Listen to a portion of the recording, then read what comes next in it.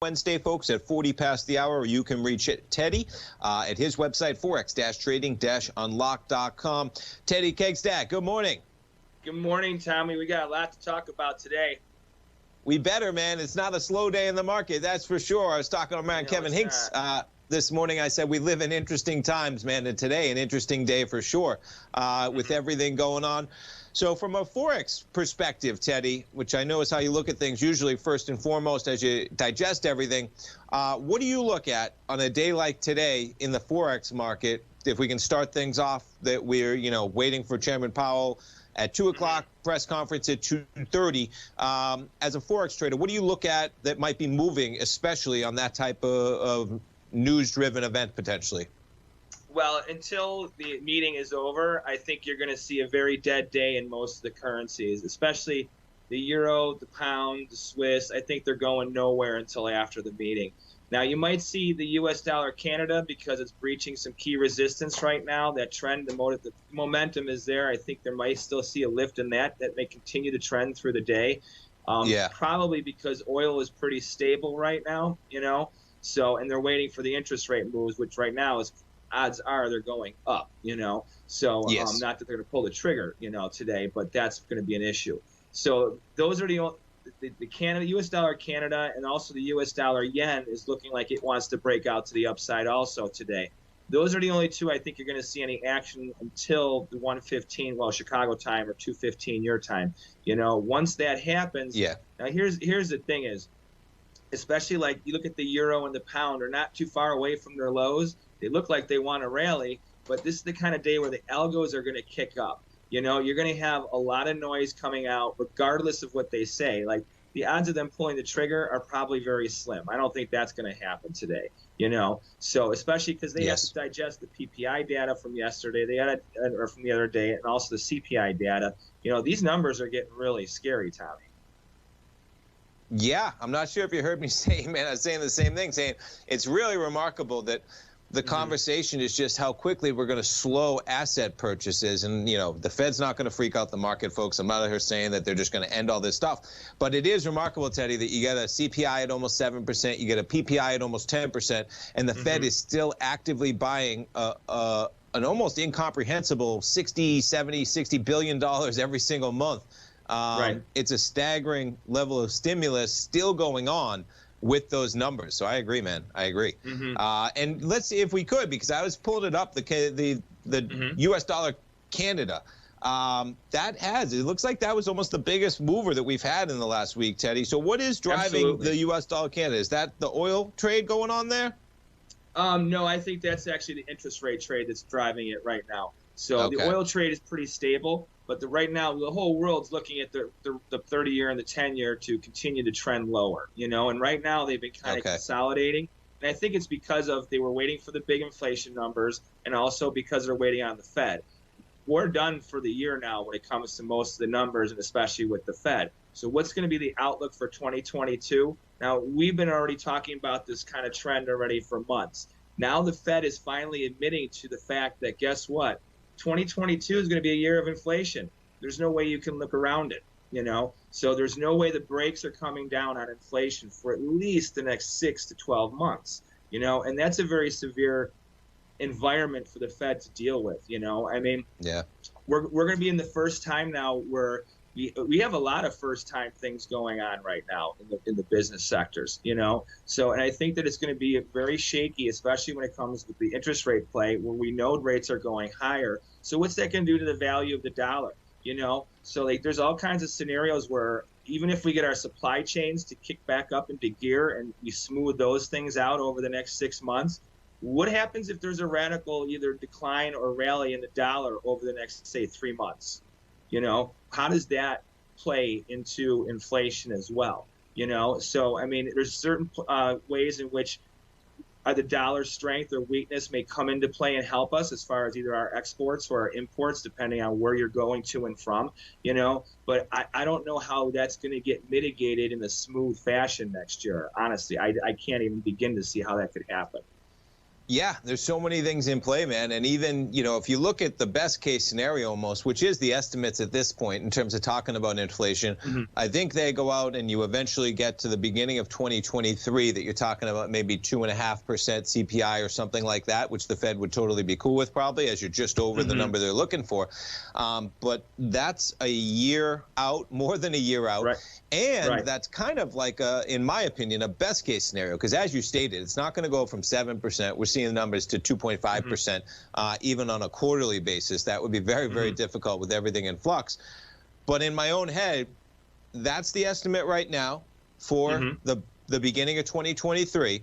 But I go back to so many economists getting it so wrong in 2021. The inflation numbers they were looking for were nothing like what we're seeing right now.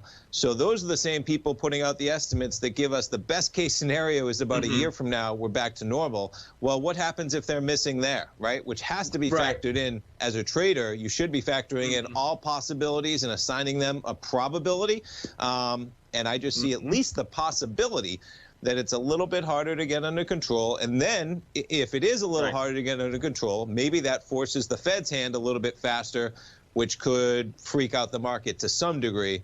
But we're going to find out, man, over the next 3 or 6 months, because Chairman Powell, when we were on vacation a couple weeks ago, I think I told you on our when we chatted last week, I said I chatted with my dad. He tells me what Chairman Powell just said. And I said, whoa, that's a pretty strong statement, man. Time to retire the term transitory. He was the biggest cheerleader of that term, I think, overall. And so we come to the first meeting where he's going to, you know, where that is his mindset. Because the last time he had a meeting in a press conference, he was still technically a believer in the word transitory, at least when he was putting it out.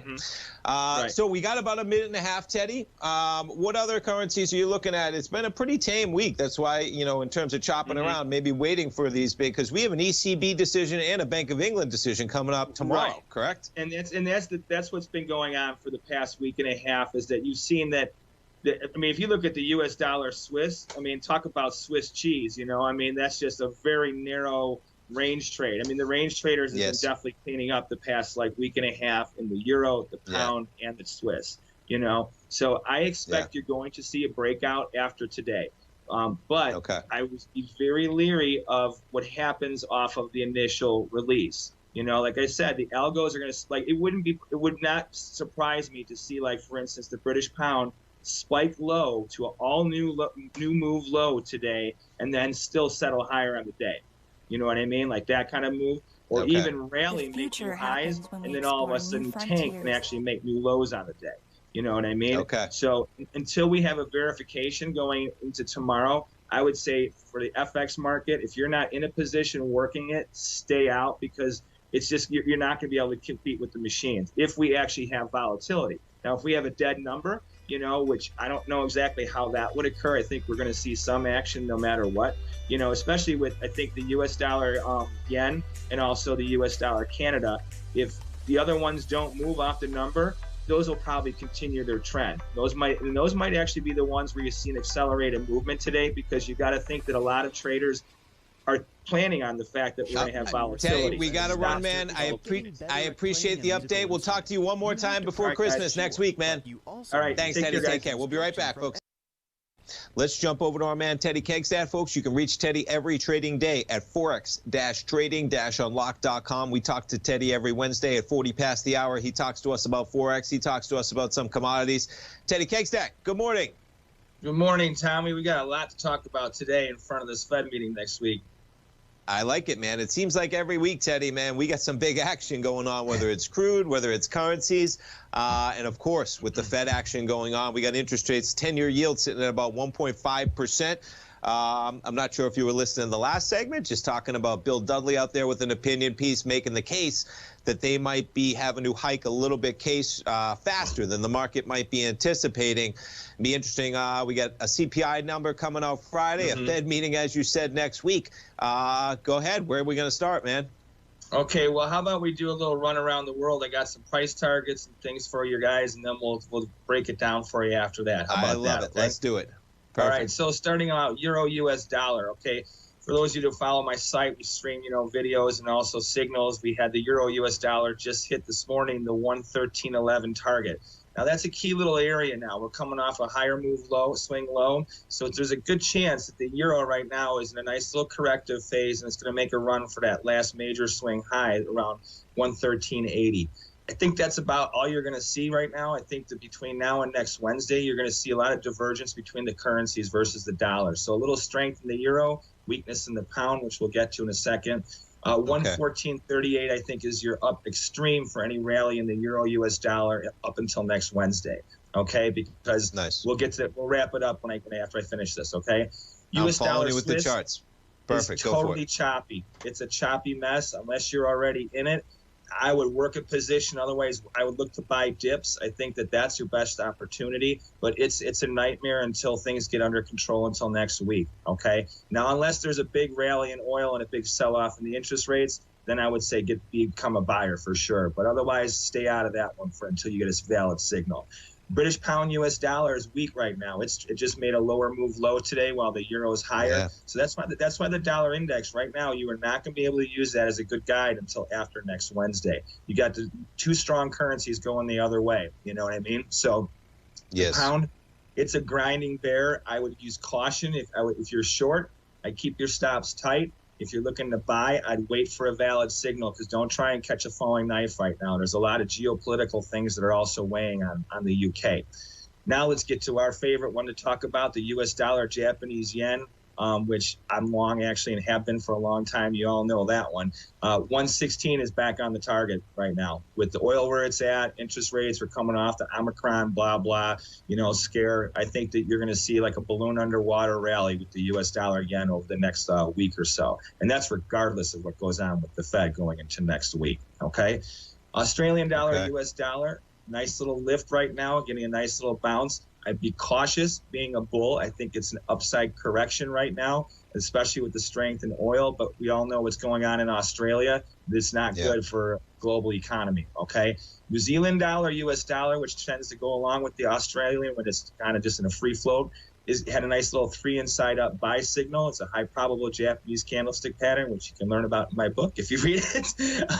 I like those candlesticks. Perfect. But it has a good upside target of about 0.6849.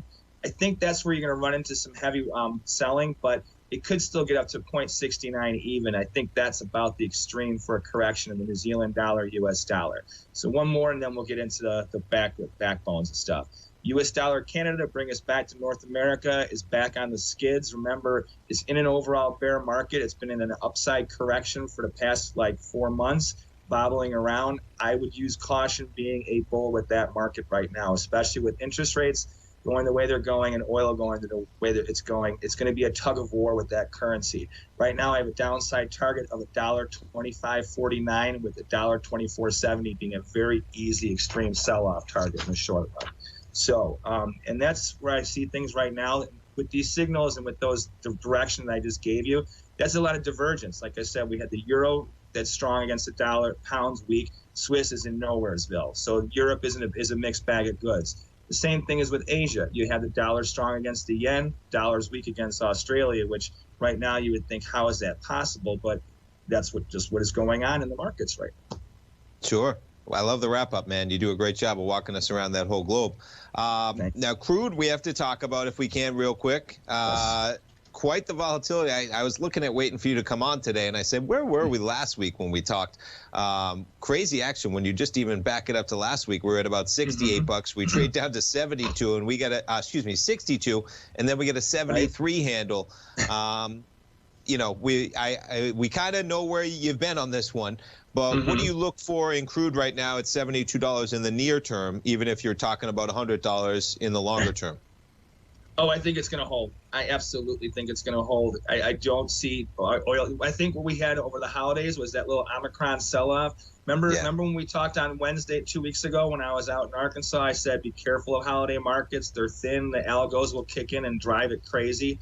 I think that's what happened with the oil market on that Friday when it collapsed. We had a $10 break in oil with no news in the world that would substantiate having that happen, So, and it took last week to kind of absorb that correction, and it's got to bounce. Now it's like a balloon underwater. I don't think that oil has any way of getting suppressed right now, especially I look at how the prices at the pump have been. they're only going up in the midst of having that big break. And I was traveling through the Midwest, so if the gas prices aren't taking a dent and they're going to make high or going up, that just is an indicator right there. Yeah, I have to tell you, because the people in my house, right, I was telling them, hey, crude just went down a lot. The gas might go down. This is right before Thanksgiving. And they were saying, well, I always like to buy gas right before the holidays because they never go down. I said, you're not listening to me, all right? Crude's going down. It's going to go down. And guess what? I was not right on that one, Teddy, because they never went down, man, even with crude going to 62 bucks. I agree. Right. I just kind of threw up my hands and said, hey, what do you want me to say? I know they're not lowering the prices, but yeah, higher prices for sure. And then so could we real quick, Teddy, with the Fed, where do you see the Fed next week with what's going on? We got about a minute left. Sure. Well, you know what? The Fed a week ago finally said, oh, inflation is not going away, something we've been talking about for the whole year. And there always is a lag with their speak. It's just like a used car salesman or a real estate agent. The market is always fantastic. It's never bad, Yes, So now they cannot deny it, and now they have to pull the trigger, because since you're no longer in denial, what are you going to do? You can't do what you've been doing now beforehand when you said inflation wasn't a problem, it's normal, oh, it's just a spike. Now you say that inflation isn't going anywhere, which means that it is here and it's staying. Well, what are you going to do? So I think that they're going to probably, the tapering is on the table. And as far as I agree with your the person from the last segment, that, yeah, there's a really good chance of them starting to raise earlier than later, I think, for sure.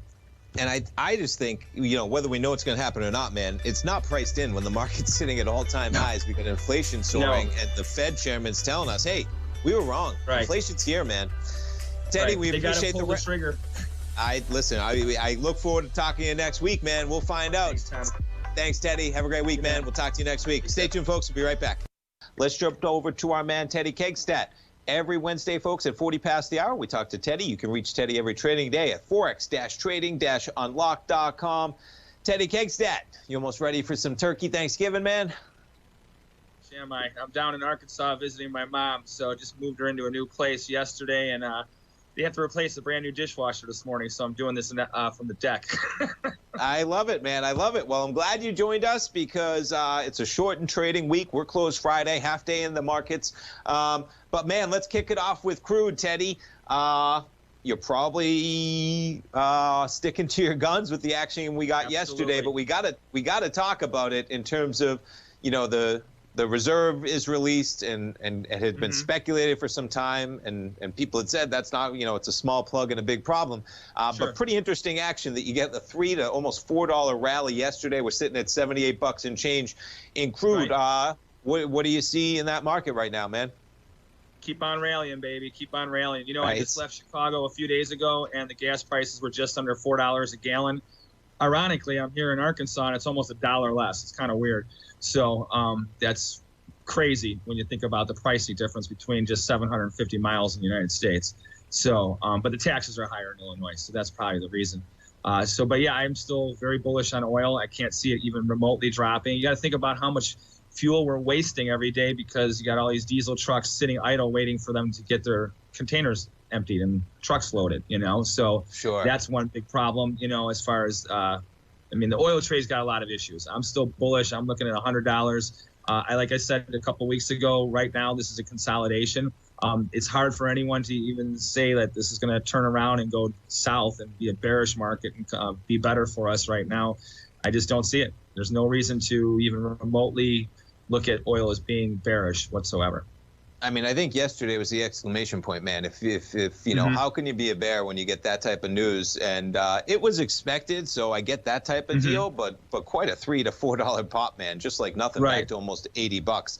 And I love the Chicago Blackhawks, man. You're working it. You're in Arkansas. It's relaxed dress code, just like the trading floor, my friend. It's Jeans Day. Gotta love it, man. Thanksgiving out with a family, it's perfect. Okay, so Forex, man, we got a lot going on in Forex as well. We got the dollar to highs. Where do you want to kick off on the Forex market? It's a layup fundamental rally in the U.S. dollar right now. I mean, since Sunday night, the 30-year bond is down over 3 basis points in 2.5 days. Right there, if you can't know that the dollar is going to get a rise on that one, well, you're in the wrong business. So, and the bonds are like halfway, they 8-10 ticks lower today already this morning. Yeah, so they're pressing support. The British pound is falling like a rock. The euro is tanking, and the Australian dollar. I mean, now that we're seeing that these detaining COVID facilities or concentration camps, whatever you want to call them, they do exist and they're sending people there. Australian dollar is just a rock falling into the sea. It's going to keep on tanking now. There's no reason for that market to lift at all. So I think that you're going to see. Remember, we were talking about the yen getting up to 116, where we broke out. Last week we were buffering under highs. We had a little sell off. We're right there again. We're just under 116. I can see us hitting that by Friday, if not even later today. So 122 I think is still a very valid target for the U.S. dollar yen over the next couple of weeks going into the end of the year. Yeah, you really can't deny that trend, almost like you can't deny the trend in crude going on, man. Right. Quite the consolidation even around 110 from April to October, and the thing takes off almost to 115. Right.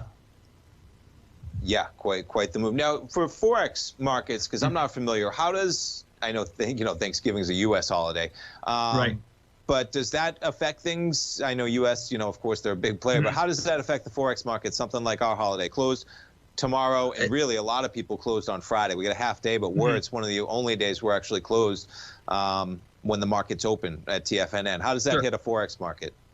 Well, it does hit the Forex market because you got to remember that except for, the stock market is shutting down early, what have you, and it has the holiday hours in the United States. But you got to remember our bond market also has holiday hours. So that when the bond market has fewer hours, that starts to constrain the currency market because no matter what, our interest rates drive the biggest pricing value in the currency markets. So, I mean, obviously there's not going to be any Fed moves over Thanksgiving or anything like that, but the machines aren't shut off, but they're not running on full throttle, So, and I always tell people holiday markets, stay away from them because one, they're very thin. I don't care if it was 40 years ago or 4 days ago, holiday markets are just a trap. Unless you're in a position and you're managing it, you should not be entering you should be on vacation, take a holiday. It's why it's a holiday, So you get a lot of erratic movements, and that's something you may see because we have a lot of numbers that you were talking about earlier that are coming out today. We could have the algos starting to spike around, but my feeling right now is that the trend is so strong because the interest rates are tanking, the dollar is rallying. That momentum, I think, going into the holiday is going to be exacerbated because of the drying up in liquidity. You have guys like myself, after I get off with you, my positions are set. I'm not going to look at anything until I get home this weekend. It's done. Yeah. I mean, whatever happens, happens. Not that everyone's going to do that, but the majority, I would say, of the professionals in the industry will be. Now, Europe and Asia, are they going to do much? Probably not, unless we do have some big reaction. There's not a lot of news that would shake them up, so I don't really think you're going to have that type of effect, But Monday, I would think that we're going to have a scrambling market. So I liked your little piece about Jamie Dimon's comment. I personally don't like the guy. I like the joke, and I think that more people should do it and stand up to China. Yeah, it's for the amount of money that those companies have just to make that decision with everything going on. I mean, it seems like over and over that story, man, no matter how big you are over in China, whether you're Jack Ma or whether you're that poor tennis star recently that came out and accused the vice premier. It's scary stuff when people can just disappear from public, the moment they say anything about leaders over there. So it's, at some point, all the more reason to speak out while you can. Yeah. And the NBA players, and listen, over here, I think it gets overdone, the beef they get about everything going on. But I think they should catch beef for the way that they don't care about anything going on in China, and it's all about cash for the NBA, and it spans everything. They just come to mind, how. Anyway, money's only worth so much, man. In China over there, it's bad news. I don't. You go over to China, you behave, everybody, because everybody's watching you over in China. Seriously, right? So we, for all the Forex markets moving, Teddy, we got about a minute left. What's the one you're looking at the most, with maybe the most conviction? Because there's been some big moves, and I think the trend is, right what you're talking about. What's the one that you have the most conviction on as we look at those markets? Your favorite currency and one of mine, the U.S. dollar yen. I am a raging bull. I think that with all conviction that this thing is not going to stop. 116. I've been calling this one for a month, saying that by Thanksgiving around this time, and we are right here. We're half a dollar away. So and not to toot my own horn on that one. No, it's big time, man. You have with that and oil. It's been listen. I appreciate these conversations. I know the listeners do too, man. Well, Teddy, enjoy Thanksgiving, man. Yeah. 122. We'll be talking to you next Wednesday, man. Enjoy that beautiful foliage out there, man. I love those leaves out there. Have a great Thanksgiving. We'll talk to you next week. Thanks, guys. You do too. All right. Take care. Thanks, Teddy. Welcome back, folks. We get the S&Ps right now negative by 6. Let me make sure I got my chart up there. Let me get their chart up. There we go. All right, we got the S&Ps negative by 6 right now, folks. We get the NASDAQ positive by 8. Let's jump over to our man, Teddy Kegstad, folks. Every trading day, you can reach Teddy at forex-trading-unlock.com. We talk to Teddy every Wednesday at 40 past the hour. Teddy Kegstad, good morning. Good morning, Tommy. So let's kick it off with some crude. Why not, Teddy? Because we love the crude. You've been calling it well, man, for, geez, we're going back, what, 4, 5, 6 months at least now. A little bit of a pullback in crude under $80, but all things considered, sitting pretty comfortably at about $80 at this point.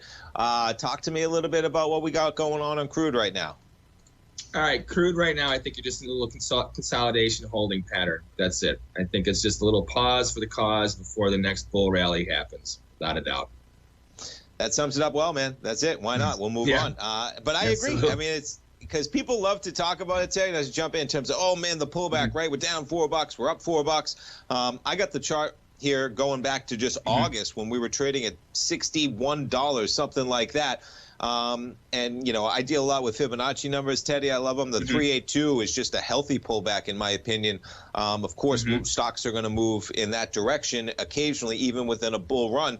And we haven't even come close to that yet on that one run we had over the period of a couple months, let alone if you start looking at the trends we've had going back even further in this crude market. Let me ask you this. Where would crude need to go to kind of change the landscape potentially of things? Because, man, I see it all the time now on Facebook. People posting their gas prices. You know, somebody yesterday posted an $80 fill up for their big Ford Explorer, stuff like that. Where would that market need to go maybe to change the tune that we might see lower prices?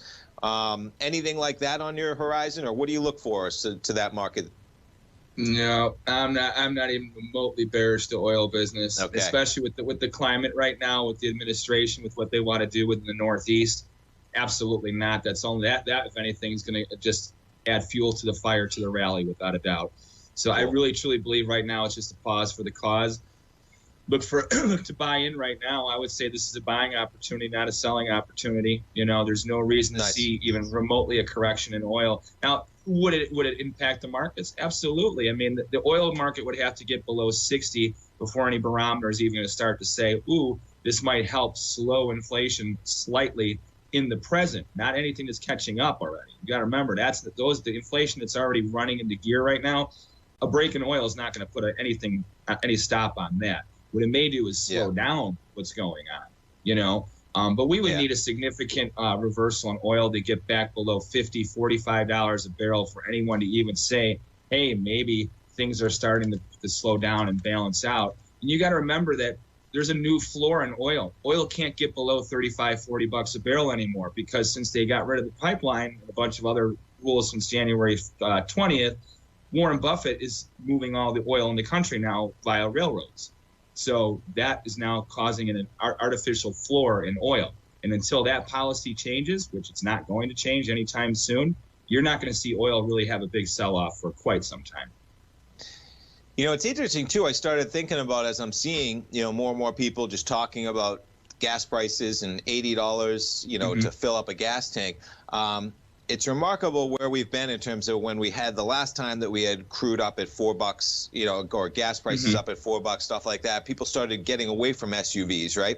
Well, Yes. boy, it's been a long time since that happened, man. And I was just Googling it during the break, and I was like, what car company did it? And I thought it was Ford, and I think it was Ford. In 2018, they almost like stopped selling production of passenger cars because they were just making so much money off trucks, SUVs, and crossovers. That's got to be a big influence right now, too, man. And everybody loves SUVs, trucks. Yeah. You know, I'm near Central Florida, man. Everybody's got a Ford F-150 pickup truck or something like that to go along with their Ford Explorer. That's, you know, not enough people talk about it, that we kind of got lulled into thinking, and it's just interesting, right, that people forget so quickly. They lock into these big vehicles that are gas guzzlers, and then you say, hey, you know, gas was not going to be $2 a gallon forever, folks. And that's got to be a big influence as well that's hitting that market as we're all rolling around with those cars.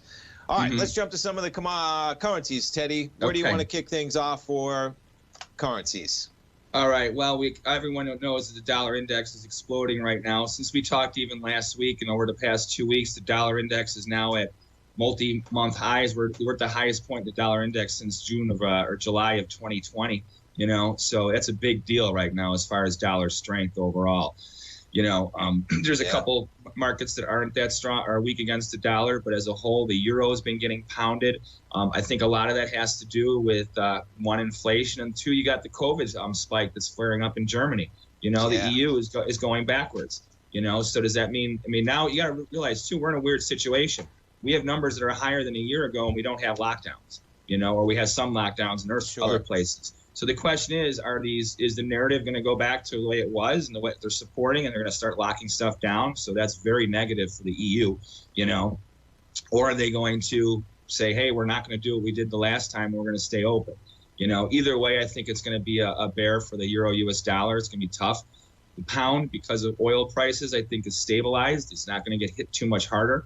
You know, if the bear still maintains on I look at it right now, the pound's in a correction right now. The euro is in a bear market. You know, U.S. dollar, yen. Remember, you know, I've been bullish this baby for a while. We've had a hell of a rally the past couple of days. You know, so and now we're up on butting up against these new highs, multi-month highs, and I see the U.S. dollar yen going to 116. I think we just have a little bit of a pause today because dollar strength has been very strong over the past week and a half. You know, and it's not because of necessarily big news. It's about what's going on the broader economic state. It's more the macro than the microeconomics going on right now.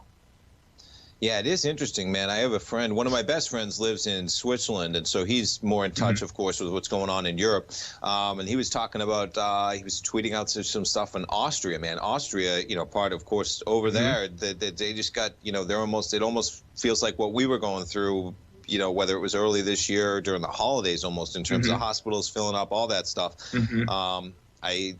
I imagine that's going to have an impact, man, when they have literally once you reach that hospital problem in terms of hospitals filling up, that's where even as a politician, you know, you can't have hospitals filling up and people just not being able to get regular service for regular type of medical care. It's a bummer it's going on. But yeah, it's surprising, you know, that it continues. And look at the U.S. dollar Swiss too, real quick. Sorry to interject. Of the European markets, remember I've been saying for a while that it's odd that the Swiss has more volatility than the pound and the euro. Look at that bounce that has happened over the past few sessions in the U.S. dollar Swiss. It's like a balloon underwater. So for that currency to be the one with the most volatility and pressure, that's the one that's guiding the direction for the European currencies right now. So weakness in the Swiss definitely is weakness for the euro, for sure. Not necessarily a pound, remember, because Brexit happened. You can't always equate the pound with Brexit. And I think that's one of the reasons why the pound is not selling off like the euro, because they're no longer part of the EU. They don't have these problems the EU has. You know, they have their own. I'm not discounting the UK by any means, but their sovereignty and separation and the fact that they don't have to forego resources to flood into multiple other countries unless it's on their own, you know, volitions. I mean, Brexit caught a lot of beef when it happened, man, but in light of what's going on, I know it's pretty interesting. Yen's still going to 116, baby. 116, man. We'll pull it up. Big moves. Teddy, thanks for the conversation, man. We'll talk to you next week. Absolutely. Okay, take care. Getting better at playing a musical instrument. You have to practice. Back, folks. Take a look at crude. Crude right now pulling back about $2.40. Quite a run we've had, though. You back it up just to August, folks. We were trading at 61. What is the low there? 61.74 up to $85. Backing off a bit. We're going to talk a little crude. We're going to talk a little Forex. Let's jump over to our man, Teddy Kegstad. We talk to Teddy every Wednesday at 40 past the hour. You can reach Teddy every trading day, folks, at his website, forex-trading-unlock.com. Teddy Kegstad, good morning. Good morning, Tommy. So we got a lot on the agenda today, Teddy. Of course, we just got the private payrolls this morning. Pretty decent number. We all know it's Fed Day. Expectations pretty solid in terms of what's going to be happening with a little tapering going on in terms of the assets. Rates staying the same as the expectation. We find out at 2 o'clock, press conference at 2:30, and we got a little bit of a pullback in crude this morning. What are you looking at first in this market, Teddy, in terms of whether you're talking Forex, commodities, and Fed Day? Well, today it's Fed Day, so always right now it's pretty much a sleepy day. After this, I'll be running some errands and stuff like that, and then going by the FIA Expo downtown because it's going to be a dead day. Now, does that pick up, you think, after the Fed announcement, or? I'm sorry, what did you say? Yes, yeah, absolutely. Nice. I think we're just waiting on 115, and then after this afternoon, once the evening markets open up again, that we're going to have the currencies free flowing again. We're going sideways right now. I mean, you got the U.S. dollar yen that's looking to still break out, challenge resistance, but it's kind of just sleepy, creepy right now because of the Fed day. I think with oil pulling back slightly a little bit today and bonds being kind of mixed, it's a Fed day. It's going to be a choppy sideways day. I'll use a lot of caution, but overall, I'm still bullish. The U.S. dollar yen, I'm looking for a breakout to the upside now, and again, I think 116 is really, really viable by the end of the month. And 122, I think, is on the table still for the U.S. dollar yen by the end of December, end of January. But right now, today, it's a sleepy Fed day. I mean, I would watch the oil numbers. I think that the pullback right now is just a short-term little profit-taking move. I think that you got the oil numbers today, and after that, within the next couple of days, we'll see oil probably bucking up against resistance again. And that's the thing that's going to help drive, like, I think the U.S. dollar yen trade and stuff. But as a whole, the currencies, if you're trading the Forex markets today, it's a sloppy trade. I mean, everything is kind of like, the dollar index is if you're using that as a gauge, is not a good gauge because that's showing dollar strength, but it's really mixed across the board. You have a weaker euro U.S. dollar right now. You have a little bit of strength in the pound U.S. dollar. You have a little bit of indecision in the U.S. dollar Swiss, so unless you're working a position already, I would say wait for a signal in most of these markets until we get the Fed day is over. Actually, that's what we need to do. And let's just assume that Chairman Powell comes out and basically says what's expected, and I'm sure he's going to have some words in terms of how he's balancing the tapering versus no rate rises anytime in the future. Those are all the expectations. Are there any markets that you see potentially getting the most volatility out of Chairman's press conference this afternoon, or how does that usually play out in the Forex markets, of what will be hit the most? I know the dollar, of course, but versus the other cross rates in that market. Okay. Well, the way I see it is, I agree with what you just said. I think that there's going to be nothing new as far as what the Fed's going to do today, as far as what they're going to say. Obviously, the tapering and what have you is on the table. So after today, though, I think that the market's not going to like what the Fed is doing, so because it's more of the same.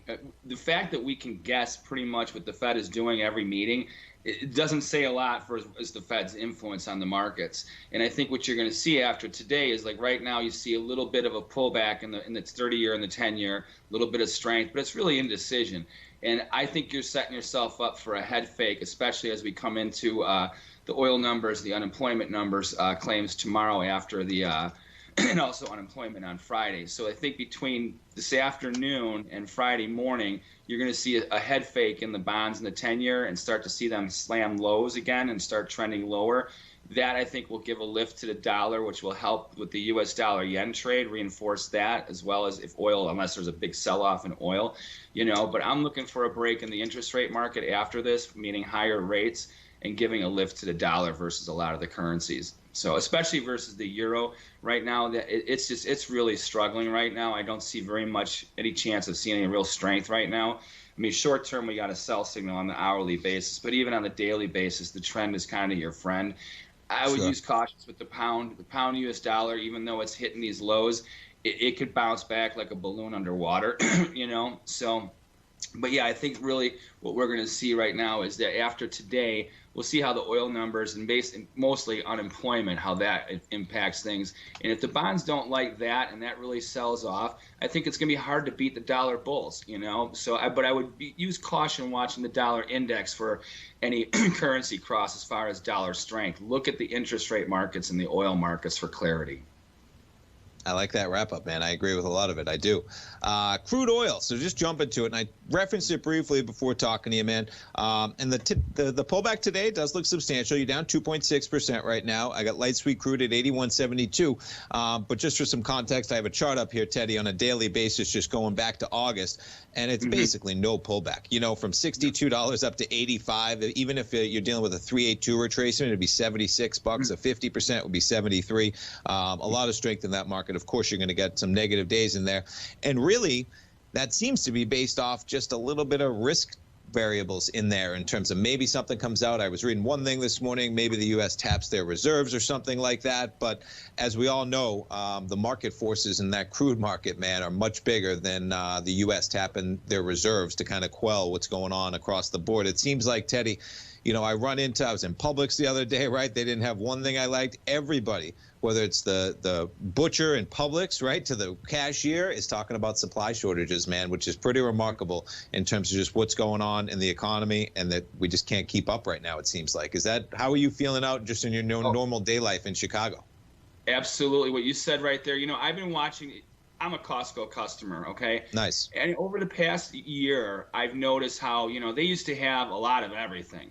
Now they have a lot of staples, you know, consumer staples, like everything from toothpaste to things like that. But when you start looking at the food, actually, there's a lot of things that they don't carry anymore that they used to, or they're really starting to cut back on supply. Like, I remember, like, for instance, the salmon, the little squares in these little packets that they sell at every Costco, okay? In that little one freezer thing, it would be a huge end cap, right? Now you have 2 little boxes if you're lucky, and you're lucky if you can get those.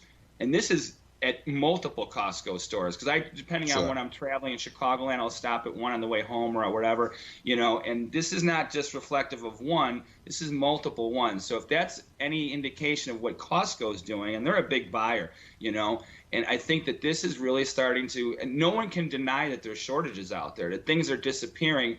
And I think that besides the fact that the cost of things is going up, people are starting to wonder, like, am I going to be able to still buy this product that I like 6 months from now, let alone 3 months from now? I agree, man. Know? And those I agree. Are and that contributes to everything in Costco, man. Quite a charge for Costco, man.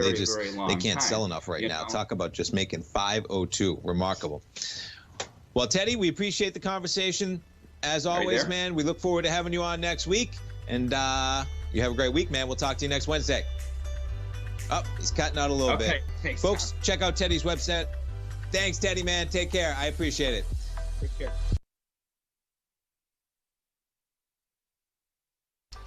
Welcome back, folks. We got markets in positive territory. Let's go over to our man, Teddy Kegstad. Every Wednesday, we talk to Teddy at 40 past the hour. You can reach Teddy every trading day at forex-trading-unlock.com. As we look to talk a little bit of Forex, maybe we'll talk a little bit of the dollar, maybe talk a little bit of that crude oil market.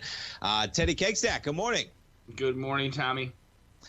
So where do we start, man? We got a CPI data number this morning. Had a little bit of movement in the currency action. I got the DXY, the dollar index up there. Quick spike to positive prices, and we give it back in a heartbeat. What do you think about that CPI data number and the action we got, whether it was notes and bonds or some action in the dollar as we kick this off?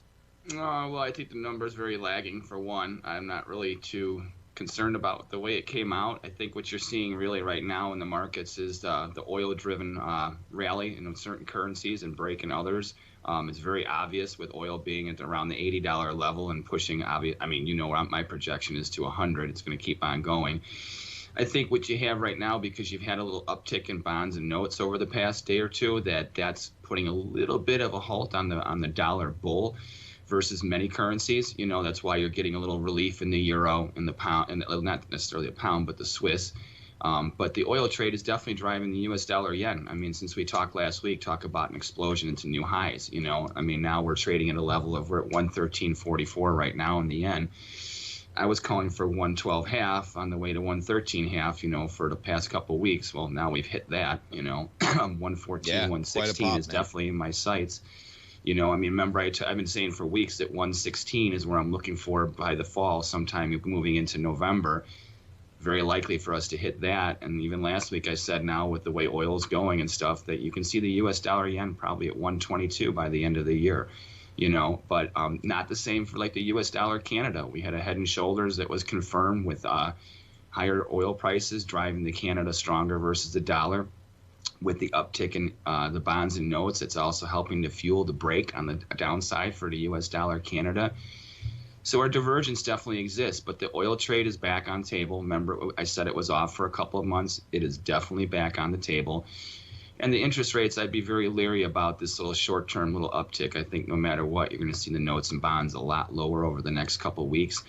The reality is that the Fed and even these numbers, this is the same remnant. If you remember back in 2005 to 2008, the housing crisis started 3 years before they even acknowledged it being a problem. The Fed or, like the National Association of Realtors and stuff. And you got to remember that whether it's CNBC or the Fed or a lot of government agencies, what they do is they're all pep rallies for the market.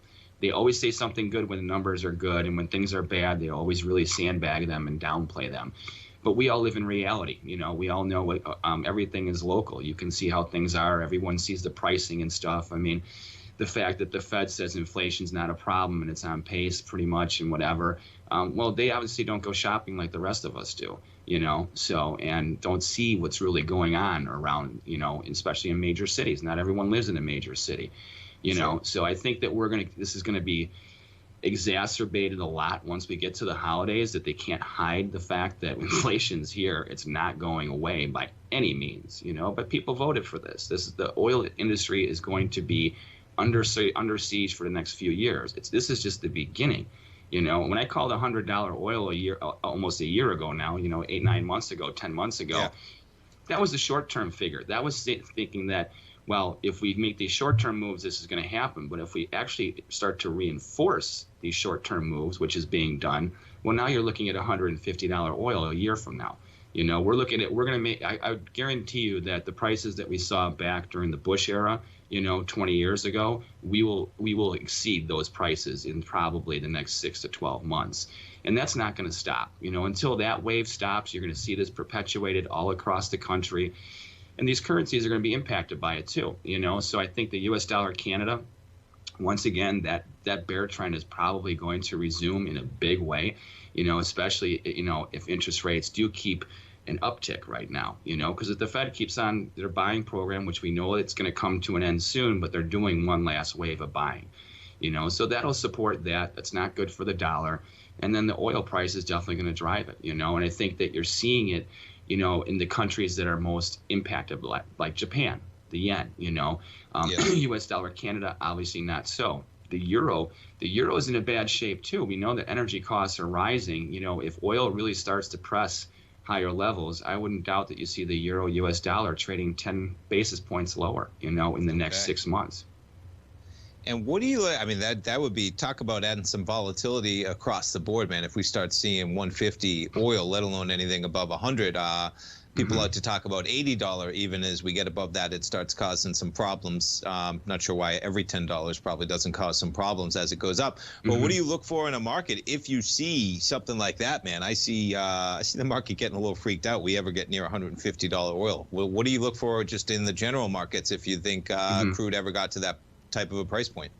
Oh, the general markets, I think you're going to see a big slowdown in the transports and a lot of your mid-range companies, like your Russell companies. The NASDAQ, tech companies, I think I'm not saying that they're insulated from it, but I don't think they're going to be impacted as hard. But the reality is, people don't talk about the transports anymore, certain sectors of the S&P. Well, the reality is these sectors do drive that index, So, and I think that as we're hitting this buffering point of costs, as we head into the new year, you got to remember that we're already people are talking about not having to order Christmas gifts for 2 years out now. Your supply chains are getting so backed up. So even though there are things out there, we have forced shortages. Forced shortages cause inflation and cause higher demand. You know how that basic supply and demand goes. I think that these things will be incredibly exacerbated in 2022. I mean, people think, I remember last year, people like, oh, this is the year we hope never happened. I know a lot of people that would rather go back to 2020 than 2021. 2022, I think, is going to be, especially financially, is going to be very, very hard on small businesses, middle class families for sure. So, and the overall market is driven by earnings. Where are earnings going to come from? Think about this with restaurants. I talked to somebody in the restaurant industry that I never even thought this was a problem. Now you have restaurants that are paying their wait staff $15 to $20 an hour. They're still getting tipped 20% on tabs. So the alcohol prices have gone up. The food price has gone up. Your server's now making $30, $40 an hour at some restaurants. Now, this is not all restaurants, you know. So, but this, if you realize for what you're getting, it's like, well, why am I paying someone $40 an hour to take an order and deliver food to me? You only see them 3-4 times in the course of an hour, So, I mean, and these things are, there's a reason why they're not hiring because they can't find people now. They're not hiring because they can't afford them. Yeah. I mean, and that's becoming an issue. So all these entanglements, until I don't have the solution, I'm not the one that is setting these things in motion, but I'm observing these things, and these things are causing log jams. And when the small business, when you have too much government interference now, and now you have all these forced measures that they have to do that are not part of a business model, how do you run your business that way? It's not sustainable, and I think these stresses are really going to impact the overall economy. I mean, the S&P is like, I am very bearish the S&Ps in the long run for the next year and a half. We haven't had a bear market in a while, and I think the earnings, as soon as they dry up, they're going to stranglehold, and down it goes. Yeah, it's going to be about earnings, man. We get the S&Ps back to negative territory right now, down 3 points. Apple, of course, 10 million less phones. Teddy, we appreciate the whole wrap up the conversation, man. All right, let's jump over to our man Teddy Kegstad. Every trading day, folks, you can reach Teddy at forex-trading-unlock.com. We talk to Teddy about the Forex market every Wednesday at 40 past the hour. Teddy Kegstad, good morning. Good morning, Tommy.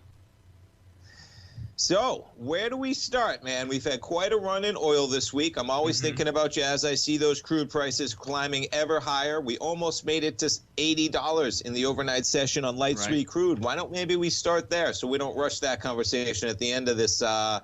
Because, man, this market has been on fire recently, Teddy. And to your credit, you've been pumping it for $100, and it seems like it's a one-way ship upward right now. What are you looking at in that crude contract?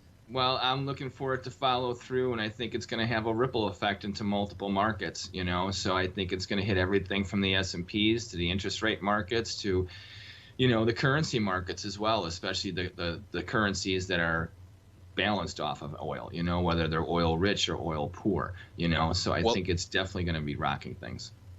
And could you just jump into those countries in particular? I know we talk about it often, but we're always getting new listeners when you say those countries, whether you're producers or consumers. So we got crude rocking higher. Where do you go in your head from you take crude higher to what currencies do you look for that's going to have an impact on the most as crude? I agree. It's just a huge influence across the board right now, which is why I ask. Yeah. Sure. Okay. Well, here's the way I look at this scenario panning out.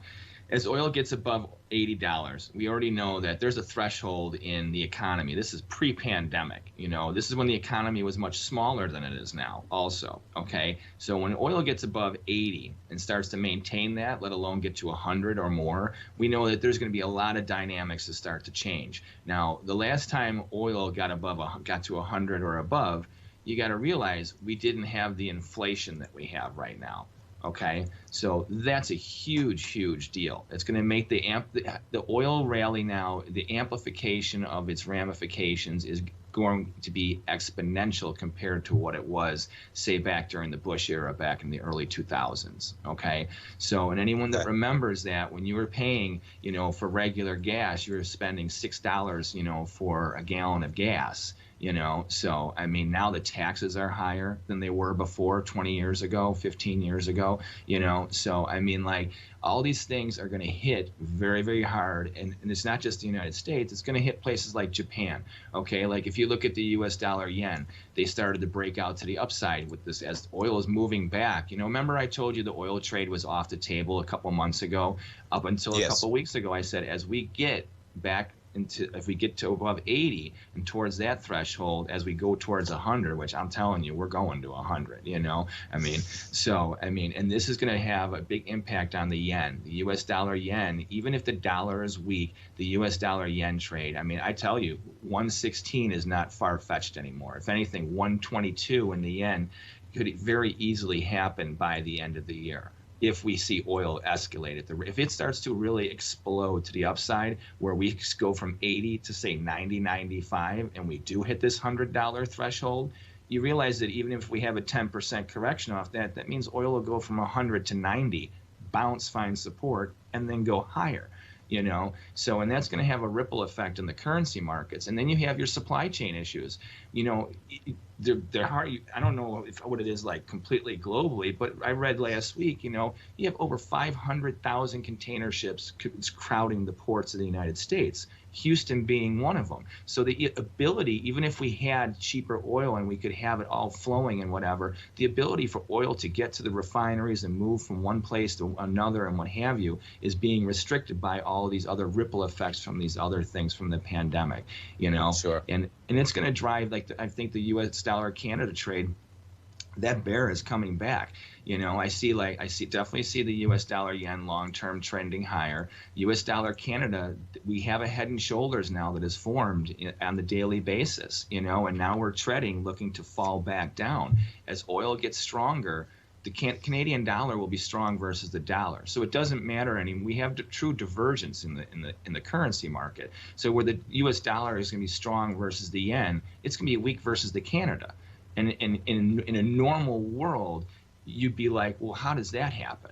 But this is not a normal world we're living in anymore, you know. And when you look at these conditions, something like a commodity such as oil, where I don't care how much we're coming off the oil nipple, all the heavy machinery is used, but we need it, you know. So I mean, like, that's not changing anytime soon. You can't just flip a switch with this stuff, you know. And I think the ripple effects are going to be big, you know. So I mean, you make a great argument. The euro also, you know, remember back in the spring when the euro was up at 122? I mean, everyone was arguing, oh, we're going to see the euro at 135, 140. And I'm like, I don't know about that one with the oil trade, you know. And now, I mean, I wasn't looking for it to necessarily, I never was very bearish the euro, but I'm like, I don't know about being remotely bullish the euro, you know. And now where we're at too, you see how, if you look at the dollar index, we know the major components is the euro and the pound. Okay, the euro is making new lows. The pound isn't. It's trying to hold up because they're oil rich, you know. Okay. So, and it's going to have an impact. The U.S. dollar Swiss is getting strong once again too, you know, because of these same dynamics. So where you have the dollar strong against two European currencies, it has a trouble with the pound, and it's going to have trouble with the pound going forward for the. You know, so, and I think the same thing is when you look at the Australian dollar and New Zealand dollar, you know, it's because of restrictions and because of these other supply issues that they're not going to be able to get rid of their stuff. I mean, look at what gold is doing, you know, and there's a move. If you look at the interest rates, how they're selling off right now, you have this dynamic that, you know, even the price of crude and the cost of carryover goes up as interest rates go up, you know, and that drives even more inflation, which then, you know, all this stuff starts to become a domino effect where one chain starts to become 4 or 5 little loops. You know how the dominoes spread out when you start with just one little row and they go out. And these are the ripple effects, you know. We're coming on the 34-year cycle for Fibonacci for the stock market crash of '87. You know, October 17th is just a week and a half away, you know. And I think this perfect storm is here. You know, I think we are definitely in motion, and we're going to have a wild, wild ride, and we're going to see some big trends in the currencies, you know. But the dollar being it's pretty cool.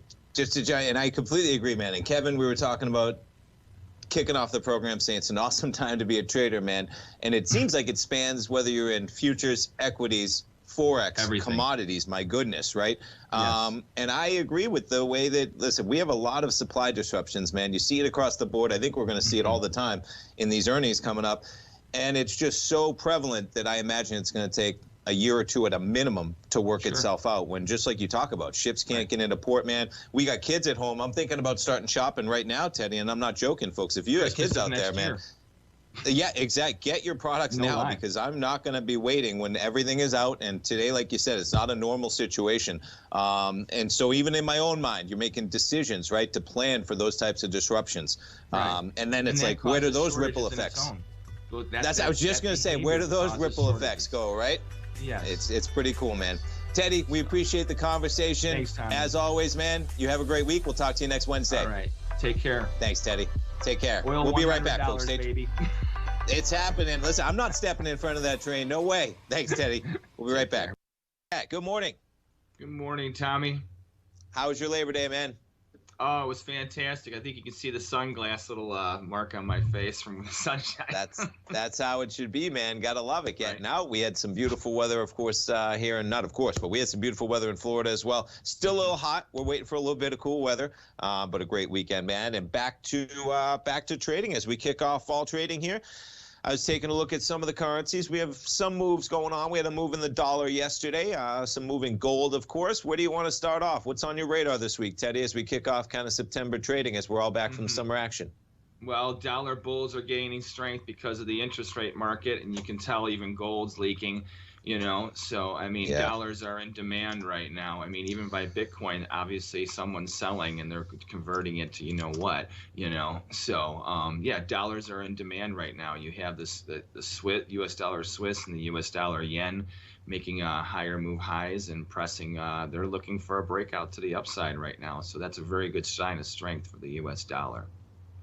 Why don't can we take a look at the yen? Because I pulled the yen up, and we had not reversals of some of the trends we've been looking at, but no real reversal there at all on the yen, as in continuing to kind of bump up against the maybe close to that upper boundary line of 111. We have 111.65, but we're sitting at 110.31 right now. What are you looking at for the yen coming up? Well, it's been a grind, because it's been going sideways for the past 2 weeks. I mean, range traders have been doing well, but it has been making buffering higher move highs and higher move lows. And that's what it's doing right now. And right now, if you look at what happened in the interest rate market since unemployment, you have the 30-year and the 10-year that are slamming lows. Today, they're kind of quiet, but they're looking for higher rates. Higher rates means stronger dollar. So stronger dollar, unless the BOJ is going to start raising rates anytime soon, which they're not, I'm still saying that we're going to see the yen up at 112.5 to 113.5, and I have 116 by the end of the year, with the way things are trending, especially if gold gets hit.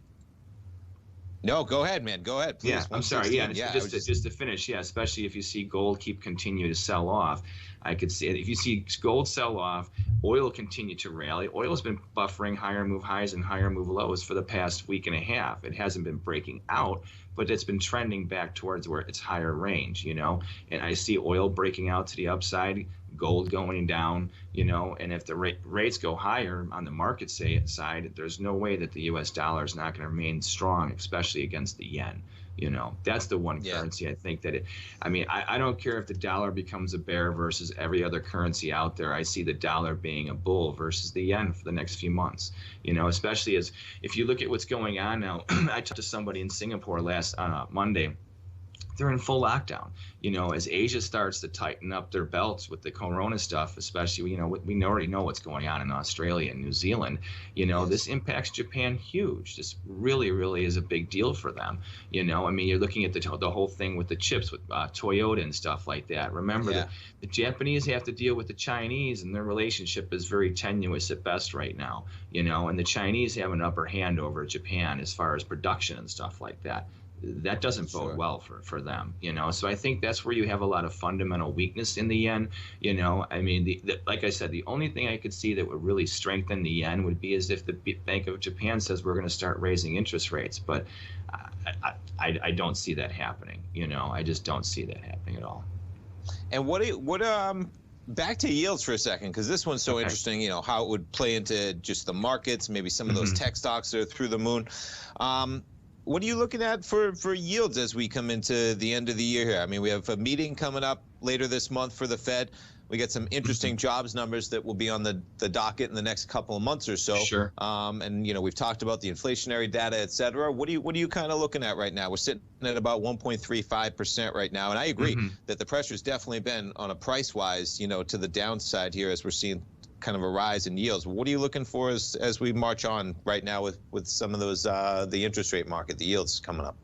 Okay, well, as far as the interest rate markets, I think it's going to go obviously can go one of two ways. But coronavirus is the big deal. If we can sustain our at least position where we're at now for the rest of the year, then I think that it's very, very likely that you're going to see interest rates from the market basis continue to trend higher, meaning bond prices going lower.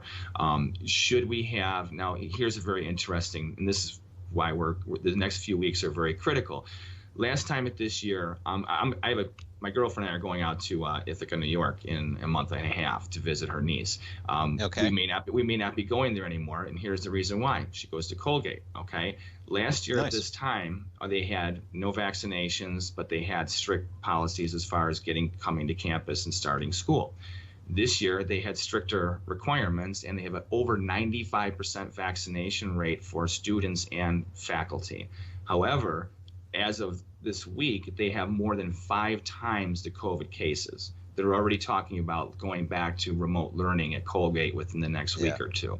If that happens, and this starts to, you know how this will trend, that would be the thing where possibly the bonds could get a big buying spree in the short run, only in the short run. But if you look at what's going on with the real estate market and things like that, the bond market, it's itching and telling you that the Fed can they can keep on trying to prop it up, and they may not want to raise rates, but the market is dictating they will. And that's going to influence the currency market. As the rates go higher, market basis wise, then no matter what, the currency value gets affected by that as well. Yeah. Well, I think you do a great job. Half the battle right now with so many variables in play in terms of whether you're looking at interest rates, whether you're looking at, is it the Delta variant? Is it the jobs number? Half the battle is deciding which variable in play you think is going to be the important one, right? That kind of shapes where the market goes, man. And I agree. Let me just interrupt real quick. The one thing we've been talking about for a few weeks now is that the big bond numbers, the big economic numbers, those are becoming more and more important every day now, because we've learned, no matter what, whether we learn to live with coronavirus or not, the markets have. That's a fact, no matter what. Like the markets no longer are like, hey, what do we deal with pandemic? Now traders are like, hey, volatility, we love it. Yeah, we're we know locked the world's in our houses. not ending, thank goodness. Yeah, exactly. The sky's not falling, So, and that's the reality that we're dealing with now. So it's a new age. It's fun. I have friends who are like, how are you doing with this stuff? I'm like, well, really? No, volatility is a trader's best friend, and they say it. I know, and there's a lot of volatility. I agree, man. What I try and wrap my brain around is that with every day that goes forward, with every number that we kind of push back the expected recovery, there's more expectations that fall on the future numbers, because if we're pushing it back, the rationale is right now it's that there's a 4 to 6 week delay because Delta variant. Well, what happens in a month or two that maybe we don't hit the jobs number? Well, here's Teddy, another thing. Look at the car dealerships around you. I don't know how they are by you, but they're empty. Yeah, no, big time. That's a problem. Take care. See you next week, guys. Thank you, Teddy, for the weekly update, man. We'll talk to you next Wednesday. Okay. Sounds great. Folks, reach Teddy every trading day, forex-trading-unlock.com. We'll be right back, folks. Stay tuned. Inflationary data this morning, man. I don't think it's as true as it really is out there. Here we go. Let's do it. So, honestly, well, you know why I don't believe it is because of the way the interest rate market is reacting to it. If the interest rate market really believed that this number was as positive, if you will, as it, I guess our Fed chairman and people who follow them believe, then it would be reacting differently.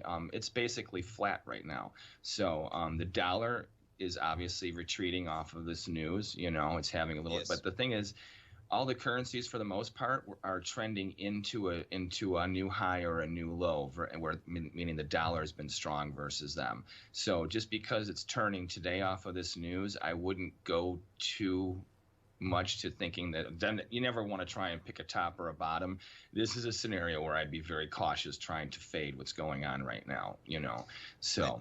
I'm just going to jump in and say I think you make some great points, even on the 10-year, man. This chart on the 10-year in terms of trading, it's a blip, the jump we've gotten.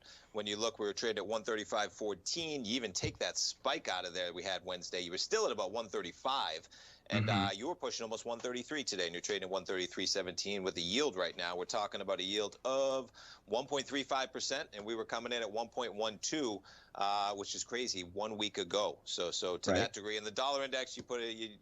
I saw that as well, as in, you get a pullback, but it's been higher prices for the dollar for at least the recent past. Well, since we spoke last week, remember we were talking about how unemployment, where claims were going higher, but I'm like, don't be surprised if the unemployment number actually comes out lower, which it came out a lot lower than I thought it would. I thought maybe it would just be slightly. But yeah. I don't believe it, though. I think it's nonsense. I think you really have to look at PPI tomorrow. You have to look at unemployment claims tomorrow. The oil numbers, I think, are significant to some degree today as well. I know that there's a little retreat in oil, but I don't think that that's going to stay that way. Especially with the infrastructure package that we have coming on, online. So, but I think that with the dollar, like if you look at the yen right now, it's been rallying up into, where is it now? It's trading at 110.47. It's a little bit lower on the day. It's having a knee-jerk reaction to the daily reaction to this number today. And that's why I have to say, because of that, it's an intraday move. It's not a trend move. Like tomorrow, we could see this market making higher move highs with the dollar again, So that's where I'm looking at right now. I'm not necessarily a dollar bear because of these numbers, because I don't believe them. And I still see the number tomorrow coming out negative. I don't see how it's going to be a positive thing, as far as that's concerned. It is crazy that yet. I mean, that's basically an inverse of the 10-year chart in terms of the trade over there. Pretty remarkable the move that's had in the last week. 108.17 to almost 111 this morning before that pullback. Yeah. And I still see the yen going to 112.5, 113 within the next couple months, Nice. So I really think I think that the trend, that's the thing, is that if you look at the overall trend right now, especially with the U.S. dollar yen, it's a bull. So this is just a minor little sell-off. So don't get caught up in being bearish with certain currencies. Yeah, I got the daily up there, and there's nothing screaming negativity on that chart going back a year for sure. Yeah. So where do we jump to next, man? The next thing I would say is look at the Canadian dollar. So this one I actually have kind of an interesting little setup going on. So we know that it's been in an upside correction for the past couple of months, and now it's kind of bobbling. So it's kind of got some nice little pivot points from where it's trading at right now. Right now, I'm bearish if it gets a little sell-off again and hits support. If it takes out $1.2474, I think that will confirm that bearish strength exists for at least another couple sessions. There are some reasons to be more longer-term bearish to U.S. dollar Canada, so I like that trade. The one thing that would definitely take it out, now remember, because the dollar is pushing these right now highs and buffering, whether or not is the dollar going to come off this now, or is it flirting with resistance where it's going to be kind of choppy? If it's going to actually turn, well then, I could see if it gets above 125.89 in the Canada, you might have some room for a nice little leg higher where you can actually catch a nice, I would say maybe 1.5 to upwards of 2 basis points, where you can get probably up to 126 area, Nice. So that would be a trade to look out for, as far as I was just going to say, and I just have the chart up. I mean, that's just kind of the area that it's been in, right? The last 4 or 5 days or so. If it breaks below that 124.74. Yeah, that's at the low from almost a week ago, August 5th, which was a pretty big downward bar. But man, it caught a bid pretty quickly on the 6th, Friday and Monday, to kind of bounce back from that. But that's a market where I think you're going to start to see some good volatility, where you'll see some good price swings. It's not going to be this choppy, we're not really going anywhere kind of thing. I think you're really going to have a swing trade situation going on for the next few weeks, for sure. Nice. So I do have something I can guarantee for all of your listeners, though, for the next 5 days in the marketplace. My ears just got a little bit worried. I heard the guaranteed word. Let's hear it. Let's go. Well, this is all legitimate, too. You can go to Amazon.com and get my book, High Probable Japanese Candlestick Patterns, for free as a Kindle version if you want to go there. So that is a guarantee. Man. Awesome. I appreciate you doing the show last week. I heard you talking about the book, The Candlesticks. Candlesticks, one of the things I love to look at as well, folks. I know you got some good callers talking about the candlesticks out there, so that was great. That's why I'm doing it for you this week, because it's our 13-year anniversary for our company, too. So I figured because your listener was talking about it last week, I might as well put that promotion out for you guys this week. Well, congrats, man. We appreciate it. That's awesome. Thanks. So what about oil? I know we jump around. My ears are burning for a little bit of oil action. I know you're saying you're still a bull. It just before it cracked me up a little bit today. Some of the headlines. Now we all know that media companies, no matter what industry they're in, love headlines. And I love the headline out here today. I'm trying to find it real quick. I didn't have it up. Just talking about that Biden wanted to pressure OPEC to open the spigots. And I was like, what does that have to do with anything? You know, as in the pressure that plays in. So, you know, oil pulling back a little bit. Maybe it has something to do with that, but I kind of had a little chuckle myself. Yeah, and there it is. White House calls on OPEC to boost oil production. Well, yeah, as we know, that's not quite the influence we used to have. It's not going to happen. Right. Yeah. I heard the same thing, too, and I laughed as well. I mean, him saying anything to OPEC is a joke to begin with. So he can say it, but we know that their influence, I mean, there's no reason why they would really have to listen to that degree. Yeah.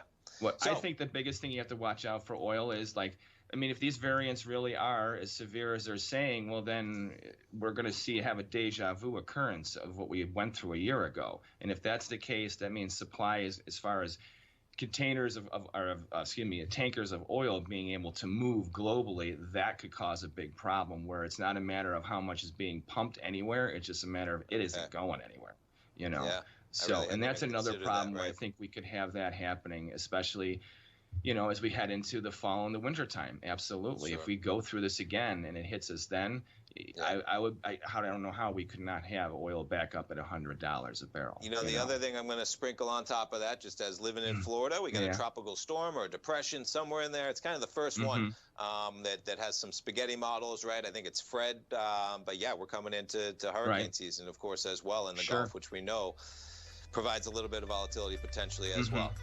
Absolutely. Well, Teddy, man, we appreciate the update. Folks, head on over to Amazon. Check out Teddy's book. Absolutely. We appreciate it, man. Congrats on the 13 years. Tommy. We look forward to talking to you next week. Absolutely. It's inflationary data this morning, man. I don't think it's as true as it really is out there. Here we go. Let's do it. So, honestly, well, you know why I don't believe it is because of the way the interest rate market is reacting to it. If the interest rate market really believed that this number was as positive, if you will, as it, I guess our Fed chairman and people who follow them believe, then it would be reacting differently. It's basically flat right now. So the dollar is obviously retreating off of this news. You know, it's having a little, but the thing is, all the currencies for the most part are trending into a new high or a new low, meaning the dollar has been strong versus them. So just because it's turning today off of this news, I wouldn't go too much to thinking that then you never want to try and pick a top or a bottom. This is a scenario where I'd be very cautious trying to fade what's going on right now, you know. So I'm just going to jump in and say I think you make some great points, even on the 10-year, man. I mean, this chart on the 10-year in terms of trading, it's a blip. The jump we've gotten when you look, we were trading at 135.14. You even take that spike out of there we had Wednesday, you were still at about 135. And you were pushing almost 133 today, and you're trading at 133.17 with the yield right now. We're talking about a yield of 1.35%, and we were coming in at 1.12, which is crazy 1 week ago. So to that degree, and the dollar index, you put it. I saw that as well, as in, you know, you get a pullback, but it's been higher prices for the dollar for at least the recent past. Well, since we spoke last week, remember we were talking about how unemployment claims were going higher, but I'm like, don't be surprised if the unemployment number actually comes out lower, you know, which it came out a lot lower than I thought it would. I thought maybe it would just be slightly. Right.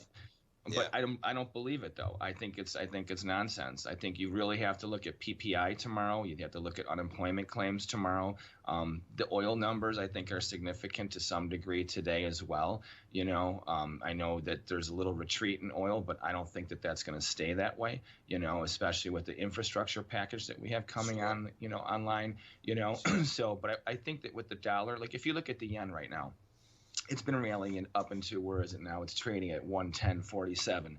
It's a little bit lower on the day. It's having a knee-jerk reaction to the daily reaction to this number today. And that's why I have to say, like, because of that, it's an intraday move. It's not a trend move. Like tomorrow, we could see this market making higher move highs with the dollar again, you know? So that's where I'm looking at right now. I'm not necessarily a dollar bear because of these numbers, because I don't believe them, and I still see like the number tomorrow coming out negative. I don't see how it's going to be a positive thing, you know, as far as that's concerned. It is crazy that I mean, that's basically an inverse of the 10-year chart in terms of the trade over there. Pretty remarkable the move that's had in the last week. 108.17 to almost 111 this morning before that pullback. Yeah. And I still see the yen going to 112.5, 113 within the next couple months. You know, Nice. so I really think I think that the trend, see, that's the thing, is that if you look at the overall trend right now, like especially with the US dollar yen, it's a bull. So this is just a minor little sell off. So don't get caught up in being bearish with certain currencies. Yeah, I got the daily up there, and there's nothing screaming negativity on that chart going back a year for sure. Yeah. So where do we jump to next, man? The next thing I would say is look at the Canadian dollar. So this one I actually have kind of an interesting little setup going on. So we know that it's been in an upside correction for the past couple of months, and now it's kind of bobbling. So it's kind of got some nice little pivot points from where it's trading at right now. Right now, I'm bearish if it gets a little sell-off again and hits support. If it takes out $1.2474, I think that will confirm that bearish strength exists for at least another couple sessions. There are some reasons to be more longer-term bearish to U.S. dollar Canada, so I like that trade. The one thing that would definitely take it out, now remember, because the dollar is pushing these right now highs and buffering, whether or not is the dollar going to come off this now, or is it flirting with resistance where it's going to be kind of choppy. If it's going to actually turn, well then, I could see if it gets above 125.89 in the Canada, you might have some room for a nice little leg higher where you can actually catch a nice, I would say maybe 1.5 to upwards of 2 basis points, where you can get probably up to 126 area, Nice. So that would be a trade to look out for, as far as I was just going to say, and I just have the chart up. I mean, that's just kind of the area that it's been in, right? The last like 4 or 5 days or so. If it breaks below that 124.74, yeah, that's at the low from almost a week ago, August 5th, which is a pretty big downward bar. But man, it caught a bid pretty quickly on the 6th, Friday and Monday, to kind of bounce back from that. But that's a market where I think you're going to start to see some good volatility, where you'll see some good price swings. It's not going to be this choppy, we're not really going anywhere kind of thing. I think you're really going to have a swing trade situation going on for the next few weeks, for sure. Nice. So I do have something I can guarantee for all of your listeners, though, for the next 5 days in the marketplace. My ears just got a little bit worried. I heard the guaranteed word. Let's hear it. Let's go. Well, this is all legitimate, too. You can go to Amazon.com and get my book, High Probable Japanese Candlestick Patterns, for free as a Kindle version if you want to go there. So that is a guarantee. Man. Awesome. I appreciate you doing the show last week. I heard you talking about the book, The Candlesticks. Candlesticks, one of the things I love to look at as well, folks. I know you got some good callers talking about the candlesticks out there, so that was great. That's why I'm doing it for you this week, because it's our 13-year anniversary for our company, too. So I figured because your listener was talking about it last week, I might as well put that promotion out for you guys this week. Well, congrats, man. We appreciate it. That's awesome. Thanks. So what about oil? I know we jump around. My ears are burning for a little bit of oil action. I know you're saying you're still a bull. It just before it cracked me up a little bit today. Some of the headlines. Now, we all know that media companies, no matter what industry they're in, love headlines. And I love the headline out here today. I'm trying to find it real quick. I didn't have it up. Just talking about that Biden wanted to pressure OPEC to open the spigots. And I was like, what does that have to do with anything? As in the pressure. Right. That plays in. So, oil pulling back a little bit. Maybe it has something to do with that, but I kind of had a little chuckle myself. Yeah, and there it is. White House calls on OPEC to boost oil production. Well, yeah, as we know, that's not quite the influence we used to have. It's not going to happen. Right. Yeah. I heard the same thing, too, and I laughed as well. I mean, him saying anything to OPEC is a joke to begin with. So he can say it, but we know that their influence, I mean, there's no reason why they would really have to listen to that degree. Yeah. I think the biggest thing you have to watch out for oil is, if these variants really are as severe as they're saying, well, then we're going to have a deja vu occurrence of what we went through a year ago. And if that's the case, that means supply is, as far as containers tankers of oil being able to move globally, that could cause a big problem where it's not a matter of how much is being pumped anywhere. It's just a matter of it isn't going anywhere, Yeah. So, and that's another problem where I think we could have that happening, especially, as we head into the fall and the winter time. Absolutely. Sure. If we go through this again and it hits us then, I don't know how we could not have oil back up at $100 a barrel. The other thing I'm going to sprinkle on top of that, just as living in Florida, we got a tropical storm or a depression somewhere in there. It's kind of the first one that has some spaghetti models, right? I think it's Fred. But yeah, we're coming into hurricane season, of course, as well in the Gulf, which we know provides a little bit of volatility potentially as well. Absolutely. Well, Teddy, man, we appreciate the update. And folks, head on over to Amazon. Check out Teddy's book. Absolutely. We appreciate it, man. Congrats on the 13 years. Tommy. We look forward to talking to you next week. over to our man Teddy Kegstad. You can reach Teddy every trading day at his website, forex-trading-unlock.com. We talk to Teddy every Wednesday at 40 past the hour. We're talking Forex. Teddy Kegstad, good morning. Good morning, Tommy. How are we doing this morning, man? What are we looking at in the market of Forex? I know we have some action. We got crude hanging tough around $75. Always think of you in that crude market with the strength it's had recently, man. But what do we got going on in the Forex market for our weekly update this week?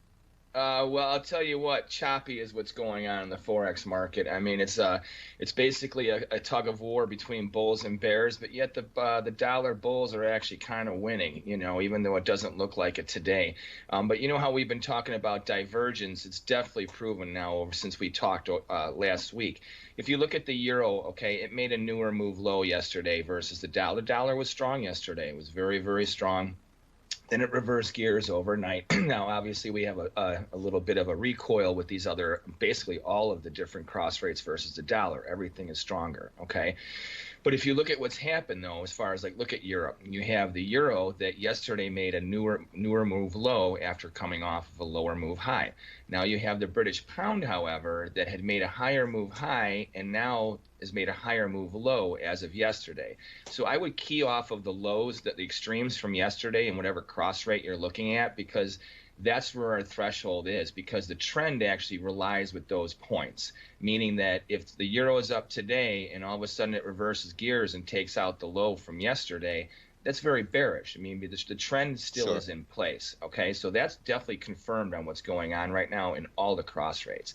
But we have the divergence, meaning that while the euro-US dollar is a bear, obviously, in trend, the British pound-US dollar is actually becoming in a recoiling short bull trend. Now, I'm looking at that as more of a correction right now. So meaning that on any given day, for instance, like both the euro and the pound are up today. But the euro is coming up off of new lows. The pound's coming up off of higher move lows. You see what I'm saying? So they're not really trending overall together as far as strength, meaning the euro is weak and the pound is actually holding up. You know, it's kind of what we're seeing with Australia and New Zealand dollar, where Australian dollar is in the same case. We talked about, besides the fundamental economic things and political things going on there, that these repercussions are that there's a bear trend in place in that one, whereas not so much in New Zealand dollar. So where on any given day they may coincide with each other. Like yesterday they were falling to the dollar, but the New Zealand dollar is doing like the pound. It's coming off of a higher move high and now it's at a higher move low versus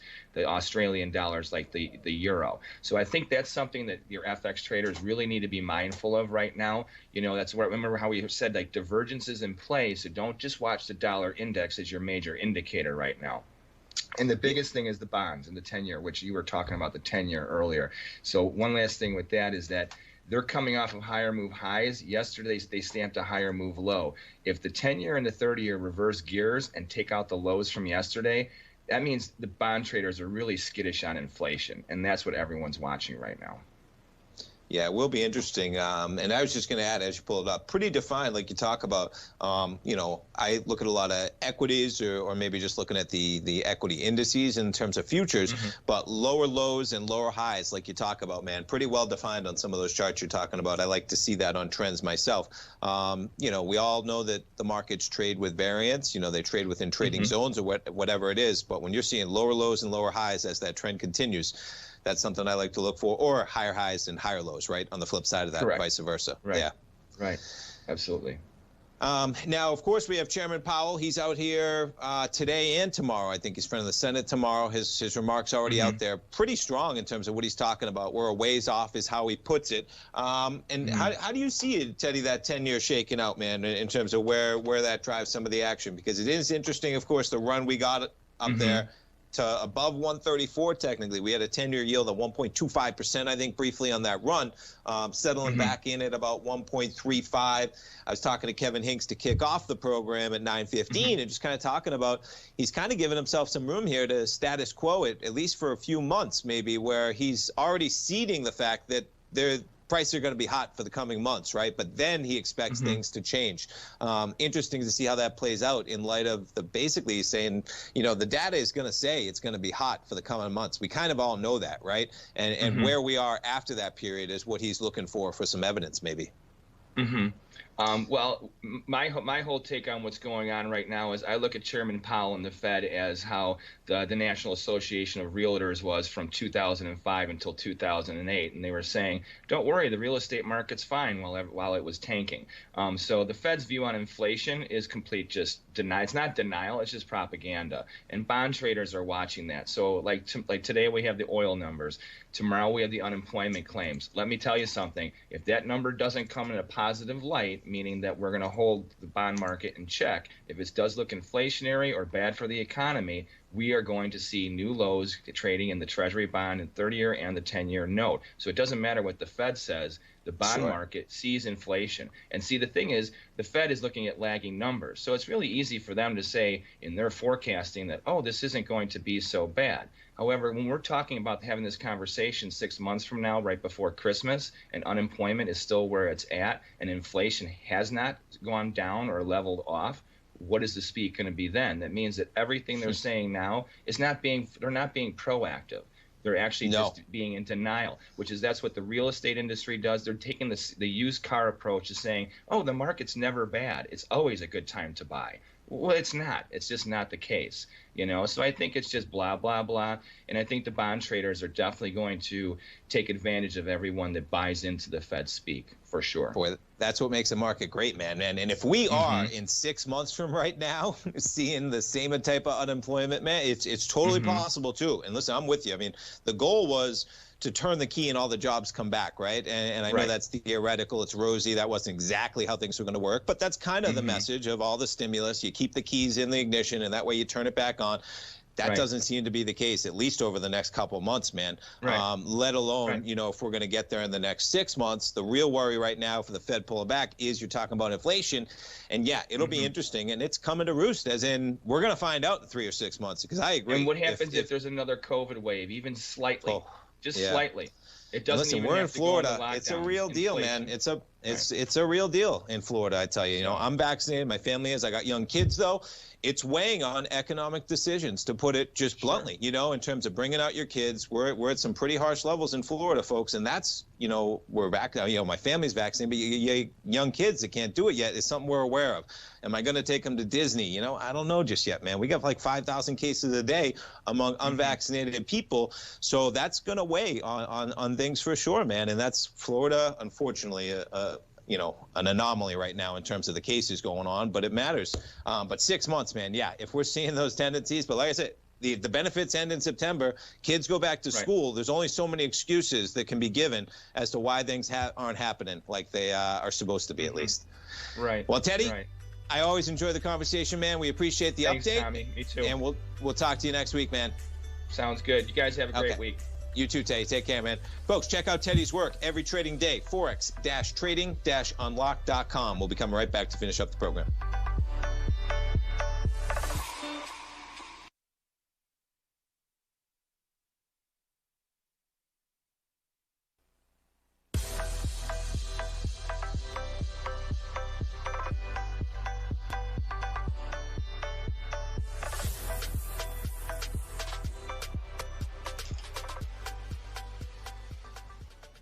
Welcome back, folks. We got oil up 28 cents. How about that chart? I got it on a daily basis. You trade from $33 back in November. We've now eclipsed the highs that we had back in March, and we've been talking to our man Teddy Kegstad for a while. He's got a $100 price tag in oil, let alone what's going on with the Forex market. Every trading day, folks, check out Teddy's work at forex-trading-unlock.com. We talk to Teddy every Wednesday at 40 past the hour. Teddy Kegstad, good morning.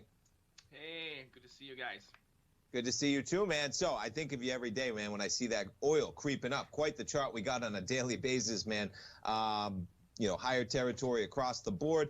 What I wanted to touch on real quick to start off, Teddy, we got CPI data out tomorrow morning with inflationary data, of course. You're all about Forex markets. When you look at something like CPI, how does that contribute to how you're looking at the markets for basically the whole spectrum of what we're about to talk about, the Forex industry?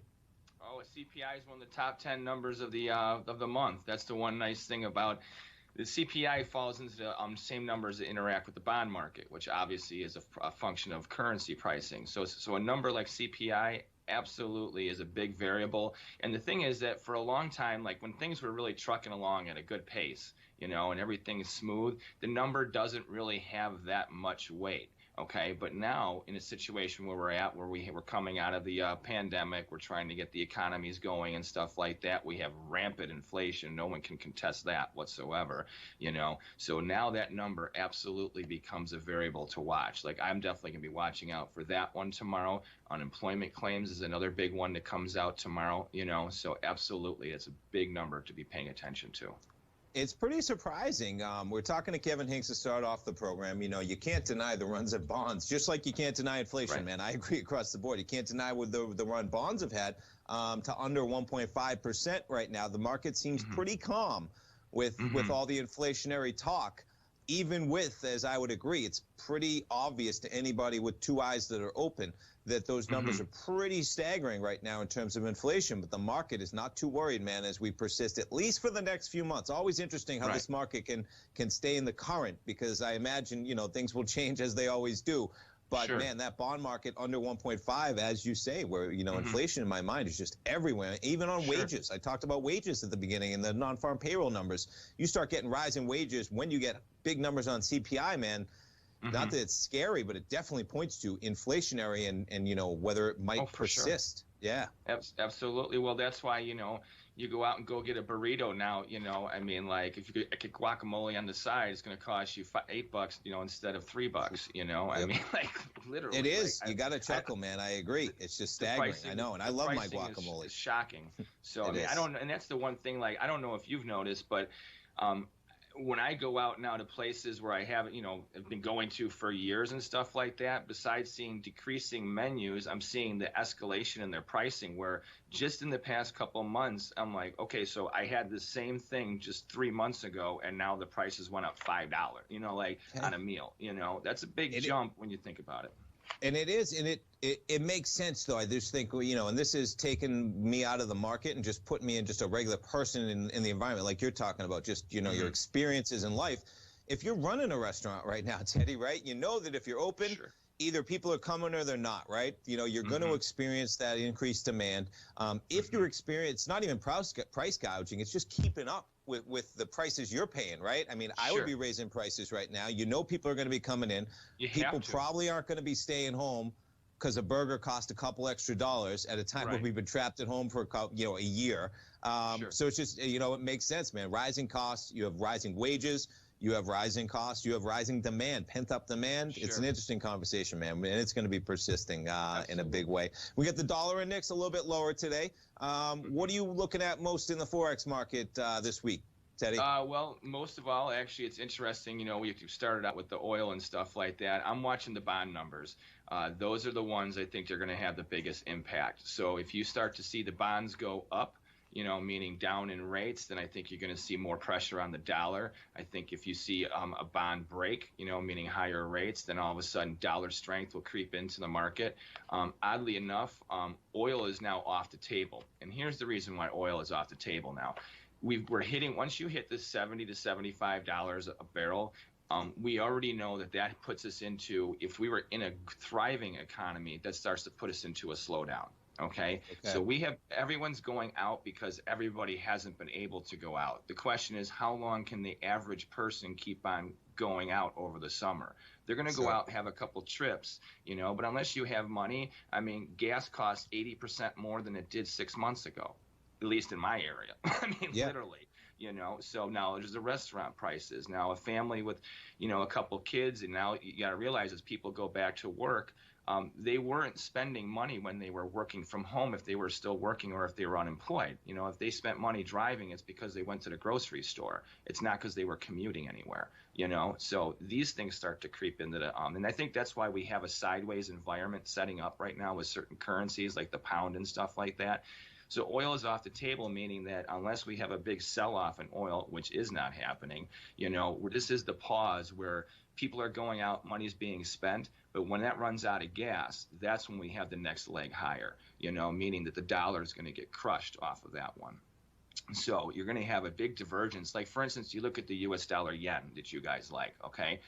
Yes. It's been trending higher, okay? It just came off a higher move high. We had it with the yen on Friday, a bearish engulfing line, counter trend sell signal, okay? But the thing is, all these other markets on Friday had trend signals that went against the dollar. So that means the momentum overall now is very bearish the dollar, and mean you're going to start seeing strength. Like you could start to see the yen actually get down back to 107, and I've been predicting a 113, 114 yen for a while.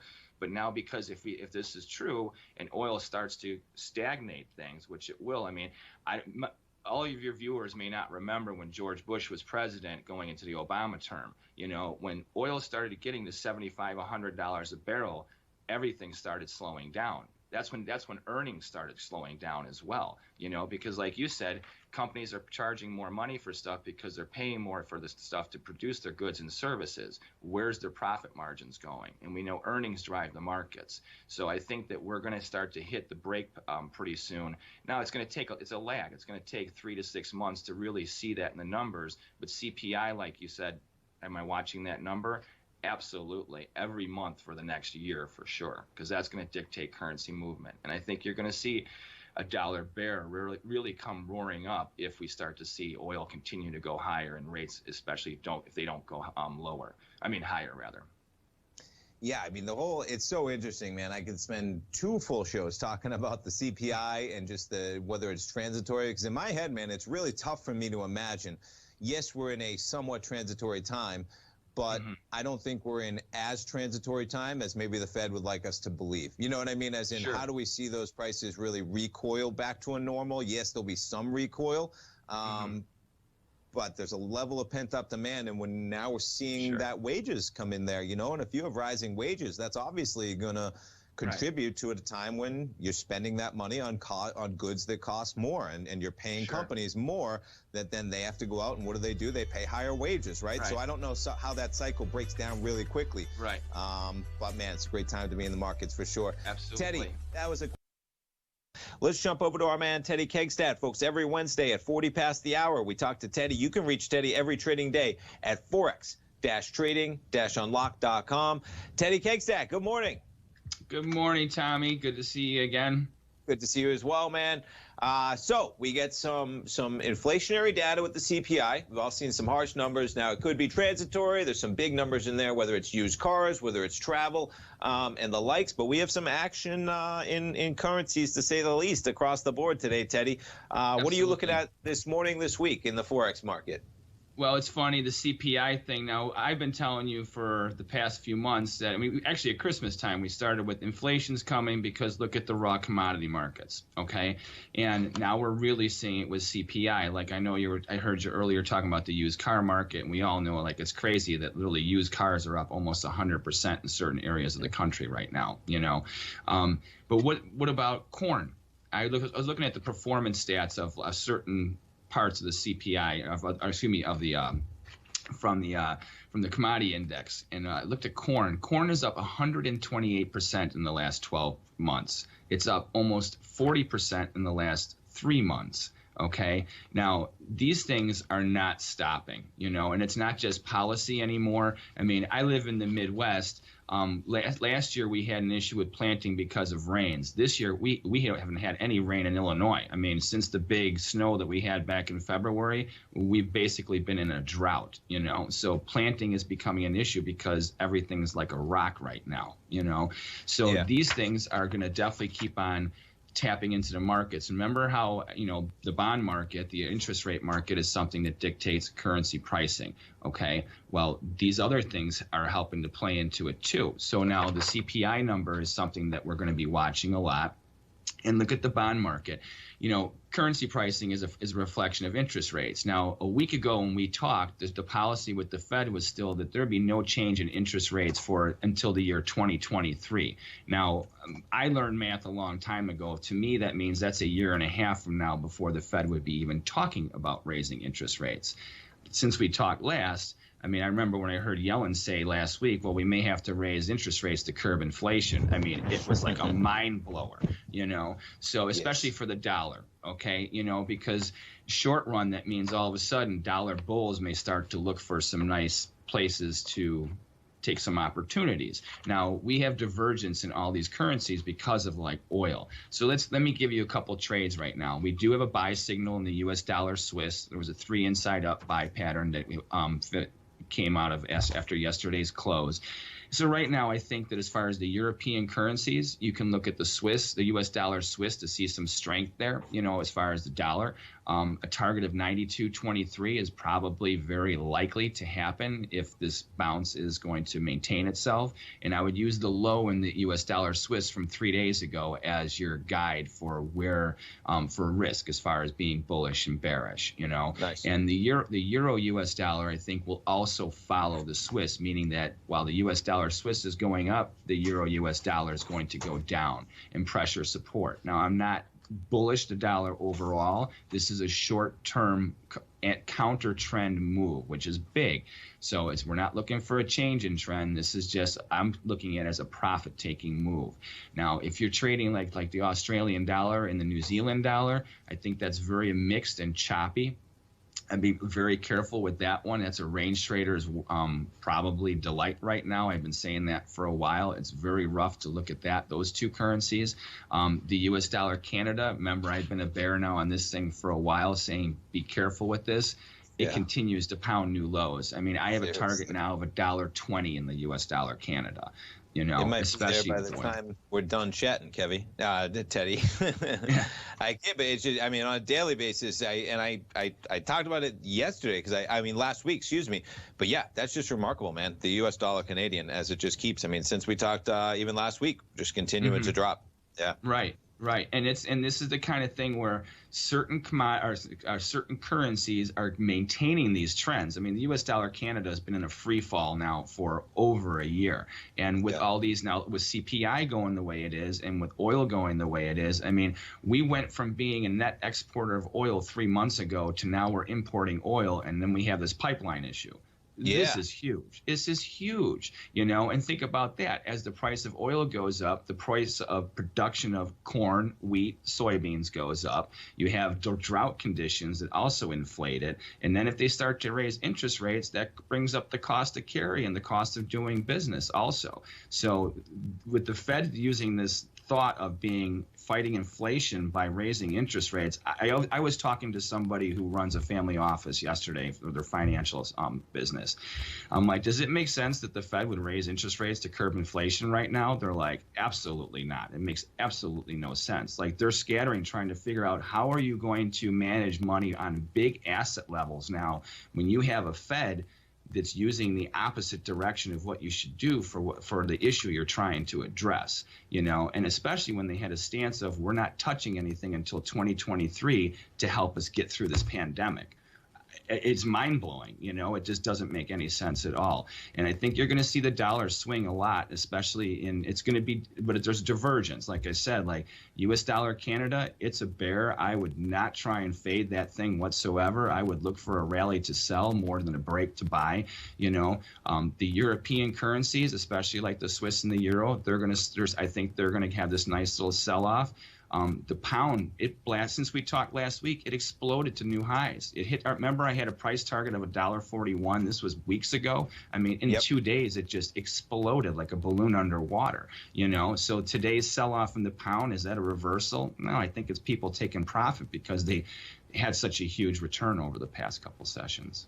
Yeah, when you said sell-off for a second, I almost didn't even see what you're talking about because I have the daily up there, and just the run it had over the last 2 days. Today's, or a few days really, the red bar just looks like nothing. I guess 142.40 back from February, completely in play, right? And quite a run it's had from 138 on May 3rd to be sitting at 141. It is pretty interesting, Teddy, and we got like 1 minute, 2 minutes there. When you look at, we got such a big miss on the jobs number, right? 266,000 jobs added. So the jobs aren't coming back as quick. And now a little bit of the fear, though, is that are we getting an inflationary number? And it would be really interesting to see if we don't see that jobs number pick up. That put a little bit of fear in the market, of course. Here's something to support what you just said about the jobs market. I was talking to some people last week who have multiple different types of businesses. You know what their biggest problem is right now is people won't come back to work because they're being paid not to. Sous chefs that make $80,000 a year will not come back to a high-end restaurant because they're getting paid $60,000 to hang out in Colorado. you know. So that's a problem. People will not come back to work that are getting paid. And then you also have a problem now is they're trying to hire new people. No one will work for less than like $30-$40 an hour, literally, in Chicagoland, because things are so expensive. They're like, you know, jobs that pay $20-$25 an hour starting, they can't fill. And Sure. that's just start. I mean, people will not work for less than $30-$40 an hour. No, listen, my dad said to me yesterday, 2 days ago, when Chipotle racked up that they're going to be charging, paying $15 an hour at Chipotle, inflation's here, man, in a big way, for sure. Absolutely. Teddy, we appreciate the update as always, the education, man. We look forward to talking to you next week. Cool. Sounds good. You guys take care. Thanks so much, man. You too.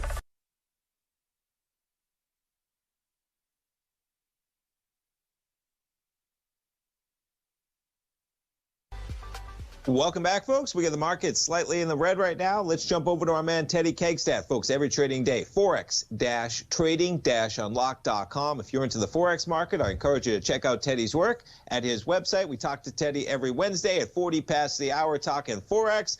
Teddy Kegstad, good morning. Good morning. How are you guys doing today?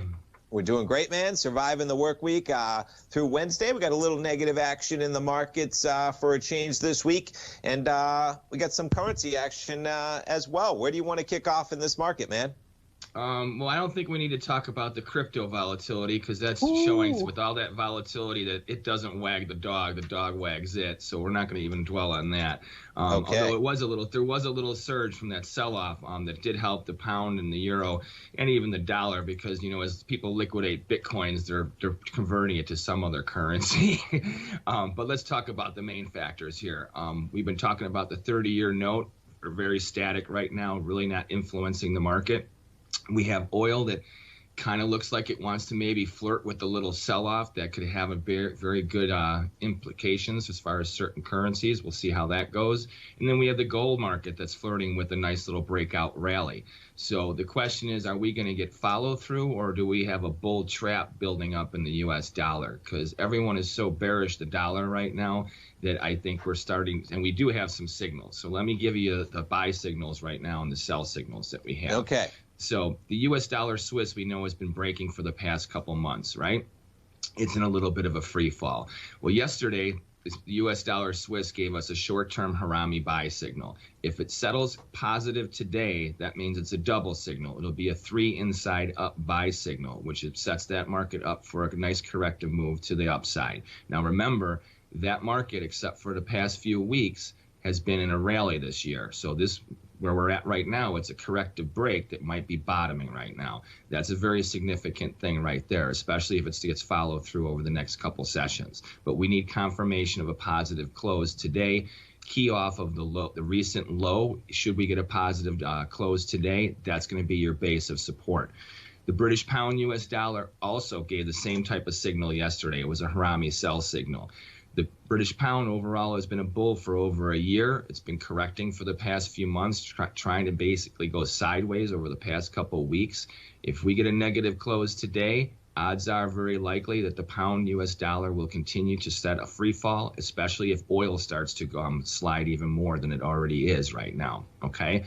And then we have the euro US dollar, which has a very weak sell signal forming right now. I would key off of the high from yesterday as your level for resistance. If you're a bear, anything above there, you're on the wrong side. It's a good selling level right now, you know. So I think that's really where those majors are falling into. And one of the reasons where I think we're starting to see this bull trap form with the U.S. dollar is that should oil really start to not really sell off, but just continue to hit support, and even if it gets below 60, and if gold continues to flirt with higher levels with the neutral interest rates, that's kind of bullish the dollar in the short run. Okay, so now when you look at like the US dollar Canada, which has just been beating up the dollar for over a year, for a while it looked like it was just snaking and trying to set a base and flirting with another break, but now it's flirting with an upside correction breakout. So I would key off of for the U.S. dollar Canada, if we get a breach of 126.47, there's a good chance the market will go up to 127.70. Now, these are key things that should we get to these developments and these signals, if they come to fruition over today and start to set these leads over the next couple days, we may see a very strong bounce in the U.S. dollar, especially with the stock market flirting with the possible correction right now in the S&Ps, because there is a gap to be filled from the beginning of the month. Nice, yeah, and you look in the last, not the last one, but taking a look, even always interesting when you look at gold. Of course, we've gotten a little bit, and then the yen, as in we've had quite a pullback in that yen, man, going back basically the month of April from 111, and we're back to 108 just that quick. But like you talk about the trend for the year, we've gone from 102 to 110, and we're back to 108. Where you look at the dollar yen? Dollar yen. Well, here's the way I look at the dollar yen. Yeah, you're kind of coming in and out, but I got you. The downside target for the yen I have right now is about 107.5. Okay. I'd be very careful of a snapback rally. I think that the U.S. dollar yen, because gold prices are going up, oil is neutral to lower, and interest rates are flat, that's why you're getting this sell-off that's stretching in the yen.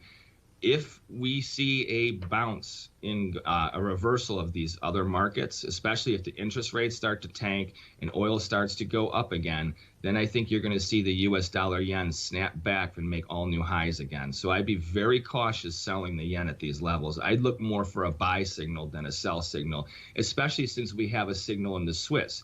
Usually one leads the other, and those are both flight to quality currencies. So if the Swiss really starts a rally, it's going to be hard to be selling the yen at the same time, or buying the yen, meaning selling the U.S. dollar yen.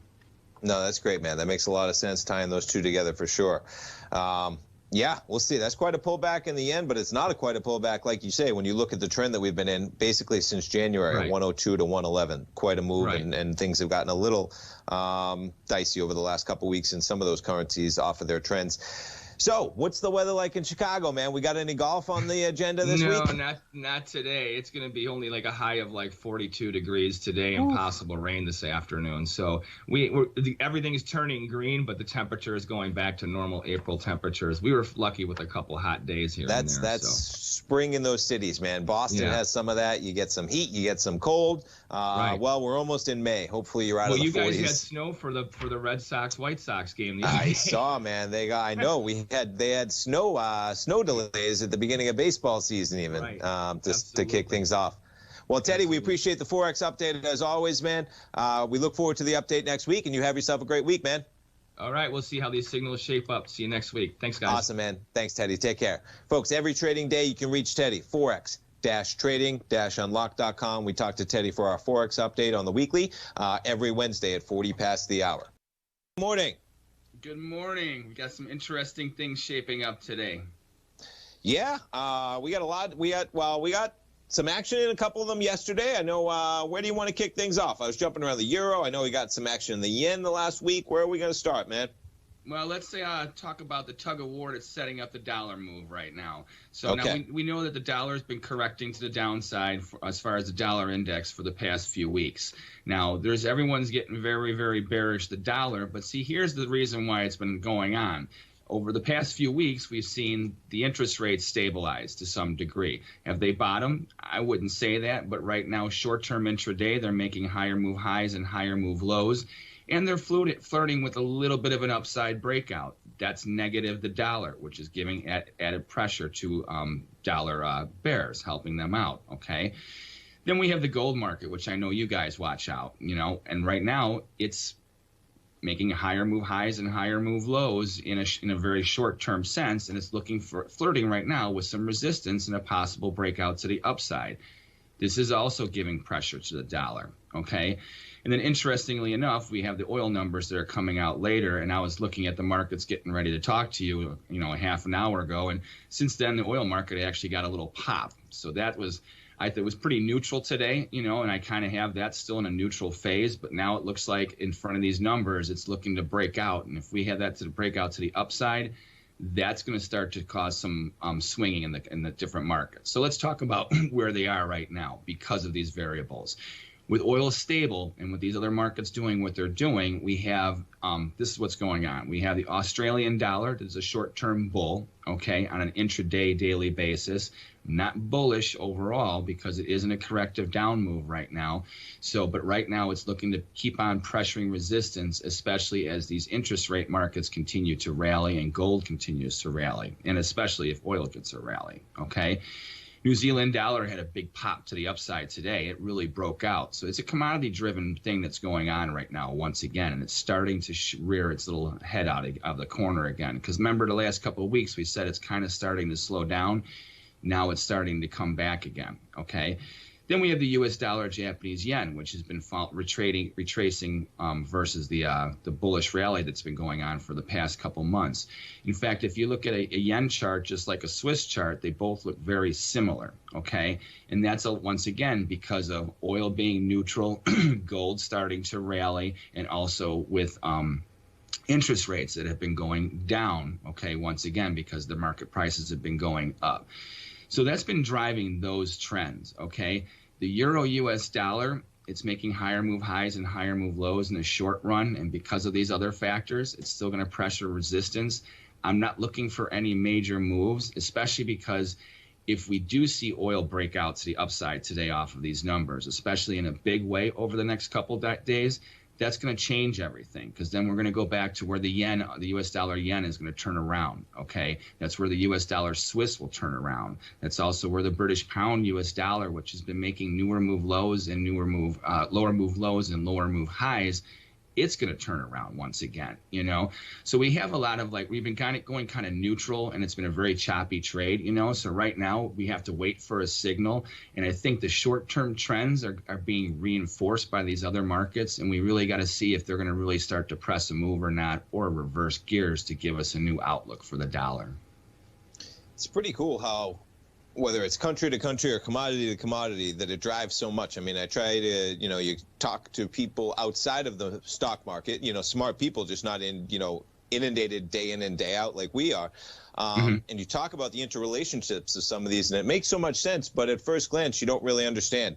But when you look at the world economy and how they all drive each other in 2021 especially, it is cool how those commodities and the countries that rely on them, of course, it's going to be a factor, especially something like currencies where it's all about supply and demand when you're talking about a currency. There's no Reddit boys and girls that are going to manipulate in terms of the raw power of some of those Forex markets. They're too big. They're too big. Right. It's not like a stock, So, and we got to remember too is that when we talk about interest rates, which is definitely a function of currency values, no matter whether it's a dollar or what have you, the interest rate market's been trending lower on the long end of the curve for months now, and it's had a very extreme slide. So for it to be stabilizing right now and coming off of its lows, it's a normal thing. So I don't want people to be overzealous being bearish the dollar right now, because especially as these commodities, if they start to resume their trend, like remember, I have $100 oil still in my sights, Okay. If we have a breakout to the upside,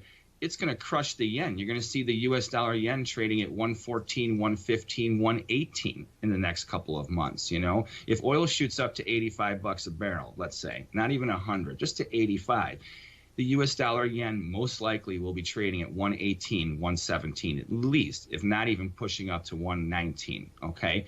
U.S. dollar Canada, that bear will come back and you'll see it slamming new lows, And right now it's just fishing along. It's just going sideways. Like it's a range trader's dream and a swing trader's nightmare right now, So, but if these come in, once again, with oil, if oil goes to 85, you're going to see the British pound U.S. dollar snap back to the upside in a major, major breakout, And you and I both know that when the British pound actually starts to kick up its heels, those ranges on those days are devastating to someone on the wrong side if you don't have it risk managed, properly. Sure.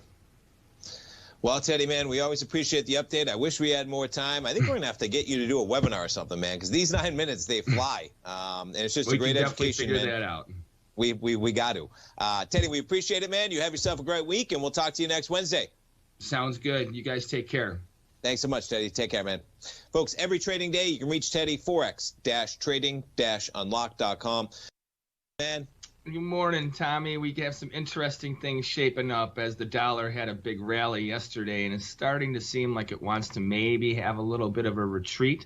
So let's kind of get into the major things that we have to watch to see how things are swinging. So let's do it. Where remember, are we going to start, man? I'm sorry. Sorry, I said let's do it. Where are we going to start? So we'll start with let's start with gold, which is something you guys watch a lot. Sure. It failed to make a lower move low yesterday and today, so it's hovering just below new move lows. If gold holds and starts to make another run to the upside, that's a big thing as far as the dollar starting to be a short-term bear. Oil's neutral. We know the tanker's out of the Suez Canal. Things are getting back into flow there. Oil's still long-term is a bull, but right now I think that one's kind of off the table, at least in the short run. Now we have interest rates. They're doing the same thing that gold did. Yesterday's low is key. They almost made a lower move low, but they didn't. So now they're slightly positive today. If they start to trend higher, meaning lower rates, then we may have a short-term turn in the dollar, okay? Now, the low from yesterday's Treasury bonds is huge. If we fail there, we make new move lows, this is off the table. So now what does that mean for the currencies? The yen and the Swiss right now today are the ones that are falling to the dollar. The other currencies are stronger against the dollar, but only slightly. The yen, I mean, remember we've been talking about the 111 price target for the past month and a half. I was waiting to get to the yen, Teddy. Quite a chart. Go for it. Yeah. So now the thing is, remember how when we started blowing off these highs a month and a half ago, they were accelerating at an incredible rate. And that's why I think that you have to look at, like I said, started with the interest rates and the gold, okay, and the oil. Should we get a bounce in gold and a bounce in interest rates? That would mean we're setting a higher move low, not necessarily going to be a big rally, but that would help to send a little correction in the dollar. The currencies that are strong versus the dollar is basically all the other currencies, except they're not making big moves. And remember, we had that sell signal in the Australian dollar, US dollar last week with the head and shoulders. It's still bearish. So I have a downside target there of 75 even to even 73.75. Now, this is if the dollar trend continues to be strong. If we get this short-term reversal because of gold bouncing and oil staying static and interest rates going down, then I think that's off the table. Then you'll see a rally in this. We won't see the market hitting support in places like the Australian dollar and like the New Zealand dollar as well. So those I'm still a little bit bearish on, but only if, like I said, the dollar keeps on following through to the upside. The U.S. dollar yen, I mean, the targets now are ridiculous. So, I mean, now we're looking at 113.5 to 114 even, which I would say would, if the dollar gets a little bit of a turn, probably will slow down. If oil starts to retreat, interest rates start to go down, and if gold gets a rally, the yen will probably have a sell-off. Now, remember, I always remind your listeners how we have flight to quality. And this is where this scenarios come into place, because the yen is a flight to quality currency in Asia. It's getting pounded. Europe has lockdown issues that continue to grow, so the Swiss is getting pounded. Okay, so these are runaway rallies, but they are good for a little bit of a correction. But I would not try and jump in front of these things. I'm just telling you, because they're way too strong. Now, if you had like I said, a big explosive rally in gold and a big bond rally, and maybe even another sell-off in oil, then you could probably see a decent correction in the U.S. dollar yen and even the U.S. dollar Swiss, maybe slightly. But I don't see that really coming. I think it's more of a short-term maybe pause that you'll get on those two. So don't jump in front of those freight trains. Now let's get to the pound and the euro, the big guys. Okay. The pound is still short-term bearish, and especially as oil stays neutral, it's going to be hard for the pound to catch a rally, because their lockdown issues are severe as well, So only if you get a big rally in oil, in which case then I would say you start to become bullish to pound again. But right now I have a downside target in the pound of $1.3540. Okay. I think that's going to be an extreme for as far as how far you can get. If there was a big sell-off in oil, which I don't see, I'm still looking for $100 a barrel over the next 6 months or so. That would be the thing that would take that, Okay. Now the euro, this is a tough one, because this is a falling knife scenario with flight to quality currencies like the yen and the Swiss getting pounded, and with gold not holding up. it's really hard for the euro to gain strength versus the dollar, especially with the lockdowns. So I still have a downside target of around $1.1620.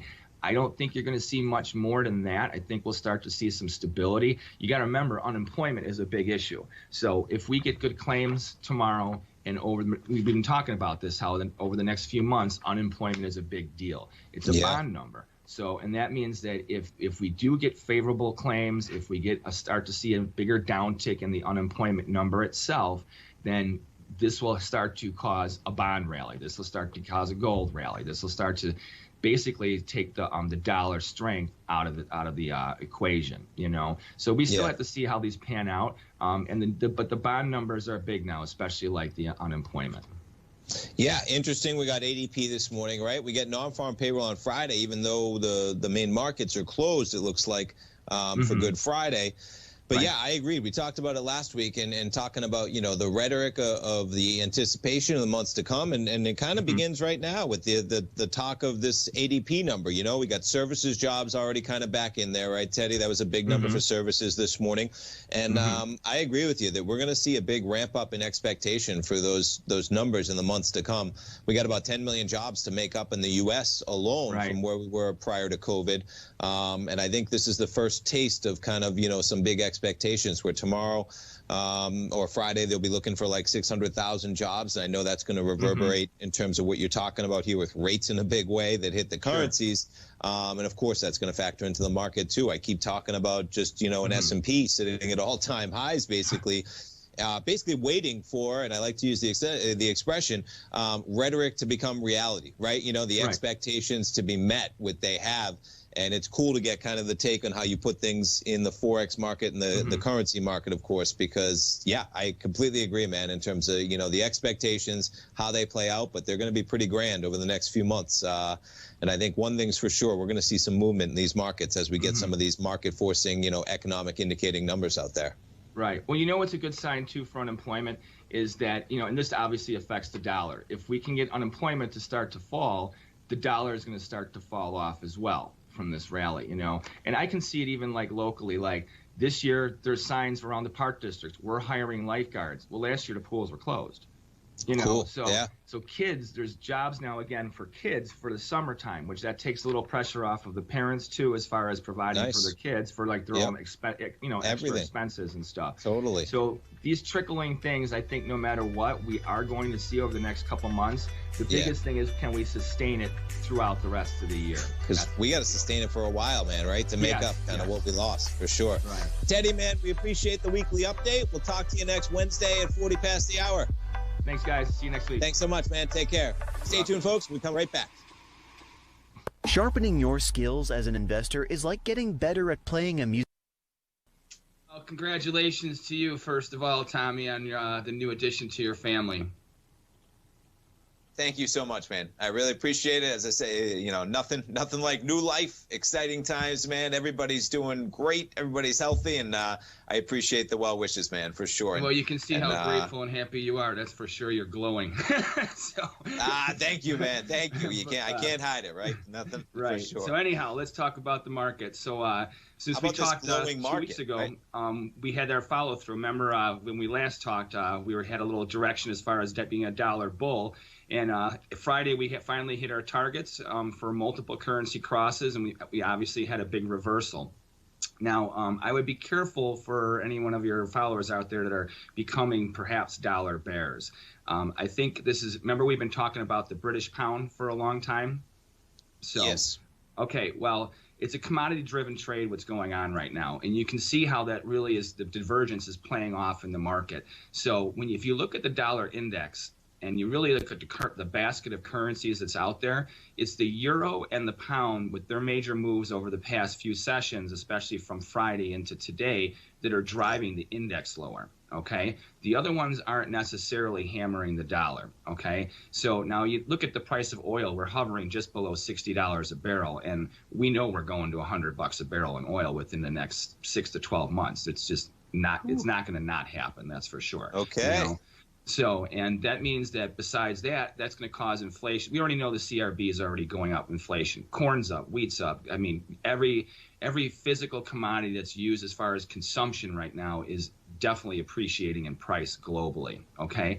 So that's what's also going to help to contract certain currencies versus the dollar or expand them versus the dollar. So remember I told you how Australia and the New Zealand dollar, those are going to be very neutral, even though they're a little bit bearish right now, but the commodity part is holding them up. And you can see how they're kind of more neutral. They're not really bullish right now. It's the pound that's driving the dollar index right now. And that's an oil-driven trade. It has to do with the fact that British Petroleum is so huge, you know, and they also influence a lot of other parts around the globe because of that. So that's giving a lot of support to the pound. But the euro, if you notice, it's coming off a high that it made a couple weeks ago, and then we had this nice little dollar rally.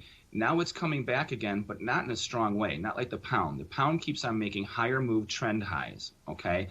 The euro-US dollar hasn't done that. It's not running at that kind of capacity. So the dollar index really is coming from the pound, basically, from as far as where its direction is looking. So you can't use that as a total indicator for most of the currencies. So, but I think the pound, without a doubt, as long as oil keeps on railing, and the EU, you got to realize Germany has to flip the bill for a failing Italy, and now Spain and Greece also are coming back into the picture.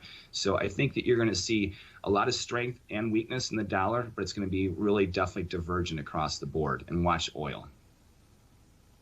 Man, we're going to have to clip this segment, I think, folks, to our producers and get that up on our website and our YouTube channel, because that was a great summation, man, across the board of everything.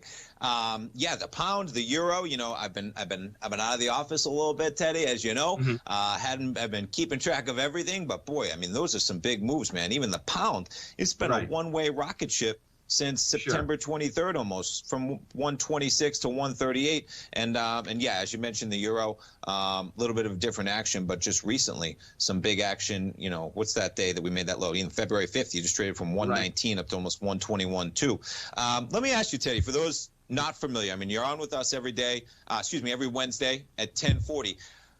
I mean, the vast knowledge that you just gave us in 4 or 5 minutes is incredible, man. You know, I know the listeners, we got emails, appreciate it. How did you get into Forex in particular? I know you're in the markets. You know, if you're in Forex, of course you're watching the markets. How did you get into Forex in particular so in depth, the way that you understand things? Okay, well, that really comes from when I was on the trading floor. When I was in the S&P pit, we used to have the boards all around the trading floor. So no matter what quadrant you were in, you could look up outside the pit and see different markets, you know. And when I was in the S&Ps, my biggest indicator, I mean, this is before Globex first came on, you know. Originally it was just the trading floor. Then the electronic markets came on, but they were broken, you know. And then when the FX markets came on, it was the first time where you could trade electronically purely from Sunday night to Friday afternoon. 24 hours a day. No matter what, there was no breaks in it, you know? So that started to draw me in, just because of the ability to not have those closes. Like when we used to have the closes on the floor, like I would put on positions, for instance, in the bond pit when there were still the mini bonds, you know, because I knew that the 30-year was closing, but the mini bonds were open for another hour, you know? Yes. And then there was the night bonds. So, you know, they'd be closed for a couple hours, then they'd open up at night. So you'd leave from work, go have an early dinner, and then, you know, hopefully make a couple ticks in the night bonds. But usually it wasn't the night bond trade, it was that gap between them, you know. So as electronic trading came on with futures, you know, it was, the liquidity was better with the currencies, you know, and I was a bond trader at first, so I was really apt to following the interest rates and currencies, because currencies, interest rates are a function of currencies, you know. And so with knowing that, that started to really get me into watching like the yen and the pound and stuff, and then also watching the other physicals, because I was in the commodity business. I started to see how they all kind of played on each other, you know. It's just so cool, man, because like you talked about, I mean, we're seeing it with, I got a real lesson myself with, in the last few years, of negative interest rates, you know, and the driving currency action, and you know, whether you want to try and hedge something, or how negative rates are playing, and why are you going negative when the U.S., you know, why are you going negative in, like, you know, abroad, when the U.S., the strongest economy in the world, man, is giving you 1%, 2% to kick off, 2020. And Forex is driving so much action, man. So listen, we appreciate the education, man. We look forward to it every week. And I appreciate the well wishes. Folks, Forex-trading-unlock.com. Check out Teddy over there. And Teddy, we will talk to you another week, man. We'll see where we are. Absolutely. And we appreciate it as always. Cool. Take care. You have a good one. Today. The following is a presentation of TFNN.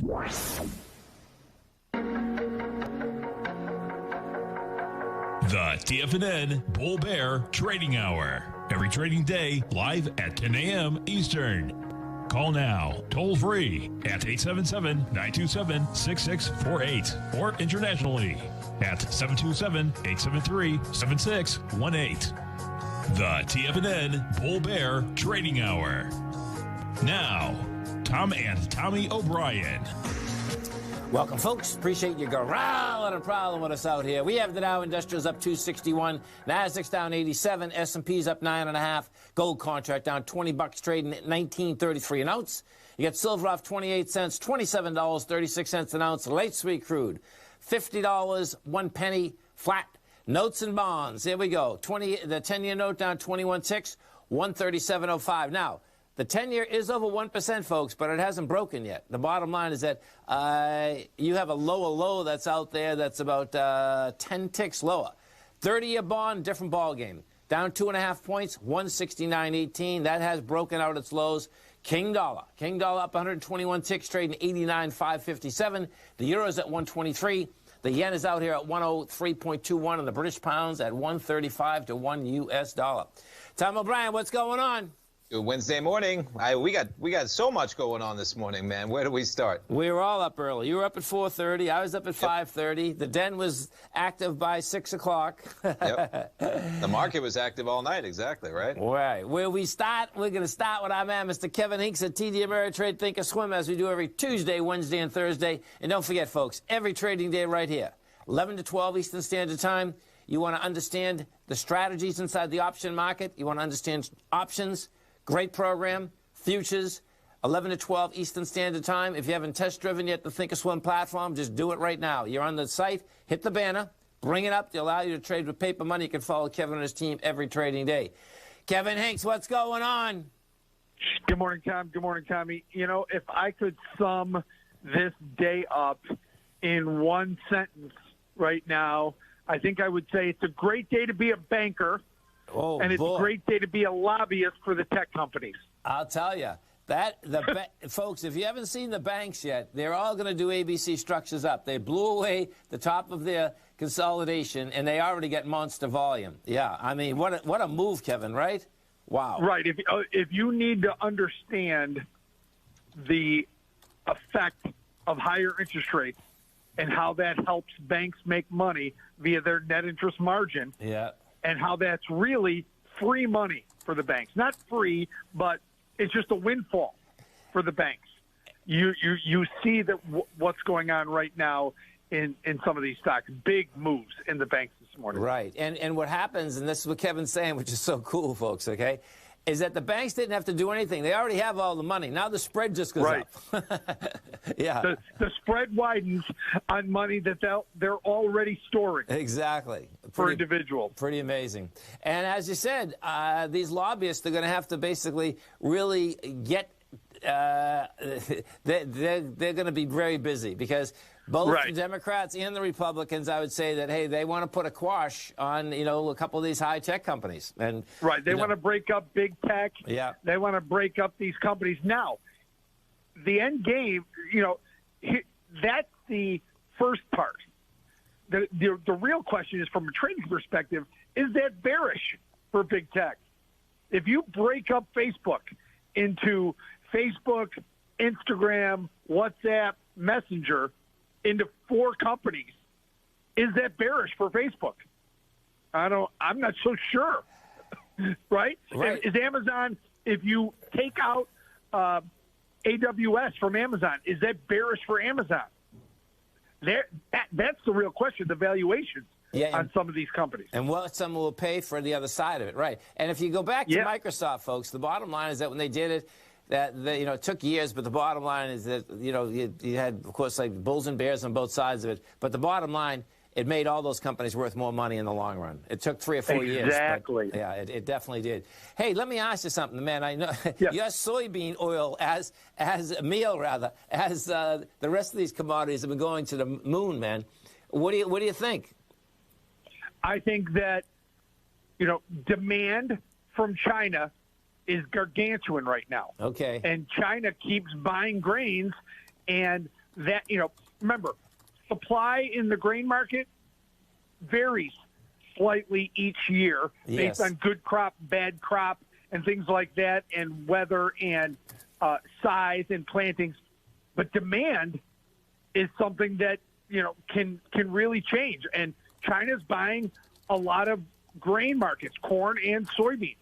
And so that is taking down the overall carryouts or, what's left over in these. Now, if you get to any type of poor weather, or right now it's not, it's South America where everyone's looking. Remember, we harvest in October. We don't plant again until May.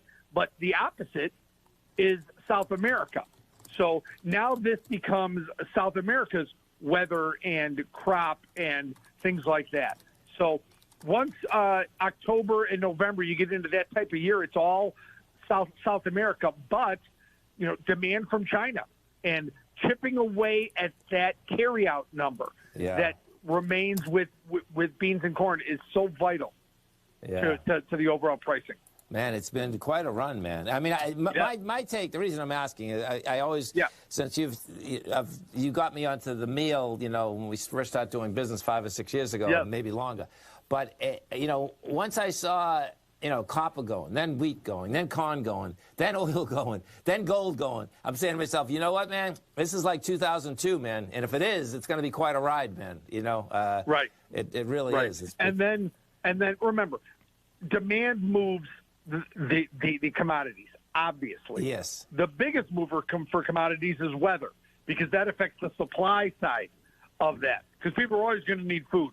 But China has really stepped up their purchases of grains.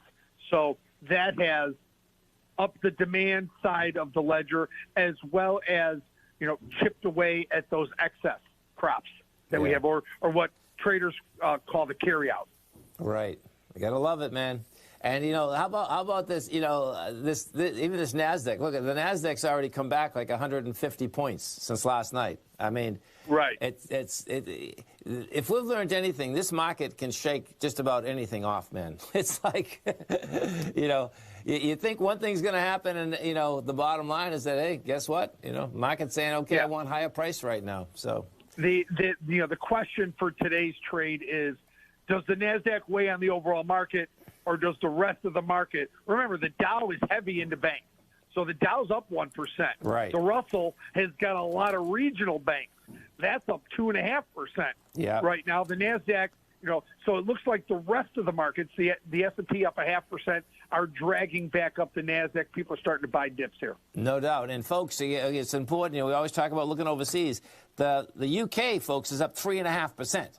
I mean, this is a major, major breakout on the UK. So you got to pay attention to it, man. I mean, pretty amazing, man. You got to love it. It could be sell FANG stocks, buy everything else. Seriously. Seriously. Right here, folks, 45 minutes from now. Kevin, you have a great one, safe one. We look forward to the show. Thanks for having me on, guys. Thank you. Thanks, Kevin. Stay right there, folks. Tommy and I are coming right back. We have the Dow Industrials up 346. NASDAQ's down 39. S&Ps are up 19.5. Gold down 21 bucks. Silver off 29 cents. King dollar up 81. And the 30-year off 2.5 points. Come right back.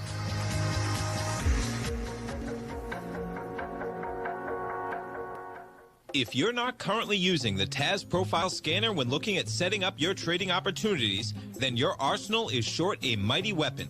The TAS Profile Scanner is a standalone piece of software that instantly filters over 2,500 global financial markets such as stocks, ETFs, commodity futures, and Forex. Headed by Steve Dahl, Taz understands that in today's technological world, the use of top-flight software applications and technical analysis expertise is essential to successful trading in today's market. You also gain access to the webinar that Steve Dahl and Tom O'Brien just hosted, The Best Way to Use the Taz Profile Scanner to Profit. This webinar archive is available for all subscribers immediately upon signing up. All new subscriptions also come with a 30-day money-back guarantee, so you have nothing to risk.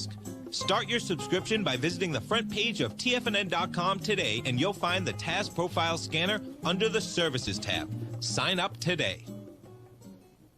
Are you in the market for buying or selling real estate in the Bay Area, including the surrounding St. Petersburg, Tampa, and Clearwater markets? Tiger Real Estate LLC is a firm that has extensive experience in the Tampa Bay area. Al, Whether you're looking to sell your current property for maximum value, or you're in the market for a second home or investment property, Tiger Realty has the experience across all areas of real estate in the Tampa Bay area to help buyers and sellers make the most informed decisions across all price levels. From the price you should be paying per square foot in certain up-and-coming areas to the type of cash flow investment properties are capable of creating, Tiger Real Estate can help you make the best decision when it comes to all areas of the market. Before you make one of the biggest decisions of your financial future, call Tiger Real Estate LLC today at 727-329-8322 or email us at tiger@tfnn.com. That's 727-329-8322. Call us today. Hi, folks. This is Tom O'Brien. Do you have broken or unwanted jewelry, diamonds, watches, coins, silverware, and other collectibles that you would like to turn into cash? Tiger Precious Metals and Stones will pay fair market value. We make it easy to turn your precious metals that are sitting around in your house into cash. Call Andy now at 727-329-8245, and he will walk you through our safe and secure process. Andy has been in the business buying and selling precious metals for over 15 years. Call Andy now at 727-329-8245. Many of our new listeners have heard about The Tiger's Den. The Tiger's Den is a lively community where professional traders and investors can meet, exchange ideas and information in a comfortable, moderated atmosphere. Hear all of the TFNN shows, plus see all of the charts as they happen live and have access to archives of all of those charts. You can test drive The Tiger's Den absolutely free for 30 days and greatly enrich your knowledge of these markets and how to make your money work for you. Details on The Tiger's Den are on the front page of TFNN.com. Call now, toll free at 1-877-927-6648. Internationally at 727-873-7618.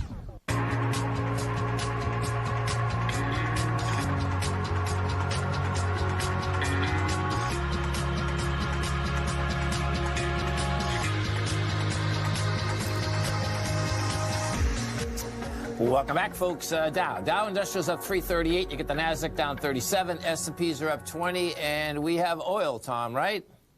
Yeah, we got some inventory numbers in crude coming up at 10:30, I believe. Let's see. We got CL. Let me see if I get this. Oh, Whisper. That's what I pull up, right? Yeah. Yes. Okay, so here we go.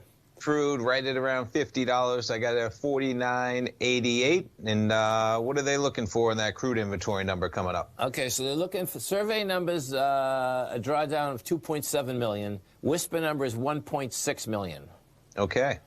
So let's see. I wonder if this is going to be one of those, as you pull up the chart, events where, unless it's a huge outlier, it's not going to matter because there's much bigger things in play this morning than the inventory for the last week in crude. Right, and it's gone up so dramatically, I guess, right?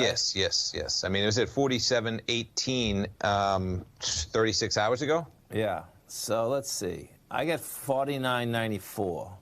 Yep, pretty much. 49.90 I'm showing on my chart right now. So if it's a bigger drawdown, I mean, this wants to go higher. That's my take, even though today's kind of dicey. So if we go to 60, but you wouldn't necessarily. It's interesting here. Today, gauging this, folks, what your balance here goes. Normally, I'd say, okay, yeah, there's a bigger drawdown, but what has also happened is that the Saudis have pulled back 1 million barrels a day. So that's what's really moved this thing. Do you know what I mean? Which is how that thing pops so much. Yeah, exactly. So I don't know. Let's see. Split the difference. Is it cold? Sure. It's been cold out. Yeah, we'll split the difference. So put like minus 2.1 or something. Sure. Oh, hold on. Is that right? Back off a zero there. Back off a zero. Okay, good. There you go. Okay. We'll see where that baby shakes out. All right. Yeah, it's 42 degrees in Florida when I woke up this morning. It was early in the morning, but 42 degrees. It's going to be 70 by 3 o'clock this afternoon. Then it'll be like in the 40s, I think, overnight again. Wow. So yeah. Let's take a look at this, folks. Okay, the NQs. Now, if you want to see how a perfect, well, not a perfect, there's nothing ever like a perfect test, okay? But you're going to see overnight. I mean, when like you get up at 4:30, Tommy, I get up at 5:30, right? And I was so bummed out first that the NQs were down 250. I'm saying to myself, oh, man, that stinks, because I wanted to short them, right? Yes. Then all of a sudden I looked at the test. I says, oh, my God, I'm going to go long. I got that text. I know. I said, oh, boy, this morning. Let me tell you something, folks. That's unusual for me. I go long and short intraday, but normally I like to see them up and hit them. And it was like, okay, man, you know, this thing came down. I mean, the lows of Monday out there was at 522. You got the 491. I says, oh, this is pretty good. So, you know, we'll see what ends up happening on the other side of this whole deal. And it wasn't just that. What it was, folks, is that the E-minis were only down 9 points. And then, you know, as I just mentioned, the UK, I mean, the UK was basically screaming that, okay, we're not going to stay down.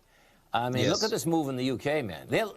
This is the people that are trading the UK must be like, if we think we're going crazy, the UK, think about it, they locked down until February 14th or something. Do you know what I mean?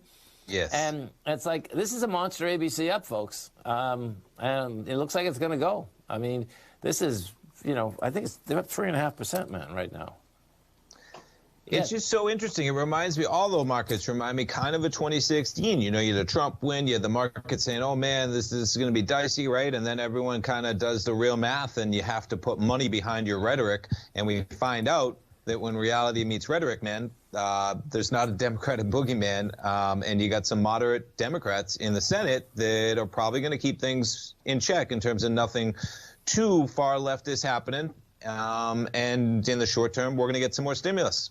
And that seems to be the reaction across the board here. Yeah, more money coming in, for sure. Hitting the markets, yep. I mean, that's the ADP number this morning, man. We had a decrease of 135,000 jobs in December for ADP. First dip since April, I think. And they were looking for a gain of 60,000. So not the numbers you'd want to see, maybe a number that might rationalize even more stimulus, adding to kind of the trade going on there this morning. Because, I mean, the two senators out there that are being talked about the most, you're going to have Joe Manchin of West Virginia, a super moderate Democrat, and then Kristen Sinema, who I'm not as familiar with, of Arizona. And, you know, I'm very familiar with Manchin. He aligned with a lot that Trump was doing, even as a Democrat in West Virginia. So you're not going to, you know, that's just trying to explain some of what I think is going on out here. That's what you're going to see play out there. Yeah, no doubt.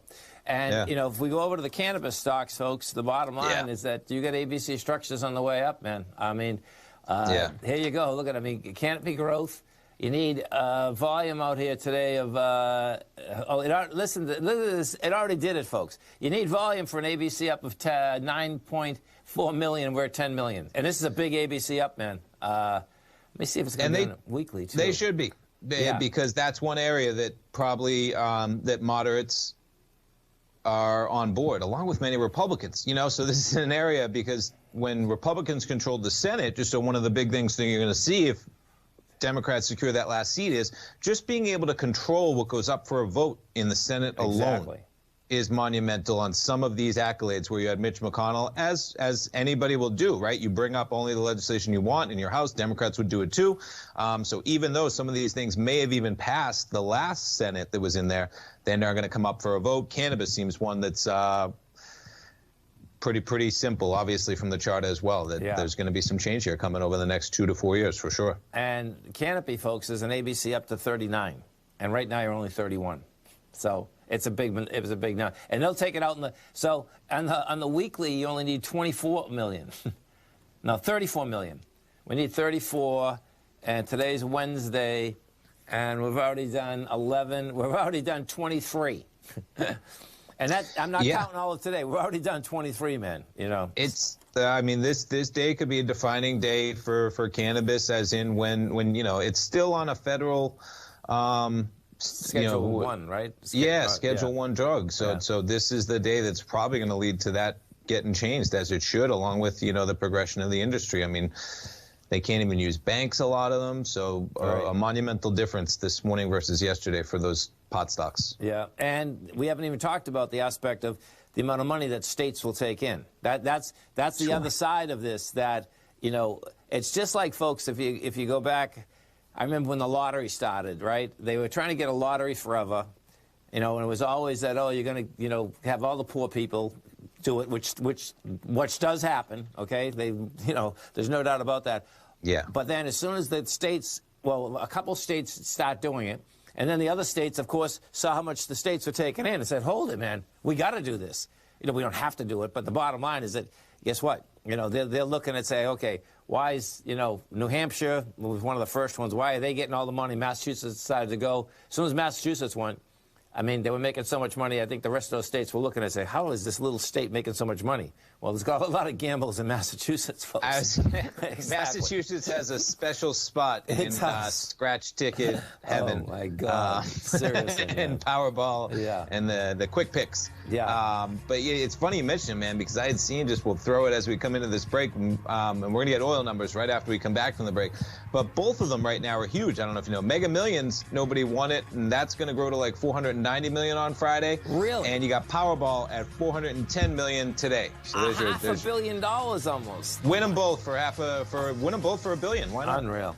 Stay right there, folks. Tommy and I come right back. Hi, folks. Tom O'Brien here. If you'd like to get my daily newsletter, Market Insights, then now is a great time to sign up for a 30-day free trial. Every morning by 9:30, I send out my morning letter to subscribers with market commentary on a variety of markets, currencies, and commodities to keep investors up to date on the day's trading action. Included in Market Insights are specific buy and sell recommendations for stocks, ETFs, and even options, with stops and price targets included for every trade in my newsletter. If you'd like to try my newsletter risk-free for 30 days, then head over to the front page of TFNN and you'll find Market Insights under Trading Newsletters. I use my years of trading experience to bisect and dissect the market every morning and give my subscribers the most important information they need to know for the day ahead. I even issue afternoon updates for my subscribers whenever warranted with important market action. I'm always scouring the market for the next great trading opportunity. Sign up for your 30-day free trial to my daily newsletter, Market Insights, today by visiting the front page of TFNN.com. Wow! Go get them, folks. If you're a trader in the market looking to find the path that leads to maximizing profits while decreasing risk, then now is a great time to try out Dave White's daily trading service, The Path of Least Resistance. Through the use of options and equity trades, Dave advises his subscribers on a daily basis of the current market conditions and what possible trade setups are on the horizon. The Path of Least Resistance is published every trading morning, often with updates intraday when initiating trades or closing out positions. Dave White has advised his clients of some outstanding winning options and equity trades in recent months, and now is a great time to try it out for yourself. New subscribers to the Path of Least Resistance receive a 30-day money-back guarantee. See for yourself the types of options and equity trades that are available by signing up for the Path of Least Resistance today by visiting the front page of TFNN.com and selecting the newsletter tab. Sign up today.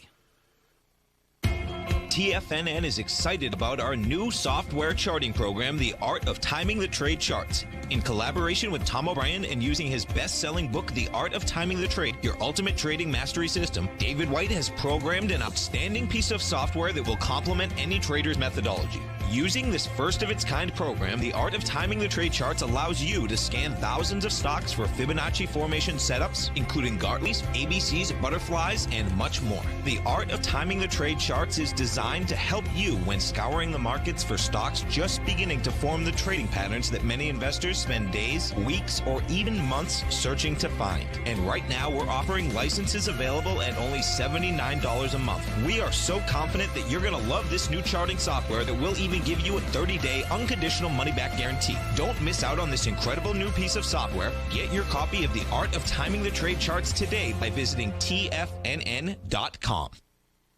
This segment is brought to you by Think or Swim. For more information, just click the Think or Swim banner on the front page of TFNN.com.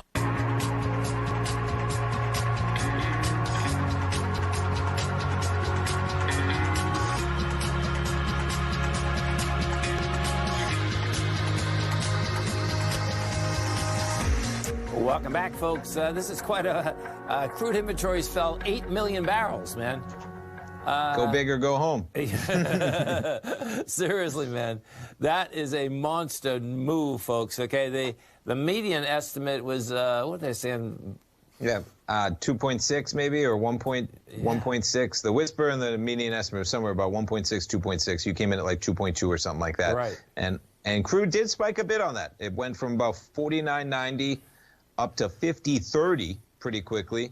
And we're trading just above $50, 50.19 right now, basically right where we were trading at 90 minutes ago at 9 in the morning. But crude catching a little bit of bid. That was enough to affect that market even on today, man. No doubt. Let's get over and take a look at ExxonMobil for a couple of the targets out here. Now, this has been on the move, folks, and it looks like it's going to try to do an ABC structure on the way up. And this is pretty intense. I mean, you know, we go back 3 months ago, it was at 31 bucks.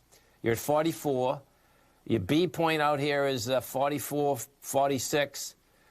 And it's hit it today, and it looks like it's going to have the volume. You get 8 million. We need 30 million.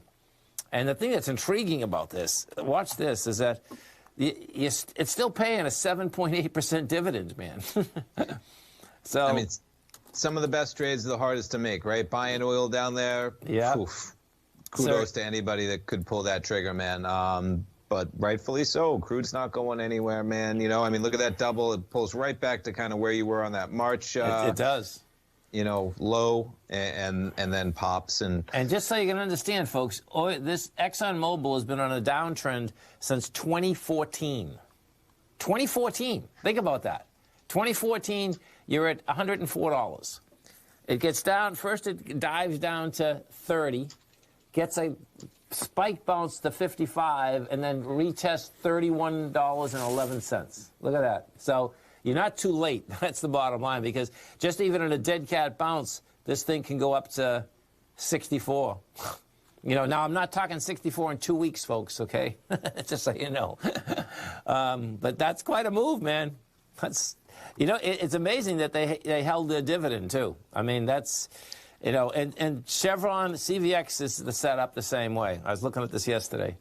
You know, I was just going to add, so of a 45-gallon barrel of oil, you get like 20 gallons of gas, I think. You get a lot out of it. But long story short, even just the gas, let alone that there's more. There's ultra-low sulfur, there's the diesel, right? And then you get the jet fuel. But even just 20 gallons of gas, man, you got down to a level of $30 a barrel almost. You're talking about $1.50 for a gallon. And I like to, in my head, at any time a gallon of gas starts costing less than a gallon of water that's like inside the 7-Eleven that you're going to get gas for, I say, man, you know, in the long run, that can't be that, like, you know, we're charging for water inside that most Americans, if not all, can just turn on their faucet for and have drinking water. And yet people are paying more for water in a bottle at 7-Eleven than they are paying for gas, which has a million uses still. So something to keep in mind, because anytime it gets near there, man, my head kind of goes berserk, and then crude has bounced historically from those $20 to $30 levels. No doubt. And how about, folks, okay, this is pretty wild. I mean, you talk about institutions that you think should be put together. You know, the New York Stock Exchange turned around and reversed again that now they're going to delist the telecoms again in China. Overnight. Are they? Yeah. Because when I thought you said that, I was thinking in my head, that's yesterday's move, man. Yeah, they reversed again. They did it again. They reversed again. Now it's not hitting them this morning. Did Mnuchin get him on the phone? Yeah, seriously, man. Yeah. He tried to. I'll bring them up at Hong Kong right now. So watch this. This is pretty cool, folks. 728 HK. Hong Kong just has all numbers. Yeah, there it is right there. So that's up 8 cents. That's China Telecom. Then 762, I think, is Unicom. Yeah, there it is, right there. 762. That's up 17 cents. So it's just not hitting them. And then China Mobile's 921. 920. Yeah. Oh, hold it. No. 921. I thought it was 921. Oh, that's right. 941. 1 second. 941. There it is. Okay. And that's up 55 cents. Okay. Yeah. So it's like, okay, fool me once. Yeah, I go down. Fool me twice. No, I'm not going to get out anymore. We're cool. You know, I'm hanging tight. You know, whatever is happening, you know. Hey, how about some of, we got a couple questions in the YouTube Tigers Den talking about some of the gaming stocks today, which are up big as well. DraftKings up 6.2%. Penn Gaming up 6.5%. Both of these stocks coming off big runs already this year. Is talking about, you know, Penn National. Now, that's the one for Barstool, Penn. Okay. Looking for a buy in that. And, boy, talk about a rocket ship, man, this stock. It is. You know, I don't know where I. Yeah, I would wait on this thing. How do you pinpoint a buy? It's a great question, man. You're not the only one, right? That's $1 million question. Where you buy a stock that just went from $3 to $93. Right. My take would be around 76. You know, it depends on the trade. As in, you know, are you looking long term or short term? If you're looking super long term, this is an exploding industry, man. You know, there's nothing wrong with getting a little action right now. You're not even at all-time highs because you may see an acceleration. Same thing with the cannabis stocks. You know, that's why we're talking about cannabis and saying, listen, if you want to be in these equities, maybe get a little bit of a position before you might see a pop if the election comes in. What you had, though, is that in the cannabis stocks, you had them at lows, where the gambling stocks are at highs. So, you know what I'm saying? It's a lot easier to buy those lows. I mean, the way this market is setting up right now, my take is that you're going to get a much larger stimulus bill in. More than likely, they're going to, I suspect the feds will organize the distribution of vaccines a lot better for the states. There's going to be real money that gets pushed into this vaccination now, right across the country, not just into, you know, the Warp Speed deal. And maybe that's what we're looking at, you know, because the bottom line is that this market's looking at something, man. You know, it's looking at higher prices, man. That's it. It's looking at higher prices. And the Russell, this looks like it's going to be another ABC structure up on the Russell. You know, we said a great point about the regional banks, which I hadn't considered, but doing big things in there, I'm sure. Yeah. Yeah, we need, let's see, you need 27 million today to do an ABC up in the IWM, and you got 10, so it's going to do it. And that would be 201. 180, so you get $20. That'd bring you 210. You're 202. So, and what's interesting is we're at some critical levels here on a couple of them. You get the Dow right where we were to start off the year, before kind of cascading from 30,698. So literally sitting right at that level. As you mentioned, the Russell, we're now back up to where we were just at 7 a.m. exactly on that price level. So interesting at the Russell, the Dow critical levels. And the S&P's still got a solid 25 points to get back to where we were to start off this year at 37.73. Stay right there, folks. Tommy and I come right back. Dow just nailed 400 up. NASDAQ just went positive by 5 points. S&P's up 30. Tommy and I come right back.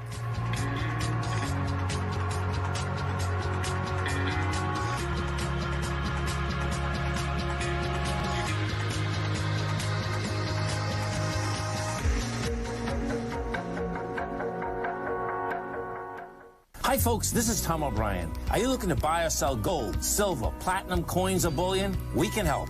At Tiger Precious Metals and Stones, we specialize in the buying and selling of gold, silver, as well as collectible U.S. and foreign coins. We not only buy your unwanted or broken jewelry, but you can trade that in for gold and silver coins, too. Call Andy now at 727-329-8245 for a quote over the phone and to lock in the current market price. Call us now at 727-329-8245. TFNN has launched our brand new website. You can still visit us at the same TFNN.com URL, but when you do, you'll see a new and improved homepage with a much simpler navigation, whether you're watching Tiger TV live in high definition or just accessing your newsletter subscriptions. We even have new pricing in 6 months and yearly options. Check out the new TFNN.com now and experience all the upgrades. TFNN.com, educating investors. If you haven't checked out the newsletters page of TFNN.com, what are you waiting for? All of the TFNN newsletters are informative, up-to-date, affordable, and a must-have for every trader looking to gain a competitive informational edge in today's markets. TFNN newsletters cover every aspect of the markets to offer you the very latest in market news. Plus, new subscribers get to test drive our newsletters risk-free for 30 days. From all aspects of the markets, including stocks, bonds, metals, commodities, and tech, there's a newsletter to fit your needs exclusively from TFNN. Stay informed each day you trade and get that competitive edge that will help you stay ahead of the game. Visit our newsletters page by going to TFNN.com and click the newsletters button near the top of the page. TFNN.com, educating investors.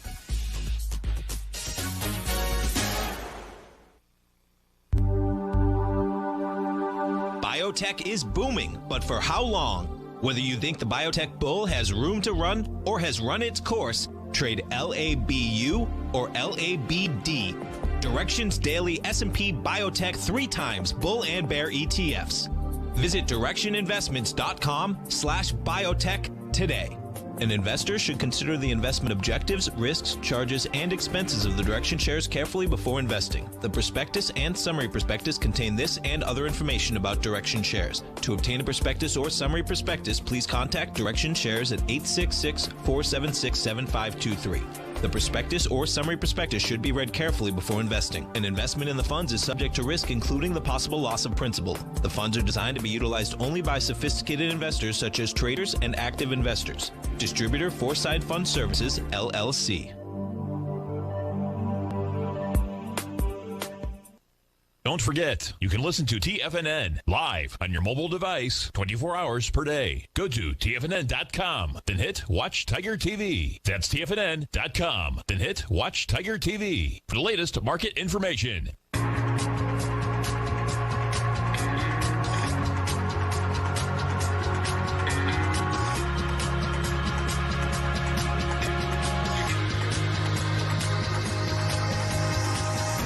Welcome back, folks. Dow's up 410, Nasdaq's up 10, S&Ps are up 32. Let's go over to our man, Mr. Teddy Cakestad, as we do each and every Wednesday at 40 past the hour. You can reach Teddy, folks, every trading day at forex-trading-unlock.com. That website is forex-trading-unlock.com. Happy New Year, brother. Happy New Year, guys. We got some fireworks. Yeah, we do. We do. We're starting the year off with a bang, huh? No doubt, man. No doubt. Lots of movements. Dollar's getting hit a little bit hard today. Yeah, you get a bounce on the dollar. It was down about 100 ticks. We're up 188 right now, 89,622. Yeah. Mm-hmm. Yeah, I think the yen is the one that's kind of interesting today to watch, to see how the dollar's actually getting a nice little recoil on that one. Yeah. The other ones, they're just grinding, and I think a lot of it has to do with the CRB. You have everything's exploding. Oil's rallying, gold's rallying, silver's rallying, all the grains are rallying, meats are rallying. I know. It's, I think that's really what you have going on here. You know, I mean, where else are you going to put your dollars? Not in the dollars right now. All right. Yeah, this move in the yen's big, huh? It had a rejection this morning. Interesting, yeah. It did. Yeah. That's the only one that's going the other way, which that's kind of, usually when you have a dollar move and it's not like just completely like a dollar collapse or a dollar rally, yes. you have divergence with the yen. Usually the yen goes the other way. Okay. So I think that's really what you're seeing today is like we're pretty much back to free-flowing currencies right now. Obviously, the dollar isn't a free fall, but I think that has a lot to do with other markets more than I don't think the dollar really is the story. I think it's just the end result of what's happening to the dollar. Right, which you've been saying. Right, there's no doubt. And so it's going to be intriguing watching it. And the bottom line is that if the other currencies keep going higher, I mean, well, you know what's intriguing here? I haven't looked at this for a while. What about the Brazilian real? Because what happens, folks, is that when these commodities take off, these commodity currencies, meaning the real and the Australia, right, should get some juice behind them, right? Right. Absolutely. Absolutely. Yeah. So, and I think you're going to continue to see that as we move into the new year. Like this is going to be a commodity-driven market in 2021. Yeah, no. We had stability for the last year and a half, especially in the wake of the coronavirus. Yeah. Not so much this year, I don't think. Right. Now you can see, so Well, that reel has a long way to go. That's interesting. That's been a consolidation since going back to, I guess, the beginning of the year. I got it on a weekly. And you're hitting a good market too, because especially with the whole La Nina year and everything, you're going to see a lot of problems with coffee production around the world, and a lot of other agricultural products around the world. So as you have these other currencies strengthening against us, I mean, we're going to have food inflation in this country no matter what. I mean, it's impossible not to with the way the current pricing is going. So if this trend stays where it's at, it's let alone continues to go higher into the summer, you're going to see it. It's going to be reflective everywhere. So. And as we're talking, folks, gold was down $20 as Tommy, Teddy, and I are talking. Now it's down $40. They just whacked it. I mean, big time.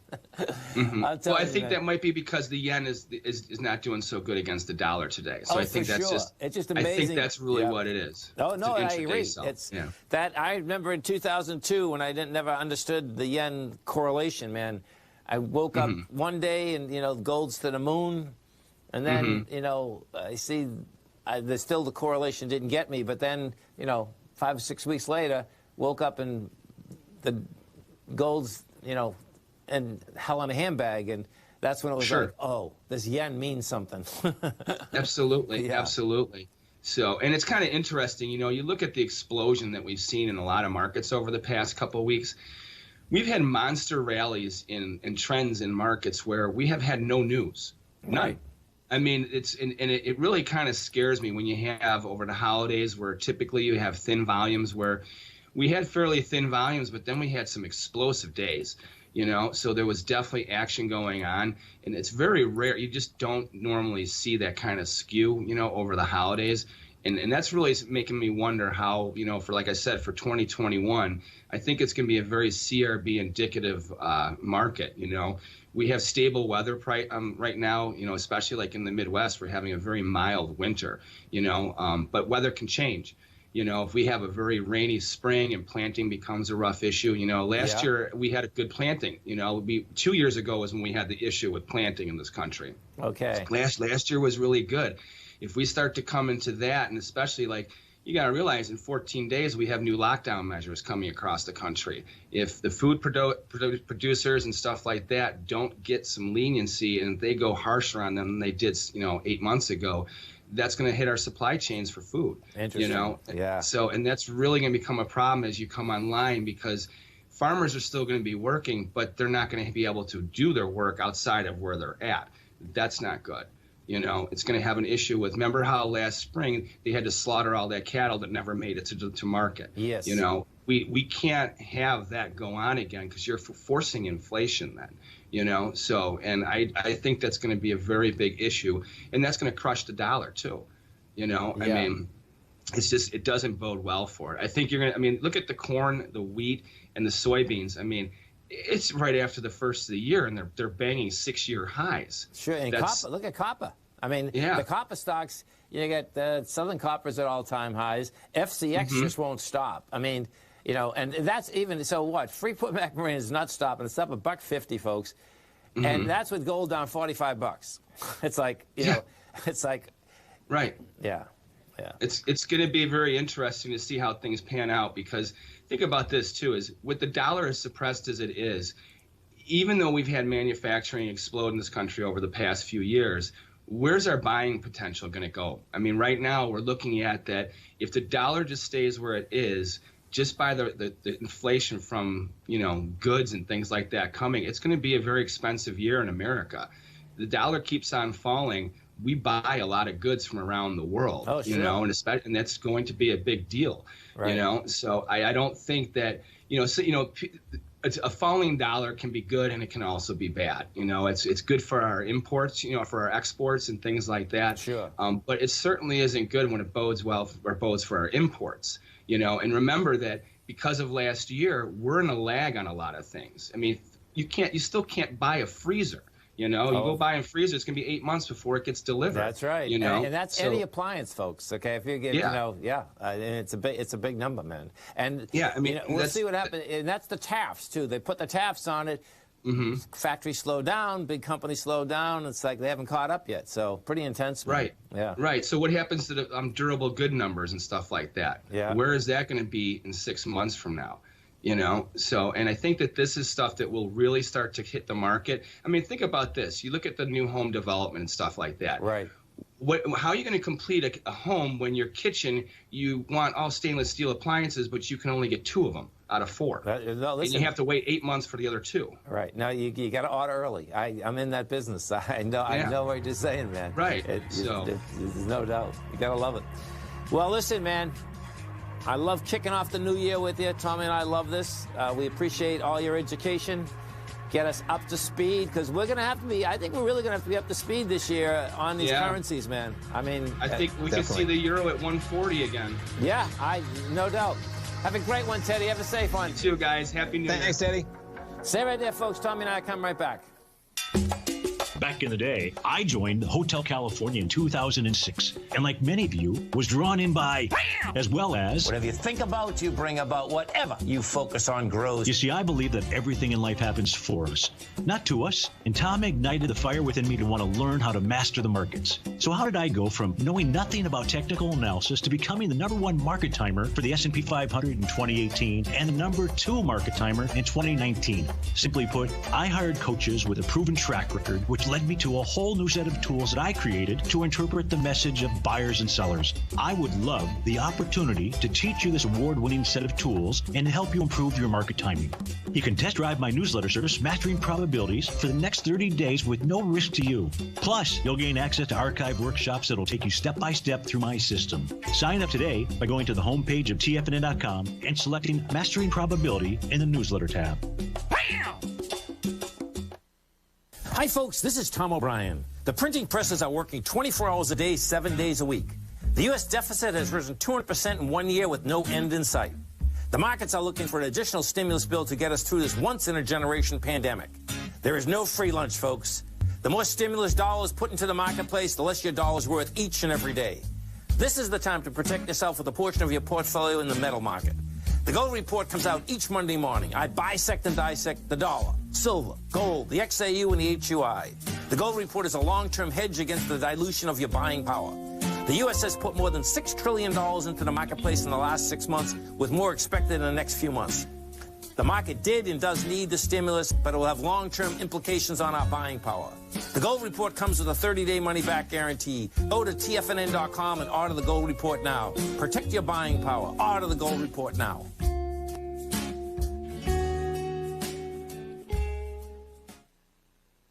With markets trading with extreme volatility and peaks and troughs everywhere, regardless of what you're looking at in the markets, this is a great time to see the type of analysis Basil Chapman delivers for his subscribers every market day with the Opening Call newsletter. Basil has been analyzing markets, providing his take for subscribers to his trading services since 1984. Every morning, Basil publishes an update for his subscribers, along with weekend and evening updates when warranted. The Opening Call provides traders a daily market overview with regard to the direction of the key indices, selective stocks, and commodities, along with specific recommendations, including stops and targets. You also gain instant access to Basil's subscriber webinar archive from earlier this year, a dark cloud cover, and essential market analysis. Ride the Chapman wave today by signing up for the Opening Call newsletter on the front page of TFNN.com under the newsletter tab. New subscribers get a 30-day money-back guarantee, so you have nothing to risk. Sign up today. This segment is brought to you by Think or Swim. For more information, just click the Think or Swim banner on the front page of TFNN.com.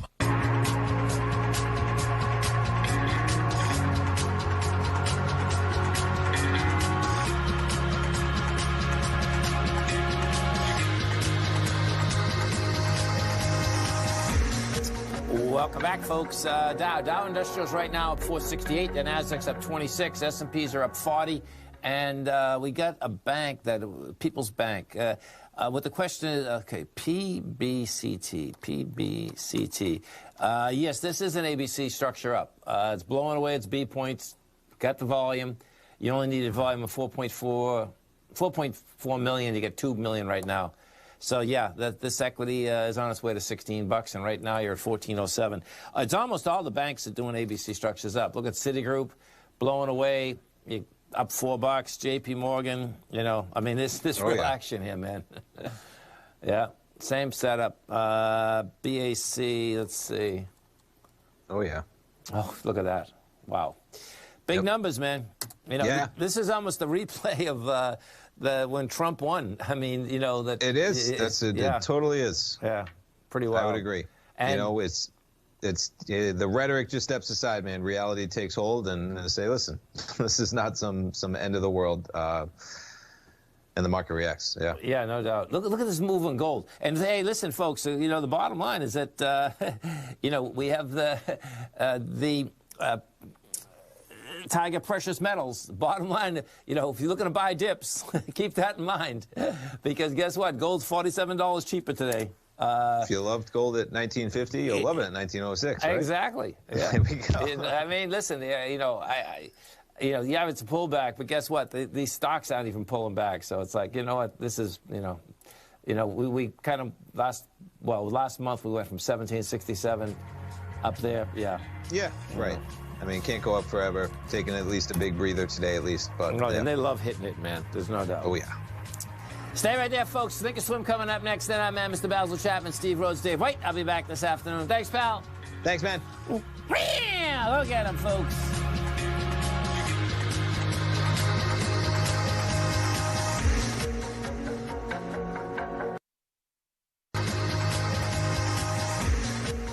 Welcome back, folks. We have the Dow Industrials trading up 184. NASDAQ is down 1. S&Ps are up 15. Let's go over to Mr. Teddy Cakestad, as we do each and every Wednesday at 40 past the hour. You can reach Teddy, folks, every trading day at forex-trading-unlock.com. That's forex-trading-unlock.com. Teddy Cakestad, Merry Christmas, man. Merry Christmas to both of you guys and your families. Thank you, and you also, man. And we're going to make it a great new year. So. Yep. So remember what we talked about last week when I said I think the pound is what's driving the currency markets? Yes. Well, it's proven itself every day since then, especially today. You know, the dollar kind of had a bounce over the past couple days since we spoke.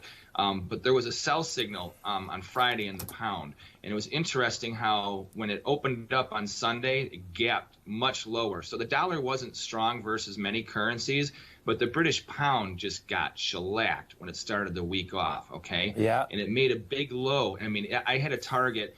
It hit my first target and my second target all by the time the middle of our trading day started through the end of the trading day. There was a huge amount of volatility in the pound, but not so much in the other currencies. And you can even see that today, where right now the dollar's under pressure, but not that much by the other currencies. Right. They're kind of basically setting a wide range trade. But the pound, if you look at the pound versus the euro, the pound versus the yen, the pound versus the Swiss, the Canada, et cetera, it's slamming all of them today. Okay, so once again, I think what's happening is because of the Brexit. You know, I mean, no matter what Brexit is happening, you know, we'll be talking post-Brexit in a week and a half. You know, So, but I think what you have is because of that, there's a little bit of repatriating of probably of pounds to begin with by businesses in the UK. Okay, that's one thing. Then you also have the fact that you have them in a very severe lockdown also, too, with the new coronavirus strain and what have you, you know. Right. So I think that, you know, with the way Europe is reacting to what's going on, we know that the second wave now is definitely extending lockdowns through the holidays. That's for sure. I mean, there's no doubt about that. Okay. And I think that until the first of the year, you're going to see a lot of strength in the pound yet, you know. So I think that's really going to be the guide. Now, we're coming into holiday markets, so we could go sideways for the next week. You know, so the big thing I think you have to watch is if the pound can continue to rally and get above, 135.41, making new highs.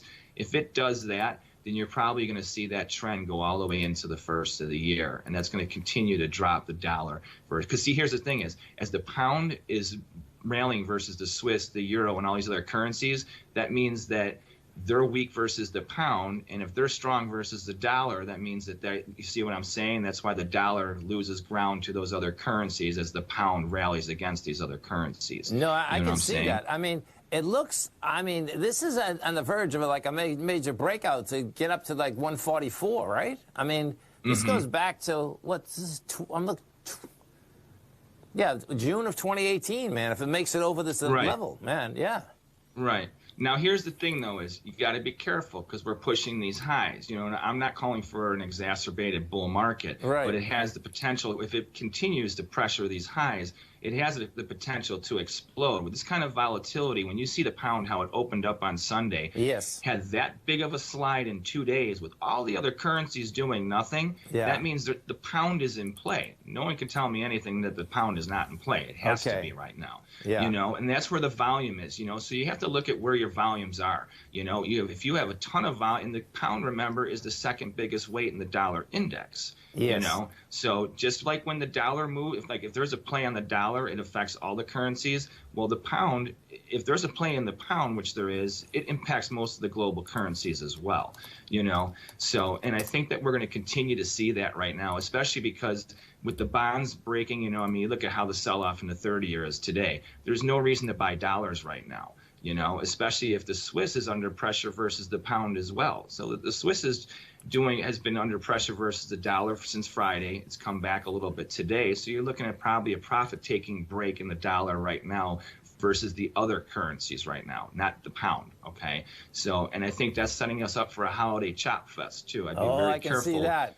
You know? So I'd be very, very careful because you could see the bond snap. Tomorrow's Christmas Eve, and you know what happens on holiday markets. You know? Very thin volume. The algos are going to be swinging around. So I don't think it's going to be anybody's a genius because they're long or short at a particular moment over the next couple of days. So you have to use a lot of caution.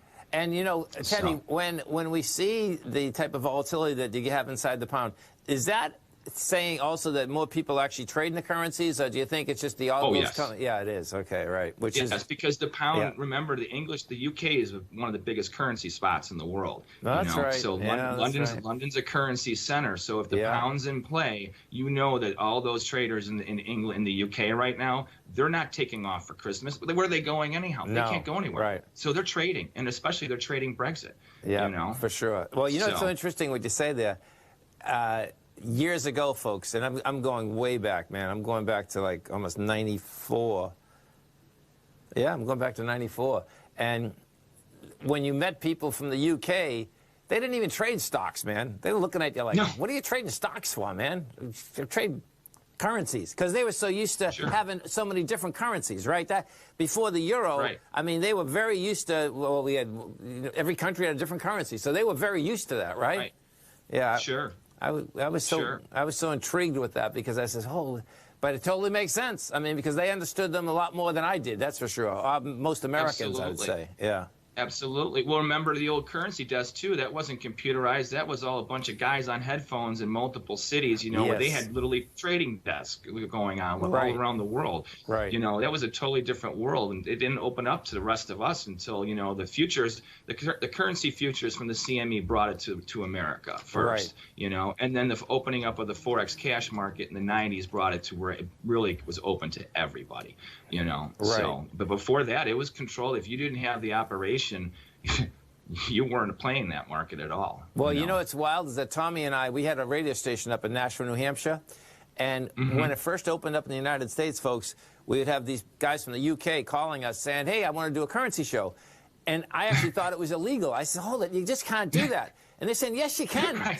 No, and it was legal, but we didn't let them do it because I said, that can't be that easy. You can't just go in and say, but it was a different deal. It wasn't like our regulated markets, right? Yeah, the Tiger 1590. It was the wild, wild west. It was the wild. Absolutely. I'm glad we didn't let them do it because that's when the leverage was 200 to 1. Oh, God. Do you remember? That's what it was, man.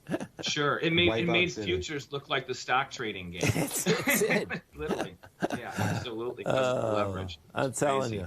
What a trip. But yeah, I think it's going to be an interesting year that we're setting up for, you know, especially right now. You know, I mean, I'd be careful with the holiday swings. You know, we have a half-day market tomorrow, and then we have next week, you know, it's the same thing as this week, a 4-day, you know, trade. So, but after next week, you know, we'll see how things unwind and what have you. I mean, right now the dollar is a bear, you know, and there's no reason to think that the dollar is going to, any rally in the dollar is going to be willing to sell, I think, for a while.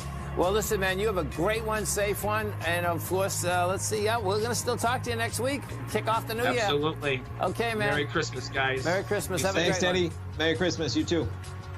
Stay right there, folks. Tommy and I are coming right back. We have the Dow Industrials up 189. Nasdaq's down 3. S&Ps are up 15.5. We'll come right back.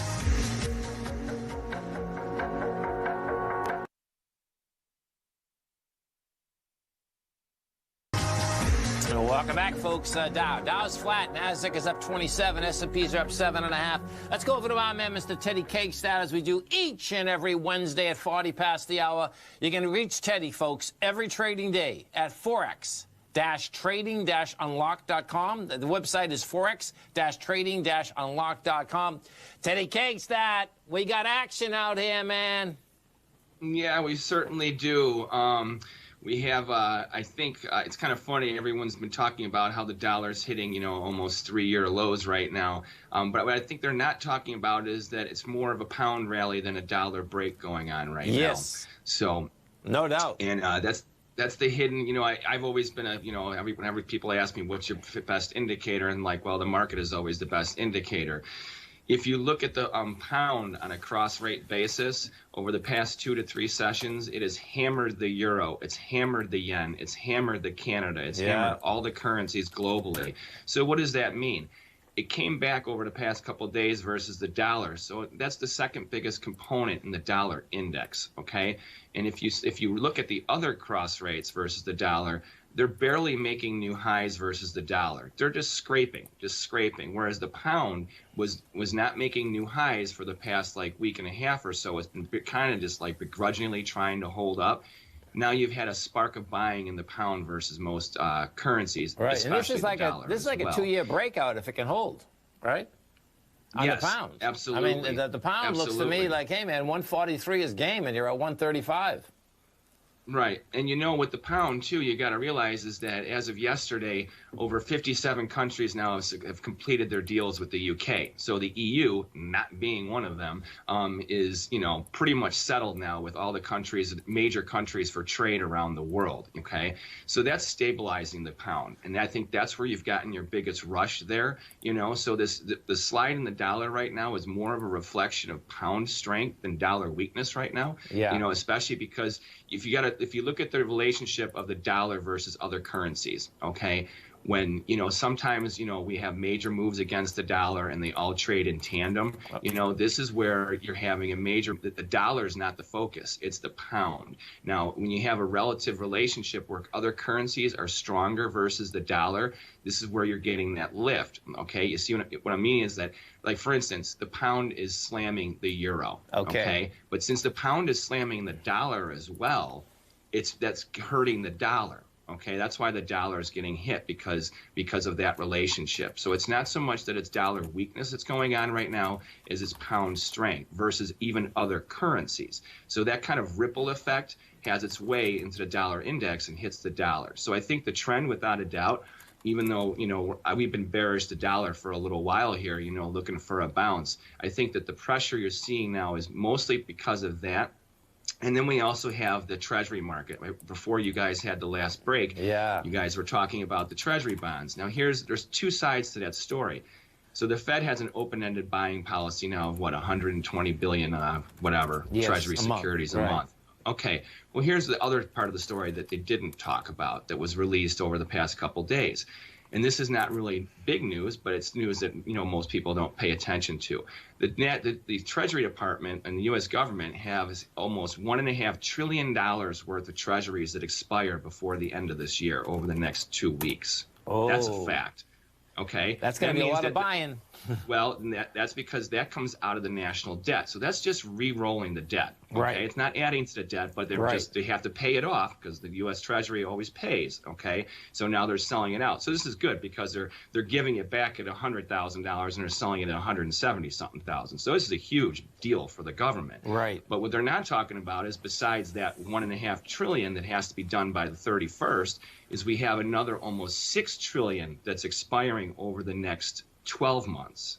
Okay. So that means that without any addition to the debt, without coronavirus additions on this or whatever we have to do for our country, you're looking at least $7 trillion in debt that will be paid off and then has to be sold into the Treasury bond market. Okay. So the Fed has to help buy into this. They're basically shifting from Peter to Paul to help float the interest rate market. What a great education this is it's going to be a very big impact on the dollar. And I think that because of the bond market staying so quiet right now, this is what the bigger guys are looking at right now. They're looking at the value of the dollar getting just crushed by a big slide in the interest rates, because it's going to be just a fundamental because of the recycling of debt in our country. Yeah, wow. Hey, we love this education, man. I mean, that's so cool. Let me ask you something. You know, what happened this morning, folks, is that the Treasury said that Switzerland and Vietnam basically currency manipulators. I mean, Switzerland has always been tough. I mean, you know, it's interesting.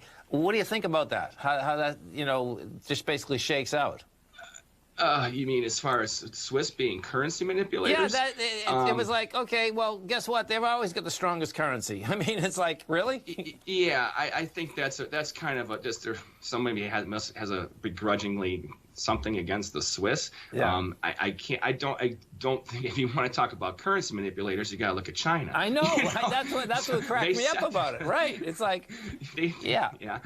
So I think that now, as far as Vietnam, I can't speak on that. No, I Swiss, understood that. I don't see that. It just really blew my mind. The same thing, like, okay, the Swiss folks never let their dollar basically get weak. I mean, that's the bottom line. I mean, right. Well, that's why Switzerland, right?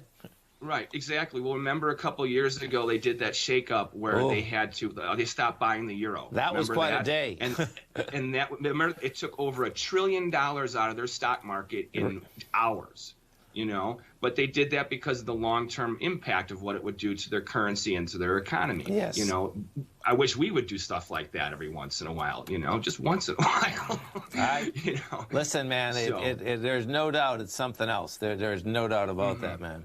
Yeah. So, but dollar weakness, I think like I said, like right now with this move, if you're depending on what cross rate you trade, we're buffering the highs, newer move highs and higher move lows is a trend that you can't buck right now. You know, I mean, between Biden now have a confirmation of the presidency, you know, and we were talking about this back in October before the election, you know, what is bullish and bearish the dollar? So Biden is bearish, Trump is bullish. So that part of the trend is now solidified. And now when you look at, I'm telling you, these interest rates come the first of the year, I mean, $1.5 trillion may not be that big of a deal, but $7 trillion plus whatever else they're doing next year, that's a lot. That's just a lot, even in today's terms. It is. And even in our monster bond market, that's a lot. Yeah, that's there's no doubt. And I bet you the ETFs on currencies and the bonds and the interest rates are going to explode after the first of the year, especially in the options and stuff like that. And you're going to start to really see those volumes increase, I think. Yeah, no, listen, I can see it. When I think we're at the beginning of a bull in the commodity markets, Eddie. I mean, you know, iron ore is through the roof, copper's through the roof, lumber's through the roof. Oil is still moving. Like, I mean, it's up. Corn is through the roof. Corn is through the roof. Beans are going. That's just telling me that this is the beginning of a real commodity run. And potash, potash is starting to move. Okay.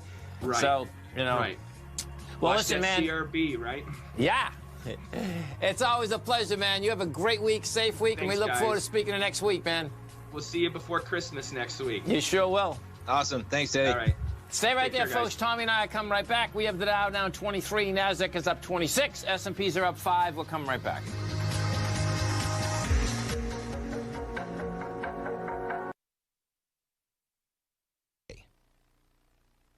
The following is a presentation of TFNN.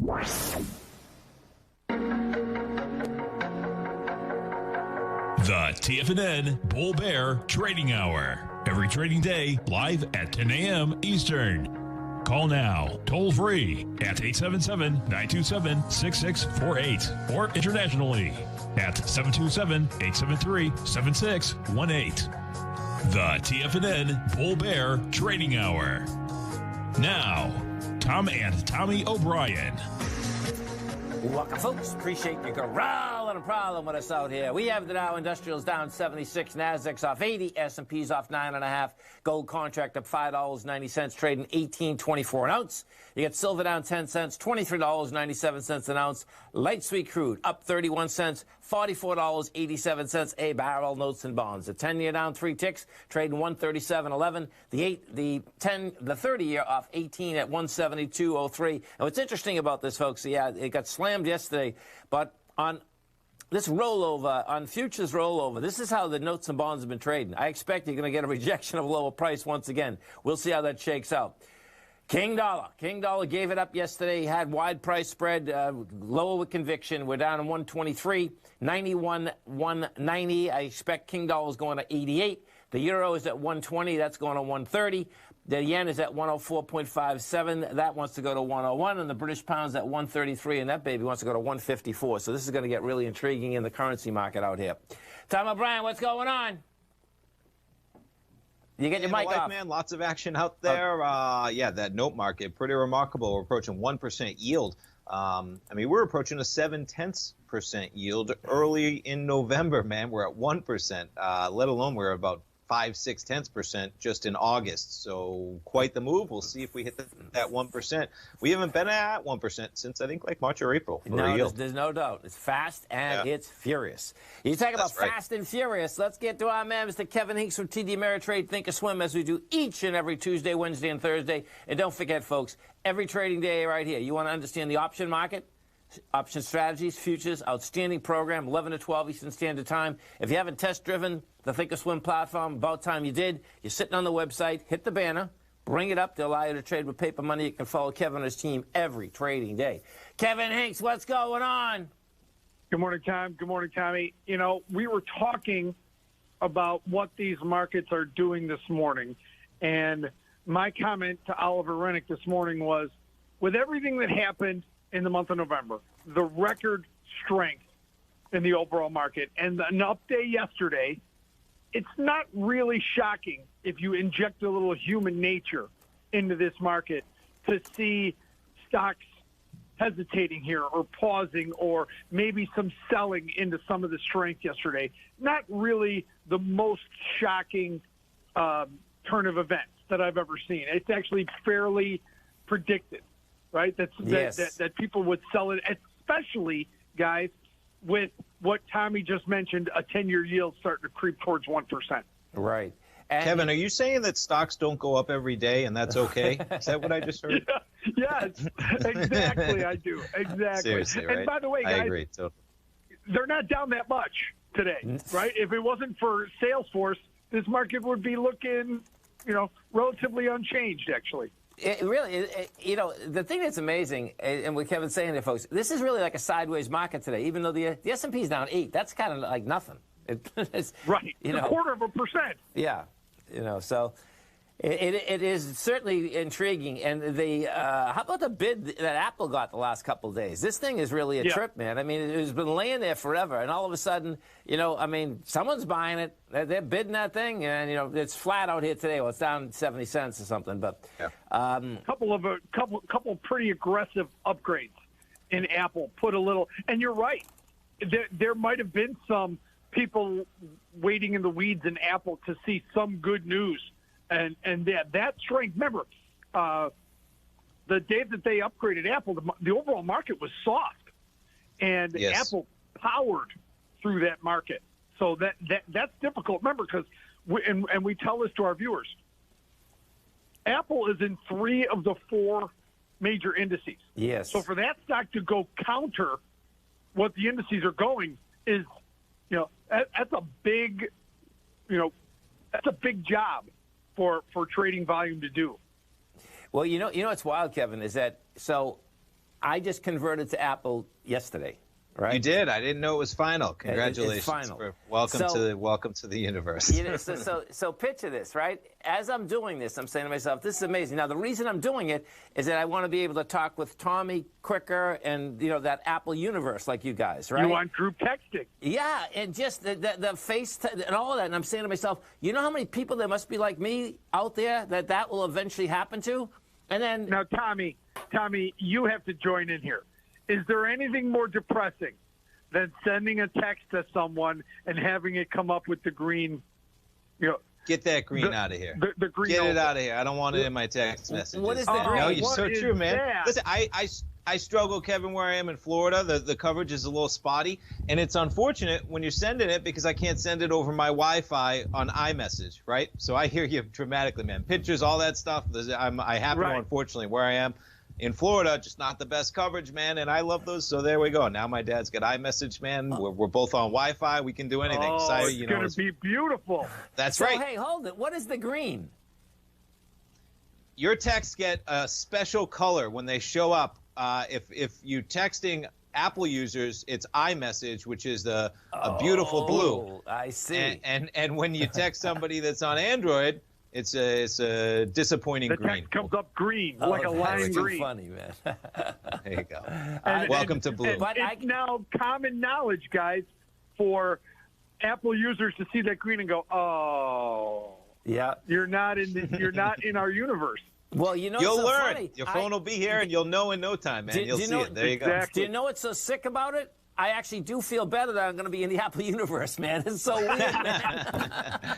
Gotta love that marketing machine. Somehow they make you happy just by spending $1,000 on their phone. They cover you in a nice warm blanket of Apple products. Evidently. Do you know what I mean? I woke up this morning and I'm saying, well, it's supposed to come today or tomorrow. Or, I'm saying to myself, okay, man, I'm ready. Get those ad execs their bonus, man. They're making everybody feel warm and fuzzy as they spend their money in Apple, for sure. I'll tell you, it's a big day for Apple when you win over Tom O'Brien. I'll tell you that right now. You know what's so crazy, man, is that when I really look at it, I mean, just like you, Kevin, I like to grasp onto something before I even, so I can get a really understanding even of the equity. And I'm saying to myself, there's going to be a lot of people like me. There's no doubt, because it's a family deal. It's, you know what I'm saying? It's one of these deals that. Yes. And it's like, hey, man, what am I doing? Because I watch everyone on the app. It's so freaking quick. I mean, it is easier if you're surrounded by people in the same ecosystem, for sure. Yeah. Period. Yeah. Unreal. So. Welcome to the dark side, Tom. I guess so, man. as long as I can trade, can trade the Thinkorswim platform on it, and I know I can, I'm all set. And you can. You can. Listen, I just upgraded the 12 Pro Max. One of the reasons why, man, we're doing a lot more on phones. Everything included, trading, working, period. Yeah. I use this Thinkorswim on my cell phone all the time. I mean, once you get used to it, it's a no-brainer, man. Do you know what I mean? Totally. Yeah. Remember, Tom, probably the most powerful computer that you own right now is the one is your cell phone. It is. No, exactly. Those chips, right? Those A14 chips. Yeah. I don't even know they're so far above what I need them for. Exactly. Totally. Love it. Listen, folks, right here, 45 minutes from now. Kevin, you have a great one, safe one. We look forward to the show. Thanks for having me, guys. Thank you. Thanks, Kevin. Stay right there, folks. Tommy and I are coming right back. We have the Dow Industrials down 80, NASDAQ off 59, S&P's off 8.5. We'll come right back.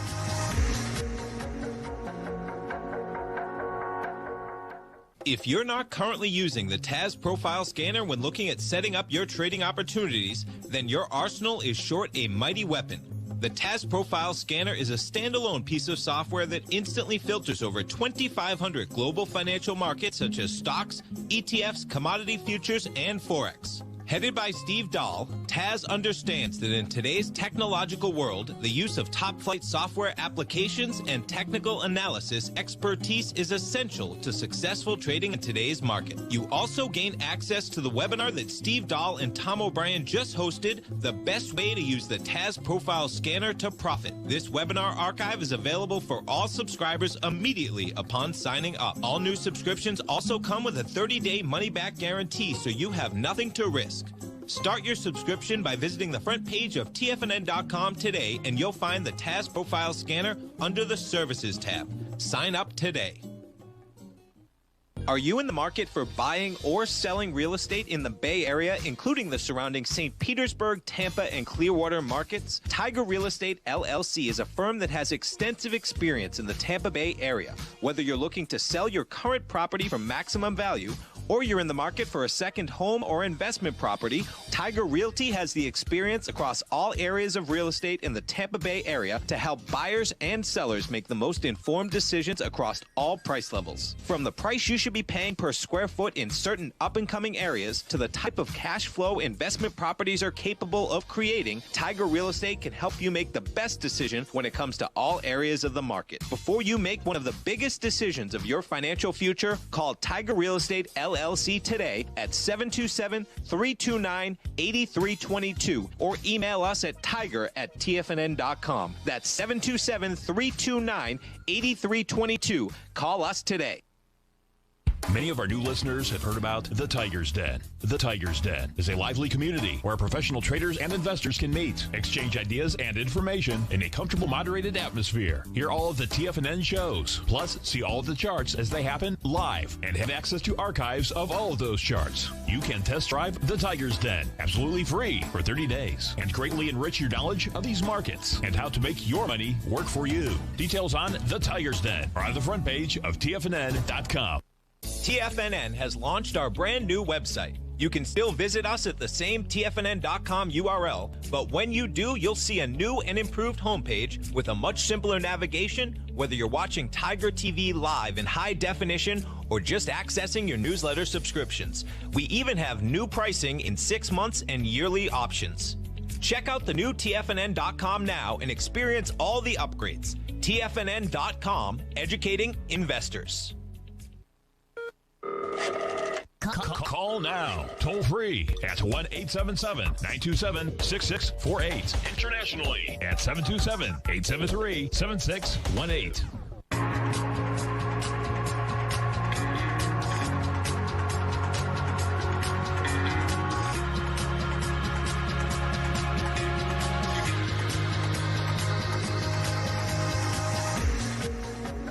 Welcome back, folks. Dow Industrials right now down 60. You got the Nasdaq off 50. S&Ps are off 7.5.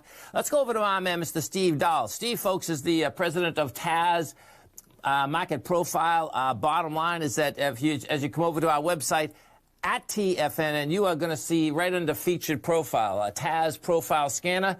Bottom line is that we get a special. Steve has just upgraded this whole system. We're going to have him on to talk about it any second right now. The deal, folks, is that normally this is about $197 a month. You can save $100 a month by subscribing right now. It still comes with a 30-day money-back guarantee. And just put upgrade in the promotion code, and you are going to be off to the races. Steve Dahl, what's going on? Hey, what's happening, Tommy? I'm glad to be back, man, in the saddle again, and liking the sound of your voice there. That's a beautiful thing, man. And we tripping into winter, December. Okay, so let's talk about if you can give the folks, Steve, this program is phenomenal. That's the bottom line. I mean, folks, I know we have a lot of products and all that, but the bottom line is that I use it every day. Tommy uses it. Steve Rhodes uses it. You hear the profiles day and night. The bottom line. So tell us about the program and tell us what you upgraded, and let's go from there. All right, that sounds good. I've got maybe a slight delay on the audio if I'm a little disconnected with you here, so I'm going to do my best, and I promise we'll be in sync next week. If you look at my screen here, those of you in the Tiger's Den, you can see the familiar TAS profile scanner. And this is a beautiful tool. As you know, it's been around for many years, and you and a lot of the guys over there are using this product every day. It's really built on being a time saver. That's really the construct of why we built this initially for one of our institutional clientele, to save them time kind of sifting through all the noise in the market to identify the biggest market movers likely to emerge, not only in the current session ahead, but these sessions that follow. So on the main dashboard here, this allows for some really quick sorting, like, for instance, at the top left, just by click. Again, that could be a couple seconds. You can see there's a lot of bullish candidates here. It's like a sea of green. My glasses are red here, but it's a sea of green there, given where the market is. But For those of you that are bears, you can do just the same thing to identify across different time frames. Any bears, like for instance, look at all that green. Look at these candidates here. You got Baxter, Salesforce.com, Leonard Corp. So it narrowed very quickly, just 4 candidates. And what's really neat about the tool here is when you go into the different chart patterns, let's take Salesforce on a weekly time frame. It just here on the current weekly bar broke down. If you look at my screen in the top right over here, yes, breaking down below that key 238.72 level. This thing is not a stock that you want to be a part of, at least from a technical standpoint, based upon the scanner. And again, there's not enough hours in the data to basically filter through these markets. Some of the new features, Tom, I know you want to get into some of those. Up top here, you can see we added a cool new feature that came from our loyal users that said, Steve, we love the tool, but I'm finding great opportunities in stocks that are beyond my price range that I like to trade. So we added up here a slider, which you can see here. Okay. I go back up to the main dashboard here to bring up all the candidates. Reset here. There we go. Bring all the candidates. And let's say we want to only look at stocks between, $1 and say $25, $30. Here's the one I got set to 30. Now we've reduced that universe to a smaller, maybe a more tangible, tradable list of markets. And we could still come in here and again find some of those awesome candidates that are bullish, bearish, neutral. Yes. Inside the utilities and sorts that we have here. So that's pretty cool because really a lot of these, we're going to roll this out totally free to current users, and more details on that coming out soon. But for those of you that have been waiting for an opportunity to get into this major time saver, to find opportunities, there's no time better than the present here at TFNN. Yeah, and you know what is great, Steve, is that of course, we're sitting at all-time highs, and what has happened is that a lot of these small stocks, which happens at all-time highs, that's when they really stop moving. So percentage-wise, there's some real action there, and it's pretty cool that you basically have broken that down. So, because there's plenty of people that, when you're trading, it doesn't matter. It's what's moving the fastest, the quickest, and if it's a lower dollar stock, well, guess what? Your risk intraday is going to be lower also, So, pretty cool, man. It is. It's, like as a trader, which, I've been at this, I'm coming up on my 20th year. Largely with a focus on commodity and futures. That's my call it area of expertise, but a lot of that extends into still making smart decisions in equities. As long as things are moving, and they have been moving, as we know this year, it's really been a trader's delight to be in these markets. And, from our standpoint, and I was talking to Tommy this week as well, it's been really awesome to see, companies like ours and yours that are out there doing we've been working from home for a long time and socially distanced and finding opportunities. We're lucky. So it's great to welcome in some folks that are saying, I got more time on my hands now, and I want to learn a new skill. So I want to learn about trading, maybe reeling in some decisions on my own as opposed to relying. So can you give the folks, because there's plenty of new listeners out there, if you can give the folks a quick rundown on what a profile is, meaning that, where the trading takes place, so they can kind of understand, this is not a black box, folks, okay? There's a methodology behind it, which is really cool. So if you can just give them an update, as to what a profile actually is, Steve. Absolutely, sure will.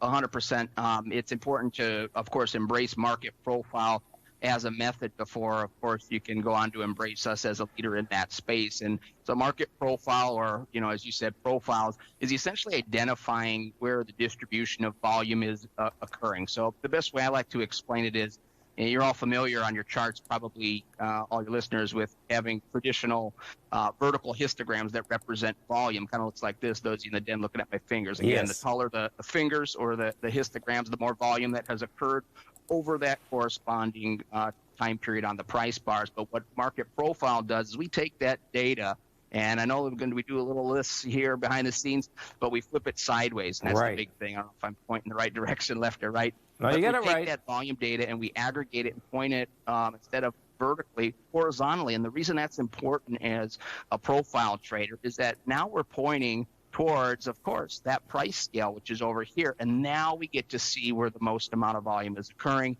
And then it's just kind of your typical bell-shaped curve curve for distribution, where we really want to hone in on what we call value areas, where 68.3%, we'll call it 70% of the volume activity is occurring. And we use those levels, Tom, as you know, as really great, reliable support and resistance levels to initiate trades. We break out of those zones, but also put stops on the other side. So they end up being, working in our favor in both ways. And you and I both know, if essentially profiles is in, uncertain terms, like the footprint of the institutional footprint in the market where they're trading.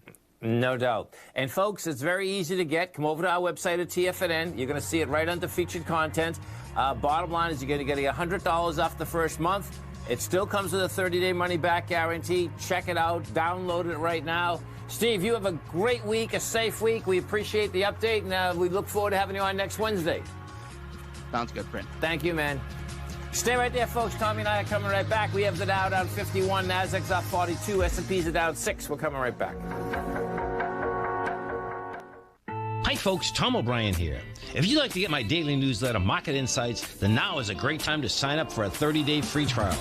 Every morning by 9:30, I send out my morning letter to subscribers with market commentary on a variety of markets, currencies, and commodities to keep investors up to date on the day's trading action. Included in Market Insights are specific buy and sell recommendations for stocks, ETFs, and even options, with stops and price targets included for every trade in my newsletter. If you'd like to try my newsletter risk-free for 30 days, then head over to the front page of TFNN and you'll find Market Insights under Trading Newsletters. I use my years of trading experience to bisect and dissect the market every morning and give my subscribers the most important information they need to know for the day ahead. I even issue afternoon updates for my subscribers whenever warranted with important market action. I'm always scouring the market for the next great trading opportunity. Sign up for your 30-day free trial to my daily newsletter, Market Insights, today by visiting the front page of TFNN.com. Wow! Go get them, folks. If you're a trader in the market looking to find the path that leads to maximizing profits while decreasing risk, then now is a great time to try out Dave White's daily trading service, The Path of Least Resistance. Through the use of options and equity trades, Dave advises his subscribers on a daily basis of the current market conditions and what possible trade setups are on the horizon. The Path of Least Resistance is published every trading morning, often with updates intraday when initiating trades or closing out positions. Dave White has advised his clients of some outstanding winning options and equity trades in recent months, and now is a great time to try it out for yourself.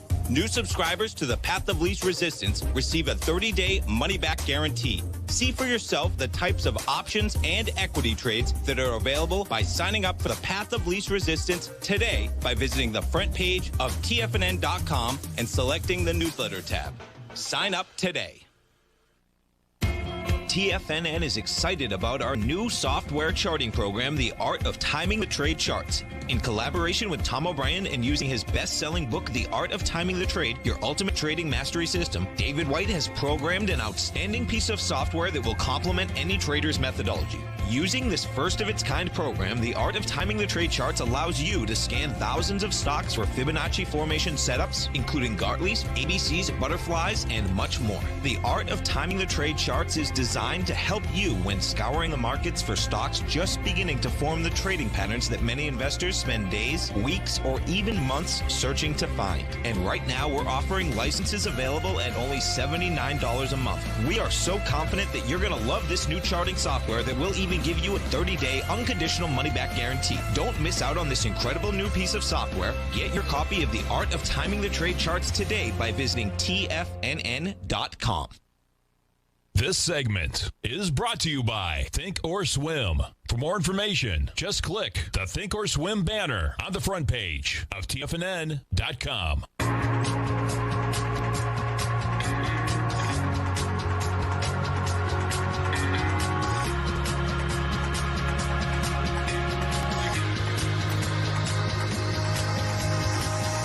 Welcome back, folks. Dow's down 23, Nasdaq's off 44, S&Ps are up 4.5. Market is clawing its way back, and Tom, we got oil out here. So, we sure do. What do we got going on? I know we get the inventories 10:30 on Wednesdays. Crude just at about $45 right now, and what do we got? Crude inventories fell 679,000 barrels. Okay. Let's what see. Are we looking for? Any, medium estimate. Oh, look at that. They were looking for a draw of 1.9 million. Okay. And as has been the case, no huge reaction right out of the bat on crude. We're trading 44.98 right now. We're up 40 cents on the session. These numbers don't drive the volatility like it used to, man. What drives this volatility is the economy opening back up or not. No doubt, no doubt. Yeah. And, you know, the CRM, all right, Salesforce. Let's go to Salesforce, right? Talk about some volatility here, right? Volatility. And if you want to see, folks, this is like a classic, man. Fills the gap and takes off like a rocket ship. Gets down to 215. The gap's 218, 218.25. So this is going to be intriguing, man. You know, watching out. Remarkable. And I happened to listen to that August conference call. Okay. And I don't listen to many conference calls because, you know, the hardcore fundamentals of that is great, you know, but that's not what I'm into. It's very time consuming if you're going to do it for a lot of equities. But we had a trade going on in CRM in the newsletter. I listened to it in August, and I was just awestruck by the numbers, by the way the analysts were even talking about it. And listen, analysts can get caught up in the parade as well, right? Sure. But it was numbers, man. So to give it all back is just pretty remarkable, and their growths are huge, man. Now with the market, because I was trying to take a look at, because we had a trade in there as well, a couple actually for the newsletter, was what they were punishing them for so much, right? I mean, part of it is you could say that it's the slowest growth they've had since 2010, I guess. One classification. Where'd they get into here? Yeah. Here, Salesforce annualized revenue topped $20 billion. The forecast for the full year of 21 to 22% growth would represent the company's slowest rate of expansion since 2010. So there you go. So they had 29% growth in the quarter. There's their worry. I heard their CEO, how do you pronounce his last name?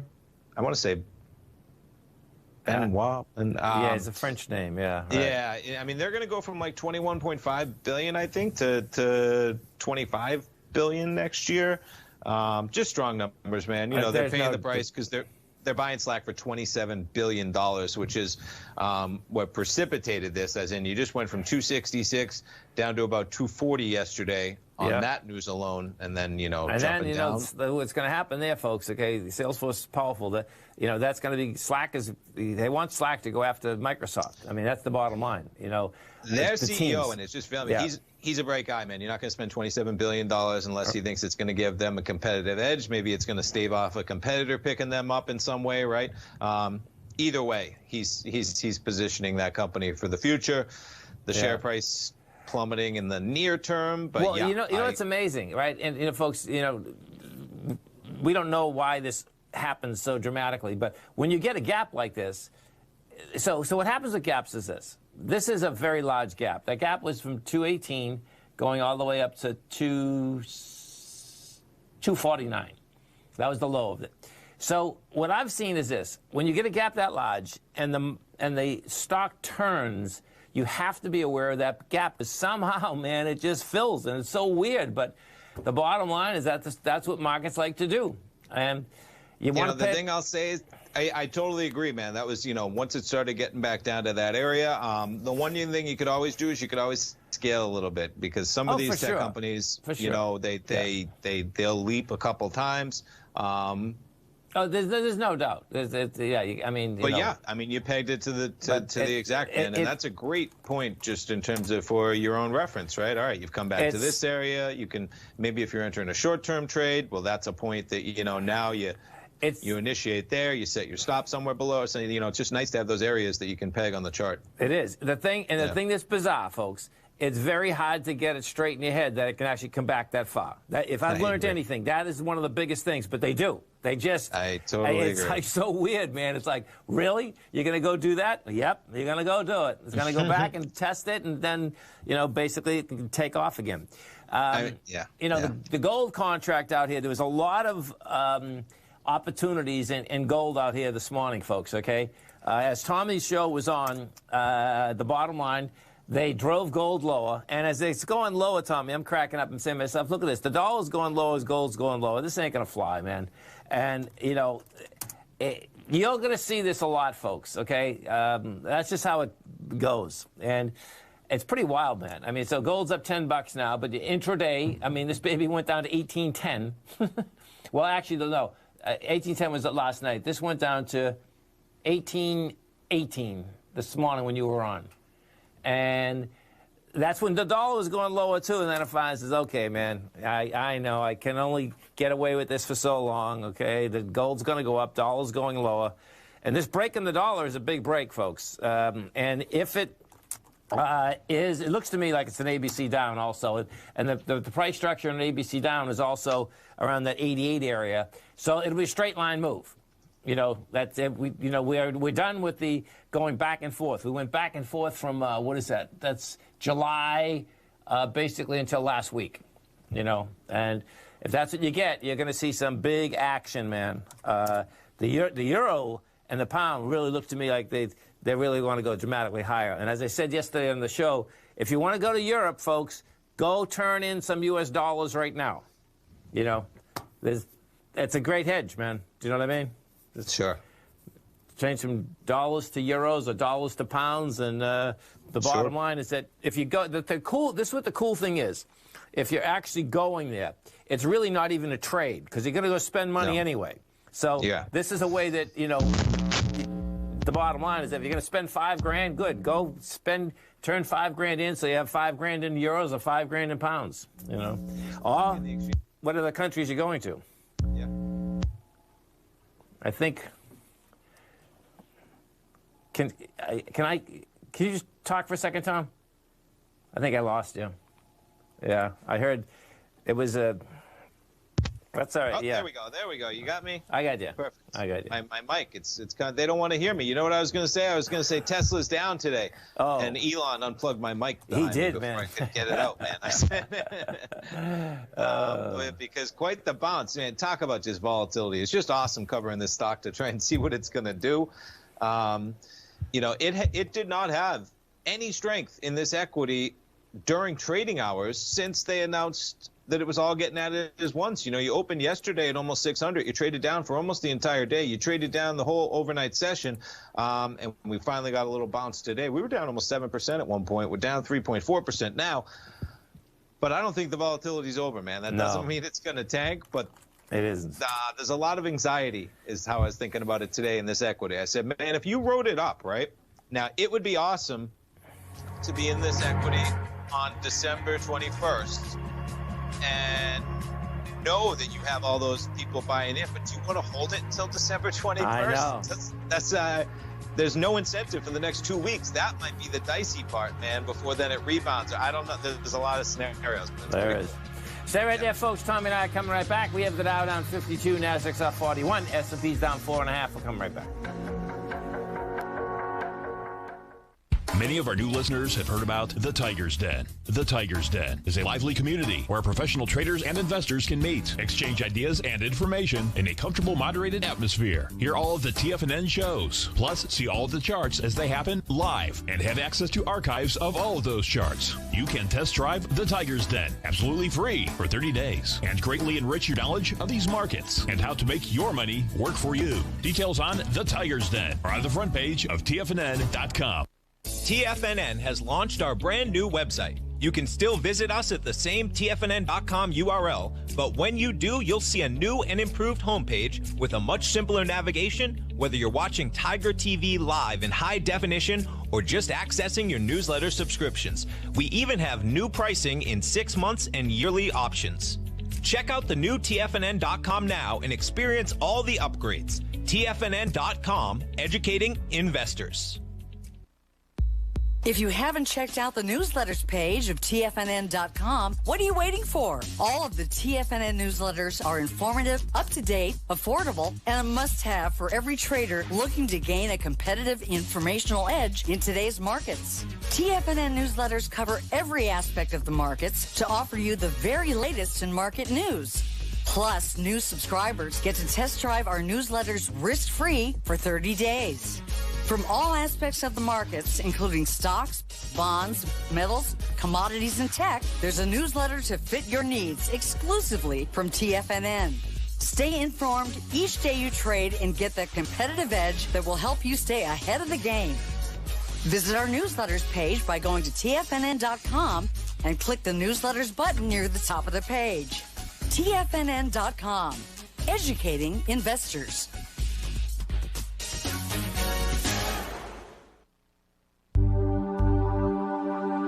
Biotech is booming, but for how long? Whether you think the biotech bull has room to run or has run its course, trade LABU or LABD. Direction's daily S&P Biotech 3 times bull and bear ETFs. Visit directioninvestments.com/biotech today. An investor should consider the investment objectives, risks, charges, and expenses of the Direction shares carefully before investing. The prospectus and summary prospectus contain this and other information about Direction shares. To obtain a prospectus or summary prospectus, please contact Direction shares at 866-476-7523. The prospectus or summary prospectus should be read carefully before investing. An investment in the funds is subject to risk, including the possible loss of principal. The funds are designed to be utilized only by sophisticated investors such as traders and active investors. Distributor Foresight Fund Services, LLC. Don't forget, you can listen to TFNN live on your mobile device 24 hours per day. Go to TFNN.com, then hit Watch Tiger TV. That's TFNN.com, then hit Watch Tiger TV for the latest market information.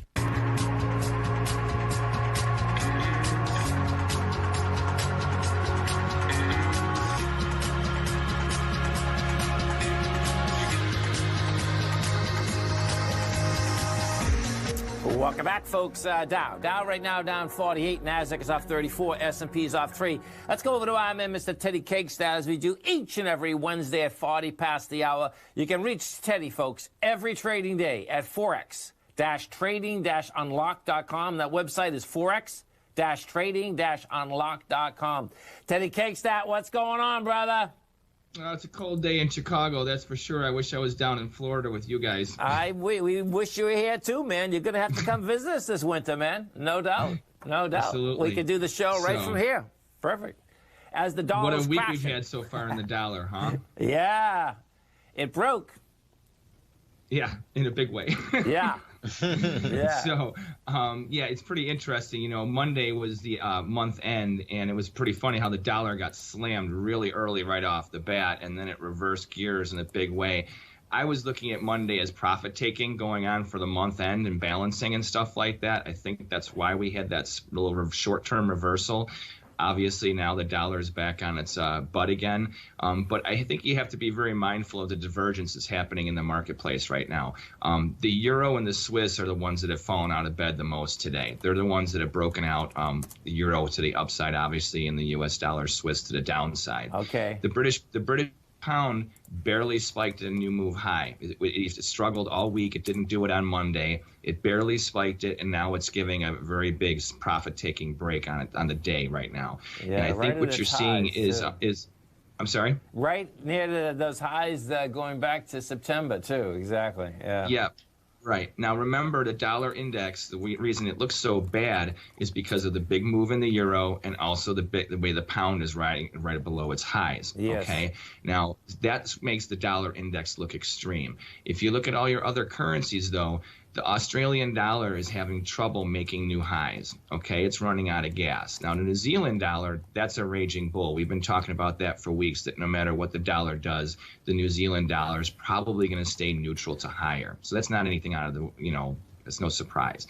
But we have the U.S. dollar yen trade. Now we have gold. That's your baby, right? Yeah. That's starting to have a nice little corrective move to the upside. The U.S. dollar yen, now it's trading right in between 104.80 and 103.80. That's kind of like the breakout area, and it's hovering below that 104.80. If dollar weakness is prevailing, I still think you're going to see U.S. dollar yen break out to the upside. Okay, I just do not see it being a bear. You would have to get below 103.80 to really make me look neutral to bearish on that one. Okay. So, let me just get that one straight. So, are you saying that the yen is going to go higher, like 105, 106? I could see it going up to that area. Okay, absolutely. Cool. I'm not looking for a major move. No, I just wanted to get it straight. Right. No, I know what you're saying. It's hanging in there. It's battling this area right here, no doubt. Right. Yeah. Mm-hmm. So, and I think that has a lot to do with, you can see some of the divergences going on in the major markets that affect currency pricing. Now, when the dollar index spiked low back around November 9th, 10th, okay, it bounced off that for a couple of days, and then it went sideways for a couple of weeks. The bonds, however, they spiked like 2 days lower or later, then they rallied up, and they were holding. They were the ones that led the break here, and now they are not making new move lows while the dollar index is. So when you have divergence between interest rates and the dollar index, okay, that makes me say that obviously there's a play on one of the bigger currencies, which is obviously the euro. The pound is not breaking out to the upside, okay? So euro strength, long term, I can see it developing, especially with the Biden presidency. A Biden presidency is bearish the dollar overall. But right now you have the interest rates because they're not making new lows. Okay, that tells me that we're starting to see the stretch on the U.S. dollar, where overall we may remain bearish, but we could have a big snapback correction. Because if the euro, it could markets come out like they go in. There's been if you look at the slope, especially in a lot of the currencies versus the dollar that are strong, they're very steep. Markets don't go in a straight line. They just don't, So, and we're coming into now that we're done with the balancing for the end of the month, and we're coming into futures rollover, we're coming into the end of the year, we're going to have a lot of volatility, I think. And unless the bonds really start to break and continue going lower, it's going to be hard to be a big dollar bear. You know what I'm saying? Like if all of a sudden the 30-year gets a rally, okay, you're not going to see the dollar continue to fall versus the euro and the pound. It's just not very likely. No, listen, I can see it. Yesterday even there was a trade because what we're talking, folks, is major divergence. I mean, that's the bottom line. My take is that we are going to 88 and a dollar, but we'll see how that shakes out because it's going to be predicated, no doubt, on those bonds. And that's also the Yellen trade. See, now you got to realize Monday was the rebalancing because of the end of the month. Then they confirmed that Yellen's going to be the new Treasury Secretary. Now, that's a big deal because everyone that watches the bonds, especially, knows that she's pro-government, pro-big government, government control. And as far as keeping rates down, she's most likely going to raise rates. You think so? She's been a dove for a long period of time, though. That was when she was Fed chairman, but under this situation with the reality of they're going to refinance the next bailout, and then after that they're going to have to start selling bonds. They're going to have to start raising interest rates. They have to because there's no room. That's what you're saying. There's no room. They have to basically get a demand side of the equation, folks. What Teddy's saying that there's no doubt we're going to sell hundreds of billions of dollars worth of bonds just to stay flat. It's going to be intriguing, man. Particularly Teddy, because the dollar, from the March highs to the lows, it only did a 0.23% retracement. That's very weak, man. So this is going to be intriguing watching this whole baby shake out. But there's a lot of moving parts, man. But the interest rates, I think, are going to be key to this whole equation. Now, this is going to pan out over the next couple of months. This is not a daily or weekly trade. Sure. But this really is, and this is giving us a big indicator for how the first half of next year will go, though. Where we could be seeing after they have the bailout deal, you're going to see a spike in the bonds, and then I'll tell you what, the big short in bonds and notes is coming, and when that hunt comes, then you're going to see the dollar collapse. That's when you'll see the euro back at 130, 140. It's intriguing. Like I'm even saying to folks out here this morning, if you're going to Europe next year. The bottom line is nothing wrong with swapping some dollars for euros right now or pounds. And when now, I bet you it's a good deal. Yeah, and when I'm saying that, I'm thinking like you're big in the currency market. All these big dudes in the currency market. I can see that we can actually go lower in the dollar because if people start doing that, it's like, okay, man, hold it. That they're hedging their bets here. Do you know what I mean? It's like, wow. Okay, so right. Yeah. And when people start to travel, too. Yes. Dollars are going to get sold off no matter what. It's going to happen, So I think that's the longer term trade. Yes. But like I said, short term, the yen, watch that 104.480 to 103.80, either way, whichever way it goes. That's probably where you see a new trend emerge for at least a week. I'd be very careful being a buyer in the euro US dollar right now at these levels because you're going to see a lot of volatility. Well, listen, get your bags packed. Get a date down here. We're going to bring you golfing. January, Come on down. We'll bring you up to Christmas. Bel Air Country Club. We'll do some golfing. You'll have some fun. Wow. Okay. Seriously.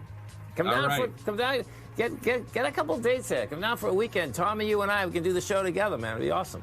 That sounds great. That sounds like a good idea. We'll talk about that later. Perfect. Thanks. You have a great one. Have a safe one. Thanks for the education, Teddy. Talk to you next Wednesday. Thank you, guys. See you next week. Stay right there, folks. Tommy and I are coming right back. Back in the day, I joined Hotel California in 2006, and like many of you, was drawn in by, as well as... Whatever you think about, you bring about. Whatever you focus on grows. You see, I believe that everything in life happens for us, not to us. And Tom ignited the fire within me to want to learn how to master the markets. So how did I go from knowing nothing about technical analysis to becoming the #1 market timer for the S&P 500 in 2018 and the #2 market timer in 2019? Simply put, I hired coaches with a proven track record, which led me to a whole new set of tools that I created to interpret the message of buyers and sellers. I would love the opportunity to teach you this award-winning set of tools and to help you improve your market timing. You can test drive my newsletter service, Mastering Probabilities, for the next 30 days with no risk to you. Plus, you'll gain access to archive workshops that'll take you step by step through my system. Sign up today by going to the homepage of TFNN.com and selecting Mastering Probability in the newsletter tab.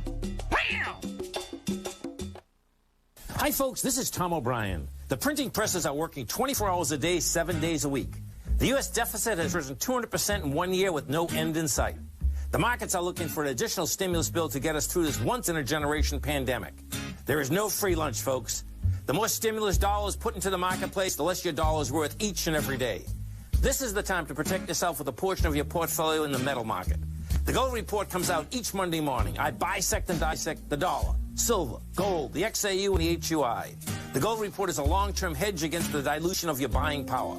The U.S. has put more than $6 trillion into the marketplace in the last 6 months, with more expected in the next few months. The market did and does need a stimulus, but it will have long-term implications on our buying power.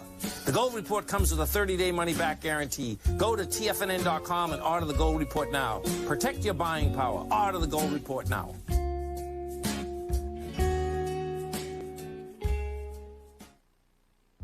With markets trading with extreme volatility and peaks and troughs everywhere, regardless of what you're looking at in the markets, this is a great time to see the type of analysis Basil Chapman delivers for his subscribers every market day with the Opening Call newsletter. Basil has been analyzing markets, providing his take for subscribers to his trading services since 1984. Every morning, Basil publishes an update for his subscribers, along with weekend and evening updates when warranted. The Opening Call provides traders a daily market overview with regard to the direction of the key indices, selective stocks, and commodities, along with specific recommendations, including stops and targets. You also gain instant access to Basil's subscriber webinar archive from earlier this year, a dark cloud cover, and essential market analysis. Ride the Chapman wave today by signing up for the Opening Call newsletter on the front page of TFNN.com under the newsletter tab. New subscribers get a 30-day money-back guarantee, so you have nothing to risk. Sign up today.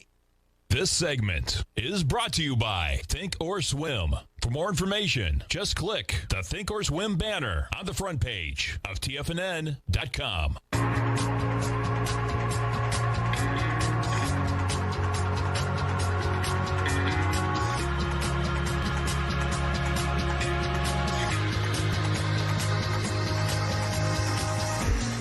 Welcome back, folks. Dow's down 61, Nasdaq's off 50, S&Ps are off 4.5. And folks, as you come over to our website at TFNN, you are going to see right into featured content. Our man, Mr. Larry Pesavento, he is going to be doing a live trading webinar. This is going to be a week from today, 9 a.m. to 2 p.m. Eastern Standard Time. And bottom line, folks, if you really want to basically get into intraday trading, well, this is what you want to go for. The whole day is only $295. Bottom line is that what you get with that, however, is you get his newsletter 24/7 for the whole month. And so anyone that has gone to his webinar all year, right, is going to go for free, right? That's right. So Larry's, this will be the third one he's done this year of this. If you went to either of the previous two or both of the previous two, anybody who attended the prior two, I believe it was April and maybe August. Okay. You're going to get to attend this for free. We're going to email email those people today. Nice. You have to do nothing. Yeah. The link will be right on your account page. You'll be able to attend a week from today, 9 a.m., nothing to do. You'll be signed up. You'll get an email letting you know that today. I know we've gotten a couple emails already saying, hey, I went to those to one in August. I want to go. You don't have to do anything. You'll be there. The great thing about that for people who are new, who sign up for this one for the first time, is you're going to have a great environment of all these traders in there asking questions, participating, a nice little back and forth for those 5 hours if you attend live. All that included. And of course, if you can't go to the whole thing, 5 hours, you just can, maybe you got kids, whatever it is, it'll all be archived. So you can attend when you can. 5 hours, that'll be archived. And then you get his newsletter, which is a $97 value. That's too, right? That's right. You got it. So check it out, folks, right? The front page of TFNN. It's going to be next Wednesday, 9 a.m. to 2 p.m. Stay right there, folks. We got Think or Swim coming up next. And I'm Mr. Basil Chapman, Steve Rhodes, Dave. Wait, I'll be back this afternoon. Thanks, pal. Thanks, man. Yeah, look at it, folks.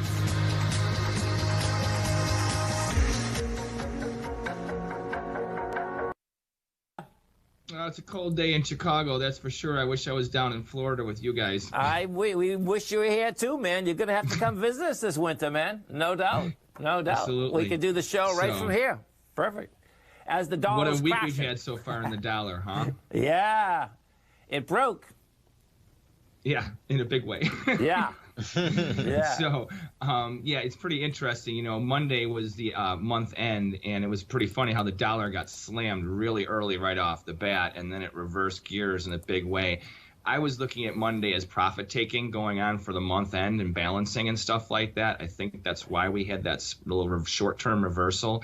Obviously, now the dollar is back on its butt again. But I think you have to be very mindful of the divergence that's happening in the marketplace right now. The euro and the Swiss are the ones that have fallen out of bed the most today. They're the ones that have broken out, the euro to the upside, obviously, and the U.S. dollar, Swiss to the downside. Okay. The British pound barely spiked a new move high. It struggled all week. It didn't do it on Monday. It barely spiked it, and now it's giving a very big profit-taking break on it on the day right now. Yeah, and I think what you're seeing is I'm sorry? Right near those highs going back to September, too. Exactly. Yeah. Yeah. Right. Now, remember, the dollar index, the reason it looks so bad is because of the big move in the euro and also the way the pound is riding right below its highs. Yes. Okay. Now, that makes the dollar index look extreme. If you look at all your other currencies, though, the Australian dollar is having trouble making new highs. Okay, it's running out of gas. Now, the New Zealand dollar, that's a raging bull. We've been talking about that for weeks, that no matter what the dollar does, the New Zealand dollar is probably going to stay neutral to higher. So that's not anything out of the, it's no surprise. But we have the U.S. dollar yen trade. Now we have gold. That's your baby, right? Yeah. That's starting to have a nice little corrective move to the upside. The U.S. dollar yen, now it's trading right in between 104.80 and 103.80. That's kind of like the breakout area, and it's hovering below that 104.80.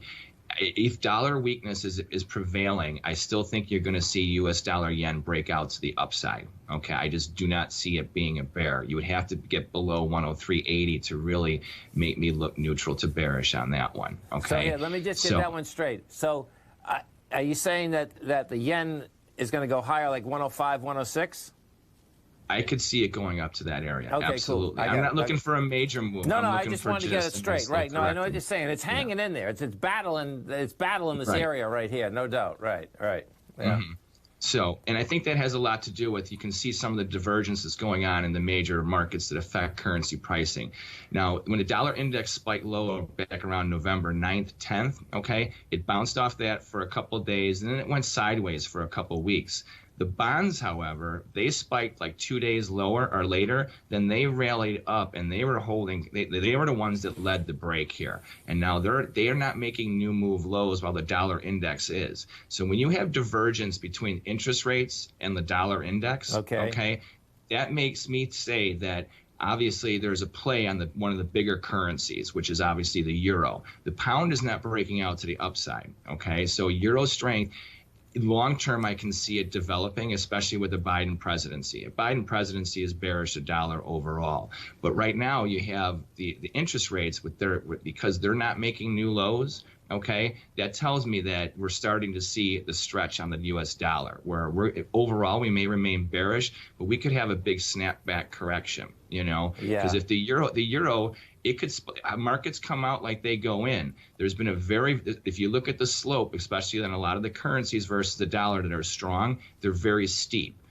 Markets don't go in a straight line. They just don't, So, and we're coming into now that we're done with the balancing for the end of the month and we're coming into futures rollover, we're coming into the end of the year, we're going to have a lot of volatility, I think. And unless the bonds really start to break and continue going lower, it's going to be hard to be a big dollar bear. You know what I'm saying? Like if all of a sudden the 30-year gets a rally, okay, you're not going to see the dollar continue to fall versus the euro and the pound. It's just not very likely. No, listen, I can see it. Yesterday even it was a trading, because what we're talking, folks, is major divergence. I mean, that's the bottom line.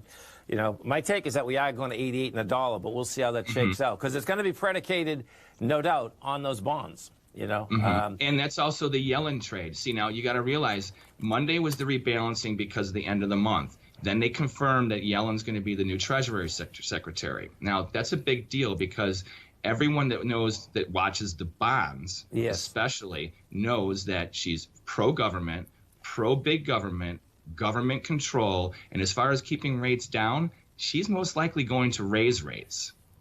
You think so? She's been a dove for a long period of time, though. That was when she was Fed chairman, but under this situation with the reality they're going to refinance the next bailout, and then after that they're going to have to start selling bonds. They're going to have to start raising interest rates. They have to, because there's no room. That's what you're saying. There's no room. They have to basically get a demand side of the equation, folks. What Teddy's saying, that there's no doubt we're going to sell hundreds of billions of dollars worth of bonds just to stay flat.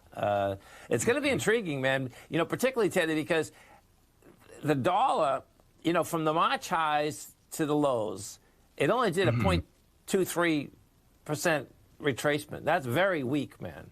So this is going to be intriguing watching this whole baby shake out.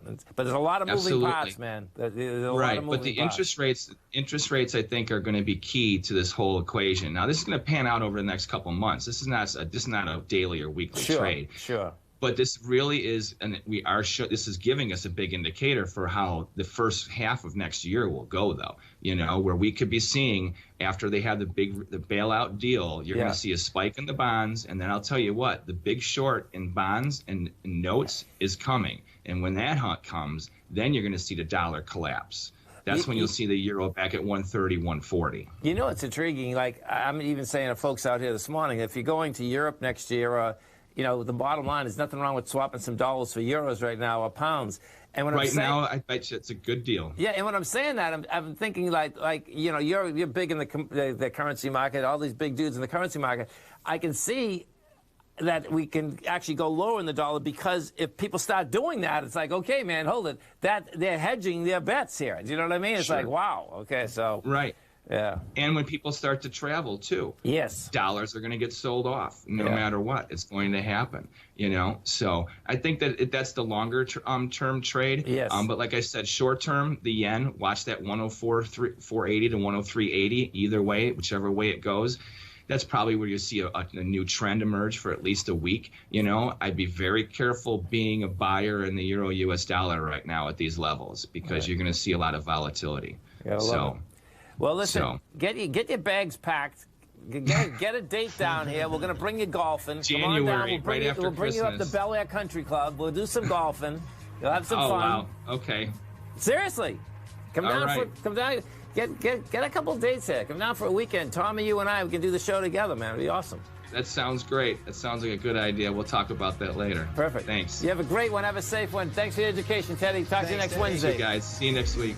Stay right there, folks. Tommy and I are coming right back. Thanksgiving, guys. I hope you guys have a happy, safe holiday ahead of you. And you also, You man. too, Teddy. That's Happy right. Thanksgiving, Thanks. man. This is always a great time of the year, man. Yeah. Well, holiday markets, I think, is what most people can expect for the currencies today and probably even on Friday. Yes. I do like your last segment, by the way, on the put spreads and stuff like that. I was having a conversation about how with this rally right now, what's going on. And I told some people already you'd have, especially like Tesla and some other things, it's hard to put option plays on those stocks because they're so expensive, especially the option pricing. Sure. But I think that your vertical put spreads, especially selling credit spreads above the market, and especially married puts and stuff like that, I think that's going to be a growing momentum thing that's going to impact the market for sure over the next 2 months. So, and it does tie into the currencies actually, because I was looking at like how the CRB is moving. Heating oil is exploding. You know, oil had obviously a nice move the other day. Gold is kind of sagging, you know, so that's the one weakness that is a little bit questionable, and I don't understand really why there's such a sell-off right now. But the dollar index is holding. We didn't take out the low from August yet. We've been hovering above it, and the most of the lesser currencies are the ones that are stronger against the dollar right now. The pound failed to make a higher move high over the past 2 days, but the euro barely made one today, you know, by a few pips. It's not really holding it. So I think that you're seeing that holiday trade for one, yes, and dollar consolidation. I don't think the dollar bears have a chance of really hitting the dollar any harder than it's been. I think they were waiting for you to come on, Teddy. As you've been on, the dollar just went down 100 ticks.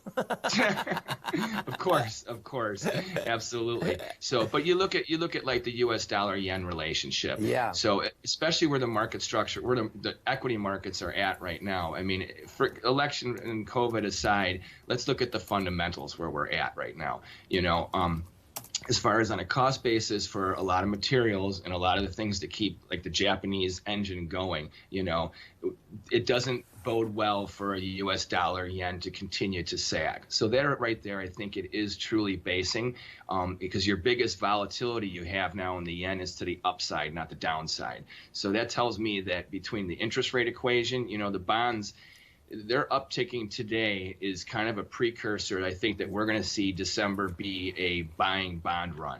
Okay. Yeah. So no, this is interesting, Teddy, because even yesterday when the market was up so dramatic, I couldn't believe the 10 was only down one tick. It was like, really? Right. Yeah. Right. Well, and see, you get like, you watch a ticker like I do. You see those things on how you can see the little nuances, like you were just talking about market mechanisms. There's a difference between just trading fundamentally and technically, and also understanding how the market mechanism works. Right. You know, and I think that's what we're going to see over the next couple of weeks, is that you're going to see a flurry of bond buying, especially coming in by like the Japanese and stuff. Now, at the counterpoint, I think what they're going to do is start to sell into our rally in our stock market. Okay. You know, so, and the reason being is that, you know, the pension funds in Japan are based off of our stock market for one, you know, and when you consider the volatility we've had and where the currency relationship is, and especially where the interest rates are, I could see that you're going to start to see an unloading of profit taking going on globally, not necessarily from U.S. investors. This is from the foreign investors, you know. So the Biden transition, however that goes, I think is irrelevant, but I think you're going to see a bond rally because they're going to go into bonds short term. You know, so that's going to put the bonds, especially as we don't know how these lockdowns where it's going to be with us in 2 months. You know, you mentioned Illinois with the unemployment. Well, they also came out today in Illinois, over 12,000 businesses have shuttered since March, and they're shuttered, gone, done. They're not coming back. You know, so, and they're expecting another 5,000 to close before the first of the year. That's in the next 5 weeks. Yep. That's insane, you know. So, I mean, if you have that kind of an exodus from a major city like that, and I can't speak for what goes on in New York and LA except for what I hear from people, but I live in this area. Exactly. You know? And it's a powerhouse engine for this country. So if you have all this business leaving, I mean, think about the tax revenue that will not be coming out of Illinois anymore for the federal government. These numbers are huge, and it's going to hit things very quickly, I think, next year. So I think you're going to see a run-up in bonds, but the dollar is showing that it can't get beaten up very much more, you know? So, I mean, it's good for us. I mean, in a sagging economy and a potential thing like what we have ahead of us, a weak dollar would be good for us, you know? So, but I think you're going to probably see a dollar rally start to emerge short term over the next couple of weeks after the bonds rally first. Yeah, you know, this unemployment and business shutting is a big deal. Because what happens in Chicago, too, folks, I mean, you can go back to the cattle days. Chicago is a dynamic, it's in the middle of the country, and there's people that come in from everywhere to Chicago. You've seen it, Teddy, you know what I mean? Mm-hmm. Like when you guys, you're not in the city now anymore. Everyone's out of the city. So no one's coming in and visiting. They have this huge, you know, it's a very early city. Everyone's in early. So O'Hare finally did a little over 1 million people 2 days ago, which is like still down 30%. O'Hare usually has 3.5 to 4 million people travel through it a day, and they finally broke the 1 million people mark, and that's because we have the holidays coming up. Right. That's the only real reason.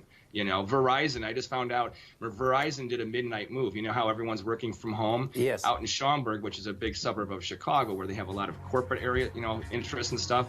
Verizon and a couple other companies did a midnight move. They're gone. They left. They shuttered and they're gone. Tense. Yeah. So, well, listen, not good man, for the restaurant. You have a great Thanksgiving, safe one. We look forward to speaking to you next Wednesday, Teddy.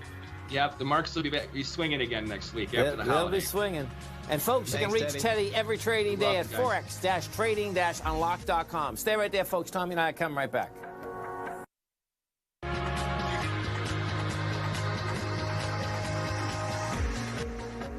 Welcome back, folks. Dow's down 742, Nasdaq's off 322, S&Ps are off 92. Let's go for the wire man, Mr. Teddy Cakestad, as we do each and every Wednesday at 40 past the hour. You can reach Teddy, folks, every trading day at forex-trading-unlock.com. It's forex-trading-unlock.com. Ride 'em, cowboy, Teddy. How you guys doing today? We got some really good things to talk about when it comes to the currency markets today. I like it, Teddy. Let's go. Let's do it, Well, man. do you want to start with Asia or you want to start with Europe? It's Wherever your choice. you want, tell man. me. I'm wide open here. Okay, well, why don't we start with the yen? The yen has obviously been in a bearish market with the dollar, okay? Now, it made a lower move low today, okay, confirming that it's still bearish. Yeah. It's kind of looking like a nice little bounce. It's because of the dollar rally. I think it's getting a little bit of that this morning. But I would be careful with that. Unless you get a rally above the 105.05 area, I don't think you're going to get an upside breakout in any means. And even if you do, it'll be a neutral, not necessarily bullish breakout. I think that if we test that 104 level again, which we're not too far away from, that you're going to see that continuation of the downtrend. And I really think that the U.S. dollar yen trade is going to maintain a bearish posture for even through the election. Okay, and that's the only currency I think that you can kind of count on right now as far as technically trading and fundamentally without being so news driven. Okay. Yes. Now in that same trading zone, now we have the Australian dollar and New Zealand dollar. Now we talked about a month and a half ago how we had the initial divergence in currencies would help. It started to have them free flowing again, where they weren't just trending one way against the dollar or with the dollar, you know. So now we have this divergence that's kicked up the heels and whatever. We're coming into the elections. So now where the yen, I think, is the stable one, the Aussie and the New Zealand dollar, two totally different things. Australian dollar, US dollar, it's a bear right now. Okay, so unless you get a rally above that 71.55 level, I don't think you're going to have even a neutral trade with that one. Okay, because Australia is heading. They have a lot of issues with the coronavirus, and then if we have shutdowns globally, especially, they're going to get hit hard. You know, and then it comes to the commodity things. Oil is now. You got Libya that went back online this week. That's another 1 million+ barrels a day of oil coming back into a market that they're looking for lower demand. Okay. So this doesn't bode well for the Australian dollar, US dollar. So for those traders who are leaning on the Aussie currency, well, no matter what cross it is, I would not look for very much strength in that currency, at least for the next few weeks into the next couple months, you know, and especially if they take out that, the 70-20 level, I think you're going to see a free fall. Now, New Zealand dollar, not the same case. That's been in a bullish market, at least in the intermediate and short run right now, and it's choppy. And I think that's because of the election. And I think you're going to see more of the same with that. And today, be careful because it made a newer move high, but it's setting up to have a bearish engulfing line sell signal as of the close today. Okay. So like if it was to close right now, the New Zealand dollar, US dollar, I wouldn't say that it's a bear, but it's probably set for a short-term correction. So now let's move over towards our side of the world. We have the US dollar Canada, which has been a bear and all of a sudden had an upside breakout today. So now we know that trending markets are either higher move highs and higher move lows for a bull or the opposite for a bear. So now we've come off a lower move low and we've made a higher move high in the Canada. I think that because of the elections and just because of the current dollar strength right now, since we've had this bounce since last week, that's what you're seeing there. So I'd be very cautious trying to be a seller and jump into that. You know, before I was a sell rally guy for the U.S. dollar Canada. Yeah. Right now I'm off the table for the next couple of weeks. So so there's divergence there. So I'd be very careful trying to, like, I would look to buy dips right now in that. Now let's go to Europe. Europe, we know, is definitely falling into the coronavirus thing. As far as the shutdowns and who knows how that's going to go with the economy, we know it's kind of like deja vu from 6 months ago. I would think that it's probably going to be more of the same going into the holidays. I mean, in Chicago, as of today, there's no longer any more indoor dining. I know. Even in Cook County, the whole county, even in my suburb, can't do it. So we're going full throttle back into lockdowns in Illinois, and it's even going to be more extreme measures than before. You know, so I mean, while this happens across the United States, this is going to definitely impact oil, all these other things, and you know where that goes. Plus the stock market, the S&Ps, they topped out on the 13th of October, and they've been pricing in a Biden win. I mean, you can tell by the sector rotations about what's going on now.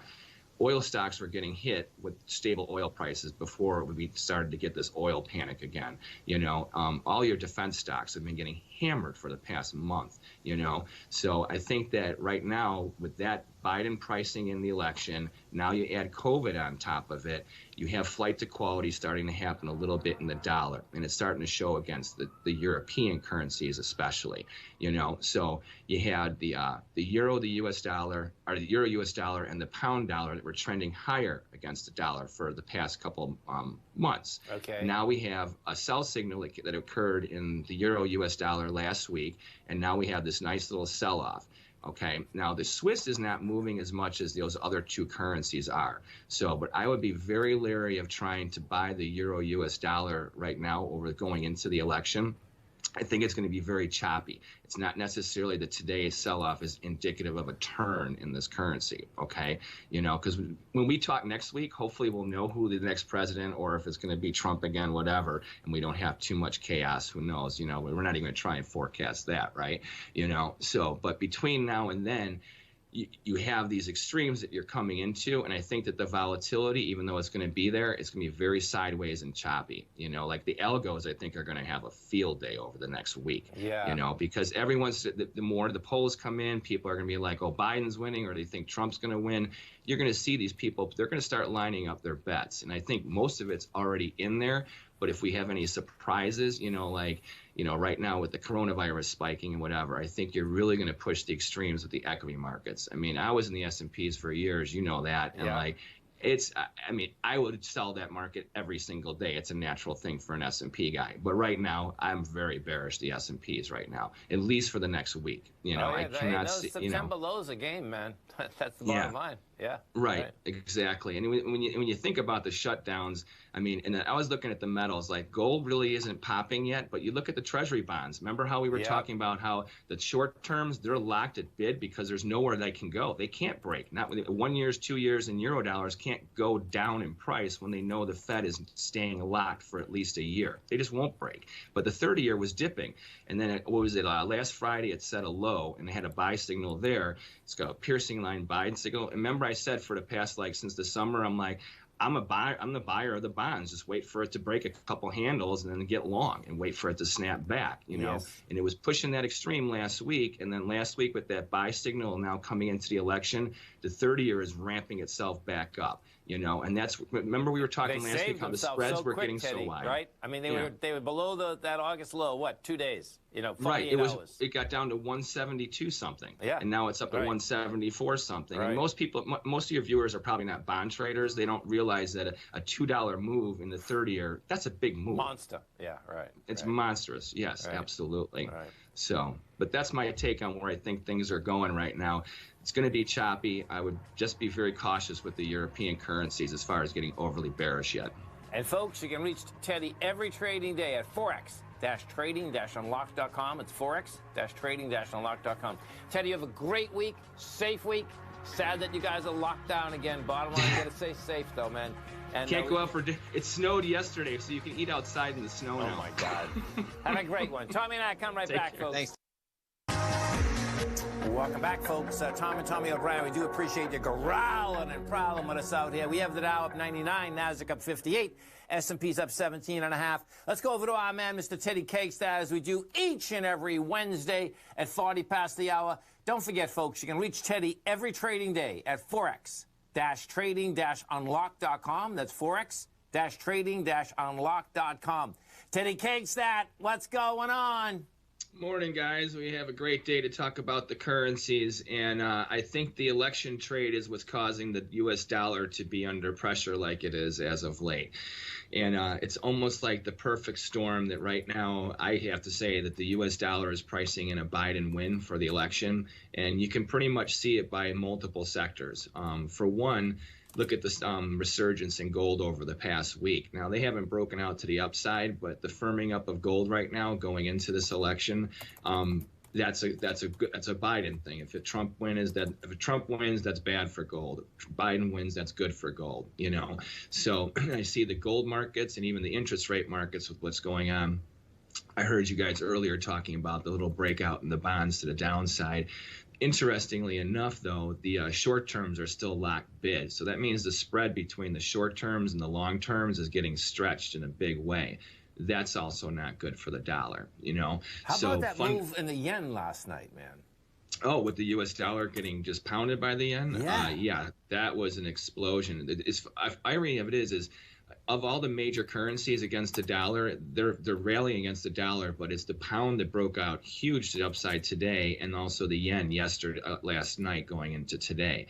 So, and that was the one that really surprised me, was because the yen really did explode. I saw that this morning when I woke up, and Seriously? I was like, oh my gosh, I was know. it getting hammered?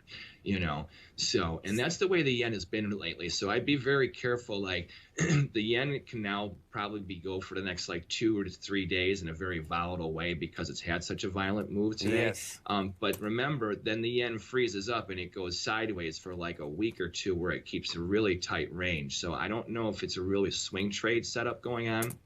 What I think it is, though, is it's showing that, because right now, you know, usually right now when other currencies are rallying against the dollar, the yen is falling against the dollar and vice versa. Today is a move showing that the dollar is just getting hit by all the currencies. Right. And I really think that this is about where the market as a whole globally, they're pricing in, they're looking at Biden as the next president and the person who they're dealing with in 4 months. Why? You know? Hey, Teddy, let me ask that. Why do you think in a gold market that if Trump got elected that it would be bad for gold? Okay, because if Trump gets reelected, here's what happens. The whole tax structure that's now in place, that gets solidified no matter what next year. Yeah. If Biden gets reelected, if he gets elected, that doesn't happen. That means the whole tax basis that's going on right now that you're using that just finally kicked in this year and people are seeing the benefits are from, they will have next year, and then that's it. They lose it. Then they go back to a higher tax. Everyone gets taxed higher federally. What about all the stimulus money, though? It seems to me all the stimulus money, I mean, there's still going to be stimulus money. And well, that's the other problem, and I think that's where you're seeing with the debt market, and that's where it's getting stretched. I mean, the Fed is at basically zero. The Treasury bonds are starting to whack new lows, you know, but it's only in the 30-year and the 10-year. The 2-year notes, and then I mean, when you go down into the euros, they're not doing anything at all. In fact, they're actually staying kind of positive, and that's what scares me, because that's why I think this election trade is going on. And you can see it also, like if you look at ExxonMobil, Northrop Grumman, who stands to suffer if Biden wins? They've been factoring this in already for months. It's not a coronavirus trade. Those companies are getting hammered, and they should be doing well, especially Northrop Grumman, because of all the military contracts they've gotten over the past couple of years. You know, so that means that the market as a broad base, from the equities to the interest rates to even the metals right now, they're expecting in 2 weeks that there's going to be a Biden win. Obviously, we know that if that's a win, there's going to be a contest. You know, it's going to be a complete circus. You know, I mean, there's no doubt about that.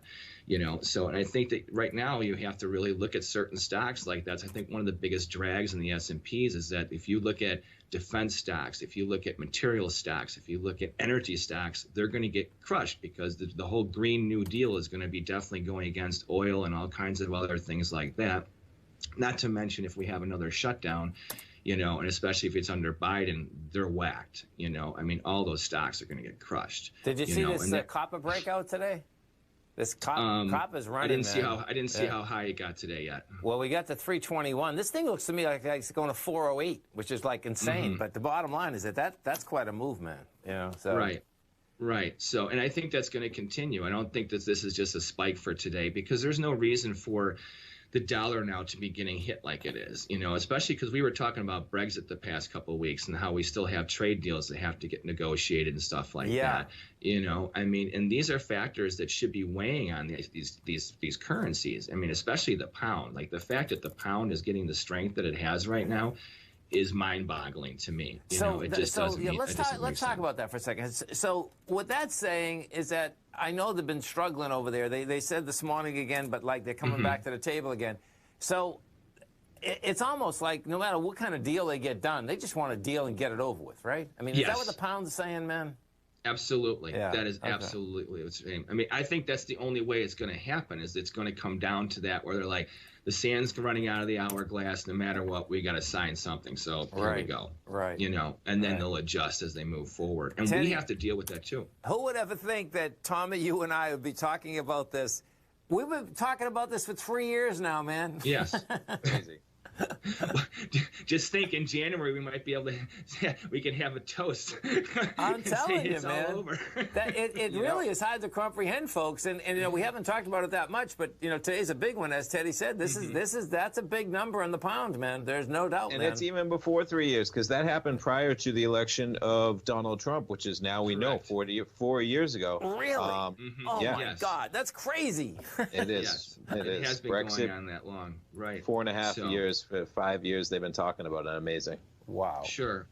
But now I do believe, like right now, the market is pricing in a Biden win for the U.S. dollar. So until the election, you know, now if Trump wins, I think you will see, not like, I'm not going to be bullish to the dollar, but I think you'll definitely see a big resurgence in the dollar if that does happen. You know, but that's 2 weeks away, or a week and a half away, you know. We're all going to learn something, man. It's so cool being in the marketplace when you have these big events like this, right? Because it's like every day I'm trying to say, okay, just stick to what I do, but it's really hard to, too. Do you know what I mean? It's like, okay, man. Well, you hit the nail on the head right there. I was talking to somebody the other day. I'm like, an election is one of the biggest events you can have anyhow, you know, in this country. You know, in this one, I mean, like the companies that I was just mentioning, those things, like, for instance, if Trump wins, ExxonMobil, Northrop Grumman, they're going to all of a sudden get a bounce because they know they're secure for the next few years.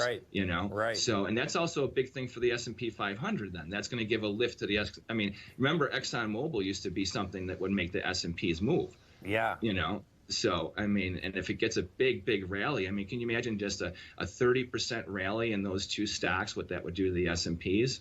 No, you know? There's no doubt. They've been going down for a long time, though, man. That's one of those. Absolutely. Yeah. Unbelievable. So, well, listen, man, it is always a pleasure. We appreciate the education. Ride 'em, cowboy. We're gonna these markets, man, are moving, and we look forward to speaking with you next Wednesday, Teddy. You too. Take care. Thanks, Teddy. Stay right there, folks. Tommy and I come right back. We have the Dow up 46, Nasdaq up 41, S&P's up 12. We'll come right back. Teddy Cakestat, what's going on, brother? Oh, we got a great day to talk. You know, over the past couple of weeks, we called a nice little bounce against the dollar. And remember last week I was saying we got a little foreshadowing coming that I think we're getting ready for a potential turn. Yes. And yesterday I think we got the signal. And your gold market is the one that really gave us the big one. You saw how that sold off, right? Yes. Okay. Well, that was a high probable Japanese candlestick pattern in the gold market. The euro versus the dollar, the U.S. dollar versus the Swiss, and the pound versus the dollar all gave very big signals yesterday. These are all bullish for the dollar in the short run. So, and especially with gold, if it continues, like today, there's a little profit-taking move against it. The dollar is obviously under pressure today, but not very much if you look at by the pound. The pound's only slightly higher now versus the dollar. And I think that what we're seeing today is yesterday was the turn, and so now we're getting basically the trap to get all your weak longs and weak shorts suckered in before we have the next bullish rally for the dollar over the next few days into the next week, I think. So let me ask you, what do you think about the, you know, I'm looking at the pound right now, right? Okay. And, you know, I mean, politically they're, you know, really playing chicken over there. That's for sure. Correct. You know, and so are you looking for that pound to get to lower price? We're at 120? Absolutely. Okay. Absolutely. Okay, cool. I'm looking for the British pound versus the dollar to continue lower, probably down to about the $1.27 even to $1.26 half area. Sure. I think that's a good area where I think going until our elections are over, that's about as far as you're going to see a slide in that, as well as even with the euro. I see the euro getting down potentially to $1.14 going into November, because until they have their trade deals hacked out, and then the whole Brexit thing, and then like you said, there's too much turmoil that we're not getting this news right now because everything is so focused on the elections and COVID-19. I mean, if you look at where the dollar strength is coming from right now, it's not because the dollar's strong, it's because other currencies are becoming weaker. Sure. Look at Australia right now with their lockdowns. I mean, I started to look into some of their news and stuff like that. Like, if they continue with what they're doing, their economy is going to be in for a lot of issues over the next 2 quarters, and especially as we head into 2021. So if we have a global slowdown, that could really impact the Australian dollar, where it's not that the dollar is going to be strong versus the Aussie, it's just the Aussie is going to become very weak. And the same is going to happen with, I think, these other currencies as well. Yeah, no, I can see that. Excuse me one second. That's okay. You can see what's happening, folks, over in the UK, when I was just saying they're both playing chicken, is that the European Union come out yesterday and basically is trying to call Johnson's bluff. And then, so this morning, the UK come out and say, hey, listen, man, if we don't get some real trade talks going by October 15th, we're canceling them, period. So, right. It's funny, Teddy, if we talk, like, things have gone so quick and time goes so quick. Remember, a year and a half ago, that's all we were talking about. Yes. And remember how we were talking about when is this going to end? And we agreed then. We're like, we still have another year of this. Right. And we've barely talked about this except for over the past couple of weeks when we started to kind of bring in these little inklings about it. I know, man. Isn't it amazing how markets work, man? I mean. Absolutely. I mean, no one's even talking about the exodus of businesses out of the EU to the UK right now. Right. They have a deadline over the next month or two, and this is going on and no one's talking about it whatsoever. And I don't know how that cannot possibly have an impact on both economies over there, let alone ours. Right? Exactly. No, it's, what happens, folks, is that, if you get into a brawl, there's never winners. A real brawl, right. Guess what? You have, you're from Chicago, I'm from Boston, whatever city you're from. Everyone's going to walk away hurt. Big time. Yeah. And, right. There's no winners there, man. Someone might think they won, and they did, but guess what? There's leftover, big time. Right. And I think like the gold market, which you follow obviously intensely, I really believe that right now, that is definitely helping to be an indicator for us right now, because you look at the interest rates how they're kind of trying to push for higher levels when we know they have to bounce. So I think that now that we're heading into the fourth quarter, you're going to see this little pressure on the metals a little bit, pressure on the interest rates, and this is all good for the dollar right now, So, but when it comes to these other currencies, I think it's really important that your viewers don't look at the dollar as being necessarily strong. It's just that these tides, like you said, the brawl, there's no winners. Everyone's going to get hurt somehow. So it's hard for them to become so strong against the dollar, I think, for the next I agree. And, it's pretty wild. I mean, you talk about markets being deviant. As soon as I saw that come across, in a longer sense, folks, and this is interesting, Teddy, I'm actually even more bullish on gold now, and the reason is this. What happens is that when you get accelerations up or down, right? In this case, we have had the acceleration up for quite some time.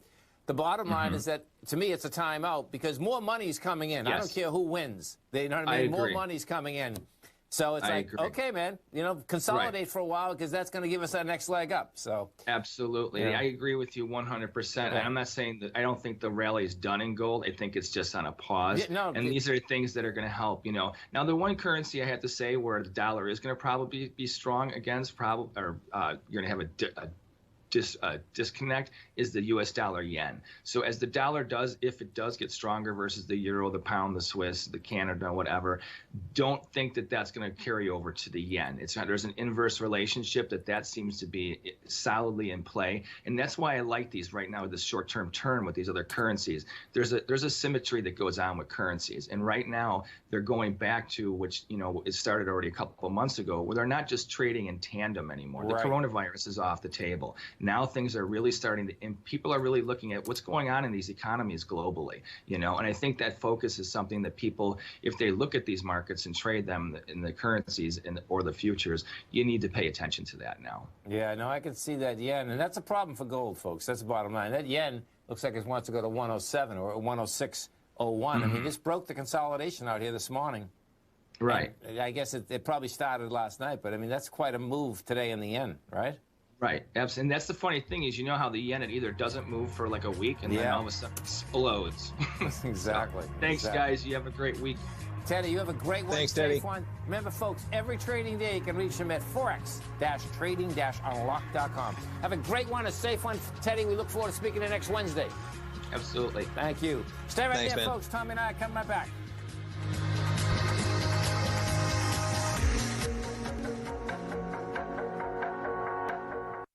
Information.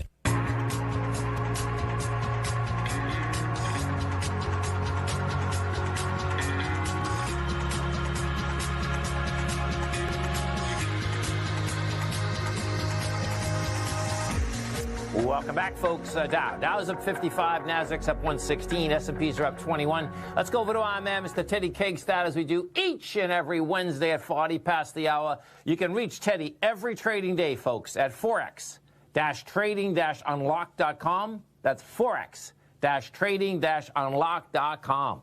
Teddy Kegstad, we get a lot of action out here today. We certainly do. The dollar is just continuing to get hammered and it's making some nice new lows since we've talked last week. Yeah, no doubt, man. So what are you thinking here, man? I mean, we broke that consolidation. Yes. And it seems that it's getting ganged up on. I mean, euro wants higher price, pound wants higher price. Yen wants lower price, stronger against the dollar. It's pretty intriguing, man. I mean, well, it makes sense, right? I mean, that's the other side of it. If the dollar's going lower, those are going to go higher. So where do you think we can go? Well, I think that, the dollar as a whole for the past 3 years has been pretty much in a holding pattern. Yes. Now, you and I, we've been talking for the past few weeks, and we've been kind of edging towards the dollar bear angle for a while now. And we've been talking, remember how we talked about the high and the low that was set in the dollar index in March when we had the extreme volatility in all the markets? Yes. And that was something that we had been slowly kind of, in a holding pattern. But as we slowly eroded, we took out the lows last week from March. That was a very big signal on a weekly basis, on a short-term basis, intermediate-term basis, and that confirms that. I mean, when you have the high that was set in March, that was a lower move high, and now that we've taken out the low from March, that was a higher move low. That's confirmed our longer-term trend now that we're definitely in a bearish cycle for the dollar, I think. Yeah, and I guess for currency traders, I mean, it's pretty cool. You have a lot of choices out here, man, right? I mean, because as that happens, the euro, we're at 117. I mean, the next, I think was it 132? Let's see, what did it? Well, yeah. I mean, that's game to 124, man. You got some resistance up here, but it seems like 124 is game there. The pound, wants a lot higher price, so there's going to be a lot of movement around here in this currency.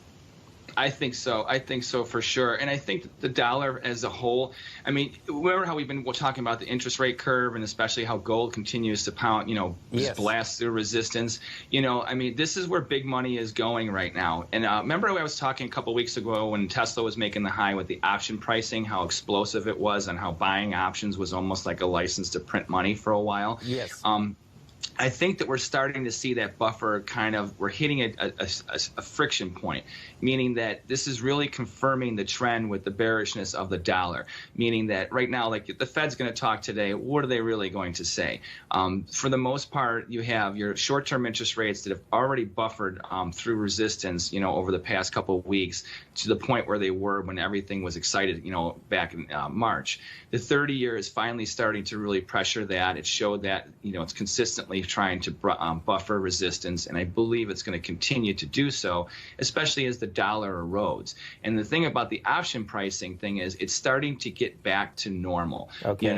And when that starts to come back to normal, that starts to tell me that these trends are legitimized, whereas when you have such an erratic pricing differential going on when it comes to the options and the futures and the currencies, and these are even the currency futures and the currency options, it's not just the algos that are exploding and running these things all over the place. That's showing that there's a really big change in complete market sentiment. And I'm talking about the broad market, not the short-term influences like the Fed, the Fed today. I can see what you're saying, man. It's amazing. Tommy and I talk about this a lot, too.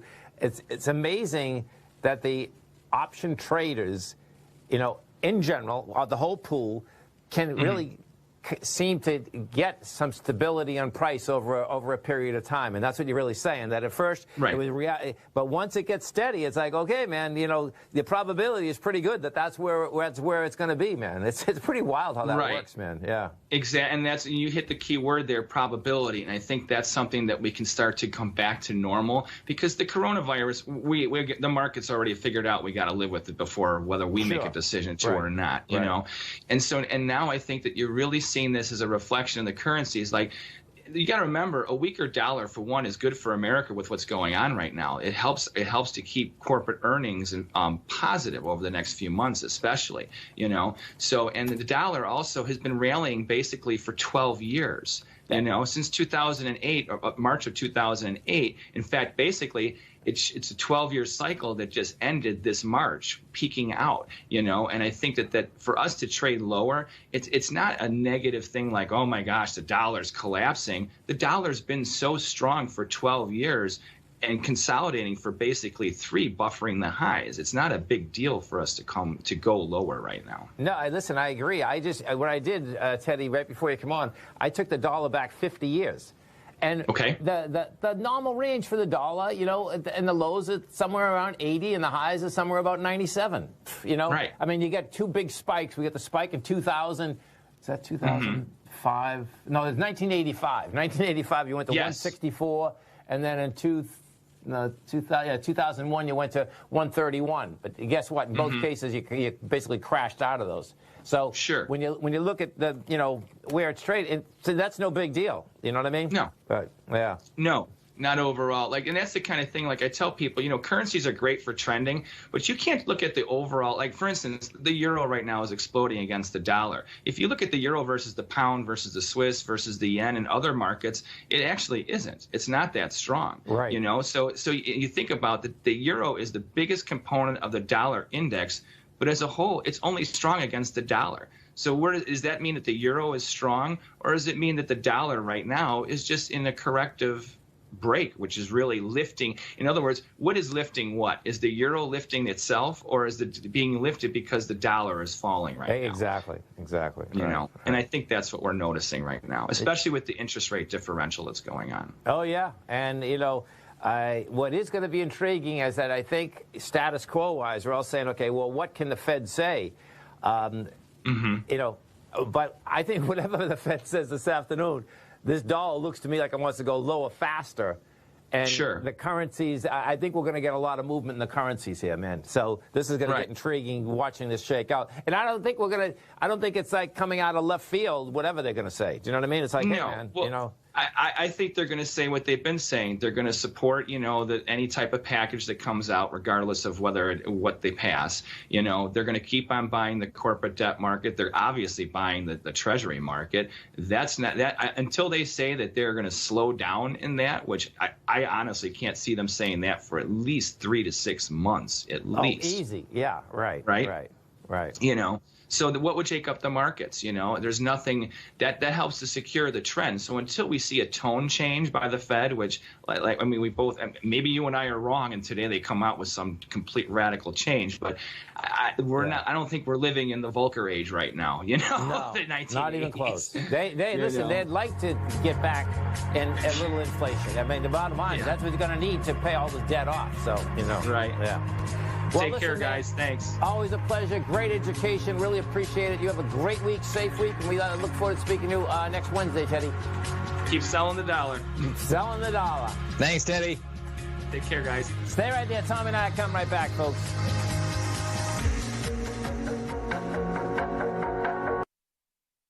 Sign up today. The following is a presentation of TFNN.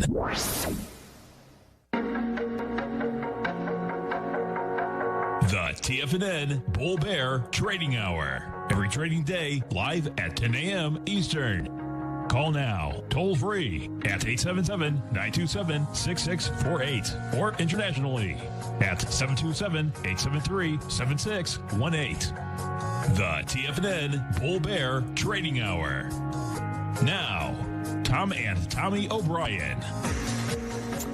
Welcome, folks. Appreciate you growling and prowling with us out here. We have the Dow Industrials up 195, Nasdaq's up 117, S&P's up 22, gold up $13, $18.23 an ounce. You got silver up 36 cents, $19.06 an ounce. Light sweet crude flat, $40.71 a barrel. We'll have those numbers out at 10:30 this morning. Notes and bonds. You get the 10-year up down 4 ticks, 139.02. The 30-year off 13 ticks at 178.19. Those notes and bonds, folks, it's pretty amazing. So we get the S&Ps up another $22.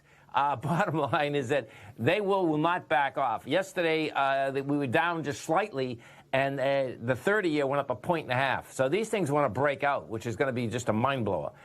King dollar can't hold price. It looks to me as like getting ready to break down. We're down 363. You're at 96.519. Now 95 is the number. You break 95 and 88 is going to be coming at you, which is the lows of 2018. Euro's at 113. That's moving topside. Yen is moving. Well, that's flat. 107.5, and the British pound is moving topside. 125. Tom O'Brien, what's happening? There's a lot happening, man. There's a great little intro of everything going on. We got green across the board again, man. Apple making an all-time high just now. Yeah, Microsoft right next to it. You got NVIDIA. NVIDIA's taking over the market once again.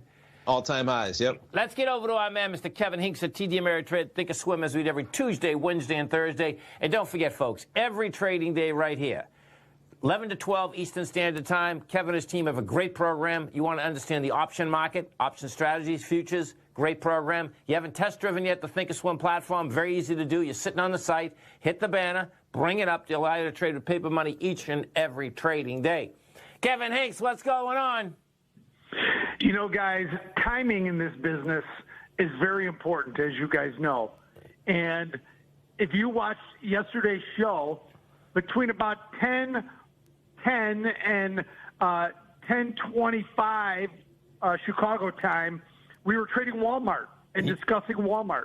And at 10:30, they announced that they're getting into the Amazon business, and the stock goes up $6. How cool is that? From where we were trading. So literally within minutes of us putting on a trade in Walmart, it doesn't normally work that fast, is my message to the people that watched the show yesterday. No, there's no doubt. And, you know, that Walmart was prime, Kevin. You know what's so wild, man?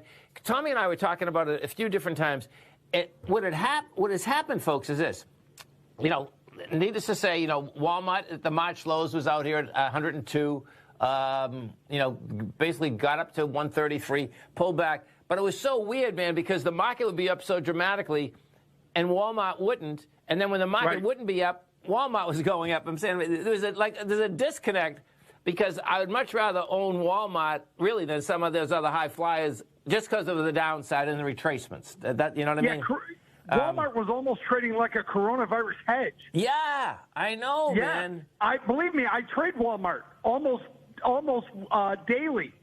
And it would trade like a coronavirus hedge. I know. It would be up on the soft days and it'd be down on the days where the market was up. That wild, you're man? exactly right. I know, man. You know, and you're talking about just a monster. And now this Walgreens boot steal, man. This is going to be something else, man. I mean, it looks to me like that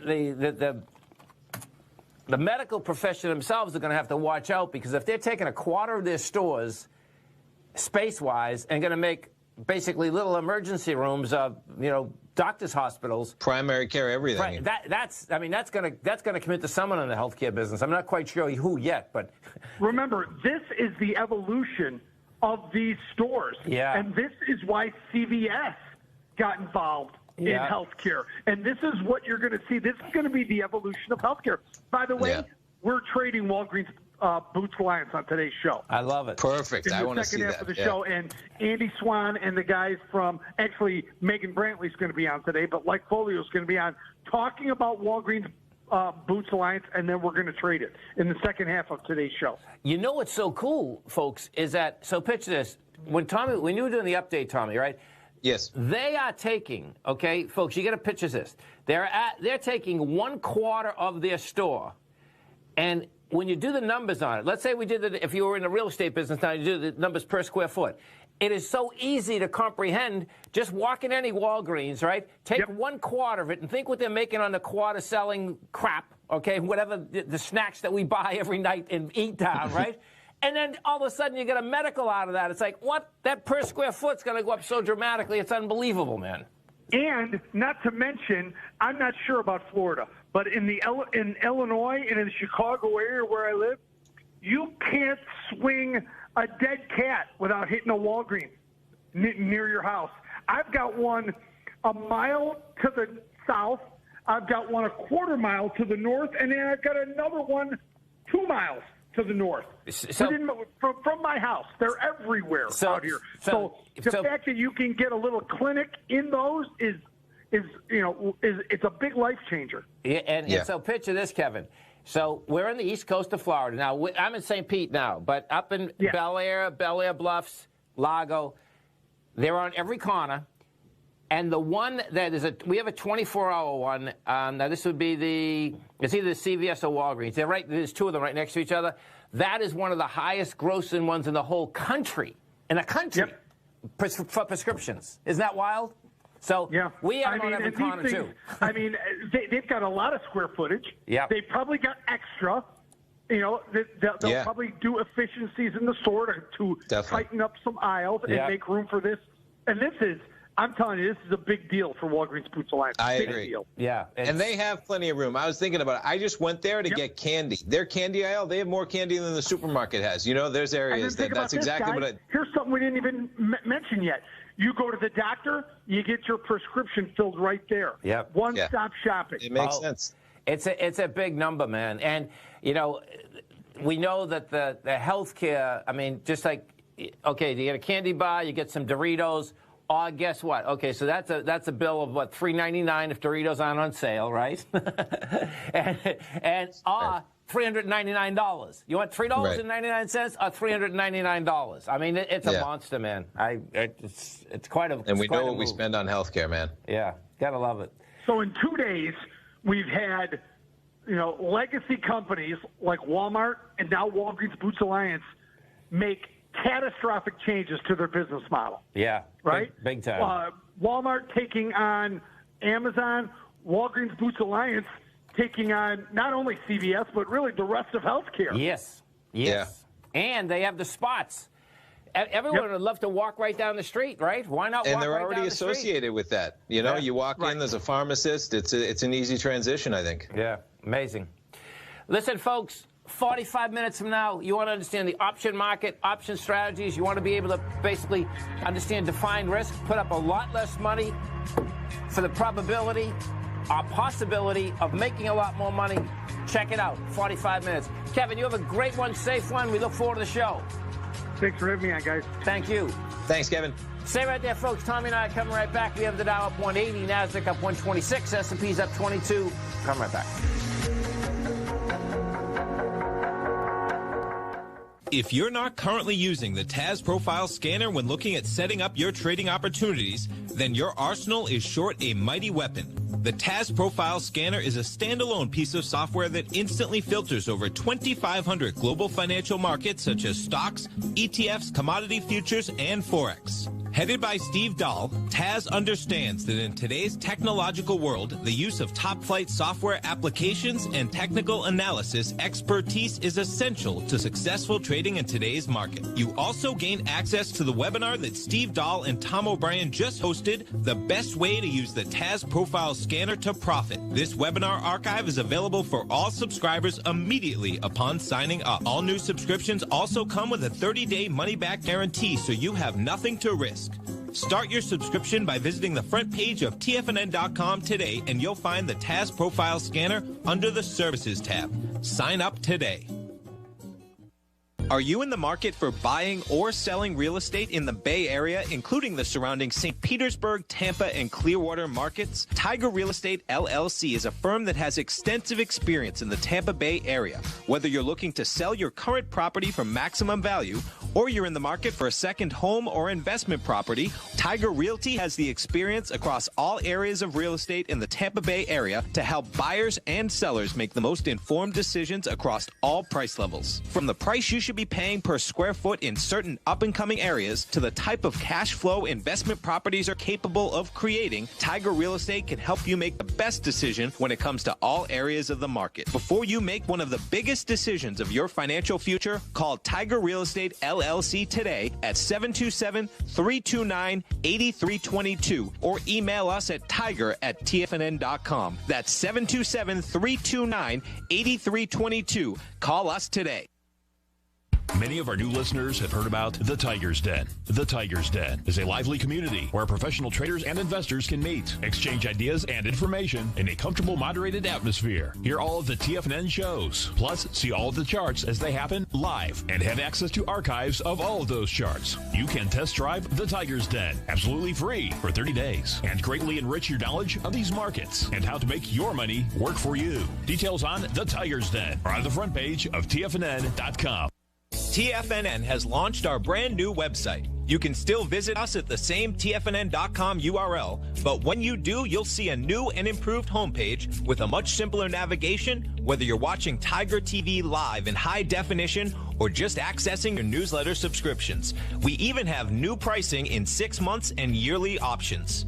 Check out the new TFNN.com now and experience all the upgrades. TFNN.com, educating investors.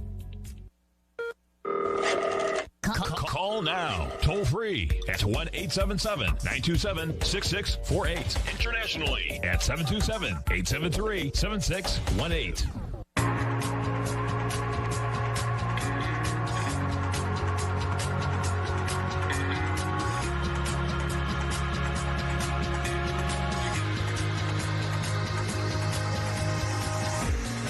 Welcome back, folks. Dow up 161, Nasdaq's up 122, S&Ps are up 20. And let's get over to that gold market, Tom. So bottom line, folks, is that we're at 18, we hit 1827. You're at 1825. Now, one of your ABC structures up going all the way back to April 7th was the 1825 price projections, folks. Okay, so we got the 1827. What's going to get intriguing right now is that you very well could get on a weekly basis another ABC up, and that ABC up is 2006, which is breaking the all-time highs. And I suspect that's what we're going to get because that's what the equities are actually doing. It's a lot of strength, man. It's another big day for sure. Another big day, and what we have here, now this is how what happens in any market, but we've been in, let's say the S&Ps and the NASDAQ. The NASDAQ in particular has been in a momentum market in a big way. What I expect you're going to see happen here, folks, okay, and momentum traders are going to get into this market. And if momentum traders get into this market, you're going to see a whole different animal take place very quickly. Because what happens is that these big funds, they know that the gold market is very small. It doesn't take much on a momentum basis to really start running that baby. So sure, we'll see where it shakes out, but it's a big number. And we do have the dollar breaking down. You take a look at this dollar. Bottom line is that right now you're doing a straight move down. The swing point it's going after is 96,385. We break that, then the next one down there is 95, and the bigger one, it looks to me like this baby's going to 88.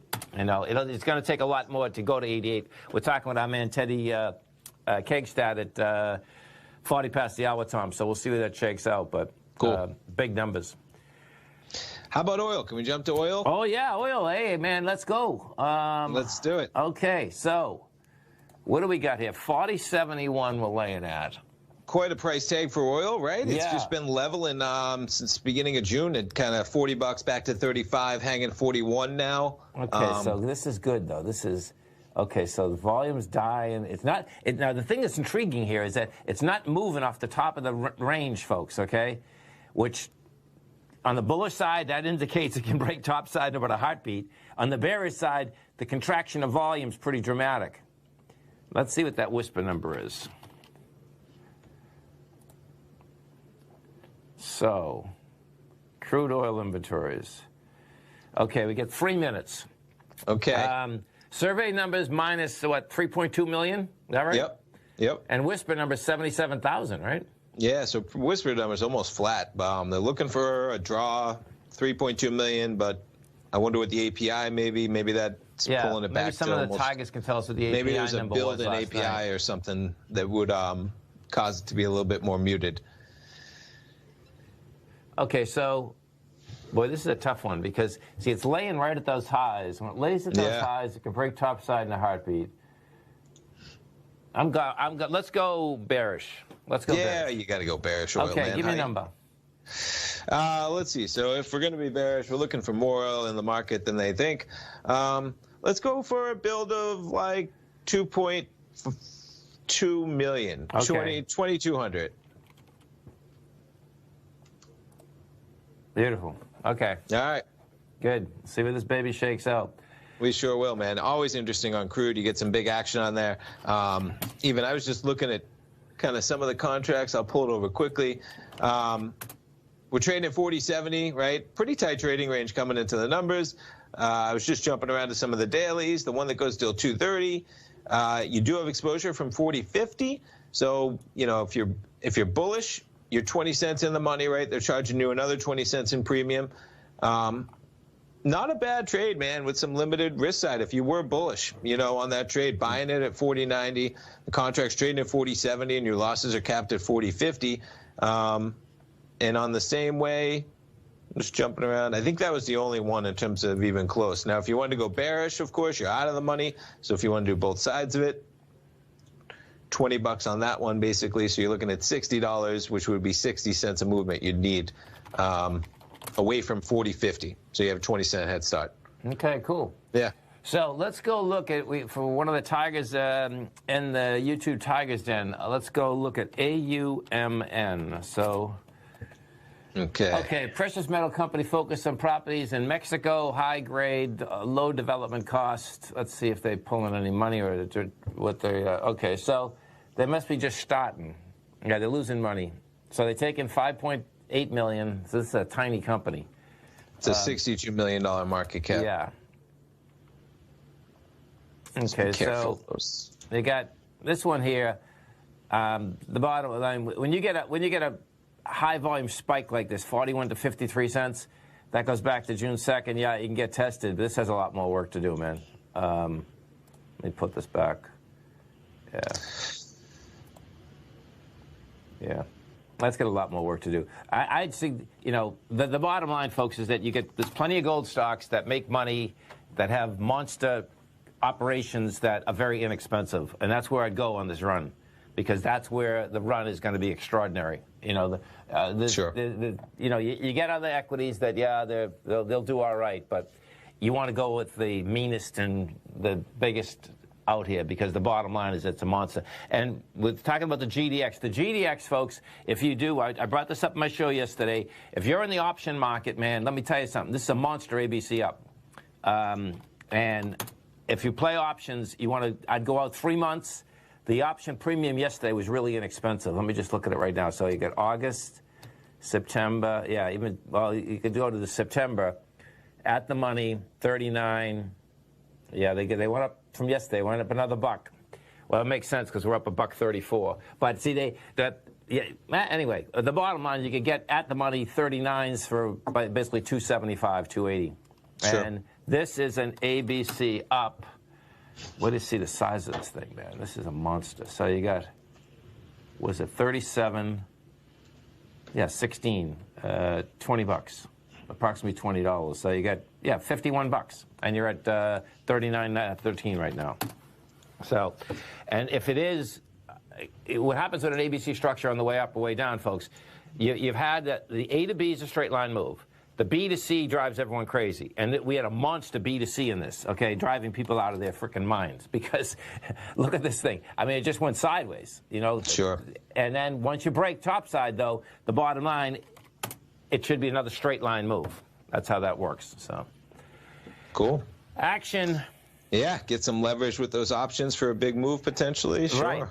Right. Because what will happen as these gold start moving more dramatically, the premium is going to come in them too. That's what ends up happening. As you know, until things really start moving, you know, the option market makers say, okay, the risk is not that high. You know, buying, selling on both sides of it, keeping it, you know, a delta neutral trade for the option market maker. But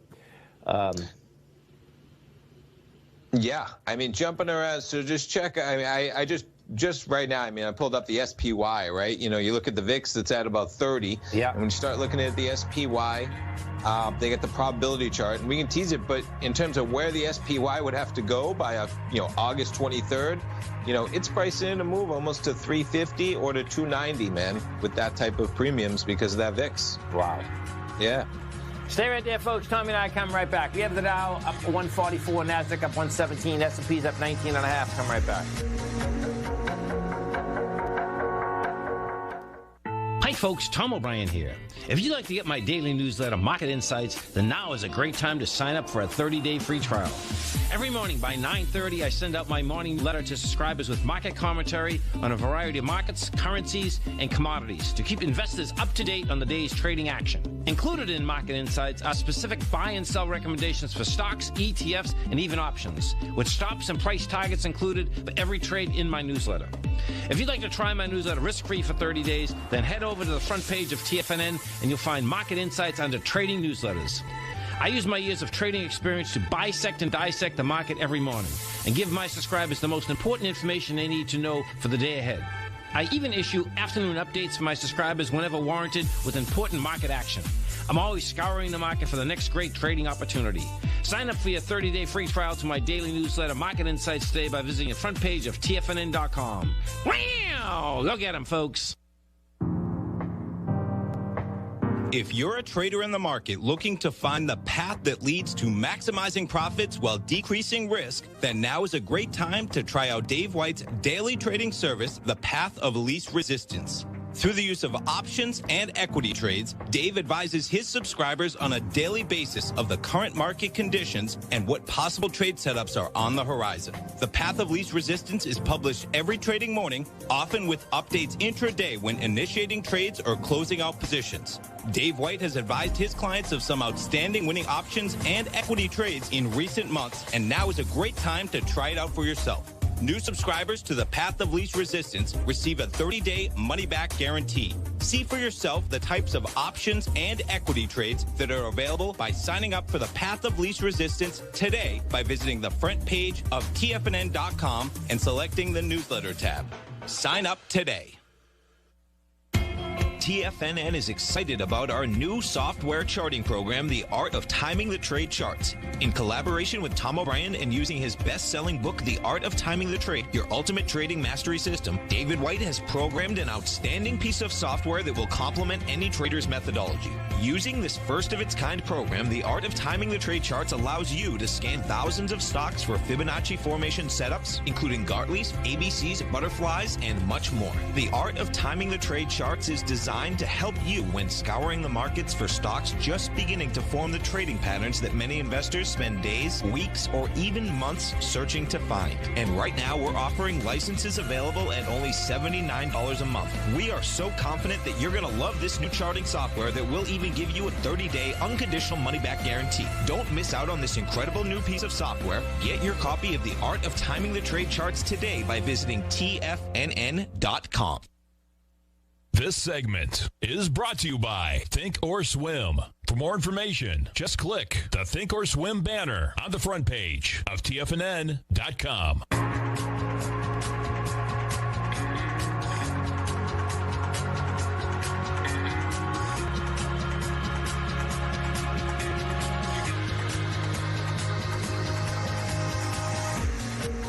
Oh, you got a good one, Tom. You come in fifth place.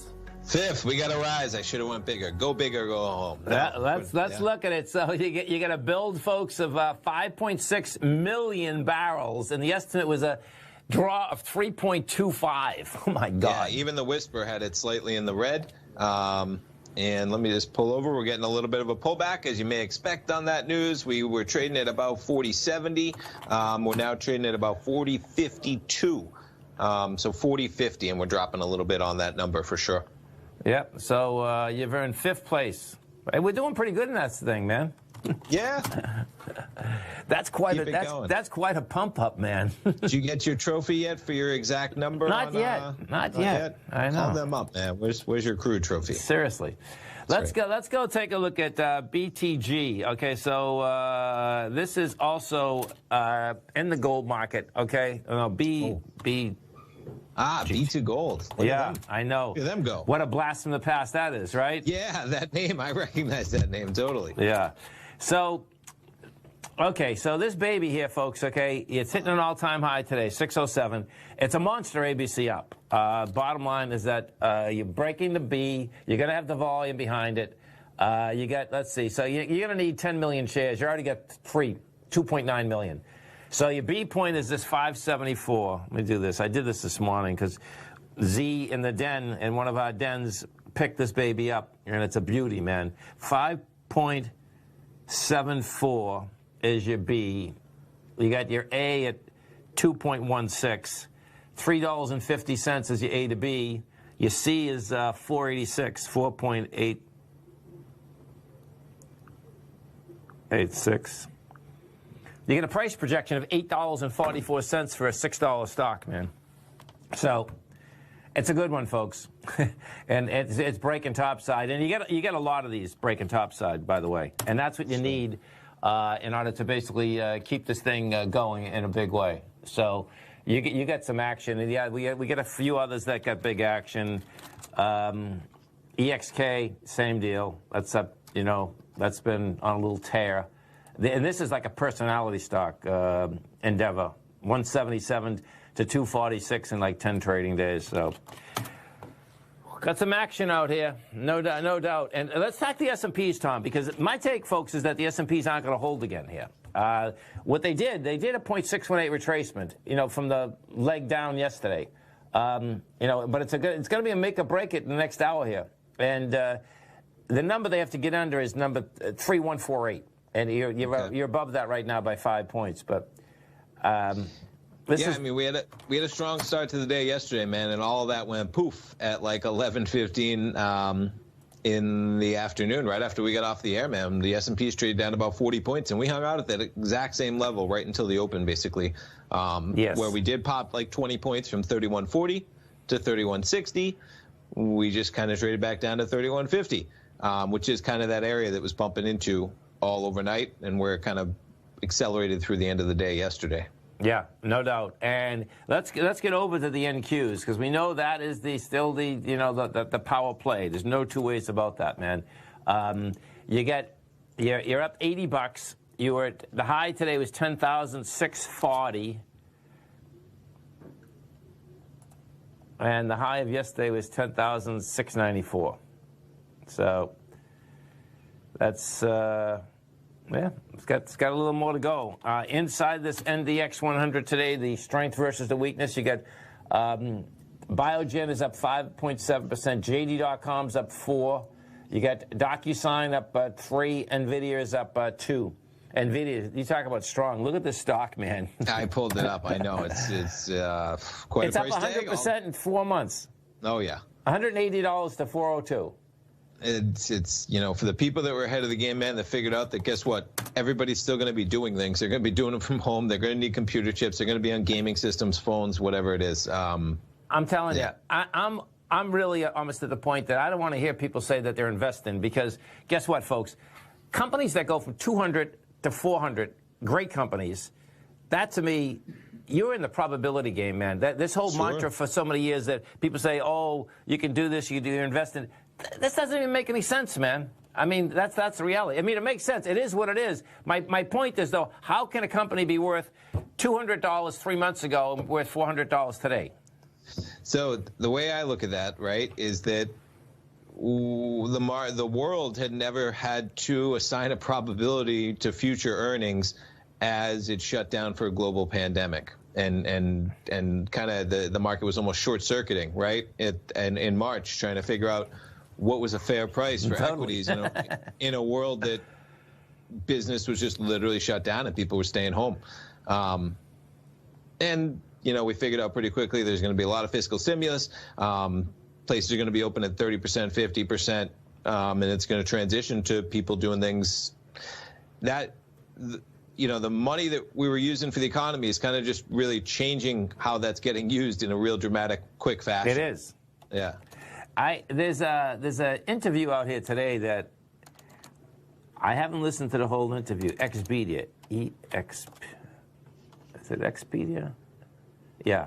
So Barry Diller, folks, okay, who is very successful. He had an interview today, and what it was about is that he sees that there was going to be zero change like a year and a half from now. And, you know, I tend to agree with him. And it's really interesting how he's pulling this, what he's saying. Now, picture this. They just built a new headquarters in Seattle for 15,000 people, Tom, okay? Okay. Then the pandemic hit, okay? So the bottom line is that, of course, you know, they couldn't get that place opened. Expedia is a travel agency. He better hope that people are just flying around the world carefree. That's right. No, to join big parties, all coming from different parts of the globe. I chuckle because that's like the last thing, right? You know, everybody come together from different countries to a big resort in, you know, wherever you want to be. Oh, yeah. Right? No, there's no doubt about that. You know, but there's a lot of common sense into what he's saying, you know. And when you start talking about assets, it's like, okay, so if you have a longer-term perspective, folks, and you're basically looking for harder assets, in that context there, he was way ahead of the curve. This guy here bought, so some pictures, he came out of the media business. He bought Hotels.com when Hotels.com was a very small company. Okay. He bought Expedia when it was a very small company. He bought Match when it was a very small company. You know what I'm saying? He's a forward-looking guy in a big way, and he made them all monsters. He conglomerated them all together and made them monsters. So when I was looking, I said, you know what, man? I can picture a year and a half from now that things are getting back to normal. If they get back to normal, that means that there's going to be a lot of hard assets out there that have got hit dramatically that would be coming back, you know. So it's, well, I mean, I guess we're all hoping that that's the case too. But I can basically see that because every time that there's like a little less pressure, people are out. Do you know what I mean? Like where we are in Pinellas County, folks, we can't go out right now. I mean, it's a freaking disaster. You know, it's everywhere. Yeah. Stay right there, folks. Come right back.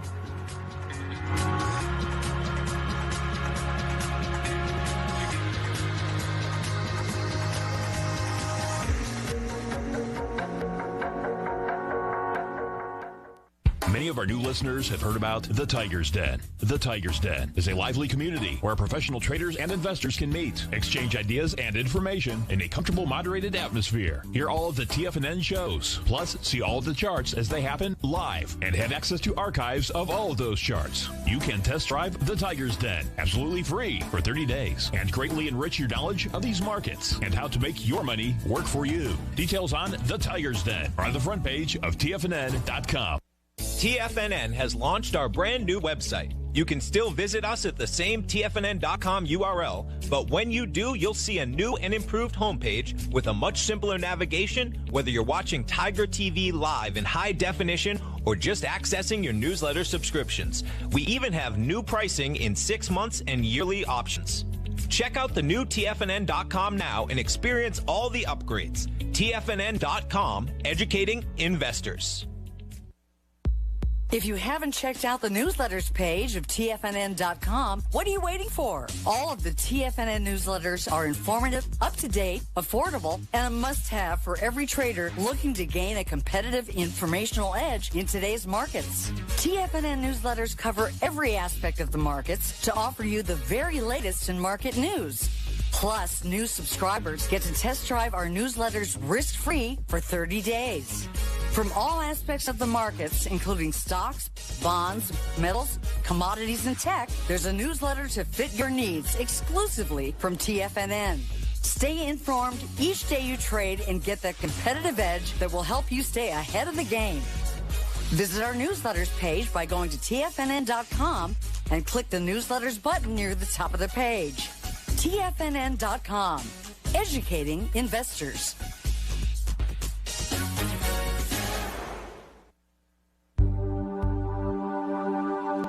biotech is booming, but for how long? Whether you think the biotech bull has room to run or has run its course, trade LABU or LABD. Direction's daily S&P Biotech 3 times bull and bear ETFs.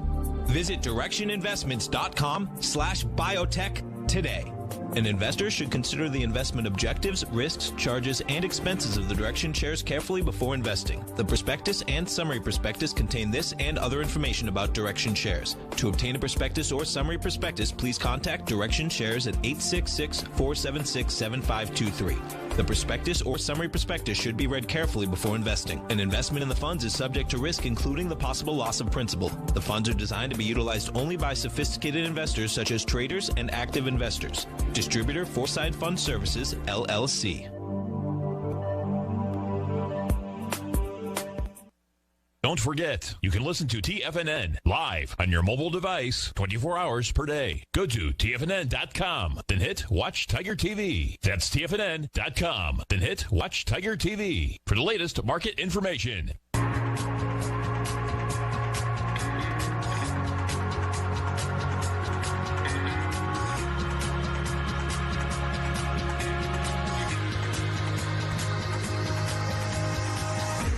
Welcome back, folks. Dow's up 160, Nasdaq's up 119, S&Ps are up 19.5. Let's go over to our man, Mr. Teddy Cakestad, as we do each and every Wednesday at 40 past the hour. You can reach Teddy every trading day, folks, at forex-trading-unlock.com. That's forex-trading-unlock.com.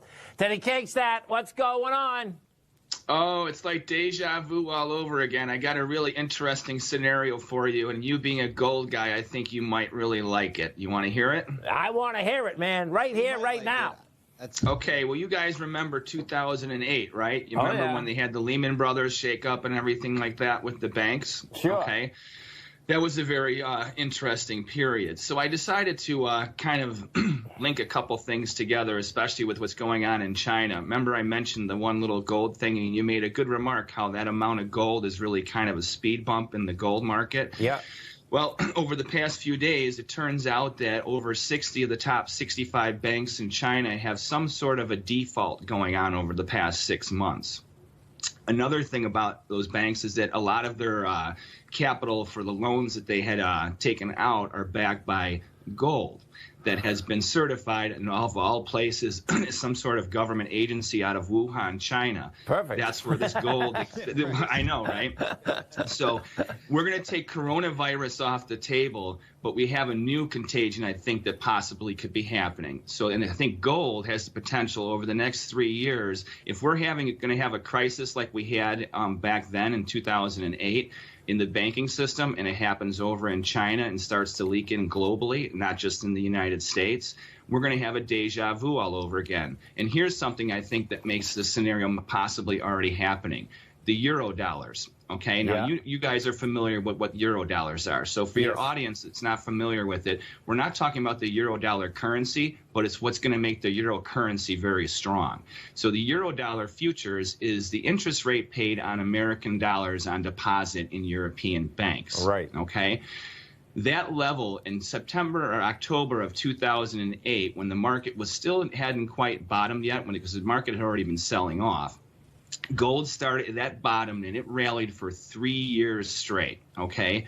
And over the course of those 3 years, before gold topped out, the euro dollars topped out within only 8 months to a year, and it rode that top all the way for the next 4 years, okay? That beat the bonds. The bonds at that time over that 3 year period, they bottomed out at around 150, okay? Now the bonds are trading at 175. Okay, hold on. Can you just walk me through that again? Let's just say that again. Okay. I want to get my head wrapped around this. Okay, so the euro dollars during that time period, so in 3 years from 08 to September of 08 to October of 2011, gold shot up huge, okay? So during that rally, the euro dollars, they shot up and hit their top a year and a half, almost 2 years before gold did. Okay, the euro dollars are at that level right now. Interesting. Wow. Okay. You know, now where the bonds are almost $30 higher than where they topped out back then. They never made it this high back then. Right. So on remember, currencies are a function of interest rates. Yes. Okay. So now when you think about that, the dollar during that time period over those 3 years, it was very choppy, but overall it had about like basically a 15-20% correction. So that's something that most likely we are in the beginning stages of a bear that's going to last for the next 3 years. With gold could possibly hit 3,000 3 years from now. Yeah, it's intriguing because what you have, folks, is that when you look at the larger aspect. So when I got into gold, Teddy, it was 282.50, and the low was 250. Okay. But so that run was 282.50 up to that 1900. We got at 1750 or something. So if we have that same type of run, which is a trip, it's an ABC up to 2500. So it's going to, and I can believe it more now. I wasn't a believer in $3,000 gold then because it's like, okay, how does that work? Okay, sure. But now it's realistic. I mean, you know, hey, listen, it's 10 years later. You know what I mean? It's like, okay, you know, they threw so much cash into the system, well, into the world, that it makes sense. Now, on top of that, what you're talking about, that's a whole nother animal, folks, okay? Right. And we know that we don't want to believe government numbers anyway. Right. That's exactly. Yeah, that's pretty easy. And let's say that we're right. Let's just say that gold does shoot up to 3,000. The euro can't move. It's already there. It's going to be stuck there for the next 3 to 5 years. Okay. So now there's a big spread differential between the long terms and the short terms as far as globally. That means that the euro futures, they're not going to go anywhere. Their spread is going to be it's going to be very tight. Volume will drop off in that. And then also we have the factor of what the long terms are doing. You know, it's acting differently. And let's just say that this really is something where there is a Lehman Brothers effect that happens out of Asia. Yeah. If that does happen, then that means that as the dollar falls, our exports get stronger. So even if we have a slowdown in the economy, we're probably going to actually have the stock market be sideways to it may not make new highs. The high may be in for the next 3 to 5 years, but we're going to probably be buffering around where we did get to and basically the range that we've been in since March. You know, I can see that because it's like a repricing of assets too, right? I mean, because it's just a number, folks. Okay, they get a higher number. But what can that higher number buy you? I mean, that would make sense because there's more dollars chasing less assets, and particularly. And where's your potential return, right? Because if the euro dollars, there's no potential in short-term interest rates. Your money can't go there. Long-term, there's not very much room left to go. You know, gold is the place you can go. You're not going to be buying dollars. You know, you're going to be selling dollars. You know. Right. And the more momentum, like I was talking this morning, you know, we know the NASDAQ, no doubt, great momentum market. But we know momentum traders, so once gold starts getting more publicity, momentum traders can come in this market in a second. And the market's so small, it's like, forget it, folks. You know, this market is so tiny, you don't need many momentum traders coming in that just blow this thing out. You know what I mean? So it's going to be intriguing, man. Yeah. Irrational exuberance in the gold market. Yeah, and we're not even close to that, which is pretty cool. Do you know what I mean? Right. And you're at 1827. I mean, you know, so the bottom line is that the longer that we don't see gold on the top of any magazines or headlines, folks, the better off we're going to be. And the dollar is going to probably start to sag more and more. You know, now, I think it's going to be a rough ride. I don't think we're just going to tank. I think we're going to have a very sell rally forecast for the next, like, literally maybe 2 years, especially if we start to have a banking crisis that comes out of Asia. Yeah. That'll be the financial coronavirus that comes out of Wuhan. I mean, I know you remember 98. You know, that this thing came out. It didn't come out of nowhere, folks, in 98. What happened is that you had inklings of it in like March and April. And then in July, man, this thing hit, and it started in Indonesia. It was a very small deal, but the bottom line went from country to country. Russia went, and then the whole thing imploded like nothing, like in, 6 weeks. I mean, it was like, okay. But that was out there 4 months earlier than that. Do you know what I mean? But, you know, once it went, man, see you later. Well, we have some good volatility coming, my friend. Well, I appreciate that education, man. I'm going to wrap my head around this euro dollar. I haven't looked at it for a long time, but that's pretty cool, man. I love putting that fundamental take with that technical take behind it. It's huge, man. Thanks. You have a great week, safe week, and we look forward to speaking next Wednesday, Teddy. All right, guys. Thanks, take care. Man. Stay right there, folks. Tommy and I are coming right back. We have the Dow right now up 106. Nasdaq's up 108. S&Ps are up 15. Gold's up 17. Silver's up 46 cents. And King Dollar down 383. Come right back.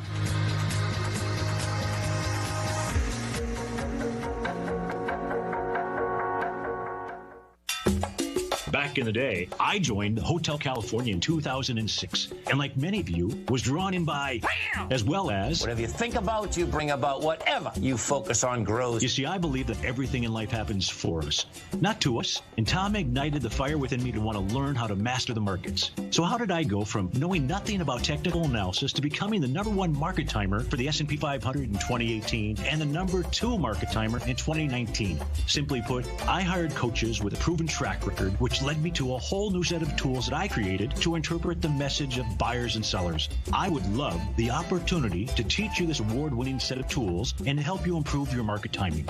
You can test drive my newsletter service, Mastering Probabilities, for the next 30 days with no risk to you. Plus, you'll gain access to archive workshops that'll take you step by step through my system. Sign up today by going to the homepage of TFNN.com and selecting Mastering Probability in the newsletter tab.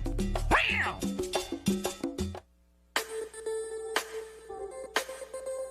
The gold market has taken off topside in a large way in 2020. If you want to take advantage of this sector, now is the time to subscribe to my gold report.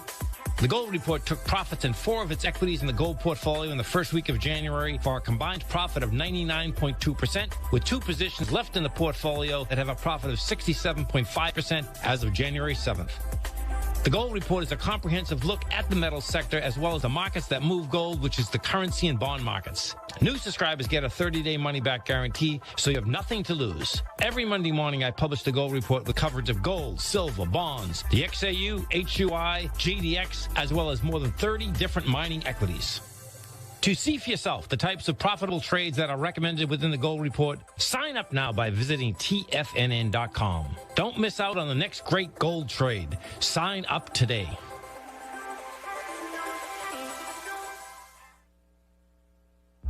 With markets trading with extreme volatility and peaks and troughs everywhere, regardless of what you're looking at in the markets, this is a great time to see the type of analysis Basil Chapman delivers for his subscribers every market day with the Opening Call newsletter. Basil has been analyzing markets, providing his take for subscribers to his trading services since 1984. Every morning, Basil publishes an update for his subscribers, along with weekend and evening updates when warranted. The Opening Call provides traders a daily market overview with regard to the direction of the key indices, selective stocks, and commodities, along with specific recommendations, including stops and targets. You also gain instant access to Basil's subscriber webinar archive from earlier this year, a dark cloud cover, and essential market analysis. Ride the Chapman wave today by signing up for the Opening Call newsletter on the front page of TFNN.com under the newsletter tab. New subscribers get a 30-day money-back guarantee, so you have nothing to risk. Sign up today.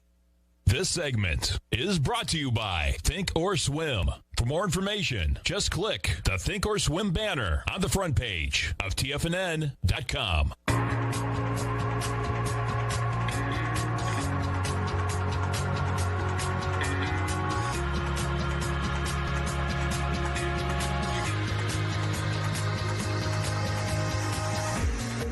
Welcome back, folks. Tom, Brooks Brothers. I know, right? Yep. So going BK, man. Folks, this is a 200-year-old company. They get some beautiful clothes, man. I have some Brooks Brothers shirts in my closet right now. I don't get to wear them often because it's Florida and it's so hot. Long sleeve button down shirts. But we have some outlets around here, right? Beautiful outlets, Brooks Brothers. But I joked when I heard it, man. It's tough to sell suits when people are working in their pajamas. Well, and also, so picture this. It took a long time, folks, for formal wear to go away. Because if you look back, like I'm going to look back right now, let's see, 40, look back 35 years, right? Okay. Because, so picture this. We were up the Balsams, folks, okay? I had to deal with this when Tommy and Caitlin were young. Because I got sick of wearing a tie. And we were going in the Balsams, so you were probably 6, Caitlin was 3. Yeah, mid-80s, sure. So we're in line coming in. At Balsam, beautiful resort, folks. The guy behind me says, "You're not going to get in here without a tie." I looked at him, I says, "Man, things are changing, man." Do you know what I mean? And so, like, he was harassing me the whole way in the line. And then what ended up happening is that, sure enough, they gave me a tie, okay? Do you know what I mean? It was a suit jacket. But that was the beginning. So that would have been, what, 35 years ago? That was the beginning of... basically no ties, then no suit jackets. Oh, yeah. And just as you said when you're on your program, you have some of the biggest names out there, period, working from home, folks. and they're looking just like me and Tommy are looking. You know, so super casual. That doesn't mean that you don't know what's going on. I think the correlation there. You know what I mean? You can still look respectable, professional. Yeah.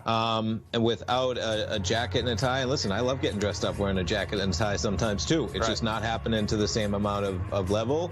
But hopefully they stay around, man, because they do. They get some great clothes. 200-year-old company down the drain. They'll be around. They'll come out of bankruptcy. I think they will. Stay right there, folks. Think of Swim coming up next. Then I'm Mr. Basil Chapman, Steve Rhodes, Dave White. I'll be back this afternoon. Thanks, pal. Thanks, man. Yeah, Nero jackets. I love Nero jackets. Unlock.com. It couldn't be a better day to go over to our man, Mr. Teddy Cakestack, because we got these currencies moving. What's going on, brother? Hey, what's going on, guys? We definitely have an interesting day to talk about the currencies. So when we left off last week, remember I said ride the dollar bull. Yes. And it seems like that worked out well. The dollar rallied up until early this morning for the most part. Now the British pound turned around 2 days ago. Now it's a very interesting thing. Remember when we talked last week? I said the S&P is probably when it was hovering on those highs, it will probably get a little sell-off. So we had a sell-off into Monday. And this kind of coincides with what's going on with the currency market. Monday, the stock market turned around, and you started to see a dollar sell-off in the British pound, which is the second biggest component of the dollar index. Right. But the dollar index continued to go higher. So we have a little bit of a divergence going on here. And I think that this is going to be we're in a holiday market right now, so I would think that your listeners should be very leery of the moves that they're seeing right now, especially today and going into tomorrow as far as the U.S. stock market is concerned and any market is concerned, you know. Oh, let me tell you, when the second I get off at 11 o'clock, man, I'm going to shot the heck out of this market, man. I love, I'm serious. I love what has happened with this dollar. I mean, because, you know, it went up to the swing point. The first time up was only a 0.38 to retracement of the deal. Went up there again, can't handle it. I mean, they're selling this down. And I love, what I love, Teddy, is that they're selling gold down too. And the market's up. It's like, okay, man, gold hit highs today. It already has 180,000 contracts at a high. It's like, okay, man. I just like the setup, man. You know. So. That's what I'm getting at is that I think that right now you have the stock market that's made lower move lows, and now it's in a corrective rally right now. It's coming off of newer move lows. So are all the currencies versus the dollar. Now the euro has started to rally a little bit later this morning. The pound started 2 days ago, but most of your currencies are relatively neutral. Like the Swiss is going sideways. Okay. I don't know if it's the holidays or whatever, but we've been talking about that being basically a neutral going nowhere currency. The yen spiked high, the U.S. dollar spiked high against the yen early this morning, and it had a big sell-off. So now since we have the pound that's been rallying and now the yen that's sold off, that's why I think you're getting this dollar index slide right now, because money is rotating out of the pound and the yen into obviously equities right now, you know. And I think that you're going to have an interesting thing because you mentioned the gold trade. Now, I'd like to ask you, I heard this from multiple sources that there was over $20 billion worth of Chinese collateralized gold loans that were collateralized by gold, and it turns out that the gold bars were all fugazis. So it was, I guess, copper that was plated with gold. And so now if there's billions of that floating around out there on loans, if this really is the case, I think you're going to see a shakeup in the gold market as well as the currency market, because if you got a lot of fake gold out there, dollars are dollars, you know, and it's all electronic, so they don't have to worry about that being counterfeited, you know. So I don't know if this story is true, but yeah, I'm not trying, you know. I don't take a lot of, you know, grain in it really, and the reason is, so picture this: we're just a raindrop, right? And you know, we had an operation of buying and selling gold. And literally 30 seconds, right? I can't picture. So let's say we're doing a couple million a year, whatever that is, right? You're buying, the big guys are buying a fortune. That machine that we have, okay, it was a $10,000 machine. But the bottom line, in 2 seconds, you find out if it's real gold or not. So, you know what I mean? It's like, okay, you know, whoever got taken to the cleaners got taken, but evidently they're you know, so I don't buy it. You know what I mean? That's what it really comes down to. So let's see. Look at this. Look at this. We just gave up 9 points in the S&P. You must be selling the S&P right now, man. Actually, I'm looking for the same thing later on today because It's just, I think that, I mean, no matter what, the S&Ps have been making lower move lows and are heading into a lower move high right now. So unless they have an exacerbated rally, you know, and I don't see that coming. I think that what we're getting right now is that for some reason we're getting a big show of strength in the British pound, you know. So, and that might have something to do with what's going on with Boris Johnson and some of the things they're talking about with the no Brexit deal and blah, blah, blah, you know. So I think that's probably where you're getting that stir, but that's a short-term glitch. I don't see that as being any real strength. Like, I don't see the pound getting stronger versus the dollar in the long term right now. You know what I'm saying? Yeah, so, no, and the Euro, I do. The Euro and the Swiss are going sideways. Yeah, you know? I can totally understand that. And every time that I keep looking at the dollar, though, I'm saying to myself, okay, someone's selling the heck out of this thing, because that last dead cat bounce, you know, like I thought when it was coming up to that swing point again, Teddy, that it would actually take it out. It had every right to take it out. It was laying, if you saw this thing yesterday, folks, it's laying right at the highs, man. It's like it wouldn't, you know, bang. I mean, it could have taken it out. And it just went the opposite way, man. It's like, okay, it's, you know, that's someone, you know, 300 ticks. Well, realistically, 300 ticks, Teddy, right, would be a lot of ticks in the market, right? I mean, you can't move currencies unless some of these big banks are going in there and there's big money, right? Yeah, okay. Sure. All right. Sure. All right. Now, we do have an interesting setup with the Australian dollar and the New Zealand dollar, okay, because those two have been rallying. You know, remember when we had the big currency shakeup in March? Those currencies got just tremendously buried, and they've basically been rallying since the middle of March. You know, whereas the other currencies had a bounce or they've trended, but they basically settled into consolidation patterns. The New Zealand dollar and the Australian dollar have been rallying up until about the last week or so, and they've been kind of buffering on their highs.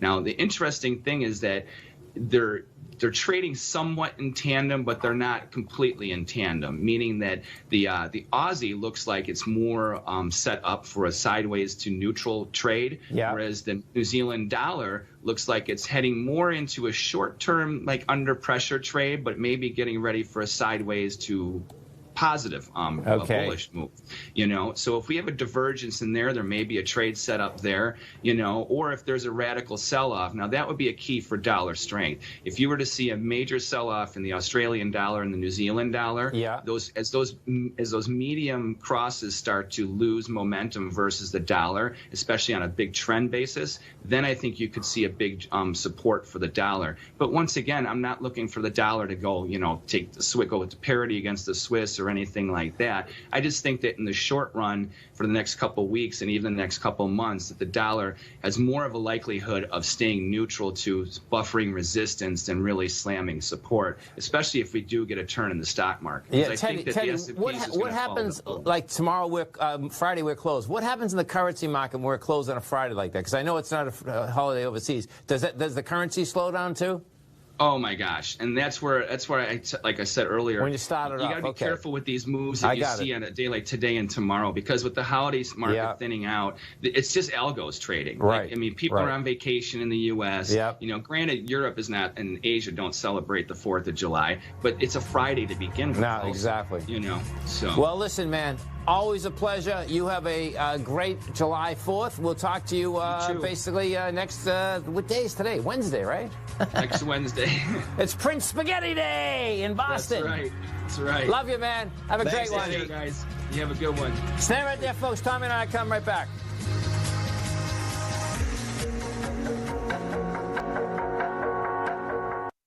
Let's go over to our man, Mr. Teddy Kegstad, as we do each and every Wednesday at 40 past the hour. You can reach Teddy every trading day, folks, at forex-trading-unlock.com.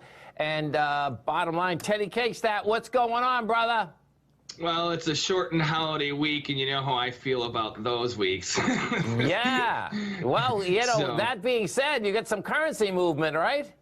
Well, we do. I think that in some of your lesser currency crosses, you got your U.S. dollar Canada and your U.S. dollar Mexican peso that kind of hit extremes today, and the dollar bounced back. The dollar started this week under pressure, you know, after the holiday. You know, it's always tough when you have the currencies, they open on Sunday night, and they didn't open up in the U.S. until Tuesday morning. Yes. You know, so that's a lot of volume, even if the rest of the world is active, you know. So, but right now, that's where you see the trending. Like the dollar dollar, if you look at the dollar index, it's going sideways. So that's a hard gauge. But we saw the Mexican peso, now it seems like has hit probably a nice short-term low. We'll see how it closes out. We're coming to the end of the month. So I think that where we've had the dollar under pressure since last week, and especially over the past couple sessions going into today, I think we're going to get a little bit of relief. So we're not really going to end up, I think, with much of a net change on the week. Okay. I think we're going to start to see the dollar strength come in.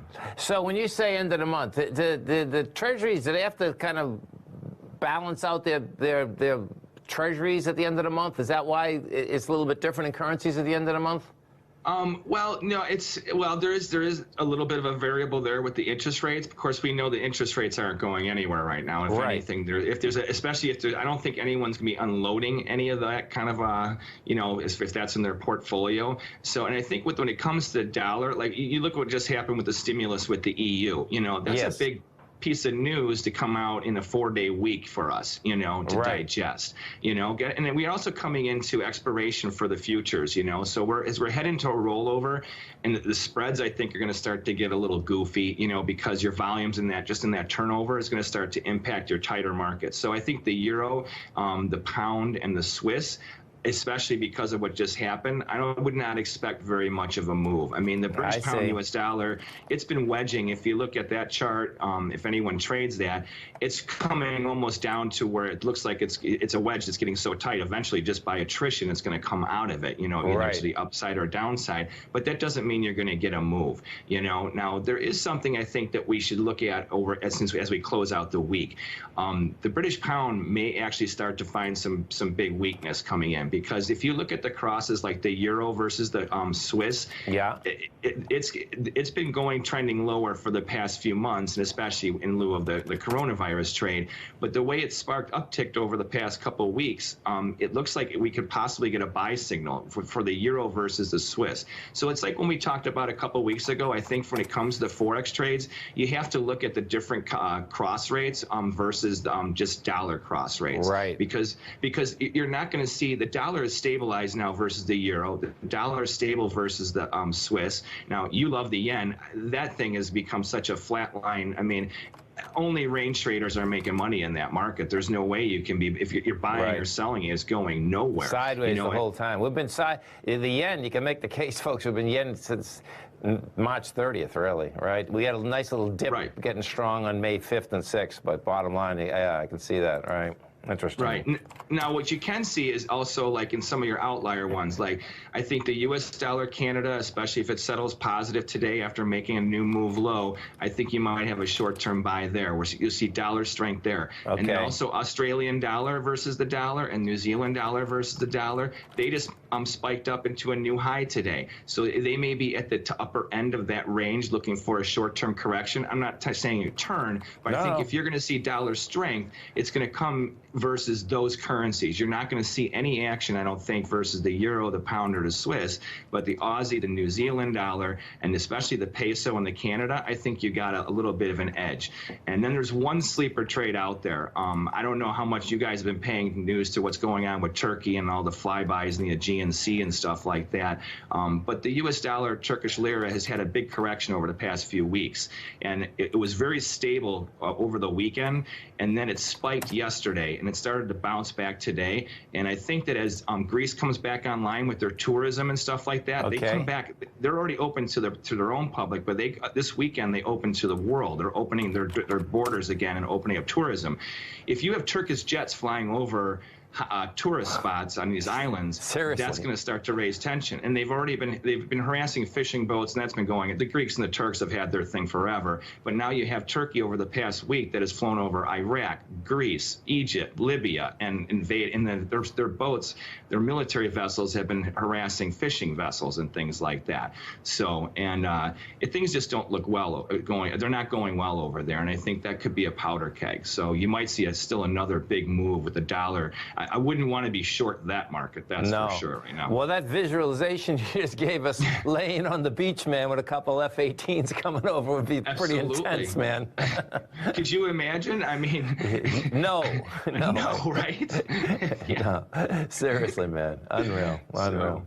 Yeah, so this is going to be interesting, man. I mean, that dollar, as the euro, the euro's having a tough time at 110. It went up there again today. It's teetering at that line as our dollar's teetering at this 99, right? I mean, so it's going to be like, okay, they haven't broke yet. That's the real bottom line. So we'll see where this baby shakes out. Yeah, pretty wild. Yeah. No doubt, man. Well, listen, man, you have a great week, a safe week, and we look forward to speaking next Wednesday, Teddy. All right, me too. You guys take care. Thank you, man. Have a great one.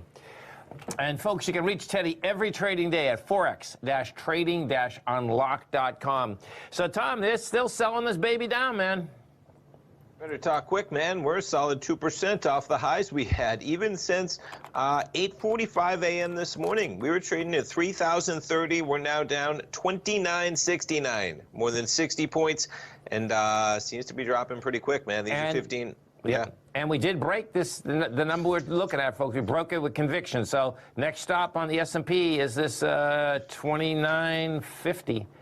And, you're at 68. And it won't take much to get there, by the way, too, folks. Because what happens, and we talk about this a lot, when you have basically a dogfight like this, this dogfight been going on 2 days now, and the Bears just won. That's on a short-term basis. And when that happens, the bottom line, most of the time it just falls apart and gets down there quick, and then they'll have another fight, So yeah, they move down the block, bang it out again.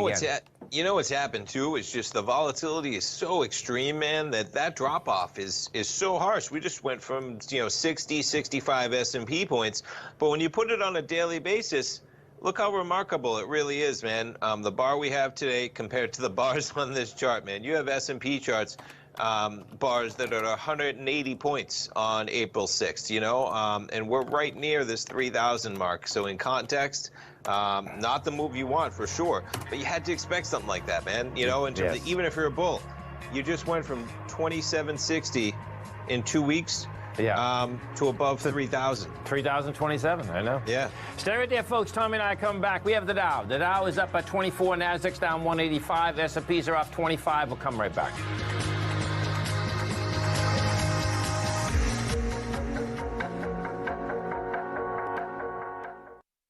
Let's go over to our man, Mr. Teddy Cakestad, as we do every Wednesday at 40 past the hour. And you can reach Teddy every trading day, folks, at forex-trading-unlock.com. That's forex-trading-unlock.com. Teddy Cakestad, we got some action. Oh, we do. The last couple of weeks, every time I come on the air, I'm like, sorry, guys, I don't really have much for you. But today I got a couple of things for you. I bet you do, man. Let's talk about it. What do we got? Well, let's see. Do you want to start with the yen or you want to start with the British pound? Yen sounds great, man. We'll start with the yen. Yeah. Okay. Now, the yen has been in a kind of a grinding lower trade for the past month and a half, not really making any real major breaks, but just kind of grinding lower. And then it started to try and get a little bit of a lift the past couple sessions, but going into today, the dollar index kind of took a little turn a couple of days ago, and it wasn't affecting the yen. Now it seems to be affecting the yen, where it's going back towards hitting support again. And I think that's kind of a big deal because remember how we've been talking about how the lesser currencies, they have been getting beaten by the dollar. Yes. Well, in the past 2 weeks, we've had the Turkish lira, which has come off its high for its first decent correction in literally, basically, almost 8-9 months. Okay, so that's a big deal. That means that the dollar really has kind of pushed the brink with that currency. Okay. And then we have the Mexican peso, which we've been talking about for a while, how it's been kind of going sideways. And we had a head and shoulders formation that just was kind of weak. It kind of touched it off, but it wasn't really starting to sell off in that market. And now it seems like the dollar is starting to really lose its strength versus the Mexican peso. So with the weak currencies where they're still pushing the correction with the dollar, now we have where the major currencies, remember we've been talking how sideways they are, like the Swiss franc, it's going nowhere.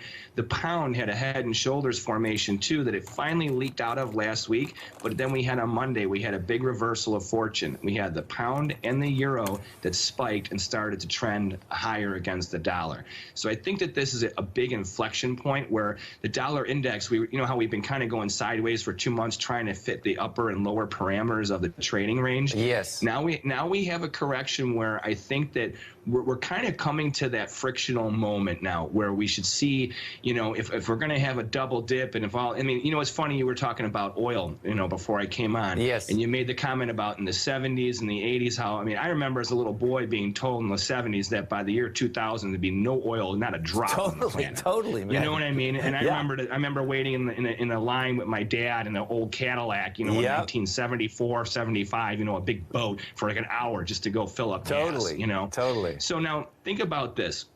All these people who prognosticate these big things, especially when it comes to commodities, they've gotten it wrong in my lifetime every decade, especially for major situations. Like when we had the oil embargoes, we had, the terrorist things with Iran back in the late 70s and blah, blah, blah. Well, now we live in a world, remember in 2008 when we had the Great Recession, if you will. Silver was trading at $8 an ounce back in October of 2008. 3 years later, in April of 2011, it was trading at $48 an ounce. Yep. Okay. Now, we started to see a little rally in silver, but not much. It's at $17 an ounce. Well, 17 has been kind of the upper parameter for that for years now. Yes. So, and now I think we're going to truly see what's going to go on. Remember we talked about the CRB index a couple weeks back about where's that going to move? And I think that we're finally going to see over the next couple weeks whether or not, I don't think the dollar can hold its range anymore. Interest rates, everyone's talking about the yield curve and how it's predicting a potential recession. Are you out of your mind? I've been trading the Treasury bonds for 30 years. This has never happened like it's happened right now. There is no way you can get a read on the yield curve for where we're going. It's impossible. How can you do that when we have central banks around the world that are no longer working in cohesion together? Even our own Fed, they're like, how long can they continue to buy this? We're looking at the short terms and the long terms, like how the yield is not acting like it normally does, and they're screaming recession, recession. Well, it's easy to scream recession when they put a stop to the economy three months ago. So, and we're totally in uncharted territory. Oh yeah. And I think that that's what we're going to see is that. Especially like if silver continues to rally. You're a gold guy and a yen guy. The gold is hanging around 17 something, and that's had the big rally. Like gold got the run up, silver didn't. And the reason I mentioned silver is like, how many people do you know over the years that I remember I have friends of mine. They don't put money in the markets, but they own a couple silver bars and silver coins and stuff like that. Right. Well, there's no place that you can sell that right now. The people who with the physicals, they can't sell that, and that's why it's staying at around $17 an ounce. What happens over the next couple weeks as people are coming? You can now all of a sudden pawn shops are going to be open, jewelry stores are going to be open. People with silver coins that are out of money are going to start to either cash it in or they're going to start buying more. So, and this is going to be where I think we're going to find out where market direction is going to go as we come out in line, as these commodities start to drive things, especially the dollar. And you know what I love? What you just said. I love the aspect that, when we talk, excuse me, folks, when we talk futures versus the actual commodities, it's so cool, folks, because when you are dealing with the physical commodity, it's totally different, because when the premium's through the roof, you can look at silver at $17.96, but what can you really buy it for? That's what's always cool, right? Is it $21, right? Right. What is the spread there? And platinum, folks, finally took off. Platinum just went from $566 to $948 in a month and a half. Which that is saying quite a bit. Let's get back to the dollar for a second, though. It's so intriguing what you're saying, because the aspect, I've been watching the Rand, the South African Rand, because of the gold stocks we have down there, right? And that's getting stronger, too. So it's so intriguing that it's actually going into the majors, and I wonder what that really means fundamentally. Do you know what I'm saying? I guess it would mean that the dollar really is looking to crack. Right? I think that dollar weakness is going to start to really come into play now. Yeah. We've established this range, and I think the range is good for certain currencies versus the dollar. Like the euro right now, it's got a nice little rally over the past couple days. I don't think that it's necessarily meaning that there's euro strength that's going to make that go up against the dollar. I think it's the dollar weakness. I think it's that now that as we come out of these fears, and the whole world is looking at our economy being like, we don't know what the world's going to happen. We know we've got an election year in the U.S., and they're like, are we going to have a V-shaped recovery? Are we going to have a W-shaped recovery? Or are these prognosticators that have always been telling us what's going to happen in the future, are they right that we're going to go into a depression? We're going to have, on all kinds of other things. Hopefully that's not the case. I mean, I'm not. Right. That's not where my take is here, But if rationality holds in this world, and right now we're in irrational times, right? Yeah, exactly. Good luck with that. So that's why I love trading options right now, because that's where where the action is. But once we start to have stability, which we will have more and more clarity. Remember 3 months ago, 4 months ago, most people didn't know what coronavirus was, let alone how this is going to go. And now as we're starting to get data, the curve, it's not about the curve anymore. It's about the fact that information is less skewed. Now we're starting to actually get decent information to gauge on, and I think that's when we'll start to see some more stability. But dollar weakness, I think, is definitely coming into play. Beautiful thing. Listen, man, you have a great week. Oh, have a great Memorial Day. You too. Look forward to speaking to next Wednesday, Teddy. Absolutely. You guys have a safe weekend. Take care. Man. Stay right there, folks. Tommy and I come right back. Dow's up 400, Nasdaq's up 172, S&P's up 51. We'll come right back, folks.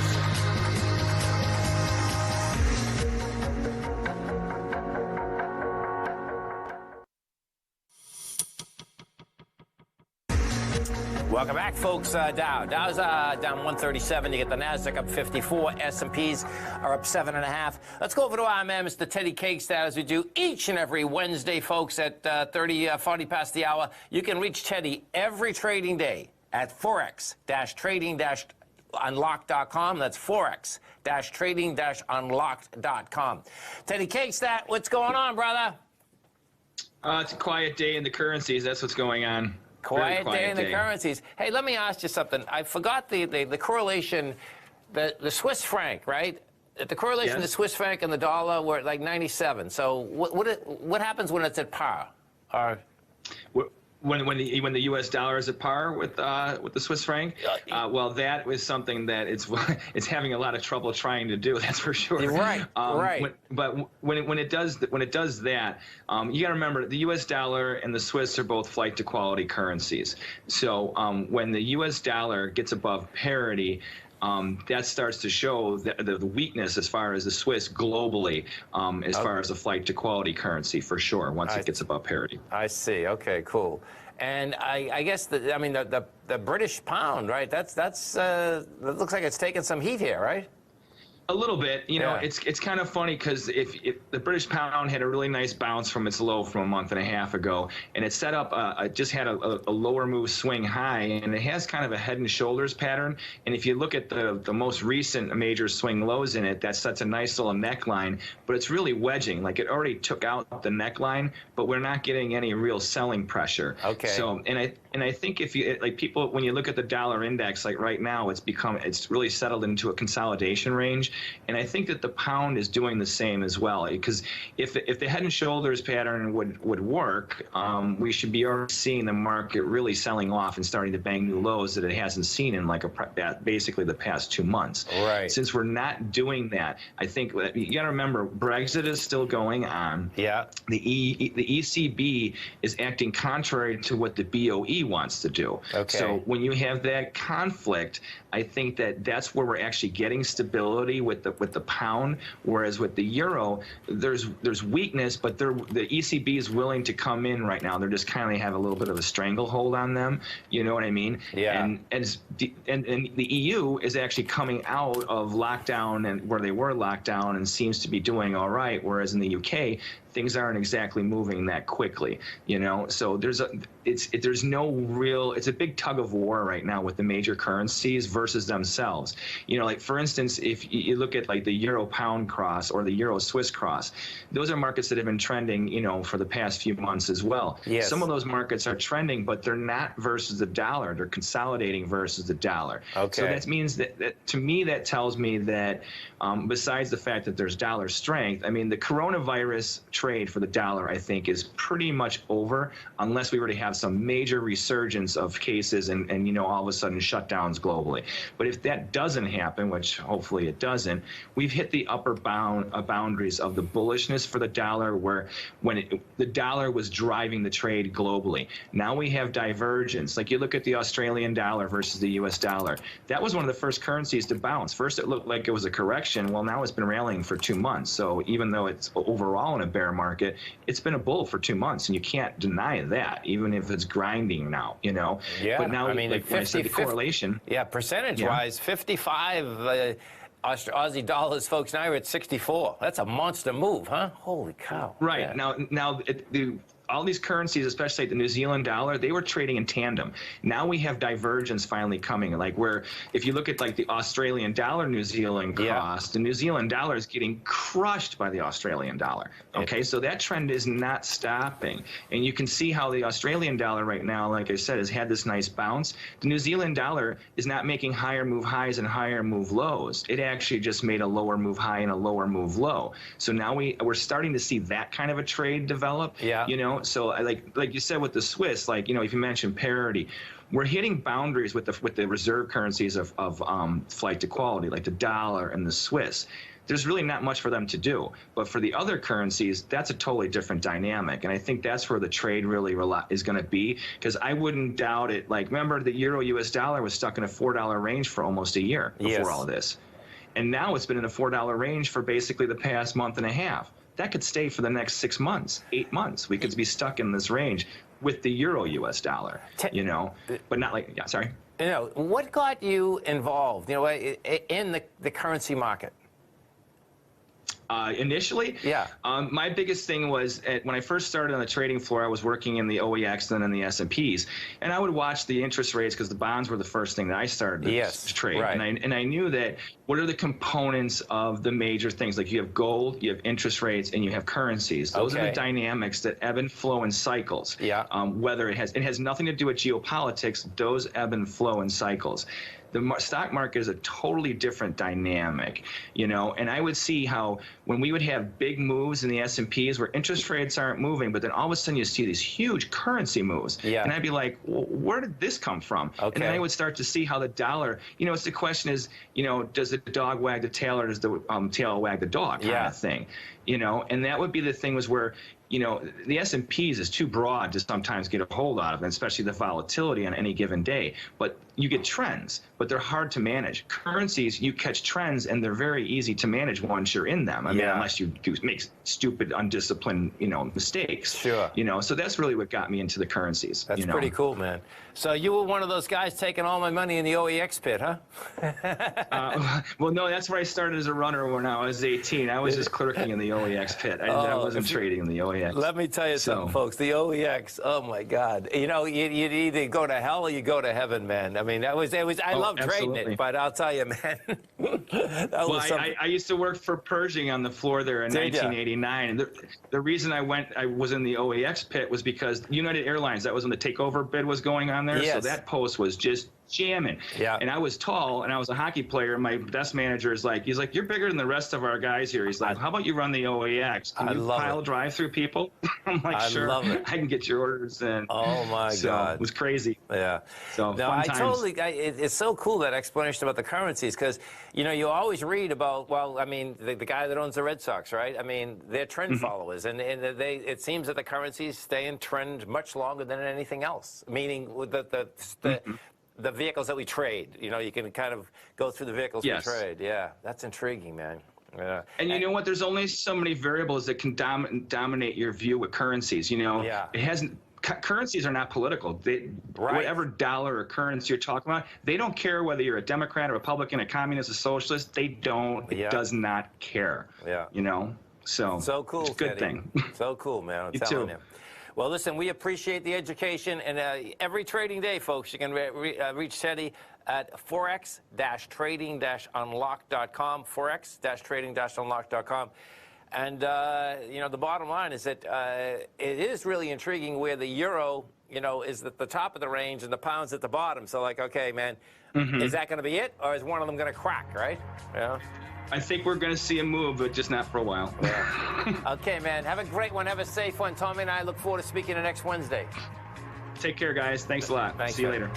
Stay right there, folks. Come right back. Dow down 155. NASDAQ is up 31. S&Ps are up 3.5. We'll come right back.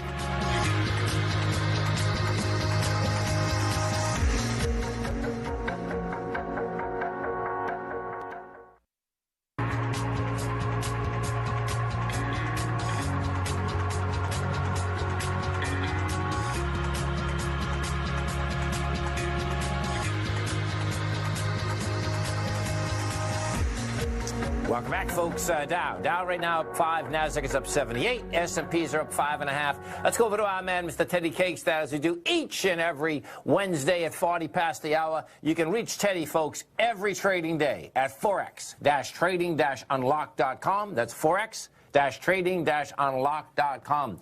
Teddy Cakes, what's going on, brother? Well, you know, it's a little kind of a quiet day in the currency markets. Dollar's a little stronger.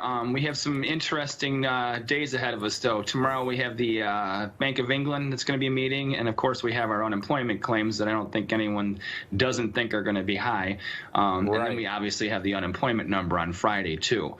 So I think that we're finally going to maybe have some numbers that may mean something to get us moving in the markets. Yeah, that euro last couple of days, man, has been going south, right? I mean, we were talking a little bit earlier, Teddy, about that whole German constitutional court, saying that, they don't dig what the European Union is doing right now. And how do you think that's going to affect the currencies in general? Well, I definitely think that that's where you're going to start to see divergence. So, we've been talking for weeks about the market starting to consolidate, especially the broader, the stronger major currency crosses versus the dollar. Yes. And if you look at like the dollar index, or remember we mentioned the 30-year bonds over the past couple of weeks. Yep. These charts are almost looking the same because they all are making consecutive lower move highs and higher move lows. So they're all wedging into a triangle, if you will, and getting towards that flat line base that we've been looking for. I mean, even the gold market, you're a gold guy. Yep. The gold chart looks the same as the 30-year chart, which looks the same as a U.S. dollar index chart does, pretty much, And I think that right now we are seeing a little bit of dollar strength, but that's only because it's holding the dollar into the middle of its range. I think where the dollar bounced on Monday, that gives you pretty much your baseline of how strong the dollar or how weak the dollar will be at most, just because, remember, what we've been talking about now for months, how the lesser currencies are still getting pummeled by the dollar. So that's going to keep the dollar index supported, So remember we were talking to a couple weeks ago how, the dollar index has been a good way to kind of gauge your trend for the currencies because of the fundamental of the coronavirus. Yes. But now we have divergence. We don't have that anymore. The virus is factored in, and now you have, like you said, you mentioned what's going on with Germany and what they think about what's going on versus how the EU should or should not help this current financial situation. Right. And this is a question of sovereignty. You remember, now, we haven't talked about Brexit in a while. Brexit is still going on. The first stage was finished 3 months ago. I mean, I haven't heard Brexit or read about Brexit since, I think, January, maybe the beginning of February. God, that's right. Right? Yeah. So now think about this. The Bank of England, they still have Brexit to contend with, as well as their trade negotiations with the EU. Now, especially if the EU is really going to do what they are talking about doing and Germany doesn't like that, well, now all of a sudden we have dysfunction going on in the EU with one of its major players. And I think that's going to start to cause divergence between the euro and the Swiss, the euro and the dollar, and is definitely the euro and the pound. So I think that where we've been wedging right now, after we get through the next couple of days, going into next week, I think we're going to start to see some new trends for sure. Because you can't go flatline forever with these. Right. Right. Yeah, it seems like a real fundamental issue, man, that Germany's dealing with. I mean, the history of Germany, folks, is that they're tight, man. They don't want basically. They don't want inflation. They don't want that stimulus. Absolutely. Yeah. So that'd be a shocker. Now another man. interesting. That'd be a shocker if they just turn around and tell the EU to take a hike, man. Right? I mean. Well. Wouldn't that be something if, I mean, well, that would tear apart the EU. There wouldn't be an EU if Germany leaves, you know. But, you know, you're a yen guy. We've been talking about how the consolidation is going on, and now there's a potential good divergence, especially with the major currency versus the dollar is the euro. So if we see a divergence there, we're going to get some action and some swings.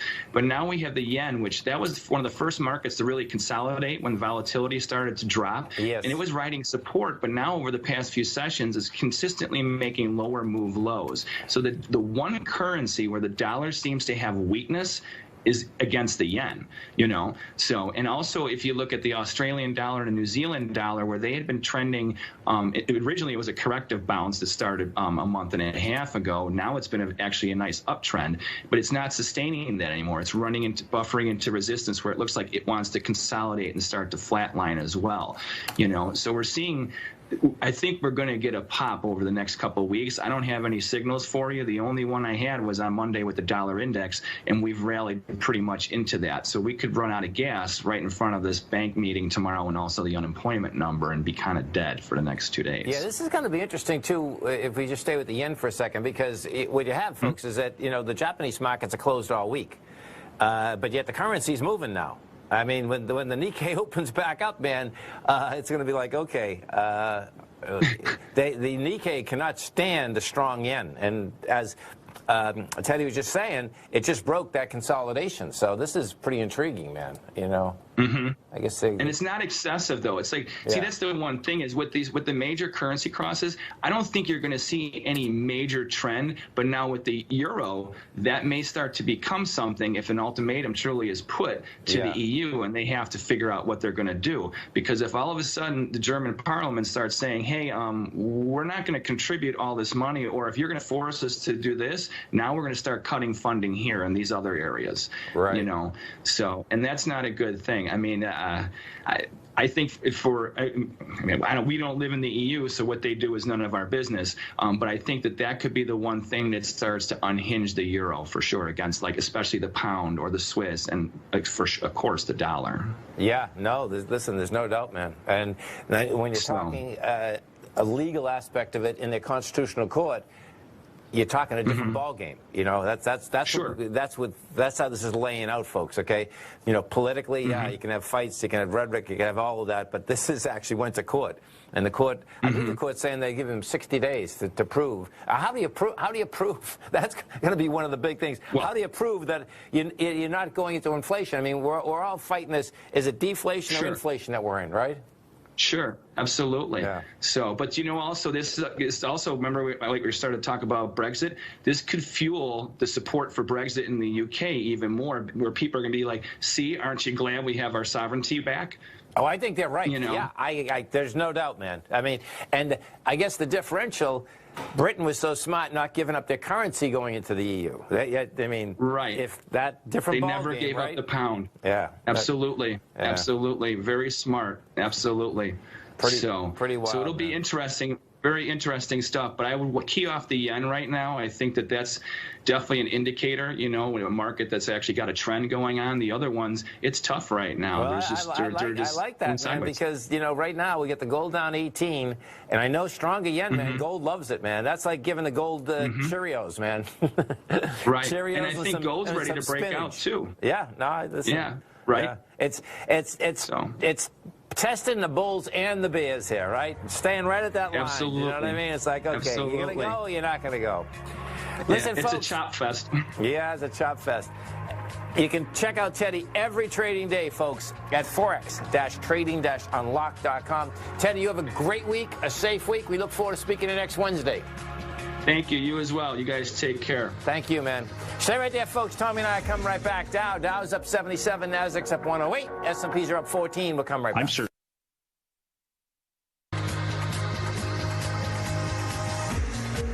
Welcome back, folks. Dow's up 464, Nasdaq's up 249, S&Ps are up 52. Let's go over to our man, Mr. Teddy Kegstad, as we do each and every Wednesday at 40 past the hour. You can reach Teddy every trading day at forex-trading-unlock.com. That's forex-trading-unlock.com. Teddy Kegstad, what's going on, brother? Oh, it's a quiet Wednesday as we're waiting on the Fed today. Yeah, so the bottom line is that what can we expect out of the Fed, right? Well, I think it's more of the same, to be quite honest with you.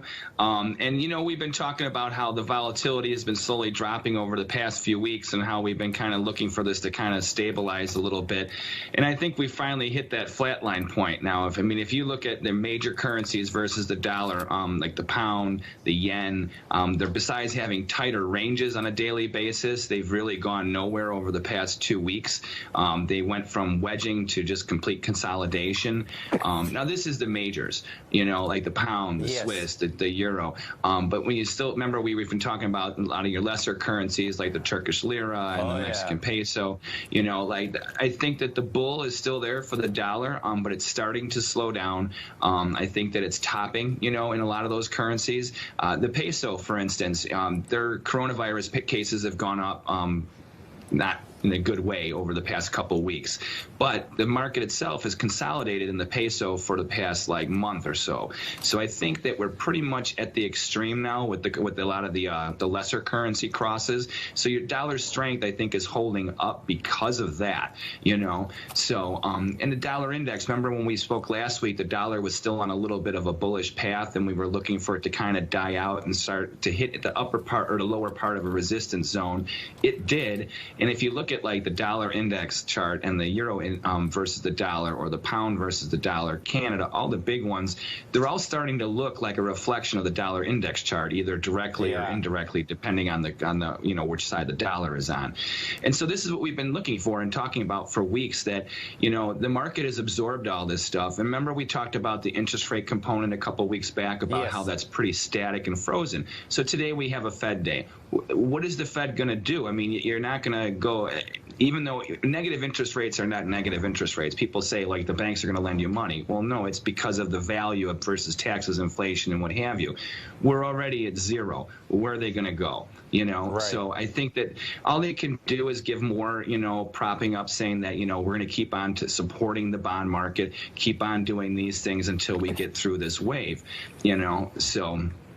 And I think that's really where we're at, kind of in limbo. Yeah, no, and I can see, so these currencies, man, currencies like to trend in a long period of time. So I guess the real question is that, the dollar's been trending up for a dramatic amount of time. Is this like a slight turn?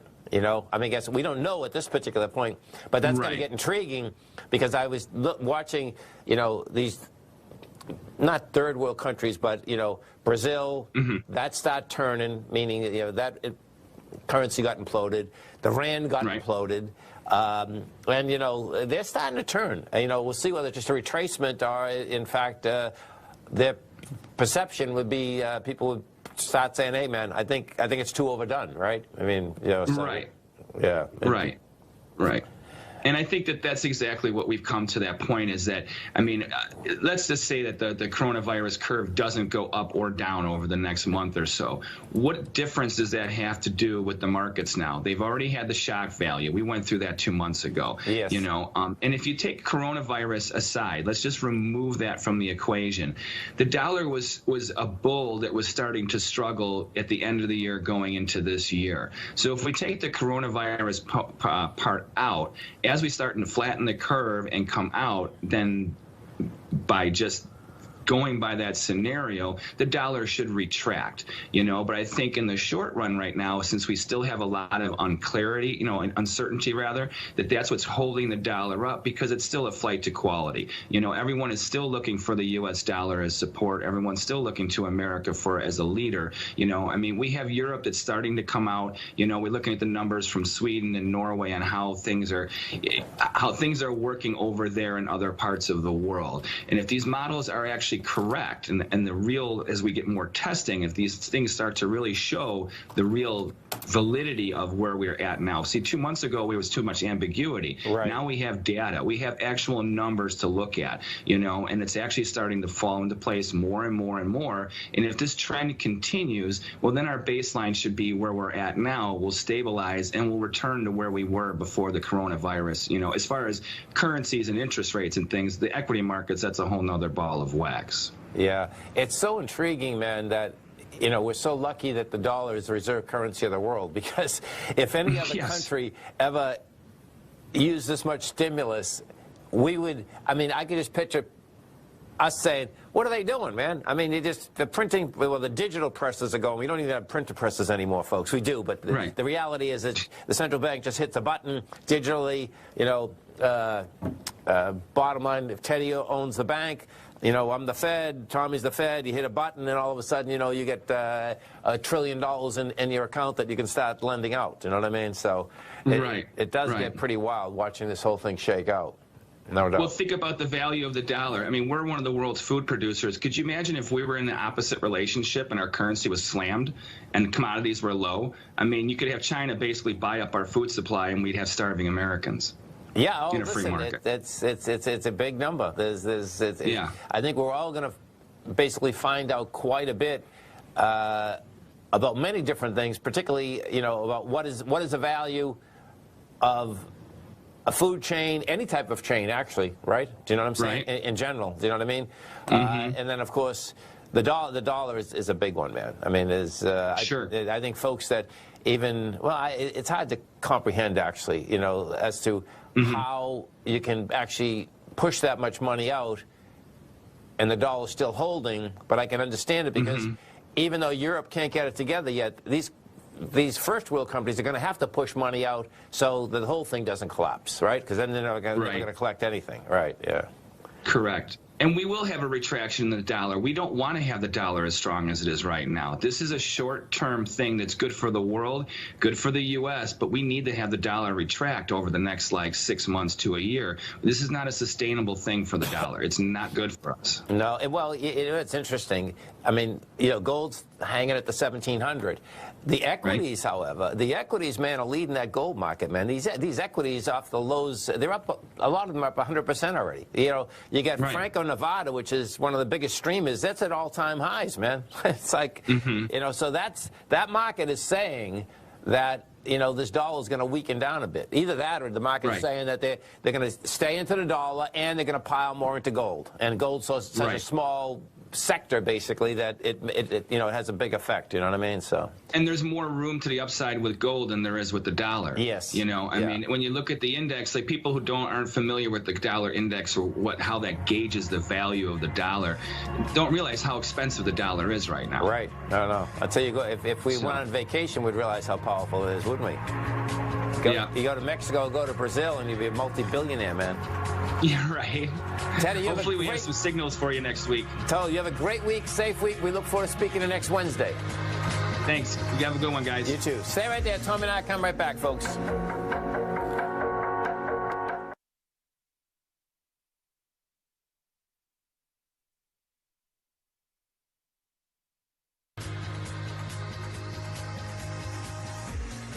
Welcome back, folks. Dow's up 423, Nasdaq's up 198, S&Ps are up 50. Let's go over to our man, Mr. Teddy Cakestad, as we do every Wednesday at 40 past the hour. You can check out Teddy every trading day, folks, at forex-trading-unlock.com. That's forex-trading-unlock.com. That is your key to online Forex trading.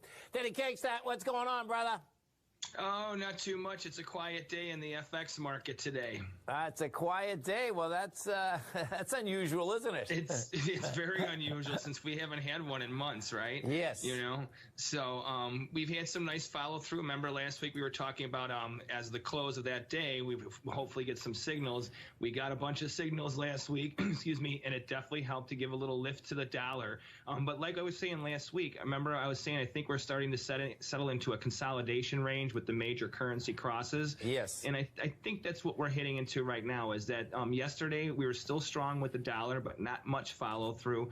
I think we might still get another gush sometime between now and into the end of the week, a little bit, but not much more. And most of the targets have already been hit from the signals that we had in some of the currency crosses. Okay. The U.S. dollar Swiss and the Euro U.S. dollar are right just short of their targets. And the thing is that these targets are coming right where you have previous swing high and swing lows, that if we take those out, those would reinforce the direction that it's currently going in. And I don't think that we're going to get that kind of follow through right now. I think that we're going to start to reach a range of containment for the major currencies. Not when we're talking like the lesser ones like the Brazilian real or the Turkish lira, which once again made another high today. I know. I mean, those countries still, I think the dollar is a bull, but I think the dollar index, because when we had all these signals in, ironically, we also had a buy signal in the dollar index last Wednesday, and that pretty much came into the target zone yesterday. So we're pretty much at the lower part of a resistance band, if you will. Yes. And I think that that's going to start to contain. I mean, if Europe's going back online, we have states that are going back online. Obviously, we have a mixed bag of goods when it comes to economic numbers, and I don't think that any of those are going to be something that you really have to pay attention to for months, because they're going to be so out of line. Some things are going to be right and some things are being so skewed. But the interest rate component, I was looking at how gold fell off. Remember last week we were talking about how strong gold was holding up amongst the physical commodities, any commodities. Well, then we have the interest rate component. Now, you know that my background is a 30-year bond, and I've been trading that since 1990. It was trading in the 80 handle back then. Now it's trading in the 180 handle. Right. I mean, it's insane to think that the interest rates are going to stay at these levels. Now, the volatility just in the past couple of weeks, what's happened in the bond market and the 10-year market. Sorry about that. That's all right. I mean, we haven't seen that kind of volatility even when we had the crash of '87, or even back in the flash crash. I mean, these levels are so extreme, and we're at the buffer point. I mean, a month and a half ago, I was telling my girlfriend, she was talking to her personal financial advisor about her bond funds, and I'm like, there's not much room left in these things. Right. Now, if there was no room a month ago, and I think this is why the currencies are starting to consolidate in the major markets, because there's an ebb and flow. We have the interest rates, we have the gold market, we have the currency market, we have the equity markets, and these all have their little sine waves, and we've come to this point now. The interest rates can't move. That curve cannot move. Where is it going? It can't be lifted, no matter how much the Fed supports it.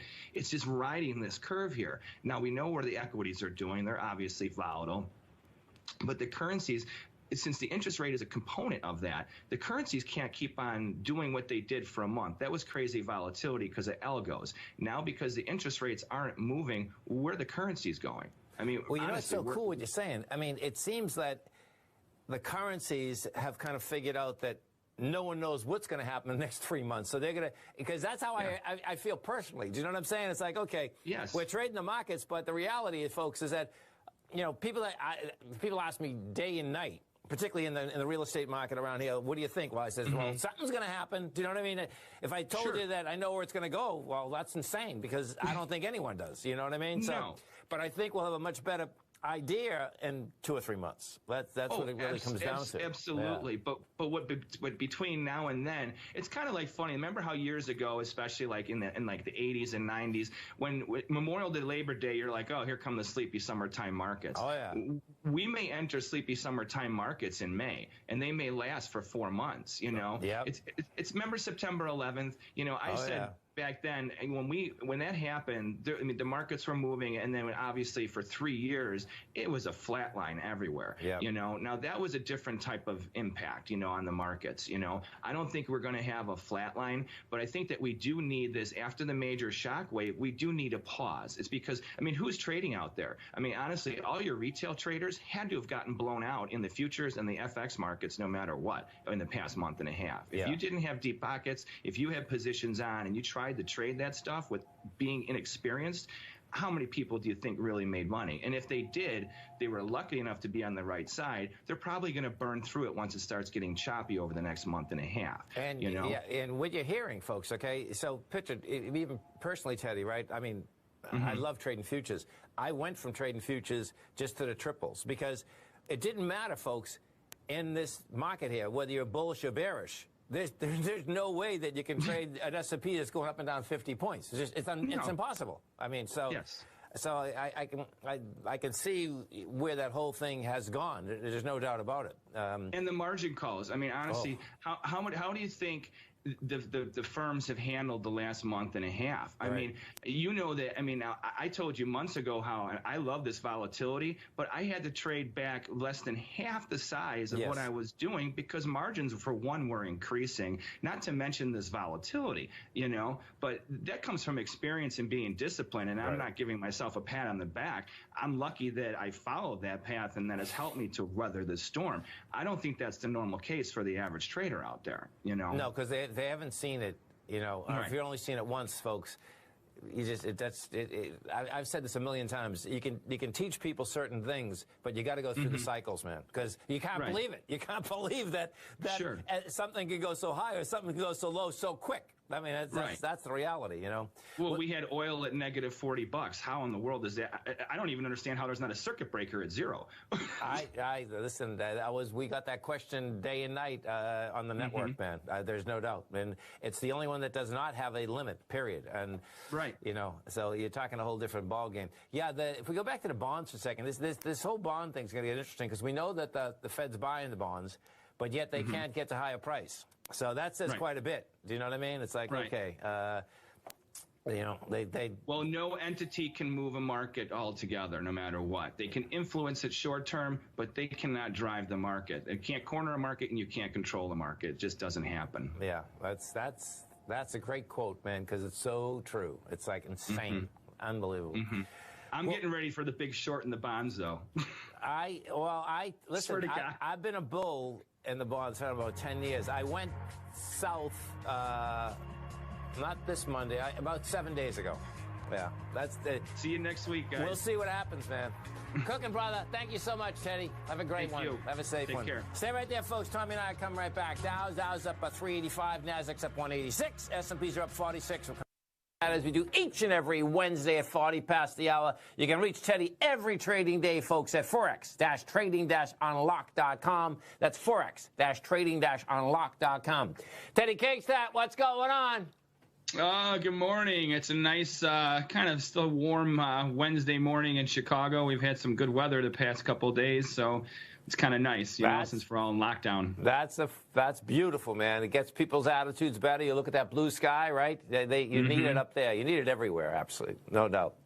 So currency-wise, man, I'm telling you, man, yesterday I was looking between the peso and the rand, man. I just feel like going and putting some big money into both of them. It's like, oh, my God, I've never seen the currencies get destroyed so dramatically in, you know, basically 20 years. Right, absolutely. Now, it's funny you mentioned the peso, too, because I was going to tell you we have some signals that have gone off in some of our major currency crosses, and I think that we're finally starting to come into a period where some of the currencies are still going to be stressing, but I think some other ones we're going to start to set maybe a little bit of a range-bound kind of thing, you know? Yes. So I think like the Mexican peso and also the Turkish lira especially, I think the dollar is going to still remain a bull, especially because of the coronavirus, you know, fundamental driving that right now. Especially because both of those countries, their numbers are increasing right now. But then we have look at the U.S. dollar Canada and also the British pound U.S. dollar. Those are two major currency crosses, especially the pound, which is the second biggest in the dollar index. And with their prime minister is sick with corona, you know, and their currency is very stable. So in considering the volatility, of all the currencies that have volatility, the pound, the month of March, I've never seen that thing move like it did, you know. So, but with that being said, with those currencies stabilizing, kind of going range bound, I think that it's showing that even though volatility is here and it's not going away, it is starting to drop, you know. And I think that the currencies are, especially for your major currency crosses, They're not necessarily overdone, but we're all in this boat together. And the industrialized countries are, you know, I mean, Europe is still, their curve is not exactly doing well, you know, but then it is what it is, you know, but they have everybody helping them, you know. So we have some, so I think that the dollar is still going to remain strong. But you look at like the euro and the Swiss. Remember last week or 2 weeks ago, we were talking about how bullish the dollar was. Right now, I think you have a little bit of a correction going on to the other direction. I think you're going to have the euro US dollar and the US and the Swiss be strong versus the dollar for the next few sessions or so. You know, I think the pound, I don't think if you're trading that, I think it's going to be fun for range traders. If you're a swing trader any direction, I think you're really going to be out of luck. You know, now with the yen, I think the US dollar yen is a place where I have a buy signal on that from yesterday or from a couple days ago. So we're looking for some follow through to the upside, but maybe not that high. Maybe up to back to that 112 area. It's probably going to run into some resistance up there, you know. So I don't think you're going to see a lot of follow through with these moves. You know, we had a buy signal for the U.S. dollar, or excuse me, for the euro U.S. dollar yesterday, and a sell signal for the U.S. dollar Swiss. But these are only for like the next 3 to 5 sessions, and I'm not looking for a major move from these. I think what they're going to start to do is establish an upper zone and a lower zone for your major currencies for the next couple of months, you know, because just like we're starting to see a stabilization in the stock market, you know, I mean, it's really going nowhere, Tom. You know, I mean, it's really not going anywhere right now. It's just volatility. No, I agree. And it looks to me, I mean, you know, I started out with that the rand and the peso, and it looks to me that, yeah, it's blown out and wants to pull back, meaning get stronger. And the pound looks like it wants to get stronger, man. I mean, if the pound breaks the top of this range, right? You've been up here 6 days, man. And what's so cool about that, Teddy, is that the news is terrible over there. I mean, you know, hopefully, you know, Johnson comes out of it, and there's better news out here this morning. But that's pretty cool when the news is so bad. And their currency is staying stable. It is. Right? Yeah. And that's why I was highlighting these major currencies that are starting to consolidate, and that's what gives me this idea that the big money, when it comes to the bigger countries, we're all in this together. You know, like it's when you talk about, you know, the Brazilian real and like the peso, they're so far behind the curve right now, and who knows how. I mean, I hope that in Mexico they really start to tighten down, because if it hits Mexico City, I mean, that could just be, I mean, devastating. You know, so, and we don't want to see that anywhere, you know. So with those currencies, I think that the dollar is still going to be a bull. I mean, with Iran and Turkey, with their rates going up, how can the dollar not be a bull versus those? So I think you're going to see those really stretch going into the next month and a half. And I tell people in my videos, and I talk to, you know, unless you're a veteran currency trader and you have deep pockets, stay away from those markets, because the volatility is just too strong, you know. Yeah, and too illiquid, right? Now, exactly. Because what does happen, folks, and what's happened right across the world. Now, this is, you know, we're very lucky because everyone wants dollars. I mean, if anyone can understand anything out of this crisis, it is not a country in the world that does not want dollars. If we were a citizen in another country, we want U.S. dollars. Period. That's why this dollar is staying so strong. You know, and of course we have unlimited printing abilities, and the Fed's going to do unlimited printing abilities. But you know, the bottom line is these dollars are going to go overseas. They're going to be in people's mattress. They're going to be everywhere else. But you know, so that's pretty wild. And here's something I think that'll reinforce what you said about dollar strength, is that, you know, those points I think absolutely are viable for dollar strength. But look at what's happening right now. We have gold that is, I mean, spiking higher again yesterday. But we have oil that is so low, and obviously that's impacting the stock market. But we're a petrodollar, so that should have impacted the dollar. And during the whole time that the oil has been breaking for the past couple months, the dollar's been strong. Right. You know, so, and that's an inverse relationship. You know, so, and especially when you see countries like, you know, Australia and New Zealand and stuff like that, how they're on the outskirts.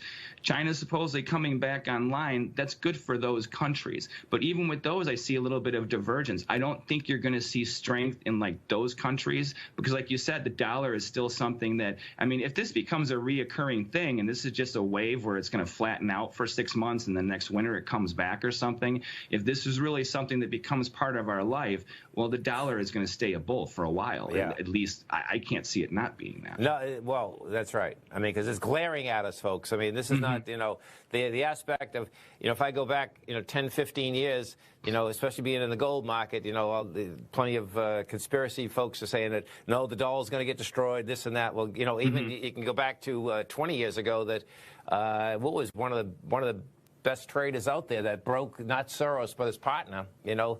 Oh yeah, with the pound. Yeah, I mean he went all in on the yuan, you know, saying that China was going to be the deal, and that was the worst freaking trade in the world, man. Do you know what I mean? Right. You know, so, right. Absolutely. Well, that's a whole animal on itself too.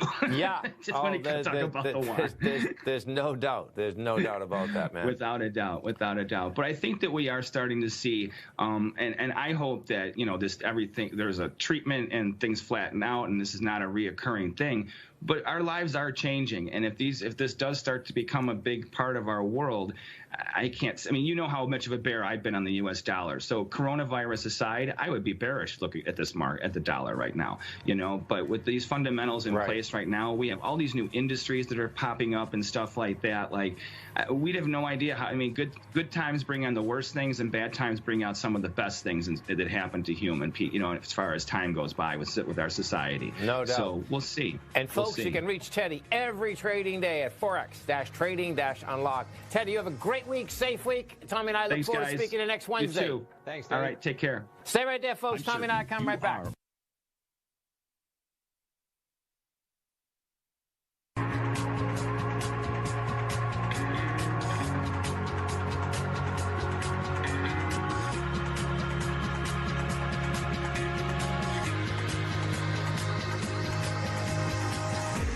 Welcome back, folks. Dow down 927, Nasdaq off 213, S&P's off 62. Let's go over to our man, Mr. Teddy Kegstad, as we do every Wednesday at 40 past the hour. You can reach Teddy, folks, every trading day at Forex-Trading-Unlocked.com. That's Forex-Trading-Unlocked.com.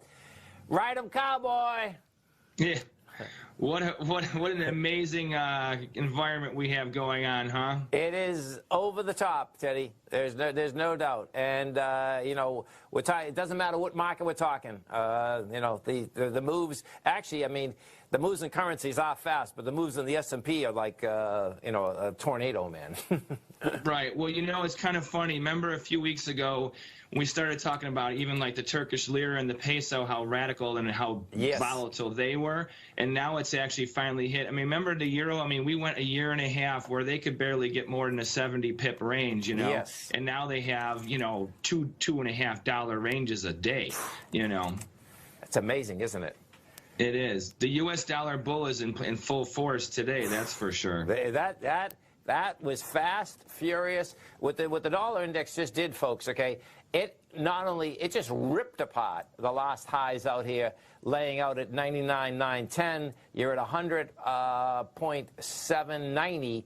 And bottom line is that your next level up here is at that 100.820. And, you know, the way it's moving, man, you know, there's no reason it can't basically not only hit that, but probably rip it apart. So. Well, I think you just rip it apart, I think is right. You know, I mean, with what's going on right now, we're not looking, technicals and fundamentals are totally out the window, you know, I mean, and I think that social media, you know, remember, like, we've had this before, like with swine flu and SARS and things, the previous ones, but social media wasn't in place where it really, like, had its presence like it does now. And I think that besides having a pandemic, and I'm not downplaying the virus, I think that the information that's out there, it's almost like information overload, and it's exacerbating a lot of what's going on in the markets. No, I can see that. I can see that because there's no doubt.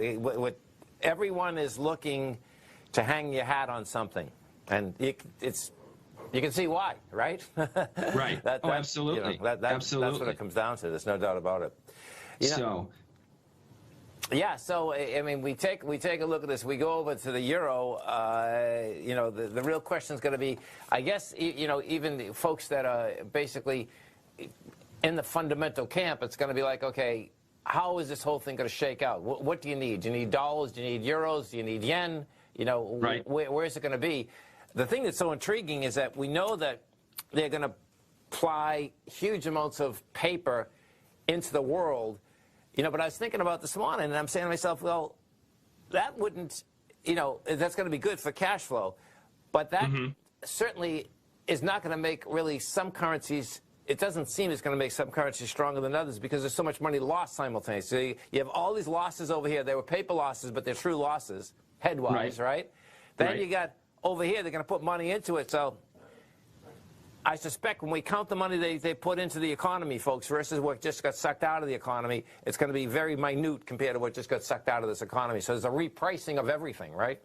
I agree with you 100% on that, and especially because you know how I'm a bond guy, and like when we're looking now at historic lows for interest rates, you know, there's only one place for interest rates to go eventually, and now with this bailout, what they're going to have to do is you're going to have quantitative easing going on throughout the globe. Right. Okay. So what's going to happen eventually is that this is going to affect the credit markets. I mean, no matter what, there's no way this cannot affect the credit markets. I mean, we're just lucky that right now we have, this is all just because of a virus. This wasn't because of an economic downturn or other things like that, you know, but now we're in a situation where we are very, very vulnerable, you know. So, and I think that right now, flight to quality, I mean, the dollar, you know how much of a dollar bear I have been for months. Yeah. And then because of this, I mean, you have to look for flight to quality. Europe is now in full lockdown. So it's not like, I mean, could you imagine if you live in Florida, I live in Illinois. So right now we would not be able to drive from,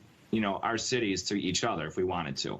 No, I'm with you. No, there's no doubt. So, and on top of this, folks, I don't want to bear bad news, but this is like so Utah just had a very large earthquake about 10 minutes ago. It's like, oh, jeez. I know. This is just coming across the tape. Now, the tape already saw this because this happened right before we were coming on the air. And they don't have the full story out here. Oh, here it is. Oh, geez, this is Salt Lake City. So what do they say? Let's see, 5.7 magnitude earthquake shook Salt Lake City and its suburbs a few minutes ago, sending residents fleeing from their homes, knocking out power, and bringing the city's light rail system to a halt. Yeah, this is...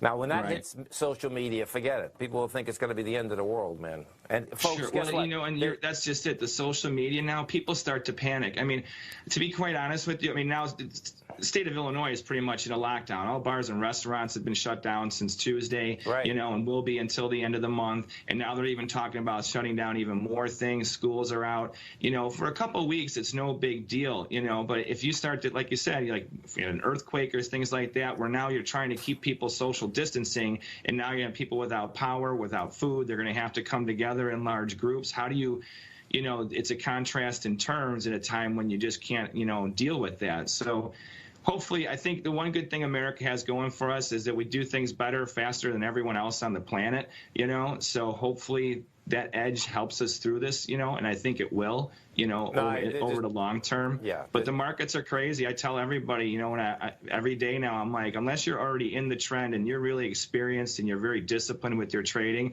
now's the time to step out, you know, being in cash, you know, I mean, the markets are always going to be here. The question is, will you be able to still be here tomorrow? Right. You know? And take care of your health. Because this is a health deal, folks. Okay, you always can make money. That's the real bottom line. You know, there's no two ways about that. You know, take care of yourself first, and then the rest of it will follow. There's no doubt. And I scaled back tremendously. Like, I love this volatility, and I have friends who are like, "Oh, you're in heaven. Everyone is, you know, hating it." You know, and I'm like, "Well, this is when I can make my money." But this is such extreme volatility where I can't trade my normal size. I actually am trading literally a quarter of what I normally trade. But I'm doing well, and I'm happy because I'm getting moves. But I can't take that kind of risk, you know, especially these overnights over the weekends. Yeah, there's no way. No one can. And if they do, folks, that's, as I said a little bit earlier, that's like playing roulette at the casino, and that's not where it's at. You know what I mean? Well, remember we talked last week about how the overnight trade on the Sunday, how the Australian dollar and the New Zealand dollar, how it didn't matter if you were long or short, unless you had been in the trend for a long time and your risk was way high, there's no way you weren't stopped out of that market. Right. You could not have not been fried out of that, you know? So, and now think about the equity markets. I mean, how many traders, if they're putting on positions, they're gambling right now. You have to scale down. You have to be very, very mindful of your trading capital. You know, investing's different than trading. Stocks, now is the time to start buying good companies. You know, Starbucks at 56 versus 110, you know, a couple months ago. Starbucks will come back. Eventually this will pass, and their infrastructure is in place. People will go back to work very quickly, once that does happen. So things like that, I think for equity traders, now is a good time to start buying in, but I still think we're not through it yet, but good value companies for sure. Otherwise, go to cash. Go to cash. Just like cash get out of your bond funds. Where are you going to go? You can get Teddy every trading day, folks, at Forex-Trading-Unlock. Teddy, you have a great week, safe week. We look forward to speaking next Wednesday. Thanks, guys. Stay right there, folks. Tommy and I will come right back.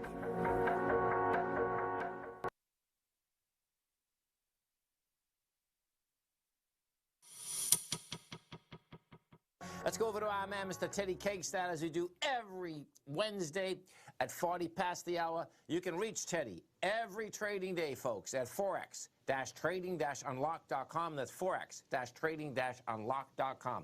Teddy Cakestad, you riding that wave? Hey, how are you guys? Doing great, man. Yourself? I'm doing pretty good. It's kind of a quiet day in the currencies today. Not like since we talked last, it was quite the volatile period for sure. Oh, there's no doubt, man. I mean, how about that move in the euro, huh?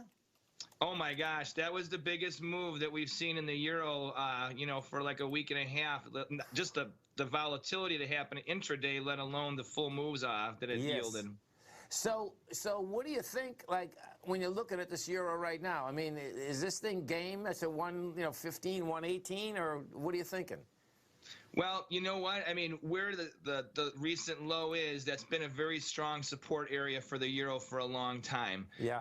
Now, what really surprised me was the Volcker-esque way of cutting interest rates yesterday. Okay.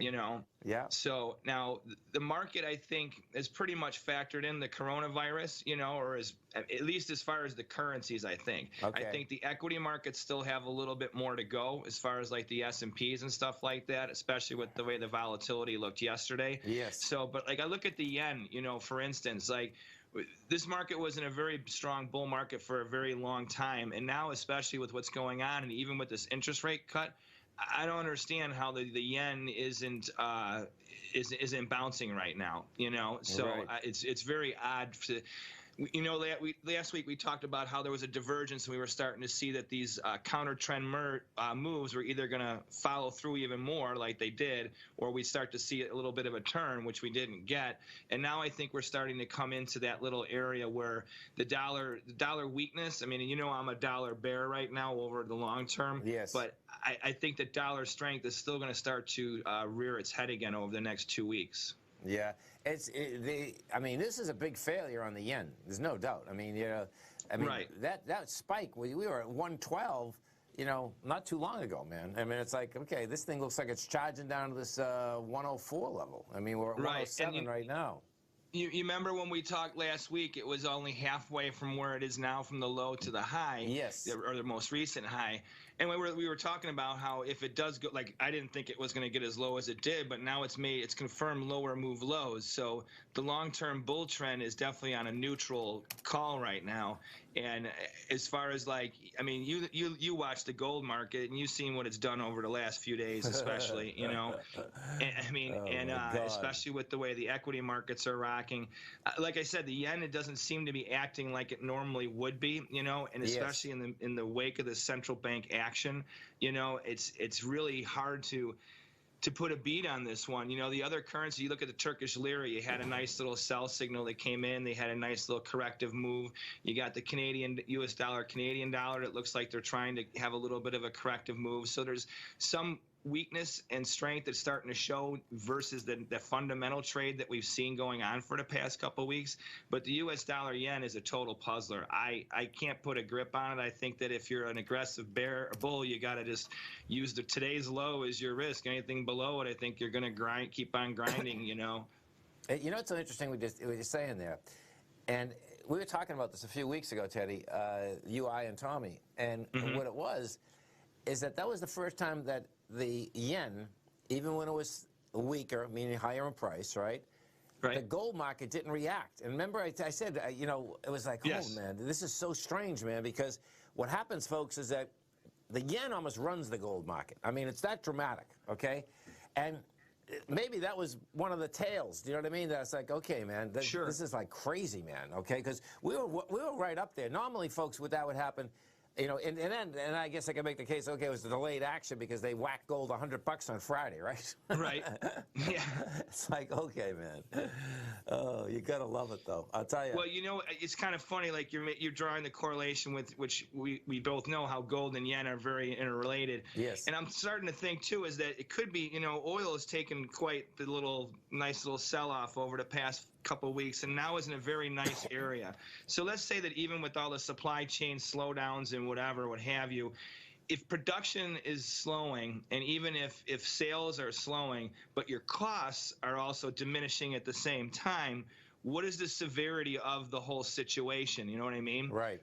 So, and I think that with the yen, you might be seeing the yen strength because when oil is low, it's good for Japan because they don't have oil to begin with. They have to import it no matter what. Sure. So, and especially, if the corona stuff starts to really stabilize now over the next couple of weeks, the numbers it's kind of weird. In certain places, it seems like they're stabilizing. In other places, they're not, So we don't know what that impact is yet. But I think maybe for the Asian trade, the yen might start to be maybe it's a bull right now. I don't know. It's a really hard thing to gauge, especially with how gold's moving, Yeah, there's no doubt. We just had those oil numbers, and one of our tigers in the den brought up a great point. And what it was, folks, is that the airlines are getting killed, there's no doubt, but more people will probably jump in their car using gasoline. And it's so wild because last night I'm talking to one of my cousins, and he's going to get another one of my cousins. He says, "What? They're going to jump in their car and they're riding down here." They says, "What? We're coming, man." And it's just so funny. But they're jumping in their car. Do you know what I'm saying? Right. So that's a phenomenon that we do want to pay attention to, folks. And millions of people jump in their cars, start using oil. Maybe oil can basically get stabilized here. It's going to be interesting, man. There's no doubt. Well, especially with the holidays coming up, you got spring breaks and stuff like that. It will be interesting to see how those numbers start to pan out. Yeah, spring break. I forgot about that. Spring break. With the European currencies, it's pretty interesting how the dollar has been in a little bit of a retreat recently. The pound still just seems to be a sideways kind of grinding little bear, of not really, but it just doesn't seem to want to get a rally. But it doesn't want to sell off either. Like when the euro was really stretching this through resistance over the past few sessions before today. When you look at the pound, which is also one of the biggest currencies out there, there was really not very much volatility in the pound at all. Right. Right. So, and the Swiss strength also kind of shows me that the strength in the Swiss is returning, so I think we're going to see a divergence, but like I said, I think we had found good support in the euro US dollar. Whether it can maintain any type of rally, like that's significant, I don't think so, but I think the volatility we have now, if that stays, well, that changes things. We saw more. You guys have been trading for a long time. The currencies on Thursday and Friday, especially Friday afternoon, the last few hours, it was trading like the S&Ps in a fast market. It was crazy with the range and how fast it was moving. Right. Yeah, going into these weekends, for currencies, right, for gold is always dangerous, man, because the market is looking like 2 days, folks, and 48 hours in this market here, it might as well be like 5 weeks. It's like crazy. Sure. And here's another thing, too. We are going to be coming into earnings season soon, and these earnings aren't going to be reflective of this virus until 6 months from now. The earnings right now, all the economic numbers are coming out great. No doubt. Folks, you can reach Teddy every trading day. Forex-trading-unlock.com. Teddy, you have a great one, safe one. We look forward to speaking to you next Wednesday. Absolutely, guys. Thanks a lot. We'll see you next week. Thank you. Stay right there, folks. Tommy and I come right back. Let's go over to our man, Mr. Teddy Cakestad, as we do each and every Wednesday at 40 past the hour. You can reach Teddy every trading day, folks, at Forex-trading-unlock.com. That's Forex-trading-unlock.com. Teddy Cakestad, what's going on? We got a lot of volatility in the U.S. dollar today, actually this week so far. There's no doubt, man. What do you think? It jumped in that higher trading range, and then it didn't hold last week. No, but I'll tell you what, the yen, how about, remember last week when we talked last week, we had that big explosive move to the upside, and we were heading towards our, the target of $1.12 or 112 to 112.5 that I've been looking for a while. I didn't think it was going to happen for at least another month, and we fell back pretty strong, but I think that we had a nice bounce yesterday, and I think you're going to see this bull continue, especially with the way gold sold off yesterday. Yeah, no, it's interesting. So that, and what was interesting, Teddy, is that Tommy and I were talking. We were actually on the air and off the air. I was so paranoid of that, 110.5 in the yen. But guess what? That didn't stop gold. I mean, gold went to 1691. Do you know what I mean? To me, gold did what it was supposed to do, and then you get a pullback. But I thought that was so intriguing because that was the first time in quite some time that it didn't hit it when it was actually at highs. I mean, it got hit yesterday, but by then the yen had already pulled off. So, Right. Pretty wild. So the U.S. dollar yen bull, I think, is definitely proving that it's not going anywhere, even though the dollar seems like it wants to kind of, I think the coronavirus, I wouldn't say it's overdone, but it's heavily factored into the marketplace, and I think that the volatility, especially we've seen in the yen, is starting to show that we're going to really see some really big swings, because I think the interest rate market might start to get some moves as well. Yeah, well, we had the 10-year, break all-time lows yesterday, right? Right. So that's going to be intriguing in itself. And, of course, market-wise, we get a little bounce out here today. Some of these, not necessarily third-world countries, but some of these emerging market countries, their currencies have got actually smoked, right? Well, what's funny is I've been talking about the Turkish lira to some people for the past week and a half about, now most people don't look at the Turkish lira, but it's a really good indicator about what's going on, especially with the Middle East and stuff like that. Yeah. And now with the coronavirus exploding in Iraq and then, Iran, and also moving into Pakistan and stuff like that, it's definitely impacting the Turkish lira. And if you look at that chart, anyone does look at it, it's been trading higher for months on end, actually. But it's a wide trade. If you trade that market, the spread is really wide. It would be it's trading, what is it, $6 something. It'll be like a 40 pip wide spread, you know. So to trade that market, getting in and out, you really have to be on the right side, you know. So, but this one, I'm telling you, right now, if you're a skittish bull, buying into these highs is something that's really rough with their volatility. But this market could be 20% higher in another 6 months, literally, with the way things are going. Well, and the high is 7.23. So I'm looking. That's what, 2018, right? Right. And that's a weak lira, right? Very, very. Yeah. And I think it's going to continue, especially, the Iranian prime minister, not the health minister, whatever, yesterday said that the coronavirus wasn't going to be a big deal in Iran. It's contained. And then today they find out he has it, So where is that for stability there? And I think that's definitely going to, like you said, some of our lesser currencies versus the dollar, they're getting smoked. And I think they're going to continue to get smoked for the next couple months in a very, very big way. But you have to be ready for that volatility and have to be able to bear that risk as well. Yeah. And folks, if you want to see something what Teddy just brought up, about that minister, if you Google that, you're going to see when he was saying it's contained, he's coughing, he's got a handkerchief off, he's wiping sweat off his brow. That's one of the weirdest things I've seen, meaning, we know that sitting up there blatantly lying, and he's sick himself, man. But when you see that video, it's crazy. So look at the British real. Not that we'll do that, but Brazilian. Brazil is a monster commodity country, and look at this thing, man. Right? It's blowing my mind, man. We're at 4.39 real, folks, to $1 US. So I think this is all-time lows. Let me find this out for a second. It is. And I think you're right that these trends, especially in emerging markets like these, they're going to continue, and they're going to be very aggressive for the rest of this year, I think. Yeah, wow. I wonder, now, when you're looking at currency markets, what the fundamental reason would be that they're getting so weak because their economies are weak. Would that be correct in correlation to the other currencies? That would be typically what I look at for sure. And now, especially now there's the factor with the coronavirus that you put in as well as a big fundamental. Right. Yeah. So.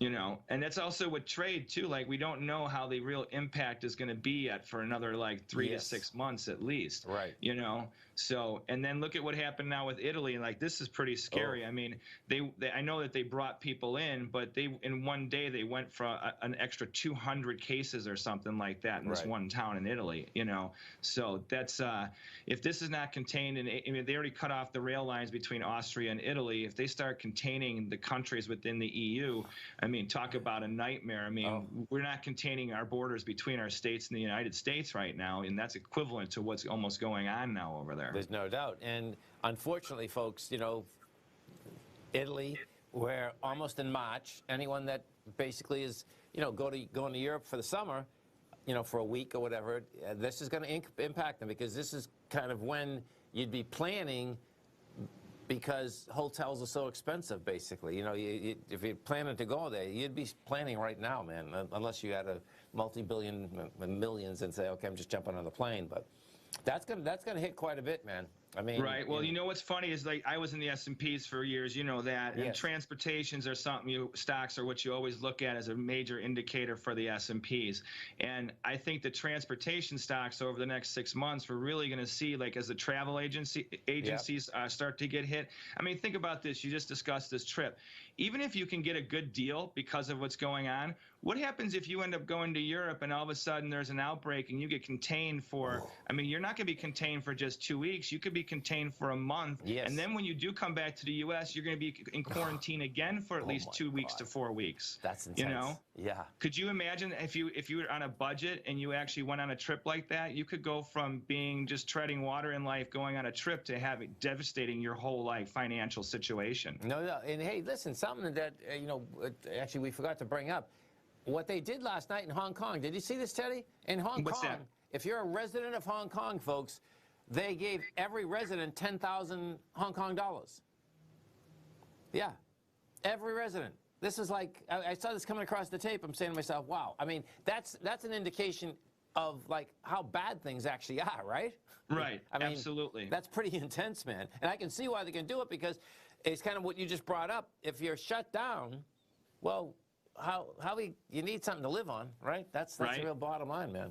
Crazy. Absolutely. Yeah. Now, what happens in some of these smaller countries? I mean, like, we see what's going on in Iran. Like, you just made this comment about the, you know, we were talking about this the health guy. Yes. What about some of these other countries in Africa? If this really spreads, now we don't know how it's spreading through Iran and with their borders. We know Pakistan locked up their borders and stuff like that. So we'll see. Hey, you have a great one, safe one, Teddy. Look forward to speaking to you next Wednesday. Absolutely. Hopefully the video works. That will. Thanks, guys. Come right back, folks. Let's go over to our man, Mr. Teddy Kegstad, as we do each and every Wednesday at 40 past the hour. You can reach Teddy every trading day, folks, at forex-trading-unlock.com. That's forex-trading-unlock.com. Teddy Kegstad, what's going on, brother? I'll tell you what, we got quite the dollar rally going on this morning. That's what's going on. No doubt. It's jumping back into that higher trading range, man. It just blew right through that trend line, man. It's been taking a while to get there, but it's there. Well, your favorite market, the Japanese yen. Wow, I mean, we've been saying this market's a bull for quite some time, but talk about a balloon underwater rally today, huh? There's no doubt. This is pretty amazing, folks. The yen, and the yen right now is at 110.93. If you're watching Tiger TV, I mean, this is a one-way shot, man. I mean, you don't see this too often, right, Teddy? This is right. Absolutely. You got over a full dollar move that's happened since basically like around 8 o'clock last night, I think, something like that. Yeah, and now this is the kicker, and Tommy and I have been talking about it, and we had Kevin Hinks on earlier talking about it. Gold won't give it up. It's like you're at 1609, man. I mean, it's like everything's going up, right? Well, you know, I think it's the coronavirus, honestly. You know, it's like we're starting to see some manufacturing things come back online, but at the same token, they're also being disassociated as well in China. You know, so I think it really is being, the markets are always forward thinking, and I think right now everyone's looking at where we're going to be at in September, October already. Sure, and there's going to be shortages, man. I mean, in a huge way. Oh, sure. You know, so and that supply line is We'll see it, company by company specific, but there's definitely going to be shortages, no doubt about it. Sure. Well, and think about this. I mean, GM announced this week that they're cutting. I never knew that GM made cars in New Zealand and Australia under a different name. Okay. And they announced this week that they're closing all their plants in both countries. So that means General Motors is no longer going to make cars in 2 different countries completely. And that's a big deal. That's huge. Now, is that on a temporary basis or, flat out they're just closing them? They're flat out closing them. Their plan is that within the next year they're closing. And now think about Australia.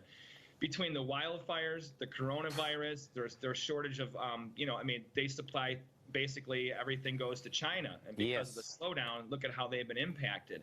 The only thing that's helped this break, you look at the yen chart, it's screaming rally today. But the Australian dollar has been trading kind of like the euro. It's just been sinking and sinking and sinking without any relief, And it's like they just got compounded this week. So I think you're going to see a major bear there for quite some time. Yeah. This yen is so intriguing, man. I was so paranoid of this yen getting over this 110, but it's not doing anything to the rest of, the metals market, which is pretty wild, man. It's like, right. Yeah. What's interesting about the yen is that, for the past 6 months, it's been creeping higher. It would get through resistance and maybe get through maybe a $0.50 move at the best, but usually it was more like 20 or 30 pips at best, And this thing today, we have over a full dollar move without any excitement in the world. I've had an upside target. We've been talking about this now of 112 to 112.5, but it's been with more of a longer term perspective, thinking it would take months and months and months. Yeah. Now we're hovering at 111. That's a crazy move today. It is, and I guess the news part of it is saying that they think that things are slowing down, so that's why the yen's getting weaker. So we're talking numbers, folks. As you start talking like the 110.94. Higher it gets, the weaker it gets, against the U.S. dollar. So, right, that is quite a move, man. And what's also interesting, when how I like to use currencies as the major indicators against each other and stuff like that, as well as the dollar index. I don't think you can use the dollar index right now as an indicator anymore because the euro is the biggest component of the dollar index to the pound. Right. If you look at a dollar index chart versus a euro dollar chart, they're basically an inverse reflection of each other. Right. So it's hard to say if you're looking at most of the currencies now, where are they going, on a fundamental or technical basis? Your technicals are overdone in so many currencies. The Australian dollar, the euro dollar. If you're a technical indicator kind of person, you've been buried. There's no way that you can look to buy those markets right now. Right. Right. Especially with the fundamentals. I how I like to incorporate both in all of my trading and stuff like that. This Corona thing, I've never encountered. This is not like SARS or anything else that I've ever experienced in 30 years of trading as far as a fundamental that could drive a market the way it is, like the dollar being so strong. We have the Swiss that, the US dollar Swiss is hovering, they're not too far away from parity. And the euro right now, usually it bounces where it's at. It starts to consolidate. And right now, every day for 3 weeks, it's made newer move lows except for one day, and it's only had one positive day in 3 weeks. Yeah. I guess when you take a look at that, right, it's basically saying that things are tough around the world and we are more insulated here, right? That's what it seems like, Yes. Go ahead, sorry. Well, no, I think your insulation comment is exactly it. And this coronavirus, you see how the world acts in a situation like this. We're lucky this is just a flu virus, Right. And what's the sustainability of a country when everything starts to lock up and all of a sudden you have this lack of mobility going on? We live in a mobile world. Oh, yeah. And this is like going back to, we're in 2020. It's almost like we're going back to 1990 or something like that, literally. That's right. As far as movement. Yeah. And, what's going to be intriguing is to see that, okay, maybe the aspect of how we're looking at that dollar, we'll have to shift it from the European markets to the Asian markets. Right. Because Asia runs everything supply line, folks. That's the bottom line. And, the way that currencies are broken down, it's supposed to be broken down as to your trading partner, right? That's how we got to 60% for the dollar, right, versus the euro, right? Yeah. Well, what's interesting, you made a really good point right there, too, about trading partner. Very good word. As traders, we trade everything, and we're all about, the more liquidity and the more people involved, the better.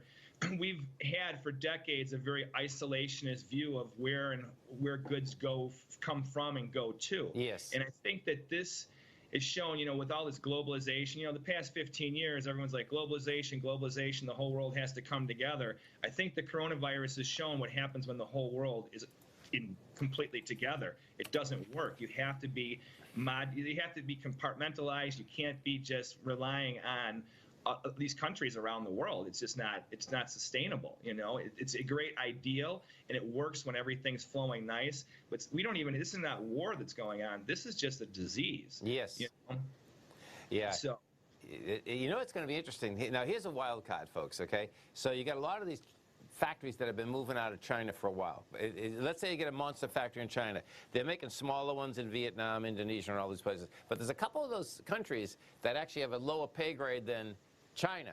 So it'd be interesting, like 3 or 4 years from now, like what ends up happening. Do you know what I mean? How much business actually came out of China into those countries, and those countries don't have a tariff coming into the U.S. yet. That's why they're doing it. So that's going to be a wild card. Not now, but 2 or 3 years from now. It's happening for sure. It's happening. I agree with you. Yeah. I think that's good foresight into what's going to happen. Yeah. Listen, folks. Every day you can check out Teddy at Forex-Trading-Unlocked. Thank you so much. Shame on me. This yen move got me, Teddy. It sure is. It's crazy. Have a great one, man. Have a safe one. We look forward to speaking. Good to be with you again. Thank you. Soon. Thanks, Stay Teddy. right there, folks. Tommy and I come right back.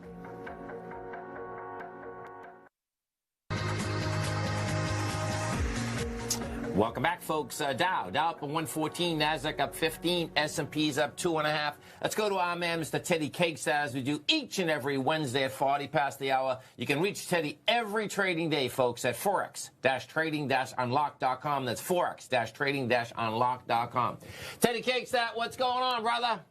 Oh, you know what? We got the coronavirus to talk about today, I think, huh? There is no doubt, man. A lot's happened since last week when we talked to you, for sure.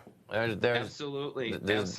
And you know how I've been the dollar bear now since the end of October and going into this year, even though it's been strong for the month of January, I've been viewing it as a correction. Yes. I think now that this fundamental that this is now in the marketplace, I think we might push the dollar rally some more now. I really do, with the way these numbers are going, because we look for technical setups and there's fundamental setups, like we have the Fed going on right now. Sure. You know what? I think that this is really a driving factor because it has such a big ripple effect. And I think that, they keep calming, like the stock market seems to be absorbing it a little bit better again today than just like it did on Monday, but I think that the reality is that when you start looking at these numbers, like on Friday, we had the second case of the virus in Chicago. Yes. Now there's 5 nationally. Now when you're looking at these numbers, now on Friday I was looking at the markets and I'm like, I don't normally sell into lows, and I really don't. And you know how I'm bearish the dollar, and I got long the dollar and short a couple currencies because I was just looking at it. I'm like, well, the swap is in my favor, and if these numbers start to grow, it's going to start to fuel the currency markets, and it's starting to really show that, where there's divergence of certain currency crosses. The yen right now, it's kind of interesting. It's a bull. I think it set a nice short-term low 2 days ago. Okay. But the other currencies, honestly, I think that the euro, especially, I think that they may really be in jeopardy of starting to hit some really big lows over the next couple weeks if these numbers don't stop.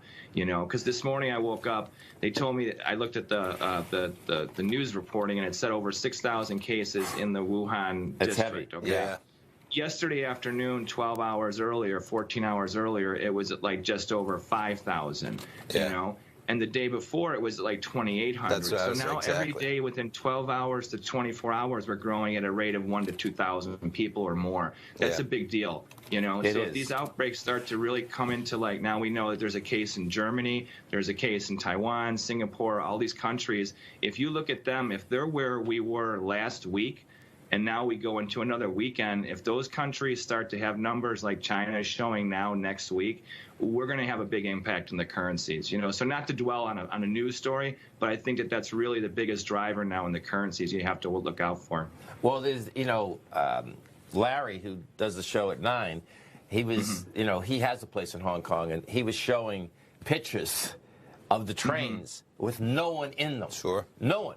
And he was talking about that even at midnight there, you can't even get a seat. Like so, usually, you're saying. Yeah. Right. So the movement has stopped. And I can picture, I'm glad there's only 2 cases in Chicago, but I mean, if that went up to 10 or 20, people would start freaking out, right? I mean, I'd start. Absolutely. Yeah. For sure. Yeah. Absolutely. And you got to look at it as, first it started with these Asian countries. Now that Germany has it, we have it. You're going to start to see if these numbers do grow. Hopefully they don't. Hopefully things are contained, and but if it isn't, if it really does start to become not necessarily an epidemic but an issue, I can't see how that's not going to impact the markets no matter what. I think the dollar will be bullish. The Swiss franc, I've been a very big bull for a couple months, except for in this current correction. Yes.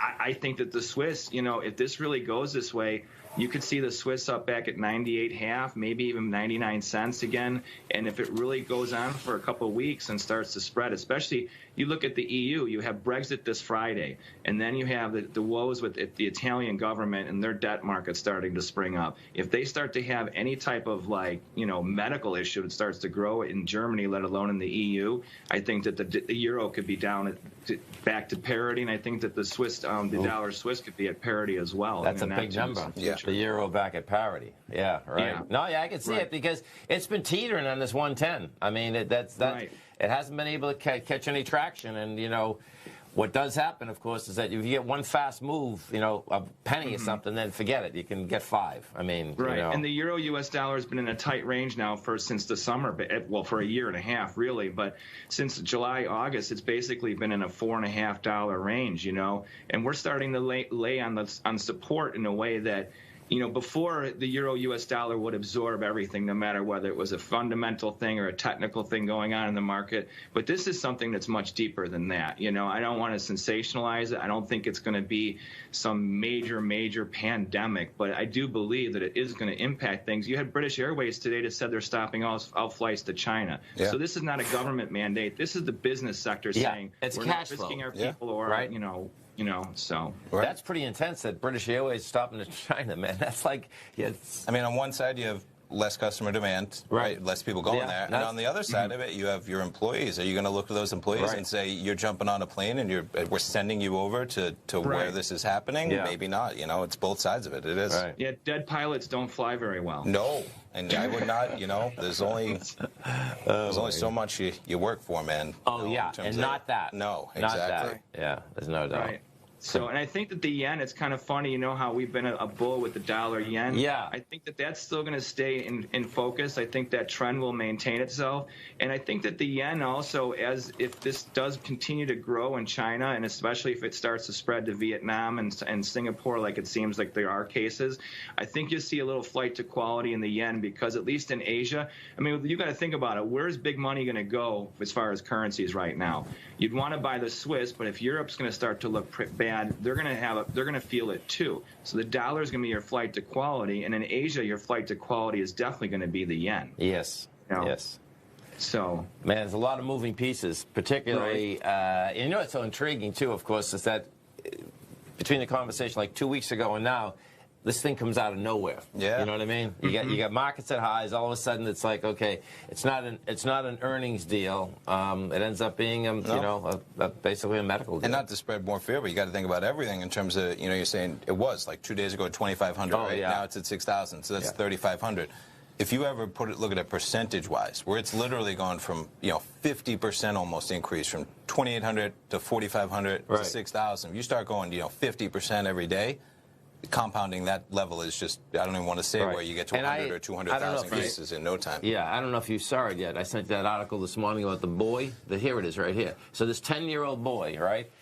The case of a 10-year-old boy who is diagnosed with the coronavirus, even though he showed no symptoms, is raising concern that people may be spreading the virus undetected by frontline screening methods. So and the family had him tested just because they said no, get him tested. Yes, doesn't matter that he has 0 symptoms. And guess what? He came back positive, and they said you're going to have these mild cases that people aren't even being reported because they're not even sick, but meanwhile they're spreading it. Right. Yeah. That's crazy. Yeah, that's pretty intense. And let me ask you guys a question. Don't you think that because we're at the height of earnings season, especially this week, that that's one of the things that's helping to prop up the market right now? And window dressing. I mean, because they're real numbers. Apple blow out numbers, you know what I mean? And it is what it is, you know, but that doesn't mean that you're not just going to test the highs and then see you don't want to be it, right? S&P is going back up as we speak, too. You gotta love it. Totally. Teddy, you have a great one, safe one. Look forward to speaking to you next Wednesday. Stay right there, folks. Tommy and I come right back.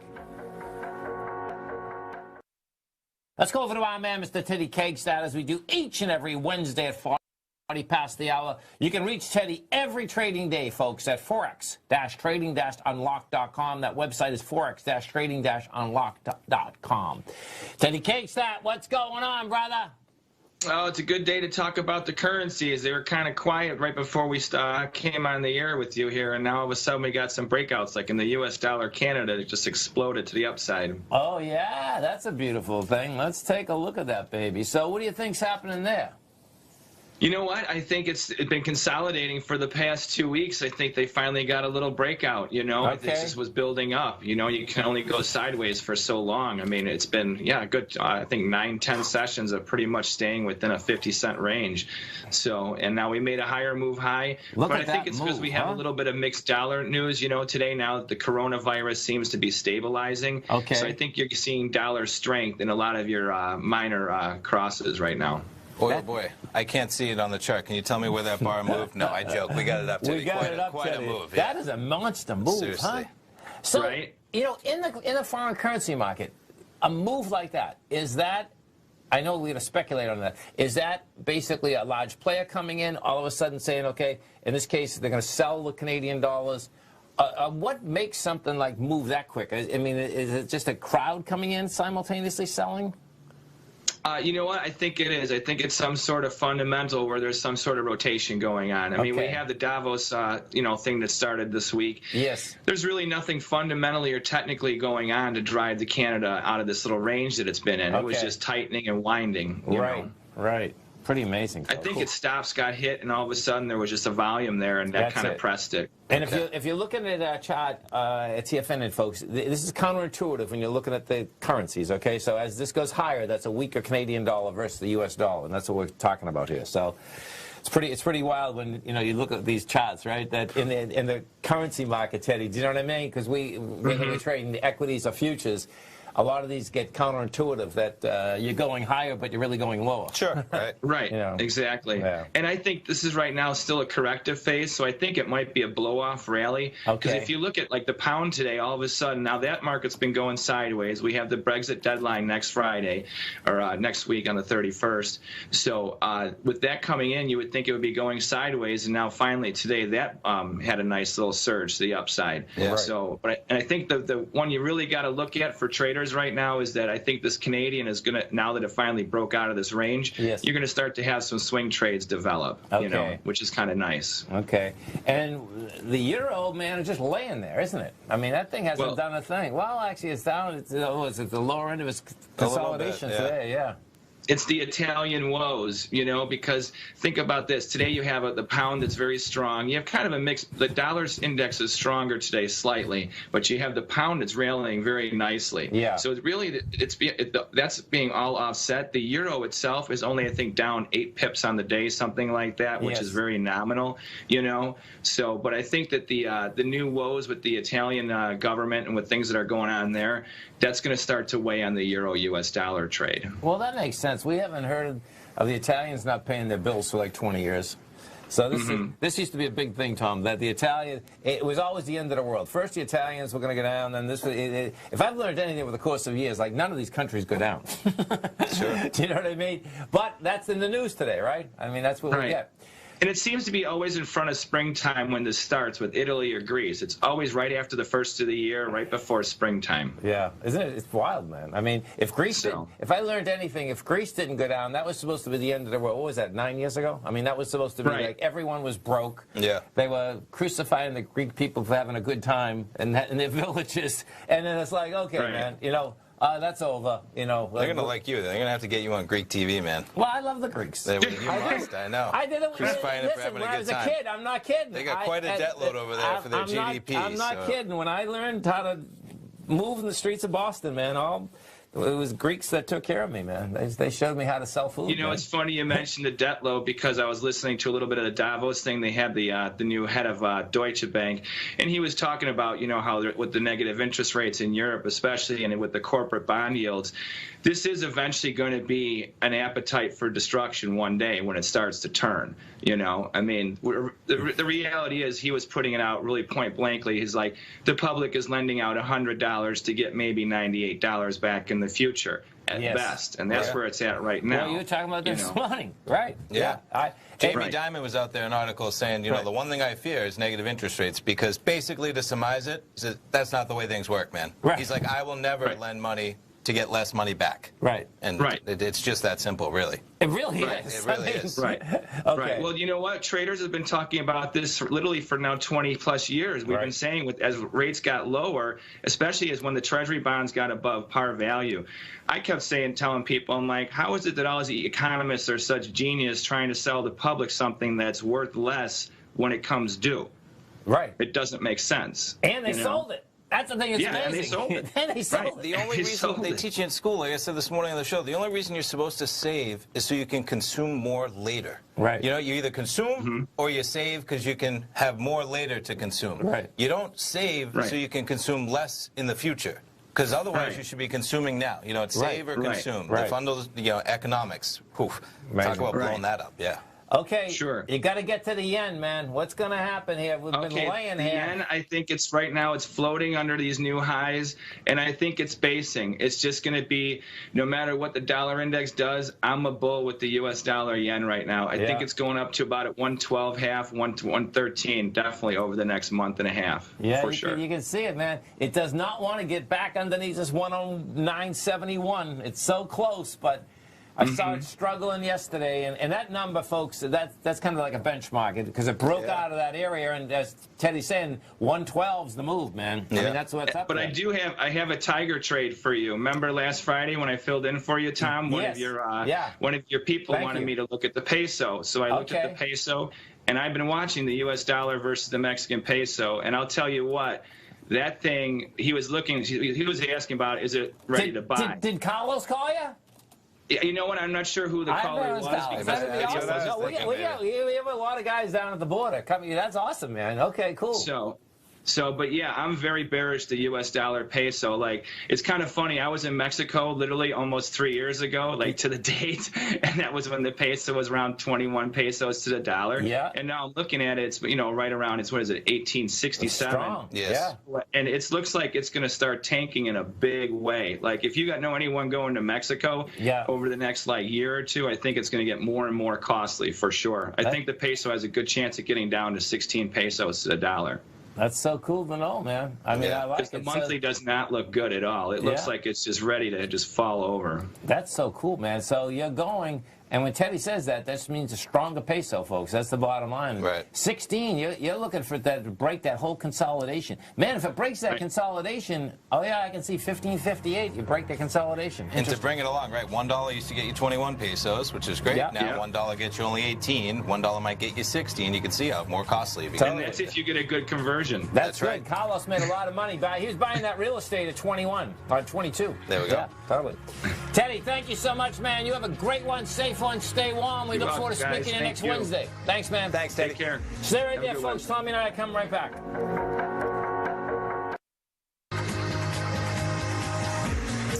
Welcome back, folks. Dow Industrials up 164, Nasdaq up 41, S&P's up 8. Let's go over to our man, Mr. Teddy Kegstad, as we do each and every Wednesday at 40 past the hour. You can reach Teddy every trading day, folks, at Forex-Trading-Unlock. That website is Forex-Trading-Unlock.com.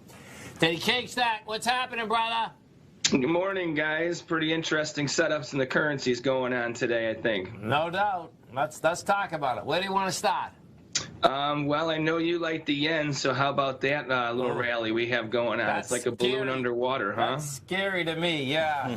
Let's take a look at that yen. And what I'm talking about here, folks, is that it's at the top of its range, and it's like, get out of that range, man. That, it failed, almost yesterday, but that 109.73 is a big number, so. Absolutely, absolutely. So and I think the bull's going to stay there with the U.S. dollar yen for a while. Okay.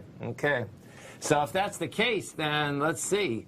I mean, what that puts game on, that could put game on to what, 111 or 112, right? Absolutely. I think those are very good price targets for the not-too-distant future, actually. Tom, that's not good. What does that do to gold? That's not good for the gold market. If anyone's been watching the show, they know. We got to keep our eye on that gold contract, man. Holy cow. Sure. Okay. Sure. Well, I think that the gold contract, too, with the whole Middle East thing finally, coming to a little bit of a calmness on Friday, kind of gave gold a little bit of a hit. Yeah, no doubt. There's no doubt about that. And it's intriguing, Teddy, is that in my thinking, it's the first time that gold actually has traded like that in 20 years. We've had plenty of geopolitical events, but gold, 20 years ago, folks, you'd see gold run 20, 30 points both ways like in a heartbeat. And that's the first time that it actually did it, which I think is pretty cool, actually, because, we'll see. I think it's just a correction what it's doing now, though. I think gold long-term might be a really, really big bull. Yeah, no, I agree. Man, I'm a bull. There's no doubt. I'm trying to figure out now with this yen, like even yesterday, why gold didn't actually really get smoked yesterday. Do you know what I mean? It came back to its breakout area. It held. It had light volume. But, when that yen moves, you got to be careful in the metals market, man. That's the bottom line. So, absolutely. Absolutely. So is the euro's moving a little this morning, right? The euro's nicely getting in a little bit of a rally there for the bulls. But I think that you're going to see a lot of range trading conditions now in the euro and also in the British pound for the next couple of weeks because we have the Brexit deadline now. So today we have the first phase of the trade deal. Okay. Doesn't really impact the European currencies. It's more for the yen. But definitely with the Brexit on the 31st of January coming up, I think you're going to see pretty much a tightening of the trade for the pound and the euro for the next 2 weeks. I don't think it's going to be a swing trader's delight at all. Okay. So the 31st of January, I mean, is this when, like, something, really important supposed to happen, or are we going to kick this thing down the can a little again?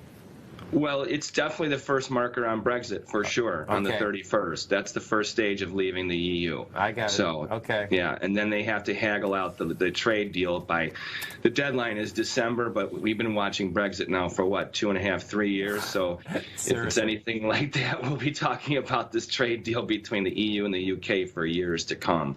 So, but I think the interesting currency really to watch right now that most people aren't talking about is the flight to quality going on in the Swiss franc. It's a bull versus the dollar for sure. It's slamming new lows. I think that's the driver in the dollar index. And if you look at the Swiss versus the pound or versus the yen or versus the euro, it's incredible. Like, I have not seen a currency trend this strong against the other major currencies, and the velocity of the rally is just insane. Yeah, what happened to parity? Not anymore, right? 96. No. Yeah. Right. Absolutely. Absolutely. And I think this is a trend you're going to see. Like, for the currency markets, it's really tough to gauge a trend for the European markets until this Brexit thing starts to get passed into February and stuff like that. Okay. But the Swiss, it doesn't seem to care. And even with the Middle East thing that we went through, it was just a speed bump. It just doesn't, it's a bull. It just doesn't seem to want to stop at all. So you're at 96. I mean, look at the bottom of this consolidation looks like 91, right? Interesting. Yeah, right. Like, if you look at the Swiss franc versus the Japanese yen, it's got a blow-off rally going on right now. And the same thing is going on with the pound also. I mean, the pound versus the Swiss, it's like a rock just falling down towards just looking for a bottom, Wow. Yeah. So it tells me flight to quality in the Swiss franc, it's very, very strong versus all the global currencies right now, which is kind of weird because we don't have any real political fundamentals that should be driving it. So I'm curious as to what it is. This is not a technical rally that's going on. There's some fundamental that's driving it. Okay. And I don't know what it is. Yeah, that's interesting. So, because what's so intriguing about that too, really, is that, okay, if that's moving like that, then I might still have a shot at the gold market. Interesting. I mean, yeah. Oh my God, that's too funny. I know. So, but it is definitely an interesting trend that's going on, and no one's talking about it. Even globally, I look at a lot of the currency crosses that are analyzed, outside of the U.S., and no one's really talking about the rally that's going on in the Swiss, and I can't for the life of me figure out why it's so strong right now. Can you imagine what a Big Mac costs over there now? One of my best friends. Oh, is he still there? Is Jay there? Yeah, okay. Oh, that's awesome. We can find out. One of my best buddies in Switzerland. I'm going to call him up and ask him how much he's paying. When I visited him, funny thing was they don't sell much ice over there because everything's so expensive. So they don't sell ice because who's going to buy ice when it's just too expensive to even buy over there. But everything, Big Mac's, man, $12, whatever it is, yeah. Yeah. $12 for a Big Mac. That's hysterical.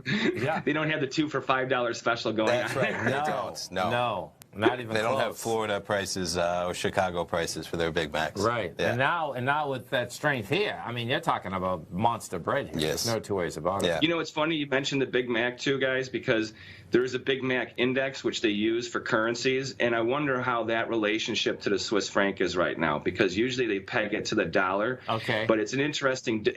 I know it sounds absurd, but there really is a Big Mac index that I you would can believe use it. That would make sense. There's only one McDonald's, man. I mean, that's a great correlation of real value, right? In terms of what you can buy, what it's priced in, yeah. The only reason we have money is to buy things, right? Hey, there's only one McDonald's, man. Exactly. Yeah. So that's parity in terms of what's it cost, where you're going to be. My God. Yeah. So what they don't teach you in Harvard Business School, right? No, that's real value, though. No, it is. Harvard Business School. Isn't that where all the Goldman brokers go so they can pay $1 billion in legal fees so they can get away with their frauds, right? Yeah, pretty much. Yeah. They're all connected out of there. That's for sure. That was a nice segue. Well, you know what? I mean, it's just a non-stop deal with these banks. I was saying a little bit earlier, Teddy. Imagine, if you're a white-collar criminal and you did something small and they're all sitting in jail scratching your head like, oh, my God, I didn't go big enough, man. You got to go big. Oh, and just think about what they're going to do once rates start to really go up and the banks really start to clean up on making money. Yeah, pretty amazing. Pretty crazy. So, okay, so this week, the yen's thing we got to keep our eye on. The yen it's going to keep pressuring the highs, I think. I think, like I said, the European currencies, the euro and the pound, I think the next 2 weeks it's going to be a range trader's delight and a swing trader's nightmare. Okay. You got to look at the yen and maybe the Swiss, but that's a trend trade no matter where it's going. And folks, Friday afternoon, Teddy's going to be doing my show, 3 to 4. So stay tuned, Teddy. I really appreciate it, man. 3 to 4 Friday afternoon. You have a great one, a safe one. Thanks, Teddy. Thanks, Teddy. All right. Take care. See you Friday, man. Stay right there. Tell folks, Tommy and I come right back.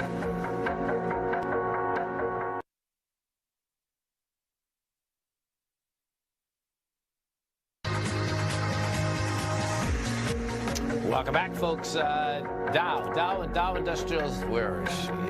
There we go. Dow Industrials right now are trading.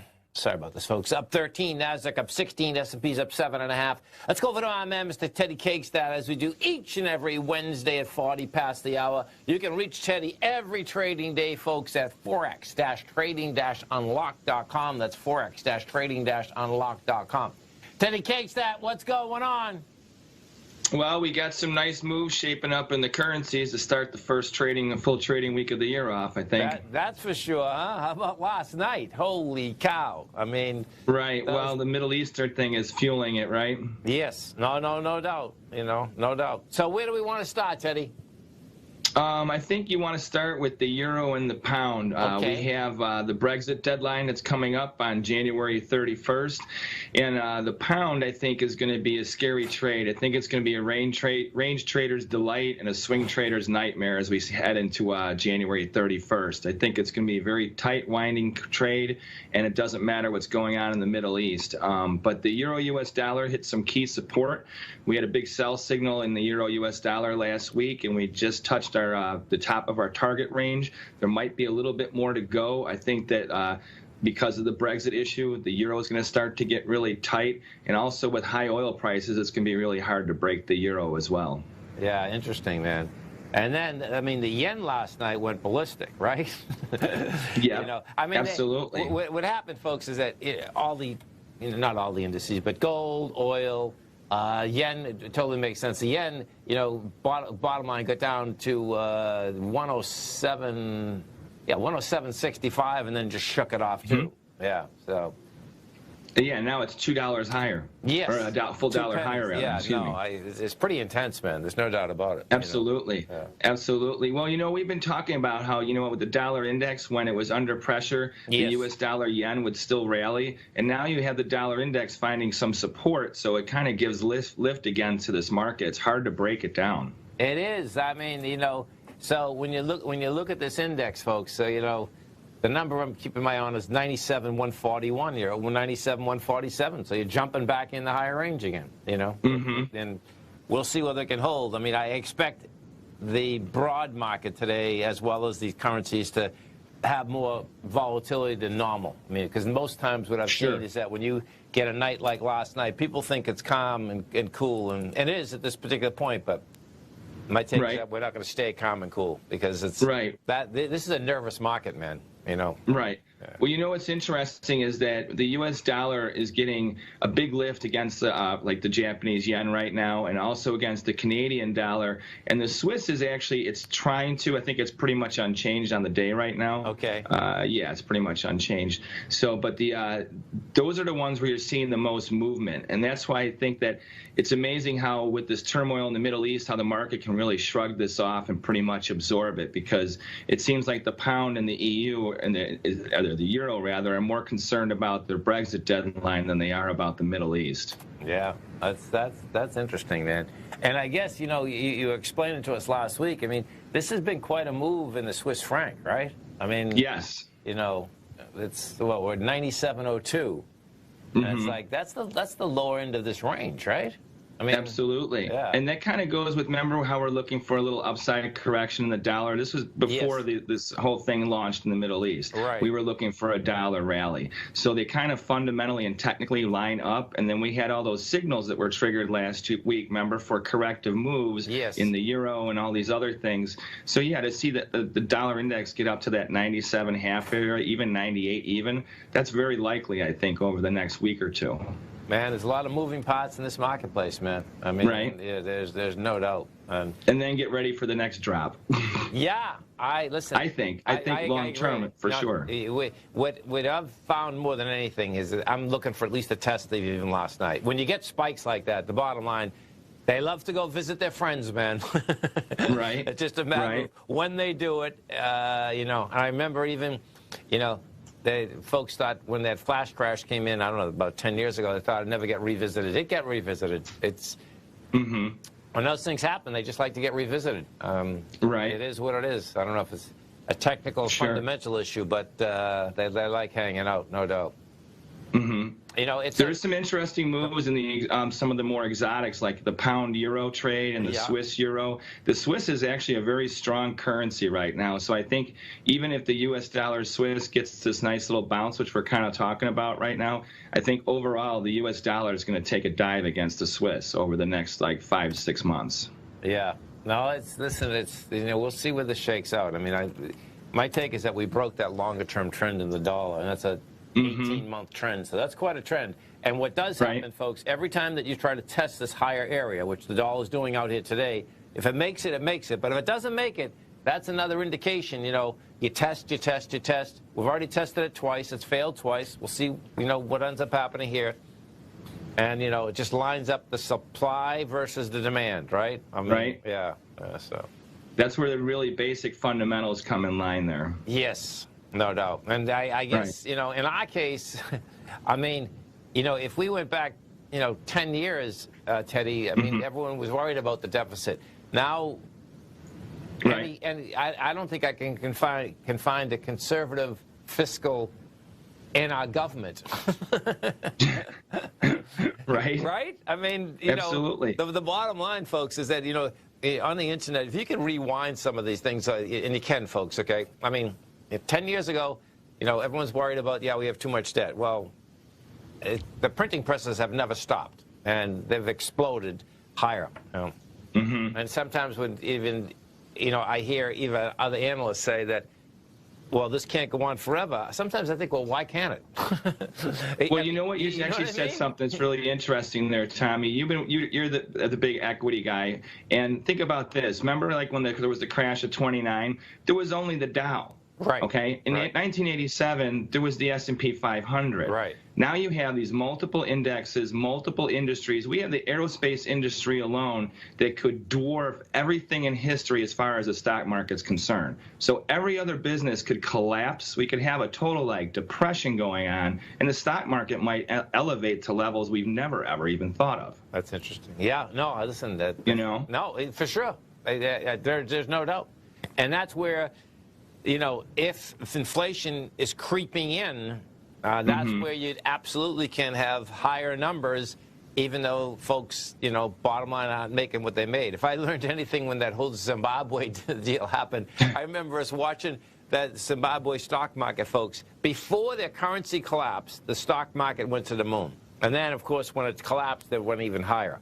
But that was a lesson, I think, for anyone, right? A number is basically arbitrary. It's what that number can buy you, right? More than anything. Right.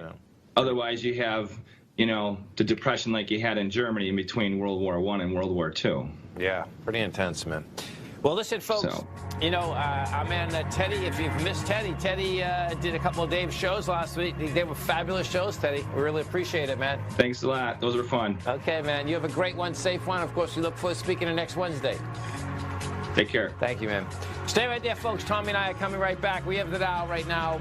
Let's see. Dow's up 6. NASDAQ's flat. S&P's up 4.5. We're coming right back.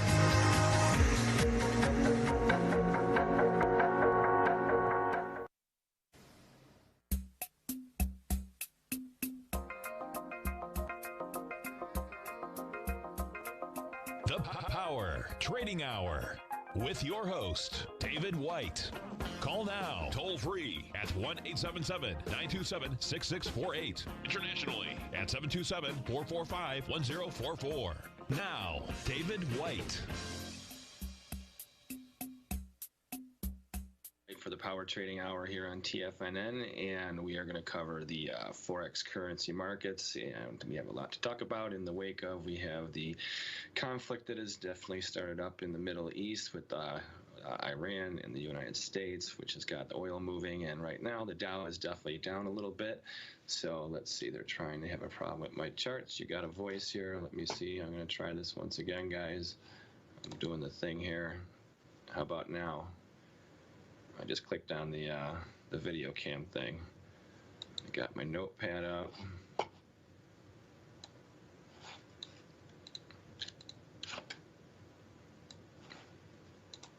How about now? You guys getting some charts yet? You see? We need to show these guys the charts so that we can talk about the markets. We're going to talk about the euro-US dollar first. We got a nice little sell signal here. Let's see. I'm talking to TFNN guys. Looking for my charts. I don't know. I just put the thing on here. I thought you guys saw this already like 10 minutes ago. So we are looking for them. Okay. There you go. How about now? We don't see them in the den. Okay. You don't see them in the den. Okay, well, I got the video icon on. How about now? Do you see them yet? Okay, all right, now you got it. Okay, good. All right, sorry about that, guys. All right, so we're starting out with the euro-US dollar here, and we have a bearish engulfing line sell signal that was triggered yesterday. And today there was a big sell-off in the euro-US dollar, but now it has come back quite significantly as we're coming close to the end of the trading day and also the trading week. So what's going on? Why is the euro-US dollar coming back so strong? Probably because of the oil market being up over 2% today. I'm not quite sure where it's going to settle or where it's all at around globally where it's gone up. I know it's up somewhere a little over 2% on the day. So that being one of the variables going on that kind of does give a little strength to the euro itself, and the euro involved in various cross rates, including versus the dollar.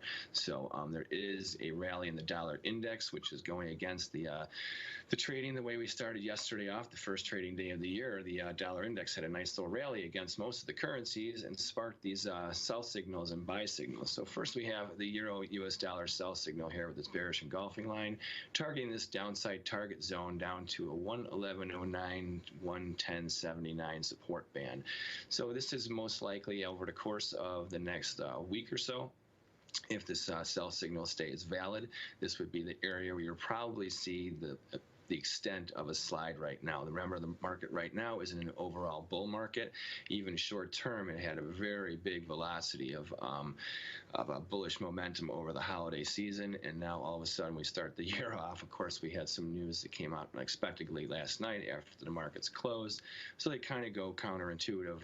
Well, actually, right now they are supporting the dollar index rally, so it should help over the next week or so, as these tensions probably are not going to subside over the next 24 hours. They probably be going on for at least a couple weeks. Hopefully they get mellowed out, but we don't know right now, especially because this seems to be escalating going into the weekend. So the biggest pivots you need to look for if you're a bear is this last recent high from 2 sessions ago here at $1.1239, this blue dotted line. Any trading above here definitely confirms the bull trend is in full force, and probably would have the market targeting up around the 113 to 113.5 area. It's a grind higher. There's no expectations that the euro US dollar is going to really accelerate a big move against the dollar, especially if the dollar index is rallying over the next week or so in lieu of what's going on fundamentally in the markets, especially geopolitically.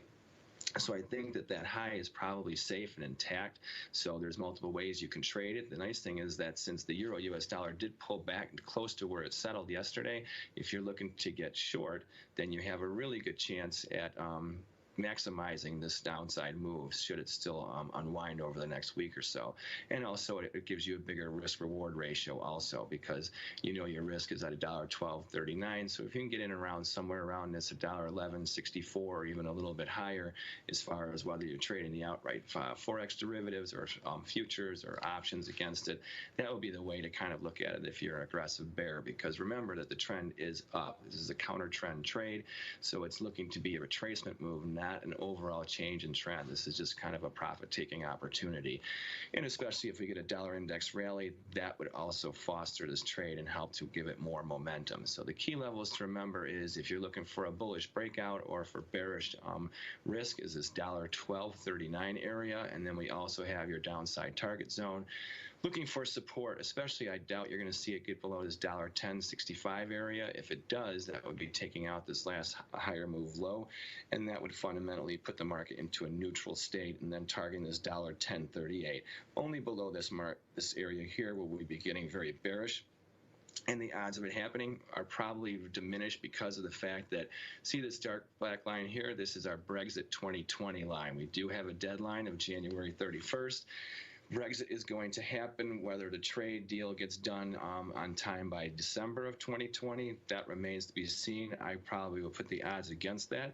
So that's a whole topic of another conversation. We could spend an hour just alone on that, but we don't need to because that's not that important. But what it does mean is that we probably will see volatility drop in the euro and the pound over the next couple of weeks as we head towards Brexit and then that final crossover point. But this right now with the dollar index, we're looking really good at this downside target zone. So since we started talking about the pound, let's go to the British pound US dollar currency cross real quick before we go to our break. All right, this one is a little bit different. This is not coming off of highs. It is in a bull market, but right now it's been in a retracement. We had a higher move low, and then we made this lower move high. And did we have a sell signal yesterday? No, we have a fundamental reversal signal from yesterday, but nothing really major, nothing for us to give any real credence to a big move one way or the other. So big sideways. Is that the call for the British pound US dollar?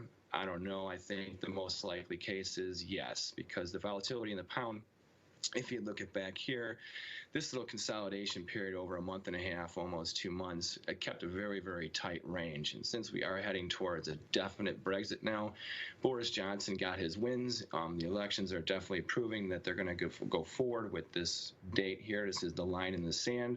So I think that this target range set up by this high from 2 sessions ago and the higher move low that was set a week and a half ago, that this is probably the most likely range that you're going to be contained in.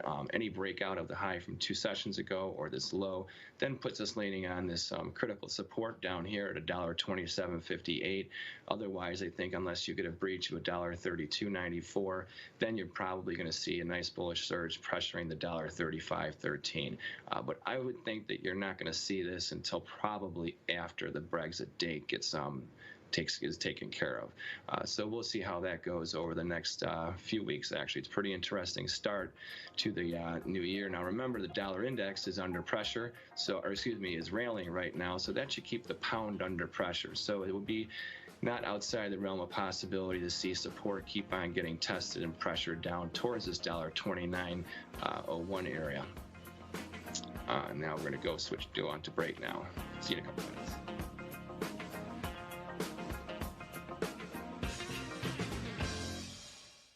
If you're not currently using the TAS Profile Scanner when looking at setting up your trading opportunities, then your arsenal is short a mighty weapon. The TAS Profile Scanner is a standalone piece of software that instantly filters over 2,500 global financial markets such as stocks, ETFs, commodity futures, and Forex. Headed by Steve Dahl, TAS understands that in today's technological world, the use of top-flight software applications and technical analysis expertise is essential to successful trading in today's market. You also gain access to the webinar that Steve Dahl and Tom O'Brien just hosted, The Best Way to Use the TAS Profile Scanner to Profit. This webinar archive is available for all subscribers immediately upon signing up. All new subscriptions also come with a 30-day money-back guarantee, so you have nothing to risk. Start your subscription by visiting the front page of TFNN.com today, and you'll find the TAS Profile Scanner under the Services tab. Sign up today. Are you in the market for buying or selling real estate in the Bay Area, including the surrounding St. Petersburg, Tampa, and Clearwater markets? Tiger Real Estate LLC is a firm that has extensive experience in the Tampa Bay area. Whether you're looking to sell your current property for maximum value, or you're in the market for a second home or investment property, Tiger Realty has the experience across all areas of real estate in the Tampa Bay area to help buyers and sellers make the most informed decisions across all price levels. From the price you should be paying per square foot in certain up-and-coming areas to the type of cash flow investment properties are capable of creating, Tiger Real Estate can help you make the best decision when it comes to all areas of the market. Before you make one of the biggest decisions of your financial future, call Tiger Real Estate LLC today at 727-329-8322 or email us at tiger@tfnn.com. That's 727-329-8322. Call us today. Many of our new listeners have heard about The Tiger's Den. The Tiger's Den is a lively community where professional traders and investors can meet, exchange ideas and information in a comfortable, moderated atmosphere. Hear all of the TFNN shows, plus see all of the charts as they happen live and have access to archives of all of those charts. You can test drive The Tiger's Den absolutely free for 30 days and greatly enrich your knowledge of these markets and how to make your money work for you. Details on The Tiger's Den are on the front page of TFNN.com. TFNN has launched our brand new website. You can still visit us at the same TFNN.com URL, but when you do, you'll see a new and improved homepage with a much simpler navigation, whether you're watching Tiger TV live in high definition or just accessing your newsletter subscriptions. We even have new pricing in 6 months and yearly options. Check out the new TFNN.com now and experience all the upgrades. TFNN.com, educating investors.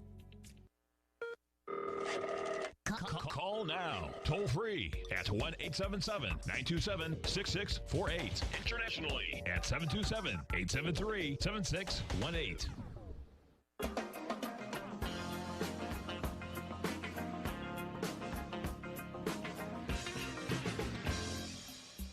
Hello, everyone. everyone. I'm Teddy Keckstedt back here on the Power Trading Hour, and we're talking about the Forex markets. So far we've covered one sell signal in the Euro US dollar. We left off with the British Pound US dollar, and we can see that it's most likely settling into a nice sideways trade.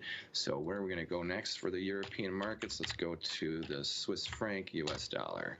Okay, now this market's a little bit different than the other two. It has been on a violent decline over the past month.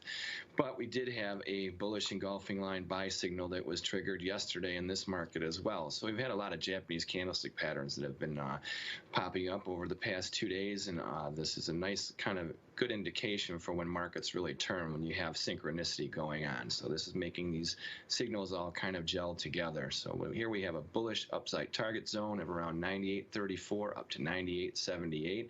So as you can see right now where the market's at, it's at 97.18. Your risk would be 96.46. So these are your key numbers to take into account right now. Your initial targets would be obviously, once again, this 98.34 up with a topping area of 98.78. So somewhere in this zone is where we're looking for a decent correction. Because this market had such a violent slide, markets typically go in or go out like they go in. So we're expecting over the next week and a half to 2 weeks at least a good correction move up to somewhere at least coming towards this 98.34. And also we have the dollar index, which right now probably, especially because of the things that are going on in the Middle East, there's going to be a lot of buying of U.S. dollars. Now the Swiss, because it is also a flight to currency actually, that just like the U.S. dollar, there is going to be a lot of buying of the Swiss market also. So see the other crosses for the Swiss, you'll probably see it becoming a bull, whereas right now you're going to probably see it correcting back a little bit as the U.S. dollar starts to gain in momentum. So we have this bullish engulfing line signal, and then this is our target range, and then once again, here is your risk down here. So right now your risk-reward ratio, if you look at it, you're trading just above 97 cents, and you're looking for a 98 up to almost 99 cents. So that's definitely a good area for if you're looking for a nice bullish run and a nice correction. But we are overall a bear for this market.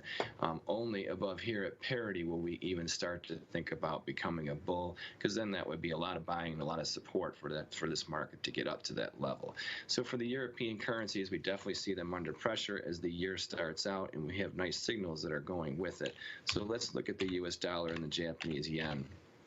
This is a market that had not been really running with the herd, however, has definitely seen some very interesting things over the past few sessions. So the market had topped at the beginning of December and had a nice correction down to where you see this little 1 number right here. Then it came up and tried to make new move highs, but it failed to set the beginning of the wave 2 correction. So that was butting up against resistance, and no matter what, the U.S. dollar couldn't breach this area. Now, all of a sudden, the dollar index started to fall apart, and actually the yen, this U.S. dollar yen cross actually started the wave first. It fell apart, and it took out 2 definitely long-term support lines that go back to way back months ago. And now over the past few sessions, you can see that we've followed through down to this 108.032 area, which is a very key pivotal point for the U.S. dollar yen. So any trading above here keeps the market in this bullish market, which it's been in a very good fashion still. It's a nice little corrective area and a nice area for it to bounce. However, trading below this 108.32 area is very negative, that this third wave lower is going to extend itself down towards this target area of $1.07.129 all the way down to $1.06.492. Let's see, is there a lot of traders in this U.S. dollar TRY? We'll look at that in a little bit. Okay, so the U.S. dollar Japanese yen, like I said, is in a nice bearish formation. You started out with a rejection over these highs right here. So we have a lower move high and we have a lower move low, which has been confirmed over the last 2 sessions. So overall, this puts us in bear mode now with the U.S. dollar, Japanese yen. This is also counterproductive with the dollar index. This is one thing that's been going on with the U.S. dollar and the Japanese yen, is that while the other currency crosses have been running kind of in a herd, especially when there's been a major move in the dollar, the U.S. dollar yen has not been doing that. So right now, I would say, especially as we start heading towards January 15th, unlike how we just spoke about Brexit, which affects the British pound, the euro, the U.S. dollar, obviously, and even the Swiss. Now we have also the trade agreement between U.S. and China that supposedly has a deadline of January 15th. And here, I'll put this to mark right now so you can see this. So we're coming close to this deadline. So I would think that is it likely that we would break all the way down to this lower target zone? Anything could happen. However, I think that since we're only a week and a half away from this, that you're most likely going to start to see a consolidation of trading, kind of like what you had up here when we were butting up against resistance, and kind of float sideways until we cross this January 15th, because then it'll give us some idea of what's going on between obviously the United States and China, but also the other Asian countries and the United States moving forward with international trade. So these are big things to kind of pay attention to as we move forward, for sure, with the over the course of the next month, which is amazing that in the month of January here we do have a Fed meeting that's at the end of the month. But before that, we have the trade contract that supposedly the first stage will be signed on January 15th, and then we have Brexit. So these are all very big currency-related interests that are going on, and variables that are fundamentally something that most Forex traders, if you're not paying attention to, you're really going to get caught off guard. All right, with that, we are now switching over to the Australian dollar, US dollar, to see what else is going on in that trade zone. So, unlike the yen, which didn't have a sell signal or a buy signal, we do have another bearish engulfing line. So we've had a lot of Japanese candlestick patterns that have evolved over the, came out over the past few sessions. And now today it was confirmed, and ironically it took today down this low to this pivot here at 69.30. That's a nice little pivot long term. You had a top here, and over the past you've had a lot of bottoms and tops in that area. So it bounced off that nice today, but it is still bearish, and we do have a downside target zone down here of 68.83 down to 68.52. So right now the bearish engulfing line is still active. The risk level here for any bears that are trading this would be at 70.31, and if you're a bull, if you're looking for a breakout level, that would be right there. Now the steepness of this trend has been pretty strong over the past 2 weeks especially. So for a little correction and consolidation, it's probably a very good thing for this market to do before the bulls start to really bring this market back up. Remember that since the dollar index is rallying and the dollar is gaining strength right now because of fundamentals geopolitically, that gives this Australian dollar, US dollar sell signal a really good opportunity of at least coming back through this key pivot and then coming down into our downside target zone before we get any type of bounce. So if you want to learn about any of these signals or how these signals are evolving, we'll have some more YouTube videos on our YouTube channel for Forex Trading Unlocked. Just check it out, search it, and subscribe, and then you'll be emailed when the videos come out. So, and these signals are, when they come together, like I said, we have a dollar index move that started to unfold yesterday, and through yesterday's trading and into today, you have major currency crosses now that are confirming this dollar correction with these signals. So it's going to be, when you have these all lining up, it's one thing to have one market that has a signal like this for a correction every once in a while, but when you have multiple currencies all at once simultaneously coming through with these different buy and sell signals, it really screams to you that the dollar index is definitely ready for a correction move to the upside, because it was under pressure for a lot of the period of December, for most of the month. So we're kind of looking at January starting like November, and we'll be back in a couple minutes to get back to that.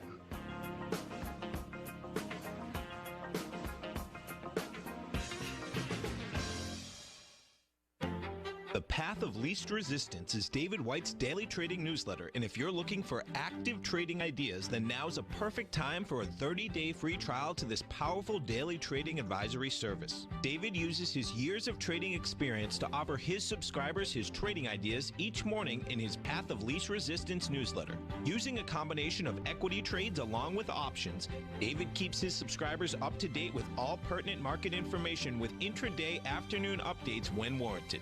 Don't miss out on this great chance to get a 30-day free trial to David's daily newsletter, The Path of Least Resistance, with no obligation to pay anything. David has been delivering solid recommendations for his subscribers recently, and if you'd like to see the type of newsletter he delivers every morning, then visit the front page of TFNN, and you'll find The Path of Least Resistance under Trading Newsletters. For all the details and to start your 30-day free trial today, log on to TFNN.com now.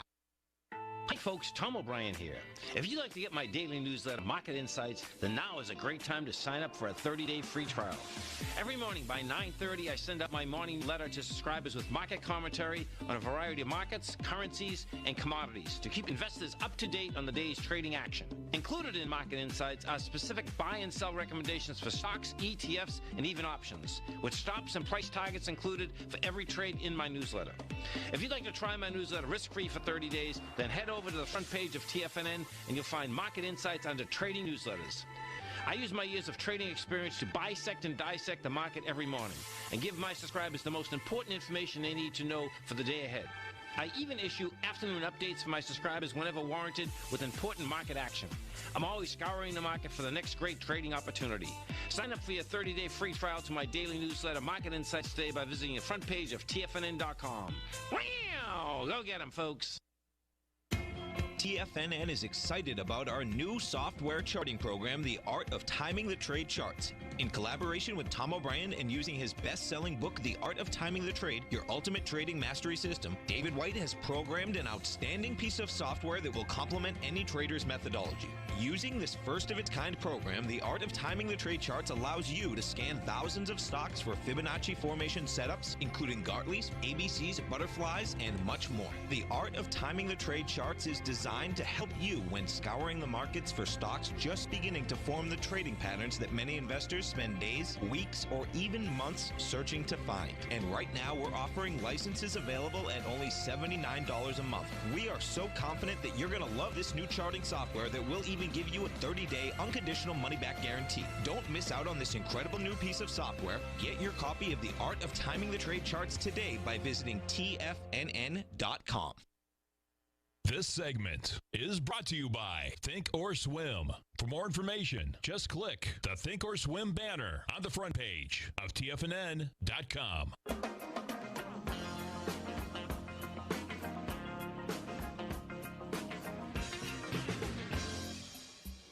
Hi, everybody. This is Teddy Keckstedt back again for the Power Trading Hour, and we left off with the Australian dollar, U.S. dollar.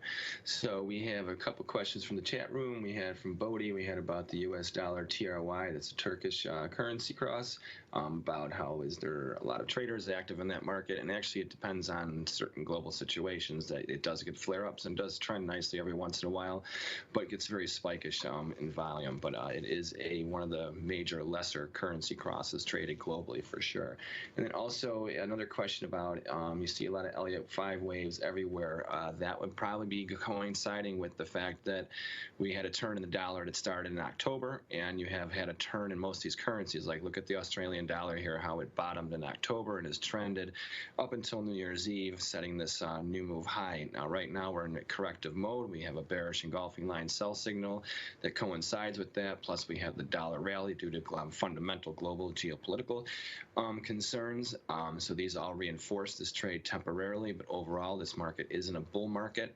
Also, the dollar index is in a bear market. So right now, we're looking at the dollar index. Any bullish move right now is seen as a correction unless it gets a very, very big rally. So back on track with that. So that reinforces our signals that are going on right now. So that would be why Bodie is the guest on the chat that asked the question. That would be why you see all these Elliott wave 5s and you have these turns now in the currency crosses.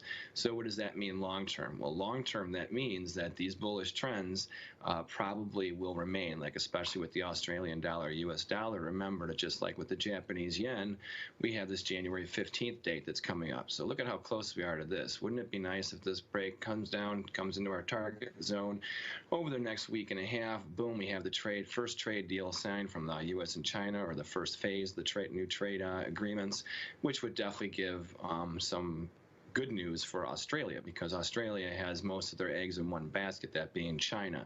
So we had good news at the end of the year as far as they actually had growth that was unexpected in China, and Australia actually did better than they were expecting. Their biggest problem now is actually the wildfires, regrettably. That's something that's horrible that's going on that probably will have a drag on also their production, which is going to be interesting to see how China deals with that, with the potential slowdown in their demand for commodities over there. So, or they'll have to go and look at other resources for that as well, coming out of South America and a couple other different countries. So this is our target zone here at 68.83 and 68.52. So while we're in the Asian trade zone, now we're going to go to the New Zealand dollar, US dollar. Now, all these trading signals that we've been talking about, once again, you can check us out on our YouTube channel for Forex Trading Unlocked this weekend. We're going to be covering all these different individual markets and seeing how they pan out and play and see how the other fundamental factors coincide with what's going on right now. So New Zealand dollar, US dollar, also a bearish engulfing line. So we've had multiple bearish engulfing lines, multiple sell signals. And now that this is the one market that until yesterday, I would not have said to even remotely look to sell this market. But yesterday we started off the trading year with a bearish engulfing line. It settled in that nice little spot, gave us the signal, and now, regrettably, it's something negative like geopolitically, like the turmoil in the Middle East. It's actually helping to fuel this trade because the U.S. dollar, as it gains strength, also means the good chance for this trade to unfold. So right now we have this is a very big downside target zone, and there's a lot of support here. One, we'll start off with the bottom layer here. It's caramel colored. It's 64.67. This is your key pivot directionally for this market, and I really don't see the New Zealand dollar, US dollar getting underneath here unless there was a really, really huge rally in the US dollar, which would take us off our overall negative outlook for the US dollar, which we already have. So then we have above it at 64.85 up to 65.38, these yellow pivot lines. This is our major support band and our major target area. So somewhere in this area is probably the extreme. And because markets leave just like they come in, because the slope is so strong, we're looking for a break that could come down into this area. But then we also have this upward sloping blue line here, which gives us really good support over the long-term trend, which locks us in into this area where we think we get a nice little bounce. So there is a nice risk-reward ratio. So depending on if you're an outright Forex trader or a futures trader or an options trader, your risk level here is right around 67.55, adjusting obviously for the cash versus the futures if you do that. But otherwise, your strike prices for your options and especially binary options, you can trade these levels and know that this would be your bullish breakout level and definitely your line in the sand for being a bear. And right now, for you look at your risk reward ratio from basically at 6.666 where it's at right now, with the risk up to 67.55. Your target zone, your first one is 65.38. So your risk reward ratio is pretty strong here, and that's just touching into the very beginning part of the target zone. And with the, like I said, the dollar index falling apart as it is right now, this helps to reinforce this trade. So now let's go and look at the US dollar Canada. And what do we have here? Surprise, surprise. We have another high probable Japanese candlestick pattern. Now this one here, engulfing lines are great, especially when you have them in currencies, because when they've been trending for a long time and you get one, that usually shows that big money has really shifted for at least a good 3 to 8 sessions. Now this is a market that's been breaking for a while. We had this buy signal here actually occurred here a week and a half ago, and it failed. The nice thing about it is when one of these signals fail, when you have your risk level, like how we had on those other trades we already showed you, see how this one right here, we put this, where this low is right here, this was a lower move low, and then we had the same pattern that emerged here. Now, this is a 3 inside up buy pattern. Typically gives you a good rally, a corrective rally, not necessarily breaking the trend, but gives you a good corrective rally. Now, this one here, it keeps on going down. It failed, so we know that when you fail, usually the momentum is strong enough to wipe out any of your losses on the trade, because had you gotten in around this area, this would have been your risk, and you would have tripled it out already. So once again, we have this pattern emerging. Is it going to fail like this one? Well, if it does, at least we have a good idea of how far it may go. If it takes out this $29.51, then we look for it to go probably another 2 cents down to about $1.27 area. But the one thing is right now we have the dollar index, which is in buy mode. So that would be a good indication that we will get a corrective rally, and this buy signal should give us a nice pop up somewhere near this upside target zone. But be careful. Use the dollar index as your gauge. If the dollar index continues to be strong and doesn't look like it's starting to reverse and fall apart again, then this signal here is probably going to give you a nice return also, because right now it's at $1.2996. So we'll just call it $1.30 even for settling for in a couple hours. So if it stays about where it's at right now, then you have a target range of $1.31 up to $1.3185. Excuse me, $1.3138 up to $1.3185. So there again, once again, you have a very nice risk-reward ratio. And if you're a bear, then definitely, like, if you get a chance to sell into this, or if we take out this low, that you're looking at probably seeing another good $2 break in the U.S. dollar Canada. So the momentum is definitely to the downside. This right now is a counter trend trade. It's looking to be a corrective move only. We're not looking to call a bottom, but right now it's good conditions for a correction. And the nice thing is, like the New Zealand dollar, the volatility has been so strong and extreme in the U.S. dollar Canada that because it's come down so quickly, so sharply, a retracement back would have a really good chance of coming back very sharp, at least in the beginning stages. So we'll see. It's Friday today. We have a long weekend to see what goes on with the Middle East and what's going on with the different tensions there, which all can give us different, scenarios. So we're going to come back on the break in a little bit after this break and cover some more of these currencies. If you're in the CD market and looking for a secure investment, the Tiger First Mortgage Program may work for you. The security for these first mortgages are building lots in the tax opportunity zone in St. Petersburg, Florida. The Tax Act of 2018 set up tax-free zones across the country where you can build and hold for 10 years and pay no tax on the profits, which makes these lots valuable. The investment is anywhere from $30,000 to $75,000. The interest paid is 7% yearly, paid on a monthly basis. According to Bankrate.com, the best rate for a 4-year CD in the country as of February 20th is 3.1%. A $50,000 investment at a normal 4-year CD rate of 3.1% would give you income of $1,550 per year or $6,200 over the 4-year period. That same $50,000 investment in the Tiger First Mortgage Program would give you $3,500 per year or $14,000 over the 4 years. Which would you prefer, $6,200 or $14,000 of interest on your investment? If you would like more information about the Tiger First Mortgage Program, you can call me at 877-518-9190. That's 877-518-9190. If you haven't checked out the newsletters page of TFNN.com, what are you waiting for? All of the TFNN newsletters are informative, up-to-date, affordable, and a must-have for every trader looking to gain a competitive informational edge in today's markets. TFNN newsletters cover every aspect of the markets to offer you the very latest in market news. Plus, new subscribers get to test drive our newsletters risk-free for 30 days. From all aspects of the markets, including stocks, bonds, metals, commodities, and tech, there's a newsletter to fit your needs exclusively from TFNN. Stay informed each day you trade and get that competitive edge that will help you stay ahead of the game. Visit our newsletters page by going to TFNN.com and click the newsletters button near the top of the page. TFNN.com, educating investors.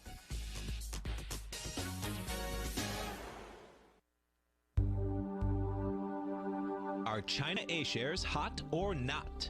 If you trade China A shares, now may be time to take a closer look. Trade CHAU or CHAD, Directions Daily CSI 300 China A Share Bull and Bear ETFs. China A shares in either direction. Visit directioninvestments.com today. An investor should consider the investment objectives, risks, charges, and expenses of the Direction shares carefully before investing. The prospectus and summary prospectus contain this and other information about Direction shares. To obtain a prospectus or summary prospectus, please contact Direction shares at 866-476-7523. The prospectus or summary prospectus should be read carefully before investing. An investment in the funds is subject to risk, including the possible loss of principal. The funds are designed to be utilized only by sophisticated investors such as traders and active investors. Distributor Foreside Fund Services, LLC.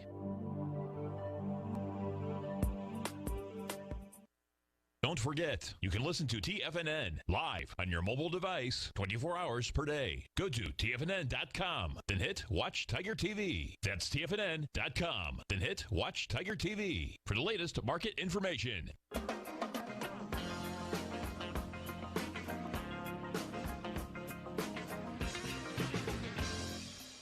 Hello, everyone. everyone. This is Teddy Keckstead in for the Power Trading Hour here on TFNN, and you can always find me at www.forex-trading-unlock.com.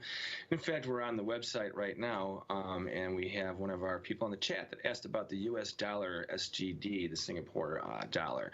So this, he said, is this the end? What is it? The perfect wave 5 down. So for those of you who are not familiar with wave theory, here is the beginning of the wave. This is our 0 point, this top that was up here. Okay, so if you bear with me, so here is our top. We had our first low set here. This is our 1. Then we have this corrective wave up here to set our 2. And then this is our long wave down here, which sets a 3 bottom right here. Another lower move low, staying with the trend. Then we come up to here. This is our wave 4, our corrective wave 4. It's a rally, which then goes back to our trend mode. And now we're down our wave 5. So the question is, how far down are we? Well, wave 5s typically end in 3 waves. Here's 1, 2, and 3.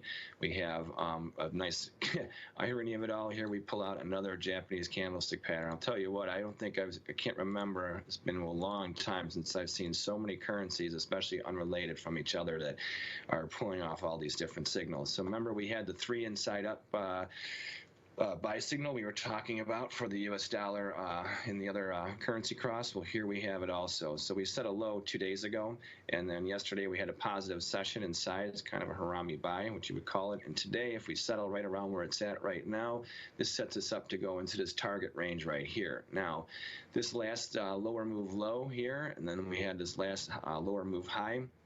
These are key pivots, these yellow lines right here. So the low that we set here, right now we're looking to breach this last lower move low, targeting a challenge of this last lower move high. Should we take out this high, especially, then we are now off the bearish page, and that would put the U.S. dollar SGD in a bearish mode.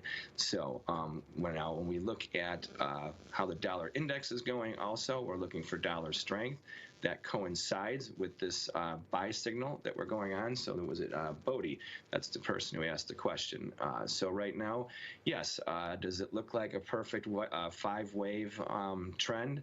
For this move, you couldn't be more picture perfect. This is pretty much exactly what you want for it's a textbook example of a Elliott wave, 5-wave trend move. And now, could it still continue lower? Absolutely. But the good thing we know is, just like these other Japanese candlestick patterns, and if you want to learn how to trade these, you can always, by the way, I'm just going to show you real quick, is how you can go up down to our website. At the bottom of every page on our website, click on high probable Japanese candlestick patterns, and it'll get you going and learning how to do this. Or you can go to our YouTube channel and, like I said, subscribe, and then you can find out when these signals are triggered. And Bodie, thanks. I'm going to actually maybe do an episode on this one, because I don't know what kind of interest we have, but we definitely have a lot in Asia. So back to the format. So the downward sloping trend line we have here indicates that the trend is still intact. We have these 2 caramel pivots right here. This goes back a little more long term. Only if the market gets above here does this thing really start to get bullish. Right now, I think you have a correction in the dollar index, which gives us a nice chance to get a nice rally going, and then probably give us a chance to bottom over time. Now remember, Singapore, see this black line here? This is when the first leg of the trade deal between U.S. and China are going to come out. So that's why I think that this is going to run into a lot of resistance right around this area here. Trade deal is going to happen, and then we'll see what's going to go from moving forward, because Singapore has been the bearer of a lot of profits over the course of the last year and a half because of the trade impasse. U.S. dollar weakness versus the Singapore dollar too has also been a benefit for the U.S. and helping this whole trade deal. So maybe because it's starting to come to phase 1 of a signing, that we will see a longer-term bottom being set. Ironically, a lot of times when you do see it, long-term trend moves change. They actually begin with Japanese candlestick patterns. So thank you for asking about that market there, Bodie. And let's go back to the U.S. dollar Canada real quick and see what's going on here. So we have a 3 inside out buy signal, just like we just had in that U.S. dollar SGD Singapore dollar currency cross. So this market's been in the bear market for quite some time, and what we have the low from 2 sessions ago at $1.2951 that we're going to use as our risk. So we don't want to catch a falling knife, but right now the U.S. dollar index, once again, we know has been a bull. You can look it up on any website or any news site, especially because of what's going on geopolitically. So that reinforces reinforces all of these buy and sell signals. Once again, we have the U.S. dollar Canada. Remember that, what happens once we have this trade deal? We have two dates that matter for Canada. One, we have the January 15th, and then we also have the Brexit vote, because what happens with the trade between the UK and Canada also impacts a lot of what goes on with us in Canada and a couple other things. So these two dates are very big. So we have a good chance at getting a rally up towards this $1.31 area. I think this is where we're going to run into a little bit of trouble. So reaching the upside target zone may be a little bit difficult for this market.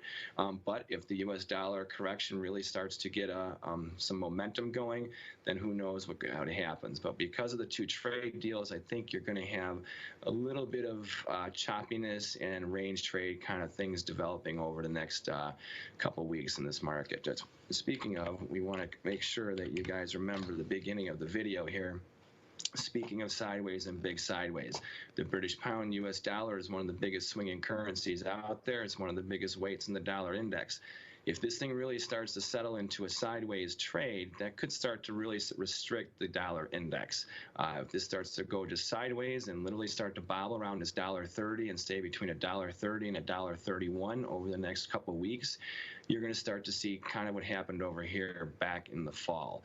And if this happens in the fall again, then we're also going to have little issues with the euro-US dollar as well, which means then we're going to probably start to settle into the same kind of thing here, where we're going to start to see tightness. And especially because oil is strong, these trades, even though the dollar index is playing there, remember, we have to see how the follow-through goes. If it turns back to support and then starts hammering those lows, well, then that's a different story. All these trends go back, and then we're going to start to see all these blue lines that we've been posting everywhere fail, which hopefully isn't going to be the case, because we really don't want that to happen.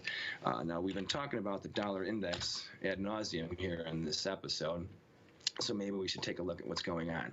So overall, anyone can see it's in a big downtrend. We've had a lot of downside action over the past week and a half as we went through the holidays. We started off yesterday with an explosive rally, and now the dollar index is slightly higher still. The Dow, although it's lower, is not as low as it was when it started out the day. But overall, we're looking for the dollar index. It's set up for maybe a little correction, but that's about it. The trend is overall lower. So we're going to look at these last trades once again. So what we have that are shaping up. So we have the U.S. dollar Canada, which is our first buy signal that will be at the close today. If it stays positive and right around where it's at, the markets are pretty dead. It's the end of the holiday markets, even though the new year started. It's kind of nice when the holidays fall in the middle of the week. It makes it easy for traders to kind of just step back and just wait, So in fact, actually tomorrow, Sunday, will be the day to start lining up these currency trades. So for your Forex traders out there, let's go over these trades real quick. So we have a buy signal going off in the U.S. dollar Canada with a positive close today. Your risk is me $1.2951. Your initial target is $1.31 even, basically, and any breach of that will have us pushing this upside target zone we have of $1.3138 to $1.3185. Remember that these two dates here, the January 15th and January 31st, you have both the Brexit and the U.S.-China trade deals that are coming into effect. So we're going to go back in a couple minutes after the break. Finish this up. I'm certain you are or strive to be one of the best at everything you do in life. It's the most common trait that we tigers and tigresses share. If you're looking to become the best of the best when it comes to managing your money, let me teach you to do what most wealth managers tell you can't be done, which is how to time the markets. I'm Steve Rhodes, author of Mastering Probability, and for the last 12 months, Timer Digest has been tracking my newsletter signals, which have earned me the ranking as their #1 market timer in the nation for the S&P 500 for the last 12, 6, and 3 months. Timer Digest also ranks me as the #1 market timer for gold as well. The fact is, markets can be timed, and I'll teach you the exact set of tools that I use that has transformed me into one of the best at what I do. Sign up for Mastering Probability today by clicking on the newsletter tab on the homepage of TFNN.com and get immediate access to workshops where I take you step by step how to use an extraordinary set of tools, as well as provide great market calls too. Sign up today.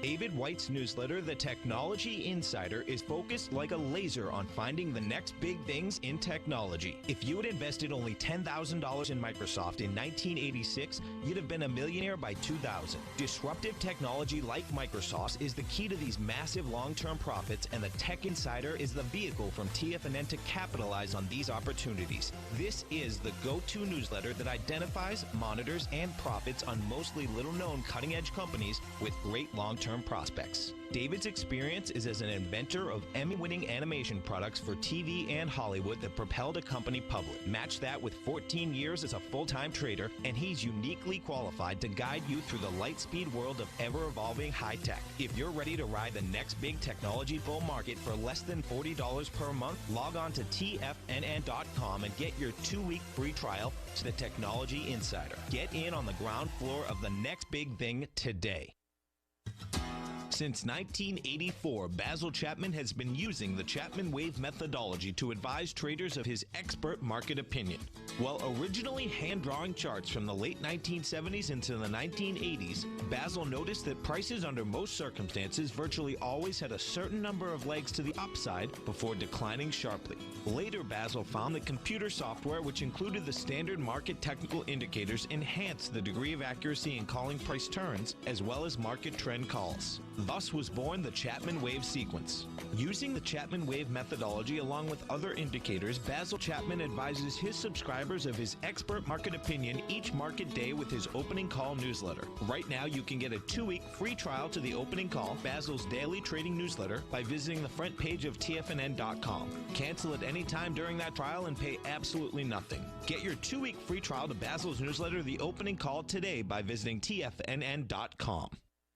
Catch Tom O'Brien, professional trader and educator, founder of TFNN. Also, a special guest on CNBC. Tom will bisect and dissect the markets.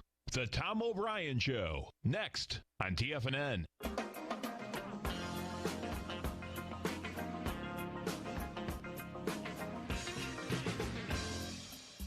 Hi everyone, this is Teddy Keckstead again from Forex Trading Unlocked here for our last little segment here on the Power Trading Hour. So we're going to blast through these trades that we were talking about during this video. And the first one we have here is the US dollar Canadian dollar, where we have a 3 inside out buy signal triggering today on the close, with the $1.2951 being your risk, and you have a $1.31 even-ish being your initial target, with a $1.3138 up to $1.3185 being your ultimate target area. So now we'll go to our New Zealand dollar, US dollar. Like I said earlier in this video, I can't believe how many buy and sell signals we've triggered in the past day or two. We have a bearish engulfing line in New Zealand dollar, US dollar trade targeting somewhere down near the 65.38 to 64.85 area. So that's a nice risk reward ratio. All these trades are looking for give you pretty much a 2 to 1 to 3 to 1 risk reward ratio. On this one, you'd have 67 double as your 55 rather as your line in the sand. For any of you bulls, we're looking for a breakout for sure, and for bears, you don't want to be short above there because the trend would be raging intact right there. So let's go to the Australian dollar, US dollar. We have a bearish engulfing line in this one, and the trade zone, the China-US trade deal, which is supposed to be signed the first phase on January 15th, is going to impact this trade. The dollar index is falling right into place to help this trade right now, and we're hovering right above this key pivot at 69.30, and we are targeting the 68.83 to 68.52 area, which would be a nice corrective zone for the Australian dollar, US dollar before the big bulls come back. If they do come back, who knows? We don't know if this is the beginning of a trend lower majorly or just a short-term correction, but right now we're looking for a short-term correction in this market. Then we have the US dollar, Japanese yen, which I have to tell you, unlike the other ones that have given us all kinds of high probable Japanese candlestick patterns, this one is more a fundamental one. We've made the beginnings of a third wave low targeting this lower bearish downside target zone. This market is hard to get a bearing on because it has, when the dollar index has been selling off even violently, this one has been holding up. So it's going a little bit counterintuitive. And then we have the euro, US dollar also. And we are now done with our show. So there's a sell signal there too. So check us out at The following is a presentation of TFNN.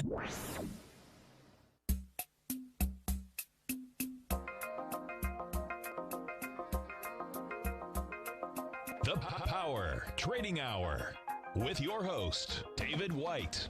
Call now, toll free at 1-877-927-6648. Internationally at 727-445-1044. Now, David White. Hello, everyone. This is Teddy Keckstedt from Forex Trading Unlocked, filling in for David White for the Power Trading Hour here on TFNN.com. And we're going to talk about the major foreign currency crosses, and also we're going to start out with the dollar index to kind of give us a little idea.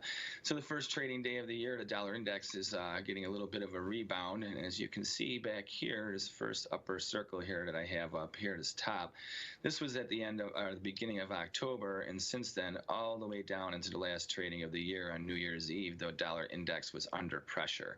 So if you're a wave theorist, we've made our first wave down with a little correction that we topped out back just before the end of December, and then we've started to slide ever since then. So today's little rally is most likely looking more like a corrective little profit-taking move, and it's very possible, since we're starting the new year and the new quarter, that we could get a nice little correction that's going to last a little bit more than just like a day or so.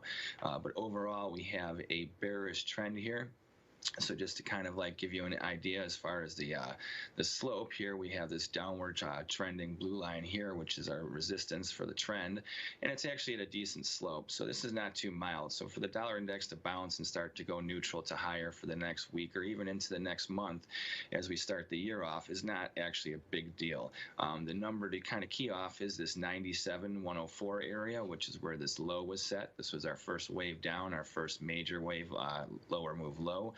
And trading below that definitely keeps us very bearish. Above it, it will keep us neutral up until we get into this, where this downward sloping blue line is, and only a rally above 97.833, taking out this last lower move high, where we start to be coming off the bearish train.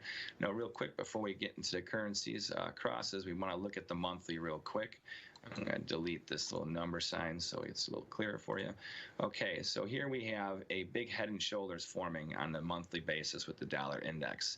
The year also settled out with a nice big slide in December, taking out all of the November gains, and that kind of sets us up once again for almost the same thing in January. So whereas in November the market had bottomed and we started to see a little bit of a correction, this is what I think you're looking at is for the dollar index will be a correction. So what's going to be the fundamentals that are going to drive it? We're going to have the Fed, obviously, for the U.S. We have the impeachment trials that are going to be going on, the election, and also earnings driving the stock market. Those are going to be the biggest fundamental variables that probably will be playing for the dollar index as we move forward. But some of the biggest drivers also will be the British pound and the euro US dollar.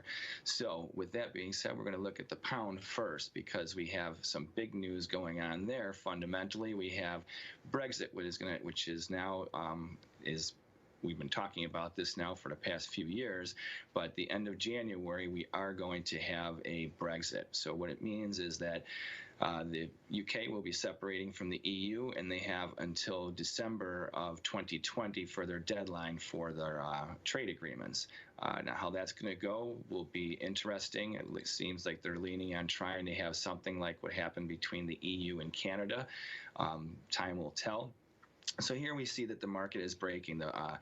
The rally from the British pound stopped on New Year's Eve, making this high, a really nice rally on holiday markets with thin volume.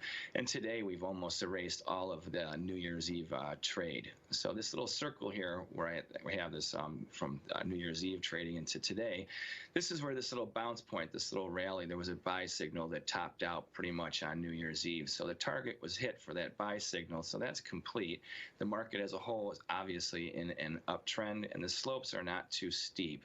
But right now, for a little bit of a correction, I have these two pink little dashed lines here. So the high from New Year's Eve will be your breakout to the upside, in which case that confirms momentum for the bulls trying to pressure higher move highs. But until then, I think you're going to have a little bit of digestion from the new year, as well as starting out with what's going on with Brexit. Now remember, the other currency crosses may start to trend and swing around because we have a January deadline for Brexit. The British pound may start to settle into a range trade. So we have this first little pivot pink pivot here at $1.3040. This would be, I think, where you start to see a lot of buying coming in and a lot of support. If the market fails here, then it would be this $29.01 area, which would be the low set right over here. Any failure from here then definitely has us on a neutral to bearish stance for the pound US dollar as far as a longer term outlook. Now, if we get a correction and starts to bounce around here, we could really, like I said, going into the month of end of January, we might see sideways trading. So the dollar index, that's why we looked at it first. If you start to see the dollar index go back towards its lows and start to hit lower lows again, then you're going to probably see the pound US dollar most likely start to lean on this upper pivot of $1.3283, making higher move highs, which then will target this last higher move high on a more intraday longer scale. So the main thing to remember, though, is that with the British pound US dollar, obviously there is the trade deals that have to be hashed out, but Brexit is happening in January, although we still will be talking about it for a much longer time frame. The rally here, though, where the dollar index topped out in October, the British pound US dollar, it bottomed out back here in September already, and then it led the charge for a big part of the dollar index move. So the strength in the pound is something also to be very aware of, because if the pound US dollar continues to rally, and the pound being one of the biggest weights in the dollar index, that probably would give a lot of momentum to more selling pressure in the dollar index, and also give a little bit of a lift to some of the other currency crosses. So now, since we're talking about Brexit, we have to then go to our euro US dollar currency, which has been doing actually kind of a good rallying mode for the last, as you can see, holiday market here. The rally actually happened 3 sessions ago. This is one of the biggest moves the euro US dollar has had in the course of 2019 as a whole, period. The volatility for euro US dollar has been very tight. You're looking at mostly a 50 to maybe 70 pip range. The days of having $1.50 point, upwards of 2-point dollar moves in the course of 24 hours or 48 hours has been very, very slight. Now today, this here, we have a really big sell signal setting up right now. So I have these 2 little circles drawn in as some longer-term downside target range. Now, overall, this market is a bull. We have the market here that had bottomed over here, and then we had this higher move low, and then continuing of higher move highs, higher move lows, and as of New Year's Eve, we had this last higher move high. Now, we have profit taking that's going on right now. I think that the fact that the euro US dollar is retracing is not necessarily any reason to get on the bearish bandwagon. I think it's more profit taking and adjustment. And also, you have to remember that the euro US dollar, unlike most of the currencies over the course of the past year, it really hasn't trended. It's been in basically a $6 range for 12 months, and now it's looking like it wants to start to pressure resistance more and more. So the slope you had from the past month and a half has been at a fairly decent slope. It's not overly steep, which gives it a much easier chance of maintaining the trend. We have higher move highs and higher move lows, and we ended the year also with a lot of positive news as far as how the whole EU is doing. So, but remember, the Brexit issue is going to also probably put a lot of strain on getting movement going for the euro US dollar also. So if this market starts to correct over the next few days and maybe starts to bounce right around where this circle is here, around the 111 to a 111.25 area, that would be a nice little spot to get. If you're not currently using the TAS Profile Scanner when looking at setting up your trading opportunities, then your arsenal is short a mighty weapon.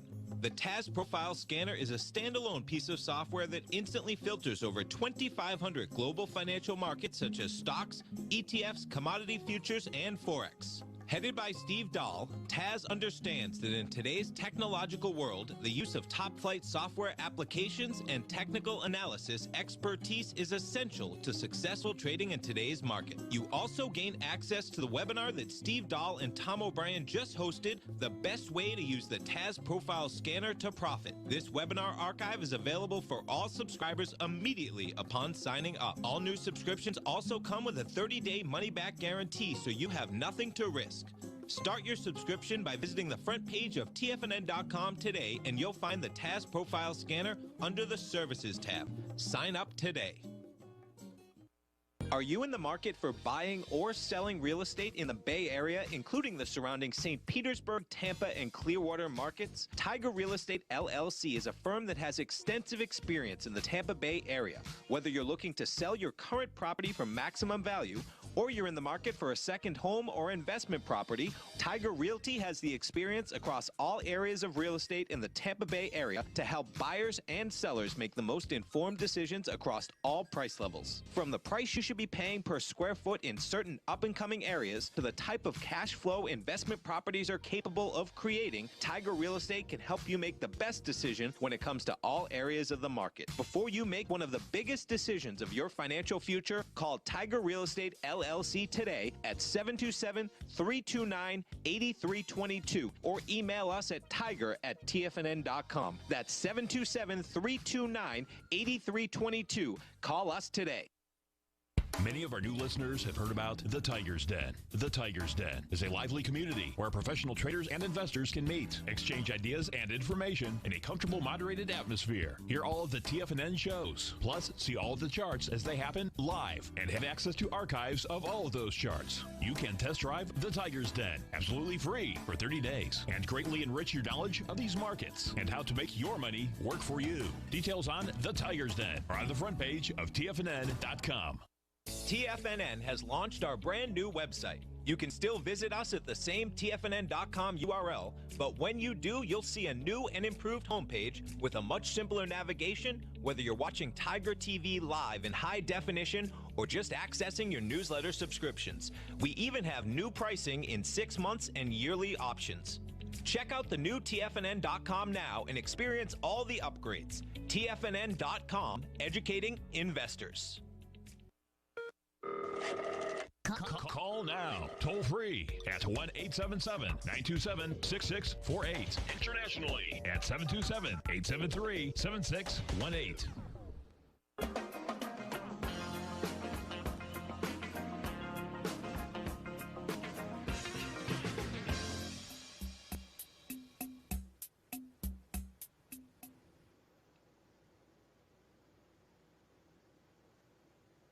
Hello, everyone. I'm back with the for the Power Trading Hour here. We left off with talking about today's trading. We're looking at the Euro-US dollar, and right now, obviously, you can see that it is hanging on its lows, and we're targeting this little circle here on this upward sloping support line. Now, if you're a bear, for sure, you got to be careful because we are in an overall bull market, a bull trend that started at the beginning of October, and definitely through our holiday trade showed that it was definitely wanted to give us a little sign at the end of the year that they're not going out peacefully. So I would key off of New Year's Eve's high up here at a 112.39 if you're a bear. And if you're a bull, as far as I think what's going on right now, it's a profit-taking slide and wouldn't be really too overly zealous as far as selling. And like I said, I would be very cautious as a bear. Now, the market right now is trading right below this 111.80 pivot line where we have this up and down arrows right here. This is pretty much a really big pivot as far as support and resistance for the Euro-US dollar.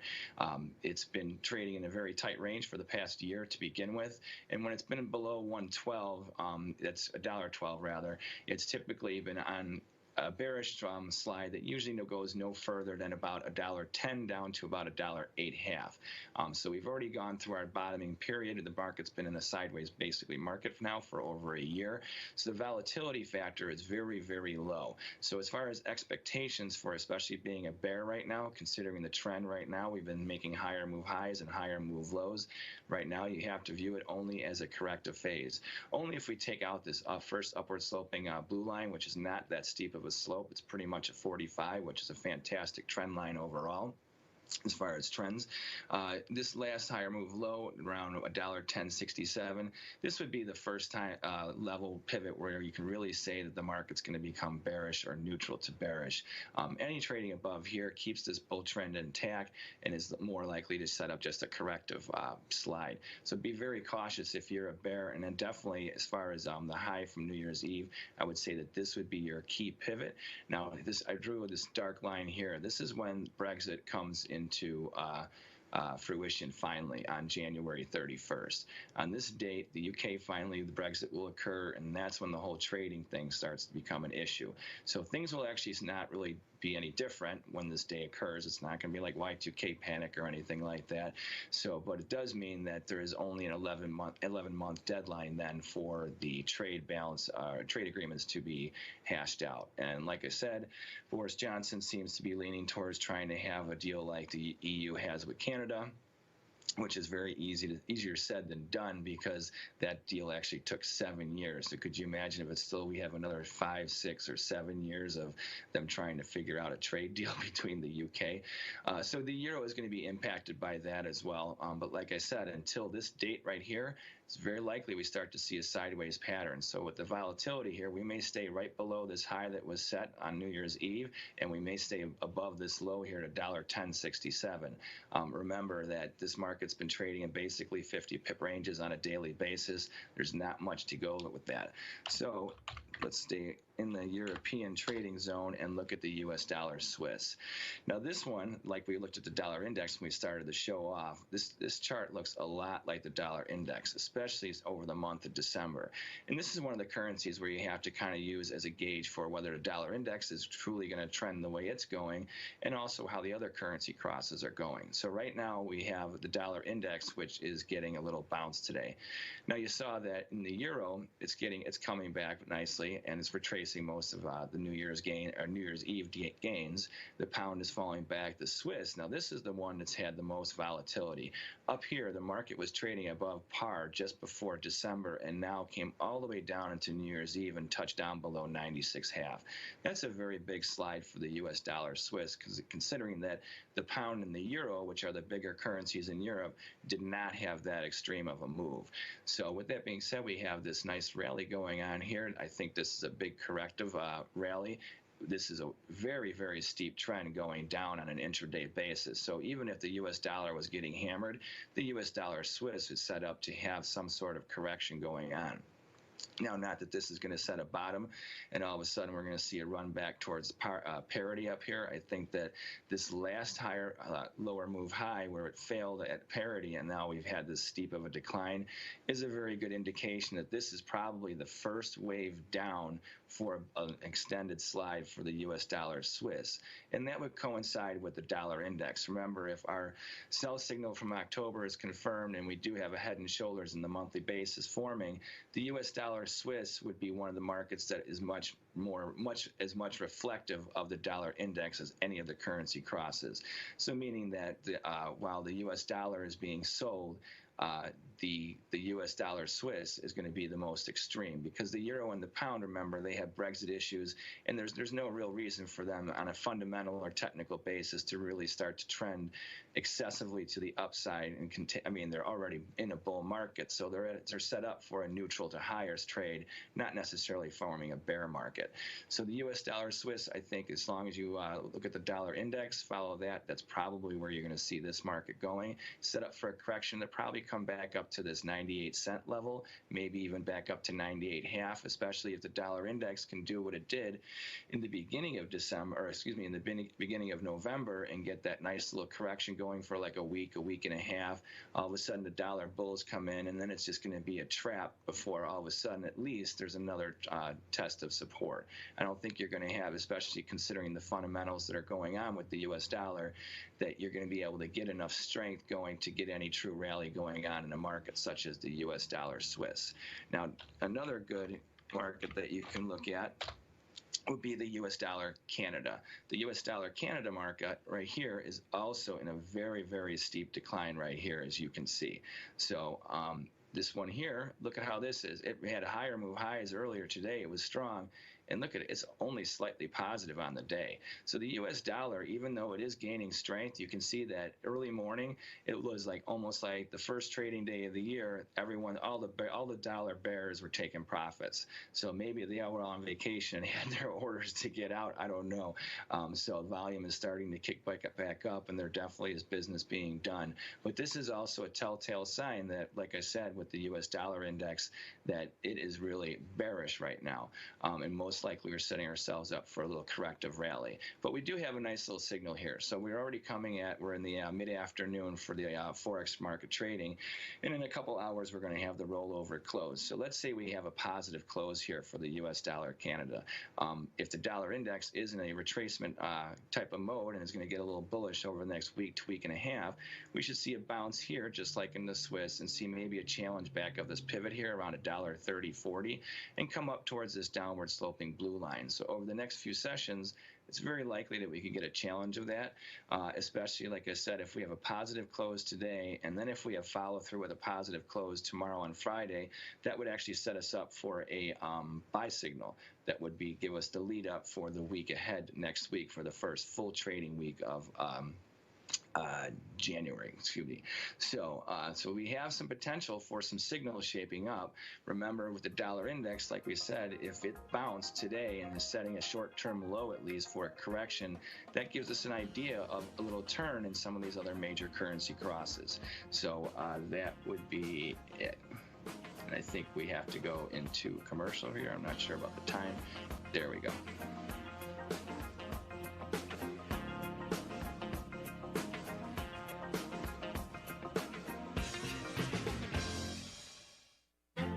The Path of Least Resistance is David White's daily trading newsletter, and if you're looking for active trading ideas, then now's a perfect time for a 30-day free trial to this powerful daily trading advisory service. David uses his years of trading experience to offer his subscribers his trading ideas each morning in his Path of Least Resistance newsletter. Using a combination of equity trades along with options, David keeps his subscribers up to date with all pertinent market information with intraday afternoon updates when warranted. Don't miss out on this great chance to get a 30-day free trial to David's daily newsletter, The Path of Least Resistance, with no obligation to pay anything. David has been delivering solid recommendations for his subscribers recently, and if you'd like to see the type of newsletter he delivers every morning, then visit the front page of TFNN and you'll find the Path of Least Resistance under Trading Newsletters. For all the details and to start your 30-day free trial today, log on to TFNN.com now. Hi folks, Tom O'Brien here. If you'd like to get my daily newsletter, Market Insights, then now is a great time to sign up for a 30-day free trial.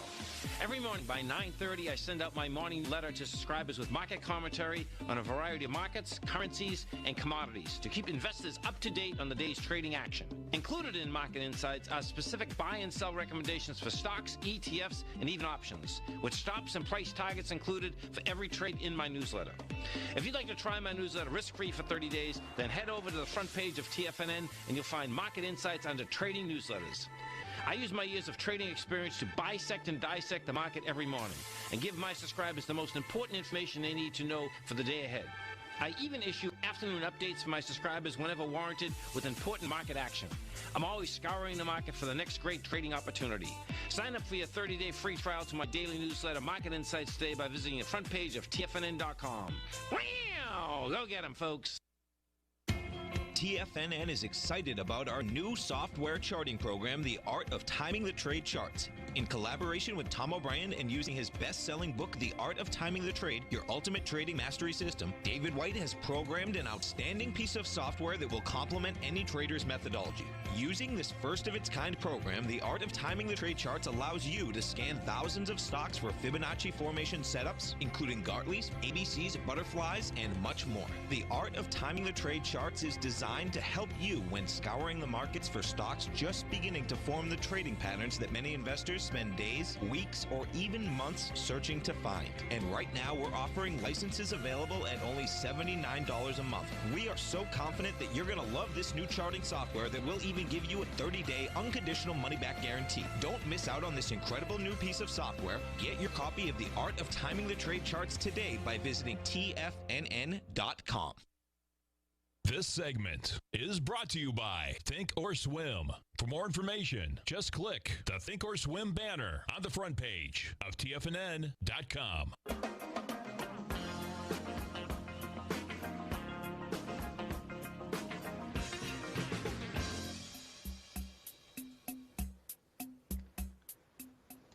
Hello, everyone. All right, we left off with talking about the U.S. dollar Canada and how today's trading. We have a nice positive day going, although it fell off the highs pretty good. It's positive, but not quite that extreme for the day. So we'll see how today ends. We have a couple more hours, and one thing to look for is a positive close today would then mean a harami buy. That's a relatively weak 2-day signal, meaning how the market had been trending like it did into New Year's Eve. Today, with this little small positive day, that would be what, like I said, called a harami, which means a short-term change in trend would be the most likely scenario to be setting up.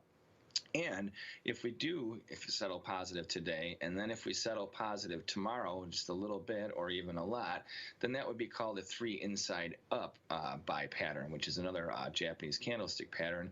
And that would have us set up for challenging definitely this $1.30-40 pivot, which I was telling you about, that kind of keeps us in the bearish mode for the U.S. dollar Canada. And any breach of this level will definitely have us leaning towards this $1.30.99 area, looking for the top for a retracement. Now, does that mean that the U.S. dollar Canada is going to all of a sudden become a bull? Not necessarily, but it does have a very good chance at, like I said, challenging this $1.30.40 area and $1.30.99 over the next few sessions to a week. Now, this downward sloping blue line, it comes into this. This could give it a little trouble if the bulls start to try and challenge this area. However, if the dollar index is rallying and back into a corrective mode, that would definitely take an edge off of this U.S. dollar Canada break that we've been looking at over the month of December. This slide really mimics a lot of what was going on in the dollar index, and so I think you have to kind of be mindful of that and see what shapes up over the next couple days. But definitely a positive close today, a positive close tomorrow definitely probably puts us off the bearish campaign for a little while.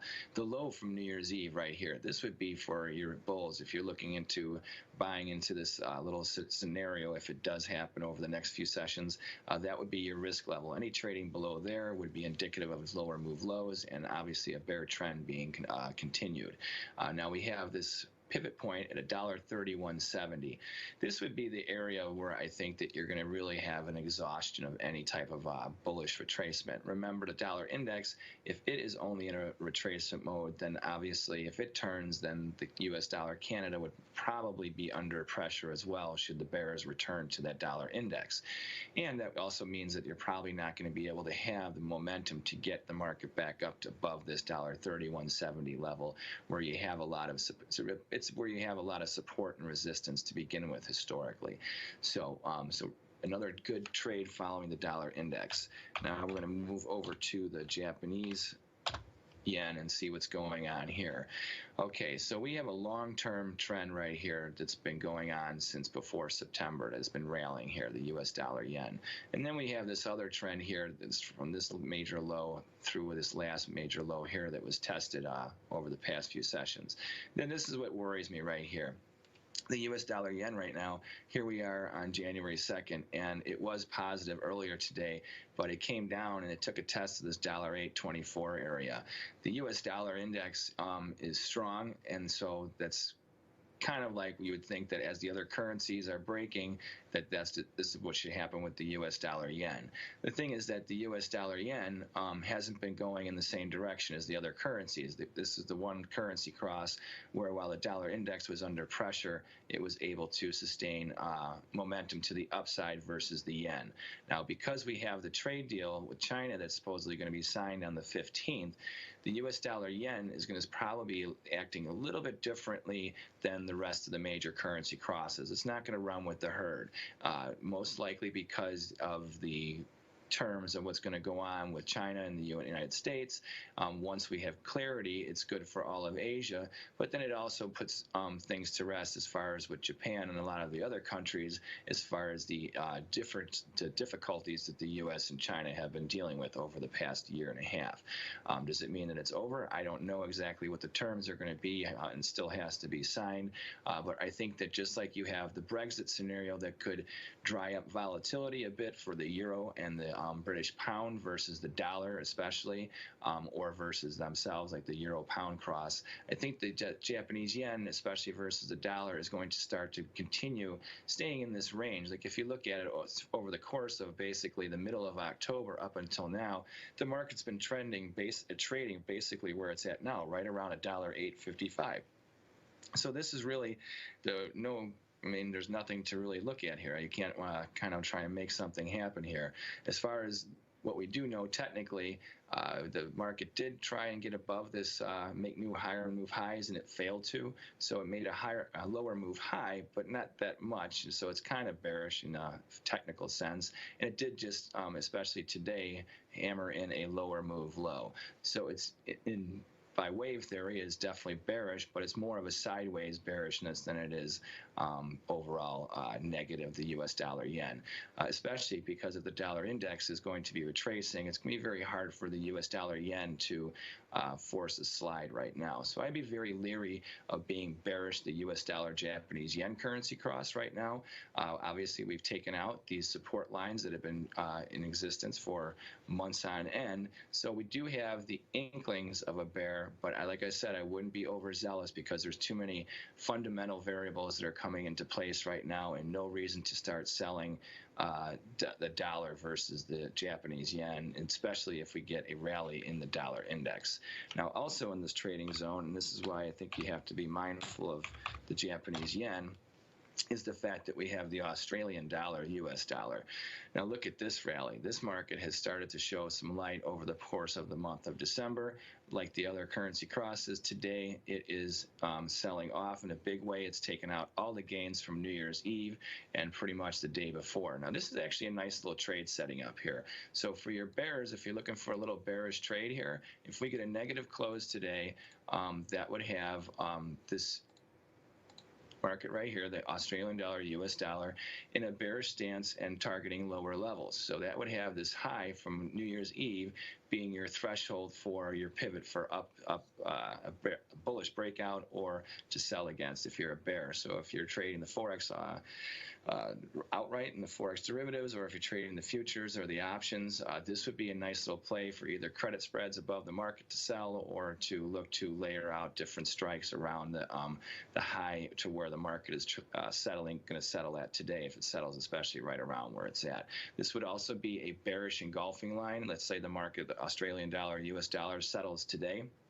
right where it's at, that for sure would be a confirmed sell signal, and that would target a break that kind of would make a test for where this last higher move high was.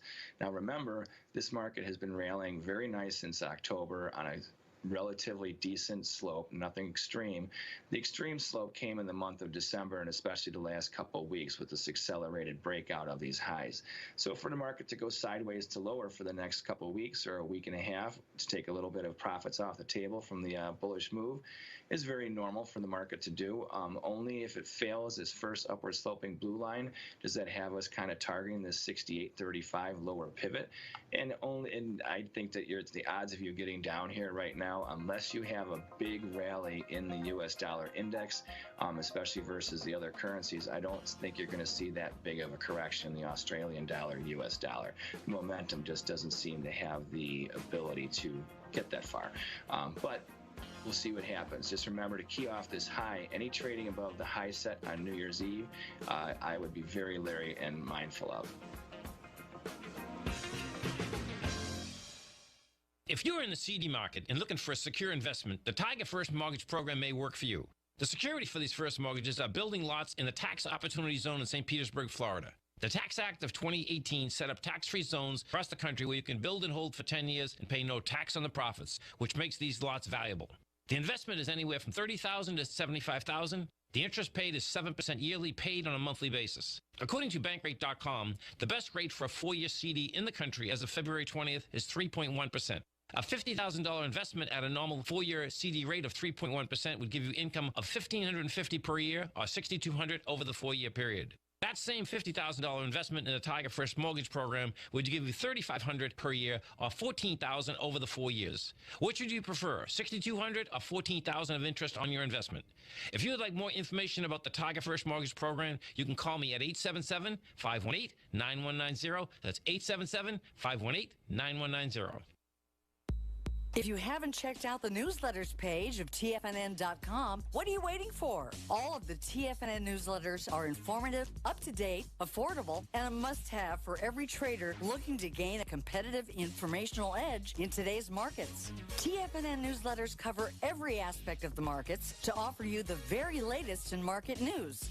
Plus, new subscribers get to test drive our newsletters risk-free for 30 days. From all aspects of the markets, including stocks, bonds, metals, commodities, and tech, there's a newsletter to fit your needs exclusively from TFNN. Stay informed each day you trade and get that competitive edge that will help you stay ahead of the game.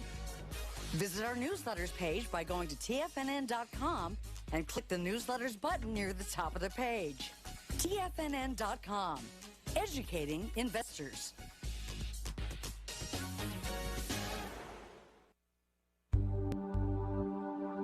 Are China A-shares hot or not?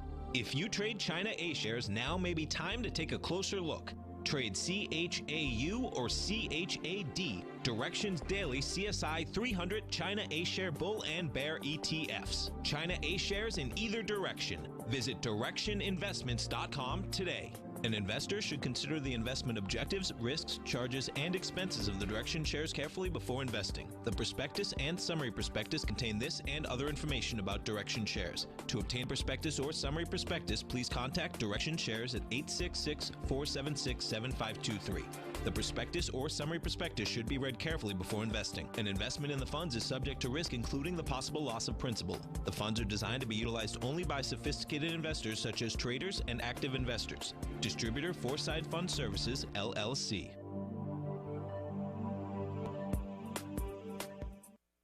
Don't forget, you can listen to TFNN live on your mobile device 24 hours per day. Go to TFNN.com, then hit Watch Tiger TV. That's TFNN.com, then hit Watch Tiger TV for the latest market information.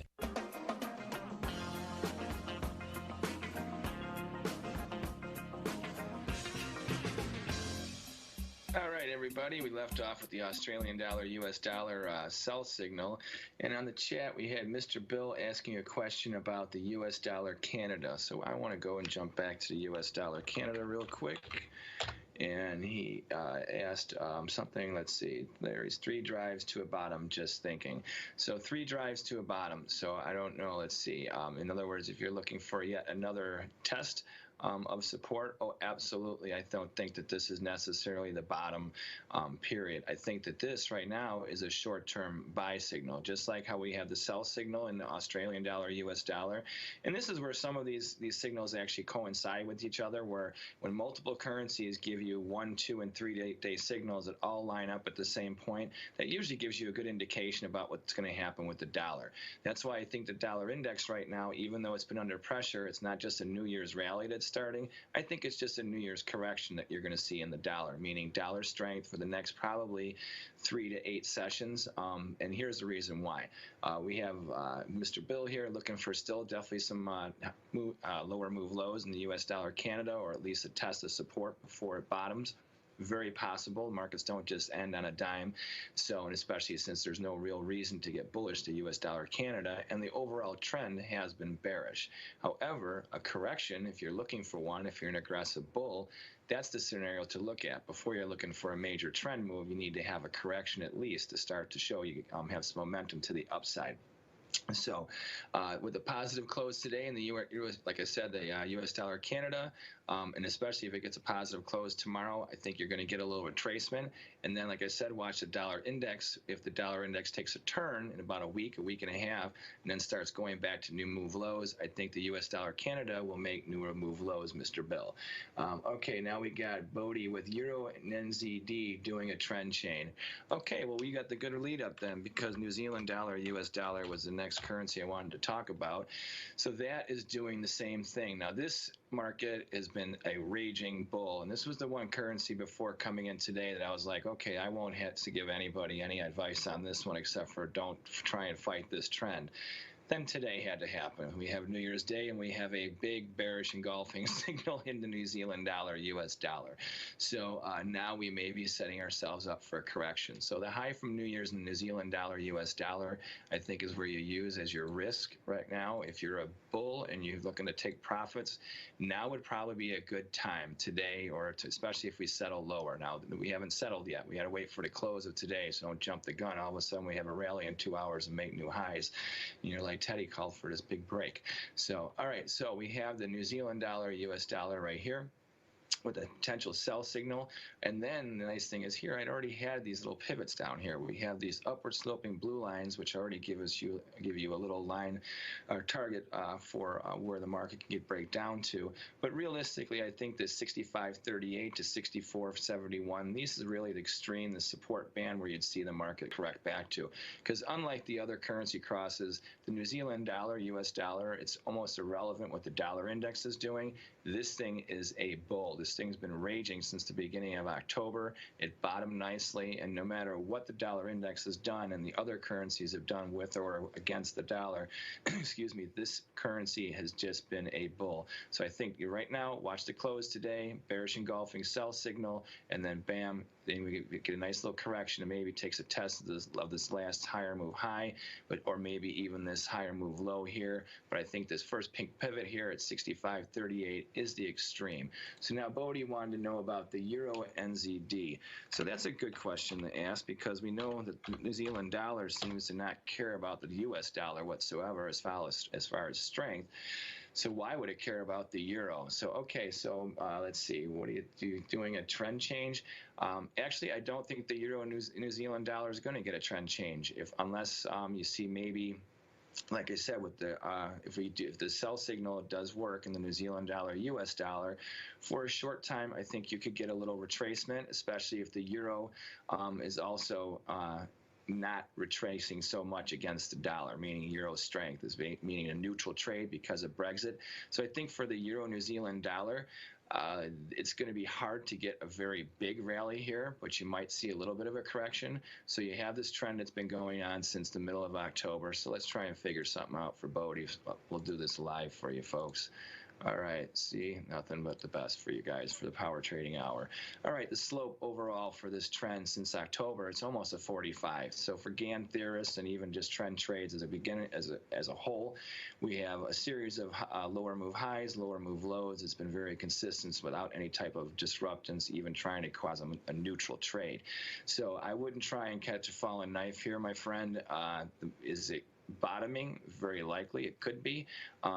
New Zealand dollar strength, I think, is what you have to really look at. And like I said, if it wasn't for the short-term sell signal in the New Zealand dollar, U.S. dollar shaping up today, I would say don't even look to sell that market. Maybe take profits, but don't even look to sell it for a while until you get a sell signal. Of course, today we seem to be getting the sell signal I didn't even expect to occur today.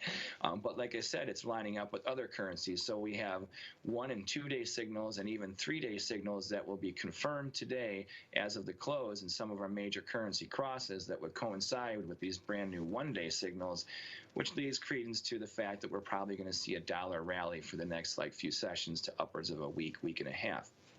And then I think you'll see a turn again and the major overall trends resume with the dollar index being under pressure now. But like I said, this euro New Zealand dollar, not quite sure about that. So let's go over the trades of the day here for you, because we got only a couple minutes left. So we'll go back to Australian dollar, US dollar. So as a reminder, bearish engulfing sell signal here shaping up. And when we after the break, I have one more little snippet. I'll give you some ideas on how to figure out how to work these trades. So of the currency crosses we've looked at today, this is the one that we are looking for a potential trade at the close of today for tomorrow. So that is the Australian dollar, US dollar with a bearish engulfing line set up. We looked at the US dollar yen. We didn't have anything there, but we did have the US dollar Canadian dollar. This is another one where we have a potential buy signal shaping up, and especially if we get a rally tomorrow confirming positive momentum shift here, then we have a good setup where over the next week and a half, we get a nice little rally in the U.S. dollar Canada. And also, like I said, follow that U.S. dollar Canadian dollar also as well. So now we have two markets that we have trades that are setting up, the Australian dollar U.S. dollar and the U.S. dollar Canada. A couple of our lesser major currency crosses, not usually the ones that I'm too focused on. I usually am more of a euro and pound trader and yen trader. But it doesn't matter. You want to go where the opportunities are. So like I said, we have these counter trend signals, so don't expect very much. We're not looking for major turns in the market. Overall, we're going against the trend, so we're just looking for corrective moves right now in these markets. So we had the U.S. dollar Canada, then we had the British pound U.S. dollar. Now remember, the British pound and the euro, because of the Brexit situations, volatility may not be that extreme. So we do have a slide in the British pound today. Those other markets are showing some signals. This one is not. So I would be very careful right now about even thinking about fading this rally that's going on in the pound. If you're not already a bull and you took profits, or if you're still in it and you're just keeping your stops tight, then I would say, that's not a bad place to be. Okay, I think we're getting ready for a break soon, so we're going to pop over to our next currency after the break. So, okay, let's see you in a minute. I'm certain you are or strive to be one of the best at everything you do in life. It's the most common trait that we tigers and tigresses share. If you're looking to become the best of the best when it comes to managing your money, let me teach you to do what most wealth managers tell you can't be done, which is how to time the markets. I'm Steve Rhodes, author of Mastering Probability, and for the last 12 months, Timer Digest has been tracking my newsletter signals, which have earned me the ranking as their #1 market timer in the nation for the S&P 500 for the last 12, 6, and 3 months. Timer Digest also ranks me as the #1 market timer for gold as well. The fact is, markets can be timed, and I'll teach you the exact set of tools that I use that has transformed me into one of the best at what I do.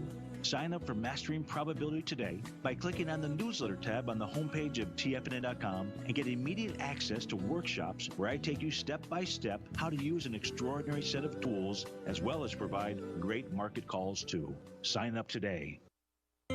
David White's newsletter, The Technology Insider, is focused like a laser on finding the next big things in technology. If you had invested only $10,000 in Microsoft in 1986, you'd have been a millionaire by 2000. Disruptive technology like Microsoft's is the key to these massive long-term profits, and the Tech Insider is the vehicle from TFNN to capitalize on these opportunities. This is the go-to newsletter that identifies, monitors, and profits on mostly little-known cutting-edge companies with great long-term prospects. David's experience is as an inventor of Emmy-winning animation products for TV and Hollywood that propelled a company public. Match that with 14 years as a full-time trader, and he's uniquely qualified to guide you through the light-speed world of ever-evolving high-tech. If you're ready to ride the next big technology bull market for less than $40 per month, log on to tfnn.com and get your 2-week free trial to the Technology Insider. Get in on the ground floor of the next big thing today. Since 1984, Basil Chapman has been using the Chapman Wave methodology to advise traders of his expert market opinion. While originally hand-drawing charts from the late 1970s into the 1980s, Basil noticed that prices under most circumstances virtually always had a certain number of legs to the upside before declining sharply. Later, Basil found that computer software, which included the standard market technical indicators, enhanced the degree of accuracy in calling price turns, as well as market trend calls. Thus was born the Chapman Wave sequence. Using the Chapman Wave methodology along with other indicators, Basil Chapman advises his subscribers of his expert market opinion each market day with his opening call newsletter. Right now, you can get a 2-week free trial to the opening call, Basil's daily trading newsletter, by visiting the front page of tfnn.com. Cancel at any time during that trial and pay absolutely nothing. Get your 2-week free trial to Basil's newsletter, The Opening Call, today by visiting tfnn.com. Catch Tom O'Brien, professional trader and educator, founder of TFNN. Also, a special guest on CNBC. Tom will bisect and dissect the markets. The Tom O'Brien Show, next on TFNN.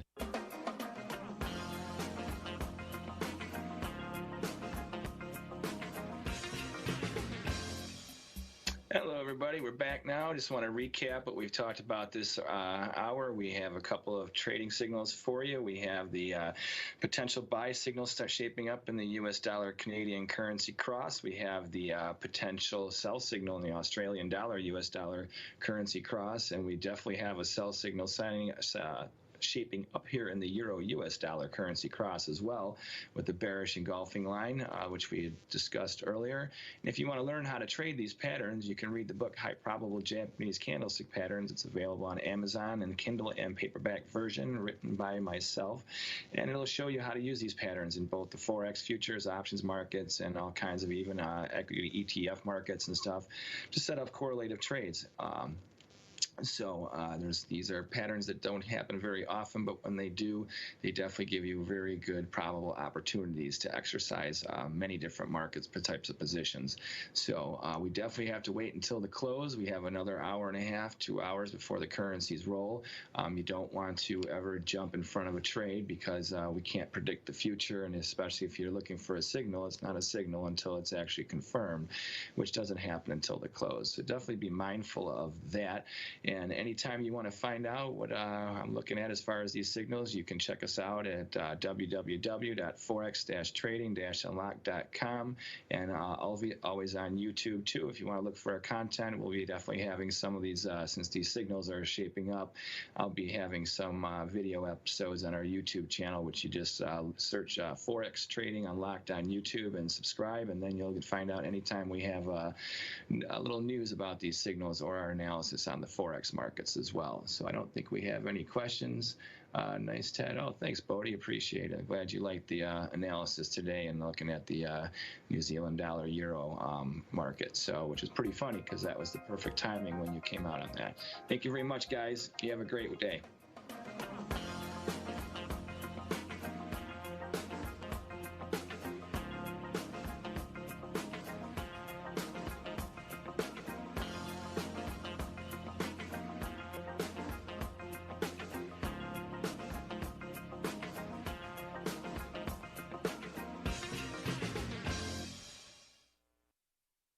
Let's go over to our man, Mr. Teddy Kegstad. And Teddy, folks, can be found every trading day at forex-trading-unlock.com. That's forex-trading-unlock.com. Teddy Kegstad, what's happening, brother? Oh, it's a New Year's Eve. Looking forward to seeing how the dollar settles today. Yeah, me too. I like it. The dollar's getting destroyed. Sell it, baby. Sell it. Right. So we need your advice, Teddy. Tell us what's going on. I just said to Tommy a little bit. I thought you were talking to us on Thursday, but I know you're going to be doing a show on Thursday, which is just fabulous. Okay, he's going to be 2 to 3 Eastern Standard Time, folks. Teddy's going to do Dave White's show, so we really appreciate that, man. Hey, we finally get some movement in the dollar, right? So just where do you want to start? Well, I'll tell you what, the dollar index is exactly where I want to start. Cool. You know, back in October, we got that one sell signal, and then we had a little bit of a retracement, and the dollar seemed to have some strength in November, but December, we didn't get a Christmas gift for the U.S. dollar, did we? No, we didn't. And and I don't think that the market's going to turn around too much today. I really can't see a big rally. I mean, anything can happen, right? But sure. I don't think that's going to happen today. So, but I'm actually negative the dollar, and not too extreme, but I can see that the next 3 to 6 months, maybe even 12 months, that the dollar is going to be under pressure. So, and I think that that's going to give a nice little bit of a lift to the euro a little bit, but not too much. I think that's going to be very oil related. Okay. I think the pound is definitely going to have a chance at exploding to the upside. When you say that the euro would be oil related, how does that work? Okay, well, if you've noticed that obviously over the course of 2019, oil has had a big rally. Yes. Okay. Now, the euro, the U.S. dollar is considered the petrodollar globally, or has been for decades. But over the past literally 10 years, and especially over the last 5 years, you have more and more where the euro is becoming a petrodollar. Okay. You know, for whatever reasons, whether it's, you know, even the Chinese, when they buy oil, or in other countries, they're not using U.S. dollars. Yeah. So that means a demand for the euro. So now we have today what's really interesting was watching some of the broader indexes where we're at on the year. I mean, everyone's looking at the U.S. growth being like, wow, 30% growth. This is amazing. You know, it can't happen again next year. whatever, we don't know about what's going to happen, but there's been a very interesting lift in both Europe and in China for the broad-based index for their economies. They're up over 20% this year. That's huge. Listen, man, I was looking at Shanghai. Shanghai looks like it's going to bust topside in a big way, man. Not last night, the night before, man. That's getting up to the top of the consolidation. Yeah. All right. Right. Now, gentlemen, this is all in the wake of trade wars, too. How is it that China is up 23% over this year in the wake of all these tariff blah, blah, blahs? You know, and everyone for a year has been saying doom and gloom. It's going to crush our economy. It's going to crush the Chinese economy. And the net result of all this stuff is that Asia's booming. China's actually doing well in the wake of this tariff stuff, you know, and Europe, for some reason, too, which they've been screaming recessions for a long time. Now, not necessarily Germany. Germany has its issues. But the European Union as a whole, even in the midst of Brexit and not knowing any clarity on what's going to happen with trade, they're up 20-some% on the year. Right. No, there's no doubt, man. There's no doubt. You know, these currencies, I know we talked about this before, but it's pretty amazing. Like, to me, that, you know, the dollar has broken this uptrend that we've been in since February of 2018. I mean, that's 22 months. Right. That's pretty intense, man. And, you know, we'll see, you know, if bottom line, if it wants to go to the bottom of the trend, that would be really intriguing. And I, you know, folks, when Teddy was just talking about Europe going higher, now this is what does happen if you're thinking about our own S&P. If the dollar goes lower, our S&P can actually go higher in price. It doesn't mean that you buy more because it's priced in U.S. dollars, okay, which gets really intriguing, doesn't it, Teddy? Do you know what I mean? Absolutely. It's like, okay. Absolutely. You're 100% right on that. Yeah. So it's intriguing how this works, because I was looking at the gold contract yesterday, and the gold contract, it's only in U.S. dollars that we really haven't broken highs. I mean, the euro broke the high. The Australian dollar made me forget it. We're way higher. You know, and so that's intriguing in itself, that it's the U.S. dollar itself that hasn't been able to break that 2011 high. Right. Well, now it's funny you just mentioned the Australian dollar and gold. Now, let's just say hypothetically, right, that right now the economic engine globally just continues on pace for the next 3 to 6 months. Yes. The Australian dollar, if you look at, I was looking at the monthly charts before I came on with you guys to see, you know, how things are really shaping up. Now, the Asian trade zone, because of the tariff wars, which we just talked about, had definitely been suffering for a little bit, especially Australia, because we noticed in 2008 and just like over the past year how they have all their eggs in one basket, okay? But now that we see that China is actually not doing as bad and Australia is starting to spread out, their commodities are moving again. Right. So if we start to see a spike in the CRB, you know, that's going to start to really accelerate things for the Australian dollar, I think, you know, because right now it looks like they have a really good chance of getting it. I mean, they're in a rally right now. That's evident. But I think that you can actually see this momentum continue, and also in that trade zone, because it's not going to come out of the yen. It's going to come out of the New Zealand dollar. It's going to come out of the Australian dollar, and definitely are minor crosses that no one really looks at in Asia, you know, because the yen's got different factors. Yeah, no, it's a big deal. And what Teddy's talking about, folks, is Australia's a commodity country. So the bottom line is that when commodities take off, this takes off like a rocket ship, man. There's no doubt. And in fact, you know, Teddy, what was interesting is that in 2011, when gold was hitting highs, folks had a hard time understanding why the Canadian companies basically still weren't doing that well, meaning the gold companies. And it had to do with, folks, is that the Canadian dollar got so strong.